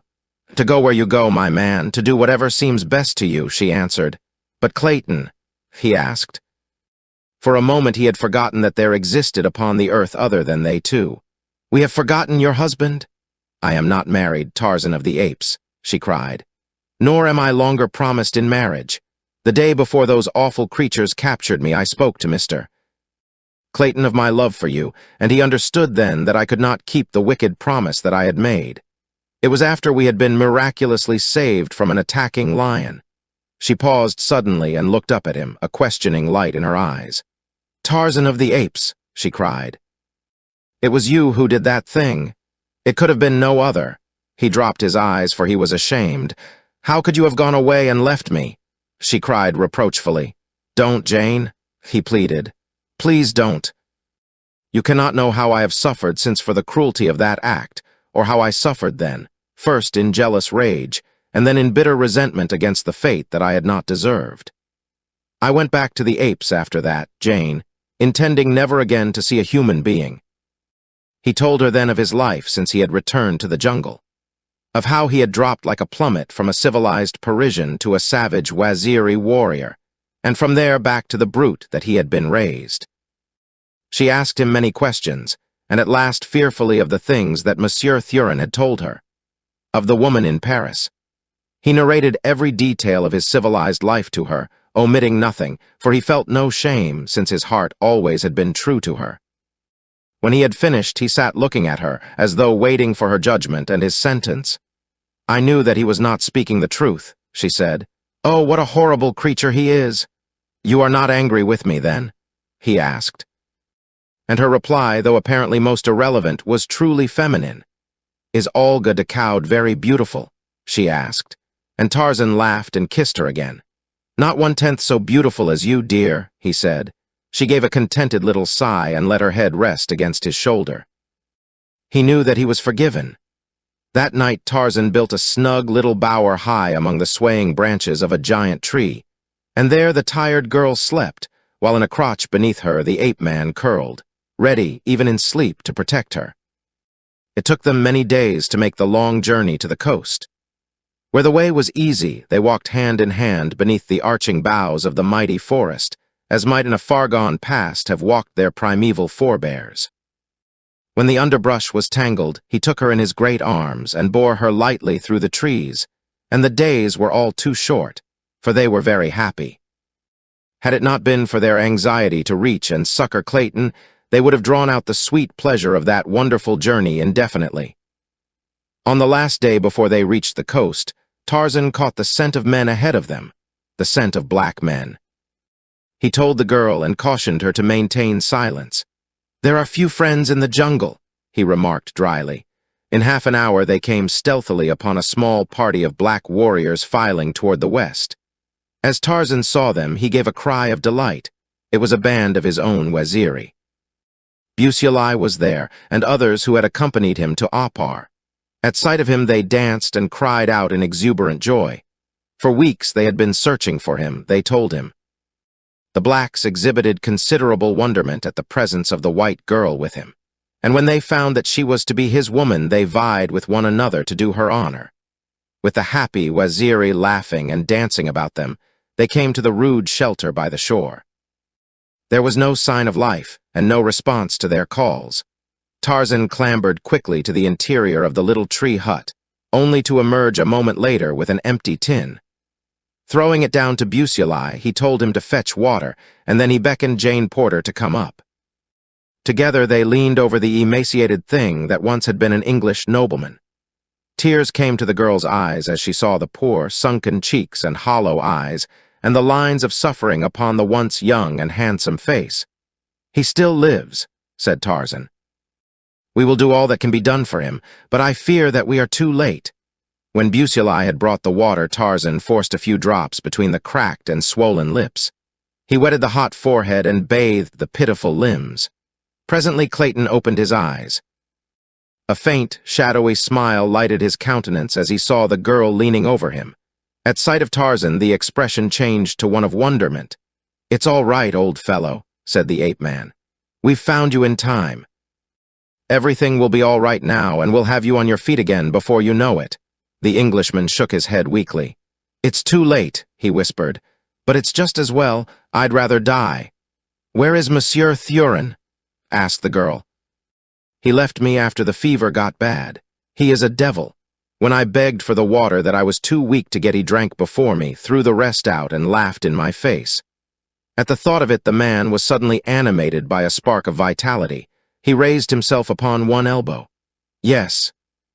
He almost shouted, I will live. I will live long enough to find and kill that beast. But the brief effort left him weaker than before, and he sank back again upon the rotting grasses that, with his old ulster, had been the bed of Jane Porter. Don't worry about Thurin, said Tarzan of the Apes, laying a reassuring hand on Clayton's forehead. He belongs to me, and I shall get him in the end, never fear. For a long time, Clayton lay very still. Several times Tarzan had to put his ear quite close to the sunken chest to catch the faint beating of the worn-out heart. Toward evening he aroused again for a brief moment. Jane, he whispered. The girl bent her head closer to catch the faint message. I have wronged you. And him. He nodded weakly toward the ape-man. I loved you so. It is a poor excuse to offer for injuring you, but I could not bear to think of giving you up. I do not ask your forgiveness. I only wish to do now the thing I should have done over a year ago. He fumbled in the pocket of the ulster beneath him for something that he had discovered there while he lay between the paroxysms of fever. Presently he found it, a crumpled bit of yellow paper. He handed it to the girl, and as she took it his arm fell limply across his chest, his head dropped back, and with a little gasp he stiffened and was still. Then Tarzan of the Apes drew a fold of the ulster across the upturned face. For a moment they remained kneeling there, the girl's lips moving in silent prayer, and as they rose and stood on either side of the now peaceful form, tears came to the ape-man's eyes, for through the anguish that his own heart had suffered he had learned compassion for the suffering of others. Through her own tears the girl read the message upon the bit of faded yellow paper, and as she read her eyes went very wide. Twice she read those startling words before she could fully comprehend their meaning. Fingerprints prove you Greystoke? Congratulations. Darnot, she handed the paper to Tarzan. And he has known it all this time, she said, and did not tell you? I knew it first, Jane, replied the man. I did not know that he knew it at all. I must have dropped this message that night in the waiting room. It was there that I received it. And afterward you told us that your mother was a she-ape, and that you had never known your father, she asked incredulously. The title and the estates meant nothing to me without you, dear, he replied. And if I had taken them away from him, I should have been robbing the woman I love. Don't you understand, Jane? It was as though he attempted to excuse a fault. She extended her arms toward him across the body of the dead man and took his hands in hers. And I would have thrown away a love like that, she said. Chapter 26, The Passing of the Ape-Man. The next morning they set out upon the short journey to Tarzan's cabin. 4 Waziri bore the body of the dead Englishman. It had been the ape-man's suggestion that Clayton be buried beside the former Lord Greystoke near the edge of the jungle against the cabin that the older man had built. Jane Porter was glad that it was to be so, and in her heart of hearts she wondered at the marvelous fineness of character of this wondrous man, who, though raised by brutes and among brutes, had the true chivalry and tenderness which only associates with the refinements of the highest civilization. They had proceeded some 3 miles of the 5 that had separated them from Tarzan's own beach, when the Waziri who were ahead stopped suddenly, pointing in amazement at a strange figure approaching them along the beach. It was a man with a shiny silk hat, who walked slowly with bent head, and hands clasped behind him underneath the tails of his long black coat. At sight of him, Jane Porter uttered a little cry of surprise and joy, and ran quickly ahead to meet him.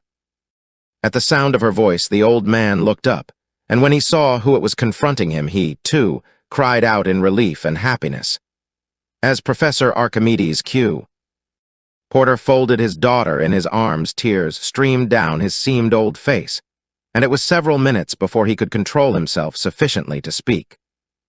When a moment later he recognized Tarzan, it was with difficulty that they could convince him that his sorrow had not unbalanced his mind. For with the other members of the party, he had been so thoroughly convinced that the ape-man was dead, It was a problem to reconcile the conviction with the very lifelike appearance of Jane's forest god. The old man was deeply touched at the news of Clayton's death. "I cannot understand it," he said. "Monsieur Thurin assured us that Clayton passed away many days ago." "Thurin is with you?" asked Tarzan. "Yes, he but recently found us and led us to your cabin. We were camped but a short distance north of it. Bless me, but he will be delighted to see you both." "And surprised," commented Tarzan. A short time later the strange party came to the clearing in which stood the ape-man's cabin. It was filled with people coming and going, and almost the first whom Tarzan saw was Darnot. "Paul!" he cried. "In the name of sanity, what are you doing here? Or are we all insane?" It was quickly explained, however, as were many other seemingly strange things. Darnot's ship had been cruising along the coast, on patrol duty, when at the lieutenant's suggestion they had anchored off the little landlocked harbor to have another look at the cabin, and the jungle in which many of the officers and men had taken part in exciting adventures 2 years before. On landing, they had found Lord Tennington's party, and arrangements were being made to take them all on board the following morning and carry them back to civilization. Hazel Strong and her mother, Esmeralda, and Mr. Samuel T. Philander were almost overcome by happiness at Jane Porter's safe return. Her escape seemed to them little short of miraculous, and it was the consensus of opinion that it could have been achieved by no other man than Tarzan of the Apes. They loaded the uncomfortable ape-man with eulogies and attentions, until he wished himself back in the amphitheater of the apes. All were interested in his savage waziri, and many were the gifts the black men received from these friends of their king. But when they learned that he might sail away from them upon the great canoe that lay at anchor a mile offshore, they became very sad.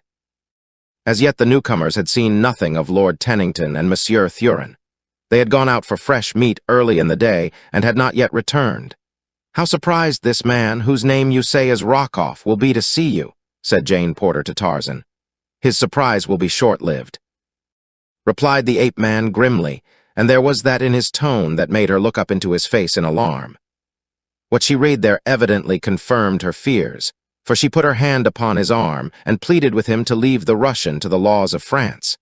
"In the heart of the jungle, dear," she said, "with no other form of right or justice to appeal to other than your own mighty muscles, you would be warranted in executing upon this man the sentence he deserves. But with the strong arm of a civilized government at your disposal, it would be murder to kill him now. Even your friends would have to submit to your arrest, or if you resisted, it would plunge us all into misery and unhappiness again. I cannot bear to lose you again, my Tarzan. Promise me that you will but turn him over to Captain Dufran and let the law take its course. The beast is not worth risking our happiness for." He saw the wisdom of her appeal and promised. A half-hour later, Rockoff and Tennington emerged from the jungle. They were walking side by side. Tennington was the first to note the presence of strangers in the camp. He saw the black warriors palavering with the sailors from the cruiser, and then he saw a lithe, brown giant talking with Lieutenant Darnot and Captain Dufran. "Who is that, I wonder?" said Tennington to Rockoff, and as the Russian raised his eyes and met those of the ape-man full upon him, he staggered and went white. "Sapristi!" he cried, and before Tennington realized what he intended, he had thrown his gun to his shoulder, and aiming point-blank at Tarzan, pulled the trigger. But the Englishman was close to him. So close that his hand reached the leveled barrel a fraction of a second before the hammer fell upon the cartridge, and the bullet that was intended for Tarzan's heart whirred harmlessly above his head. Before the Russian could fire again, the ape-man was upon him and had wrested the firearm from his grasp. Captain Dufran, Lieutenant Darnot, and a dozen sailors had rushed up at the sound of the shot, and now Tarzan turned the Russian over to them without a word. He had explained the matter to the French commander before Rockoff arrived, and the officer gave immediate orders to place the Russian in irons and confine him on board the cruiser. Just before the guard escorted the prisoner into the small boat that was to transport him to his temporary prison, Tarzan asked permission to search him, and to his delight found the stolen papers concealed upon his person. The shot had brought Jane Porter and the others from the cabin, and a moment after the excitement had died down, she greeted the surprised Lord Tennington. Tarzan joined them after he had taken the papers from Rockoff, and, as he approached, Jane Porter introduced him to Tennington. "John Clayton, Lord Greystoke, my lord," she said. The Englishman looked his astonishment in spite of his most Herculean efforts to appear courteous, and it required many repetitions of the strange story of the ape-man, as told by himself, Jane Porter, and Lieutenant Darnot, to convince Lord Tennington that they were not all quite mad. At sunset, they buried William Cecil Clayton beside the jungle graves of his uncle and his aunt, the former Lord and Lady Greystoke. And it was at Tarzan's request that 3 volleys were fired over the last resting place of a brave man who met his death bravely. Professor Porter, who in his younger days had been ordained a minister, conducted the simple services for the dead. About the grave, with bowed heads, stood as strange a company of mourners as the sun ever looked down upon. There were French officers and sailors, 2 English lords, Americans, and a score of savage African braves. Following the funeral, Tarzan asked Captain Dufran to delay the sailing of the cruiser a couple of days while he went inland a few miles to fetch his belongings. And the officer gladly granted the favor. Late the next afternoon, Tarzan and his Waziri returned with the first load of belongings. And when the party saw the ancient ingots of virgin gold, they swarmed upon the ape-man with 1,000 questions, but he was smilingly obdurate to their appeals. He declined to give them the slightest clue as to the source of his immense treasure. "There are 1,000 that I left behind," he explained, "for every one that I brought away, and when these are spent, I may wish to return for more." The next day he returned to camp with the balance of his ingots, and when they were stored on board the cruiser, Captain Dufran said he felt like the commander of an old-time Spanish galleon returning from the treasure cities of the Aztecs. "I don't know what minute my crew will cut my throat and take over the ship," he added. The next morning, as they were preparing to embark upon the cruiser, Tarzan ventured a suggestion to Jane Porter. "Wild beasts are supposed to be devoid of sentiment," he said. "But nevertheless, I should like to be married in the cabin where I was born, beside the graves of my mother and my father, and surrounded by the savage jungle that always has been my home. Would it be quite regular, dear?" she asked. "For if it would, I know of no other place in which I should rather be married to my forest god than beneath the shade of his primeval forest." And when they spoke of it to the others, they were assured that it would be quite regular, and a most splendid termination of a remarkable romance.